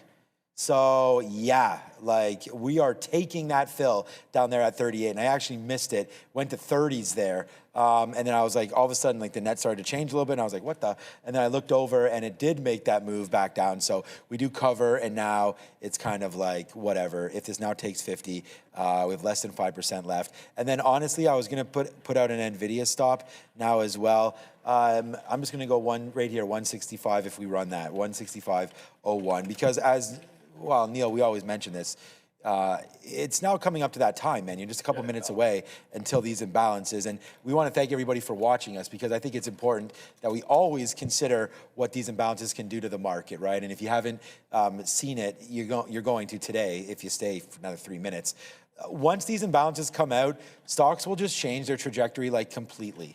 They'll be going from, oh, wow, it was a great long, to all of a sudden it was a great short. And it's just back and forth, back and forth. So I feel like you just got to be really, really careful when we're going to sit here and talk about some of these positions. So just be careful with all of that, as Neil and I will, sit here, we'll talk about it, we'll load it up, and we'll watch out to see what's happening here with these imbalances. Okay, so just be careful with them, and we'll just go from there. So coming out right now in 3 minutes. That's why I have that NVIDIA stop. If we wind up getting stopped out, fine by me. Like Neil said, we had shorts all day, so that was the beginning of it right there. My number one stock will just be NVIDIA today. We did make some decent money on, so basically the Qs will be second, and then silver will be third, just because we had a good amount of shares. We actually had the same amount of shares basically on SLV than we did on the TQs. It was just I think we must have had a little bit more on TQs, because this is a bigger move. But right into there, a little less on the TQs, because we did wind up taking on this one a 40 short, and then our best covers are 38.70s. So good little coverage there for us on the NASDAQ. And then we'll just wait there into the close. Silver probably breaks higher. Here's BMNR. Not a great day. I don't know what Ethereum, did you even look at ETHA yet? Well, today? what do you think? It's up. But look at the chart. Yeah. The charts. It was a big gap up, but it filled in a lot. You're trying to hold. I don't know, man. I'm not a supporter of disingenuous, maybe. Look at, you know what? We're still in this scenario where, remember, we weren't joking around, but we had this conversation about GameStop. Why was it GameStop versus Ethereum? Was it because GameStop? No, because we had put in there and people were making fun of. You said, does anybody own GameStop? And I said, I can't believe people own Ethereum. And then we went back and forth. Guess what's up? Guess what's up 0.3% today? GameStop is up 0.3% today. It is. Shut up, Joe. You know what? This is not crazy. I'm not saying we're going to buy GameStop. But anything that held Friday's levels, they didn't just hold Friday's, it bounced off of Friday's levels. This is now a couple of barrels of support there. And you've seen this. This is the kind of stock where it gets a couple more days, you get a bit of a consolidation, and you get these little rando pops.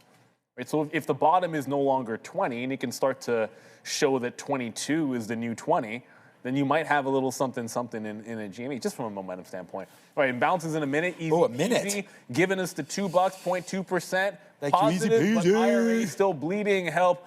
I don't know what to tell you. The thing about the downward trending markets, and this is true for all day traders, it tends to be, I don't want to say an easier market to trade, but you tend to do consistently better trading in like it's just every single day the market goes down, so you just keep on doing that because the market goes down worse than when it goes up. But then that's the same environment when you go home to the dinner table. No one wants to talk about their long term. Remember, that's just life. There's nothing you can do about it. In the trading game, that's it. Like in 2008, day traders were like, "This is the greatest thing ever," as long as you weren't looking at your RSP or your 401k if you're in the U.S. It's just how it is, man. Remember on Friday when you guys, I said, I'm going short. Very first thing on Friday, Neil was a little more conservative and said he wanted to see what the market was going to do. And we just went short. We had that idea behind us short, and the short pays again today. So I think that part of it is doing what we talked about when we started out was make sure that you do have your idea behind you on that one. All right, so what did NVIDIA do? Yeah, and so NVIDIA looks like it wants to go higher, so we still do have our stop side. I don't know if we have the exact... It's a sell. It's NVIDIA a sell. is a 700,000 sell. Okay, not really moving, though, on that. Micron's a sell of 900,000. So Okay, just Micron. under 1 million shares. Micron's a sell.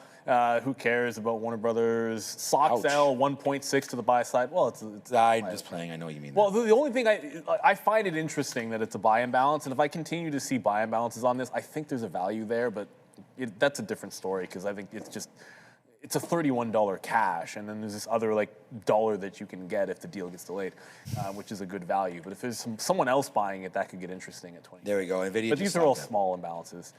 NVIDIA stopped out. Yeah. Well, you said it was a sell. Oh, Netflix? Netflix is a small buy, 650,000. These are very small imbalance numbers. The overall market is from Madera, 190 million to sell, NASDAQ 300 to sell, Dow 150 to buy, Mag 7 94 million to sell. That's very small overall imbalances, so very mixed. Netflix lost 93 today. It's not that bad. Never mind. 93 wasn't like a hard line in the sand because it did have some higher low support at 92. I think Netflix is still very much, I got to zoom back in because that's not split adjusted.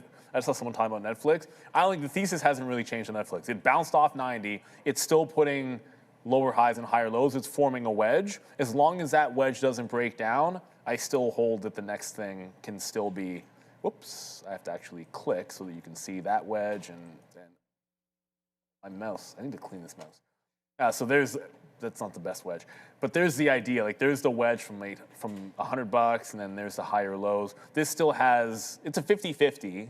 You flip a coin whether it breaks higher or lower. But I like the fact that the overall momentum since the Warner Brothers deal went to Paramount's guidance is still that long thesis. So it gave you 80 to 100, but I still like this. Once it can hold breaking the top of this wedge, I think it's a long right back onto 100. There's an individual name. I don't think it was a long today, and I didn't think it was a long today. But this week, if I see it breaking out of this wedge this week, I think Netflix is a long. So there's a name. Tomorrow, if it's holding above 94 pretty well, then I'll probably like the long on Netflix. Until that happens, and you kind of go back to the well. It'll be things like looking for shorts in Bitcoin, things like looking for shorts in SMCI. That's 0.5% today. Yeah, dude, I mean, what isn't down? Oh, that's sort of the thing. That's the question you ask yourself. What isn't down today? Yeah, I'm trying to Because if ask it's not you down, well, Disney wasn't down. That was a bit of a surprise to me. On my quote board, here's the names that aren't down. We know all about cybersecurity. I don't know why I don't have CrowdStrike on here. I probably need to update that at PanW. Neo, no one cares about. Oil. PayPal, 2%. Disney, 2%. Meta, 2%, but Meta's been beaten up. ETH, technically, we showed the chart's been trending down, and then another oil name. Affirm up 1%. That's a little bit weird. SoFi gets a pass sometimes. Eli Lilly, 0.9%. So there's not that many that stand out. PayPal does to me. Let's have a look at what PayPal. PayPal was a green today. Yeah, why? Wasn't it? What's the deal with PayPal? There it is. That's even holding a bull flag, going to close, trying to regain VWAP. I think the story is Joe upgraded PayPal. Hey, that's accumulation. Not seeing any news on PayPal. But look at the accumulation on the higher low. So boom, PayPal gets quadunked. PayPal holds the consolidation. This is a potential break on PayPal. at some point. What's the catalyst, PayPal? I don't even use you anymore. I used to use PayPal for everything. Face PayPal. And I even said this earlier this year. I think the last recurring payment I had on PayPal, I canceled it in January of this year. Oh, shout out to PayPal. I still have a few things on PayPal. Oh yeah. Yeah, well, I use StubHub every once in a while. That's attached to the PayPal. I think I have my Robux automatically updates with PayPal. Not sure what else hits on PayPal. So to your point, yeah, like you could have used, right now it's so easy to hit Apple Pay or Google Pay or something like that. And I think like that whole button on the website thing was like, 20 years ago where it was like, oh, okay, I don't want to give my credit card information or whatever. I'll just give my PayPal. And, that gave a little bit of anonymity. And right now it's kind of like you can just hit the Apple Pay or whatever and it's attached to your credit card or however you have it set up there. It doesn't feel like it's a coincidence that Affirm and PayPal are both up today. Like Affirm's up 1%. Oh, well, there must have been. There was probably a positive comment on the space, would be my guess. This is why you stop out. Block is up as well. Yeah. Block's up 2%. Okay. This is why you stop out, just on another note here. Like there goes NVIDIA, right? We said like, look at the market here into the close, right? For what reason is this happening? I'm just going to get out of silver. Why not? A bit of 45 and get out. Yeah, so there's the short covering in the market probably at the end of the day. Neither one of us smart enough to figure that out, but we definitely got out of all the positions that we needed to. And that's for sure, right? Like our silver trade, out. We had 5% left. We just have a small piece now. I just bid 45s and that ran against me. So that's going to be a fill. Okay, here we go. There you go. Stopped out. The only reason I'm saying it's short covering is because of this chart. Like my guess is short covering because USO just broke the high of the day. Like we're literally breaking the high of the day on oil. So you tell me if this is genuine people buying the Qs because they think, no, like this seems to me like it's just a bit of a relief rally. We've had a rough go of it, the market here. Like look at all these down days. So sometimes you're just gonna see some, like we actually on Thursday, you had something similar. It didn't matter. It really didn't matter. We just ended up gapping down. Hey, have a look. This was one day where it kind of mattered on the Qs. You had a late bounce. Sometimes we get these heavy down days and you'll just sometimes catch a bid. I don't think it's really ever shown us anything. Some days you do, some days you don't. The trend hasn't really bended. I think we're all about the price of oil. If we don't stop doing this, why does anybody think that we're going to sustain a move up? And I don't think, a lot of people were like, oh, how is anyone asking if the market's at a bottom? I don't think that's an invalid question. And shout out to everyone that asks a question in the chat. Like, get in there. Ask any question, but I think it's a little invalid because you can never ever predict a bottom. That's my point. Yeah. But I think there's you have to look wrong. at the cases behind. Someone's new to the market. Oh yeah. And like, but isn't when everyone panicking? Isn't that when you find a bottom? My thesis is this: any significant market bottom actually having the low is literally meaningless. I can't remember a single time in over 20 years where when you go into correction territory or go into bear market, that you give a rat's you-know-what about having the actual low. It's not that important. Oftentimes, trying to catch the bottom just gets you in more trouble, and just join the bottom after it's happening, and most of the time you'll do absolutely fine. Just look at... We have 3 minutes to go. It's about buying the best companies, man. It's like, try to figure out what's going on. Don't buy something that is trash, and if you're looking at the futures... Or I just typed the Qs as we're thinking. That's fine. It doesn't really matter. You guys get the point anyways. Like if you look, so go back to 2020, 2021 was the big pullback. Okay, so the low happened in, October of 2022. The market then broke back out in March of 2023. It held basically the same low for 4 months and then went. Now, these are the dips. The dip back in April is the one that, because that's the most recent, everyone has this it's just recency bias. Definitely. That the dip in April, which was the tariff bottom, reversed so crazy. Okay, I'll grant you that. Like that was one where if you weren't stink bidding into the 200 period or stink bidding on the way down, fair enough, maybe you missed it. Oh, ho-hum, if you bought the month after it held and did this crazy wick, then you only had 500 for a 20% gain in half a year. Cry me a river if that's the worst thing that happens to you. But you could still have missed it and done absolutely fine. And this is where we're at here. So we haven't even shown signs of a curl. You haven't had the bottoming tail. You haven't had the consolidation. You haven't hit the major moving average on a monthly chart. Like so many things haven't happened yet. With only 1 minute to go. Yeah. So I don't know. We're just going to go right back to the default. Unless something happens crazy overnight and USO is down at like 120 bucks, or maybe even, whatever. If it's under 125, if we're under today's bottoms, that would be a bit of a change, I suppose. I don't know. I haven't seen anything that gives me the feels. I don't like that bank. When we saw the banking charts and started looking at the XLF breaking down again, and Morgan and Goldman and JPM not holding up today, the reversals that happened in some strong stocks there. The one thing that's interesting, At least we're not closing on the lows. is the XYZ, Affirm, and PayPal. All three of those were strong. We're going to see if we can't find a reason for that, because maybe there's something to look at under the hood there. Yeah, we're not closing at the lows, which is nice. A little bit of a bounce back there at the end of the day, which is nice to see. That is for sure. NVIDIA going to close above its lows of 164 flat today. 3, 2, and 1. And now the market is officially closed. We want to say thank you to everybody for joining us one more time today. It looks like the ES will be down 0.8. The ES down 0.4. The NASDAQ worst opportunity today. If you're going to look over at a broader market, not great overall. We did have some green opportunities today. I mean, it just feels like because we were really net short on the show that there is, get out of here, man. I got to get these fundings out of there. If you look over here, you'd say that it wasn't that horrible day, right? This is the NASDAQ over here, electronic technology. So pretty much all the red is coming from that side.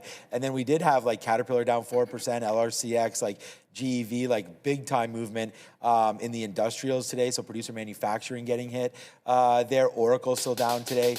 Palantir getting slapped up. AppLovin down there as well. Other than that, healthcare, a little bit of a bounce back, which is nice to see for Eli Lilly. We saw AbbVie down a little bit last week as well. Boston Scientific down 9%. What's up with those robots right now on BSX? So go have a look over. That was one where Sharif one day said, oh man, I wish I could invest in Boston Scientific. I was like, you can, bro. So hopefully you didn't do it. Down 9%. I don't know what the chart looks like. Tesla down to... Well, they had some trial data. Oh, did they? Okay, well, not great then if they had some trial data and they're down that percentage point. Their consumer services today, McDonald's, they're loving it. That was a good one there, up 1%. Hilton, we talked about some of the travel names. We're actually not even that bad today. Starbucks down 0.1, RCL 0.16. Is it Starbucks earnings? Is that what we had talked about earlier today? No. It was, Brennan was talking about it earlier today. Their first store opened in 71, I remember he was talking it was an anniversary of some sort. We get Nike, though. Oh, Nike was the consumer name that's reporting this week. So that should be a big report tomorrow. Is it before the bell or after, Adara? After the bell, 4:15 ETA. Expect a lot of infographics on Nike on Exit TV Research. First one comes out in 14 minutes. Okay. All right, it's 4:02. Exactly. Enjoy your evenings, everybody. It should be a fun one here. It's beautiful weather in lovely Toronto. It is 18 degrees Celsius, so we're touching 68, 69, 70 Fahrenheit. So we're really happy with that one there today. Finally, from snowing on Saturday, or maybe it was yesterday. It was like a little bit of a little bit of snow there. Well, I was driving down to Niagara Falls on Saturday, and we went through a couple of snow squalls there driving through Niagara. All right, good show today. We'll see everybody tomorrow. Joe, hit that music. See you, everybody.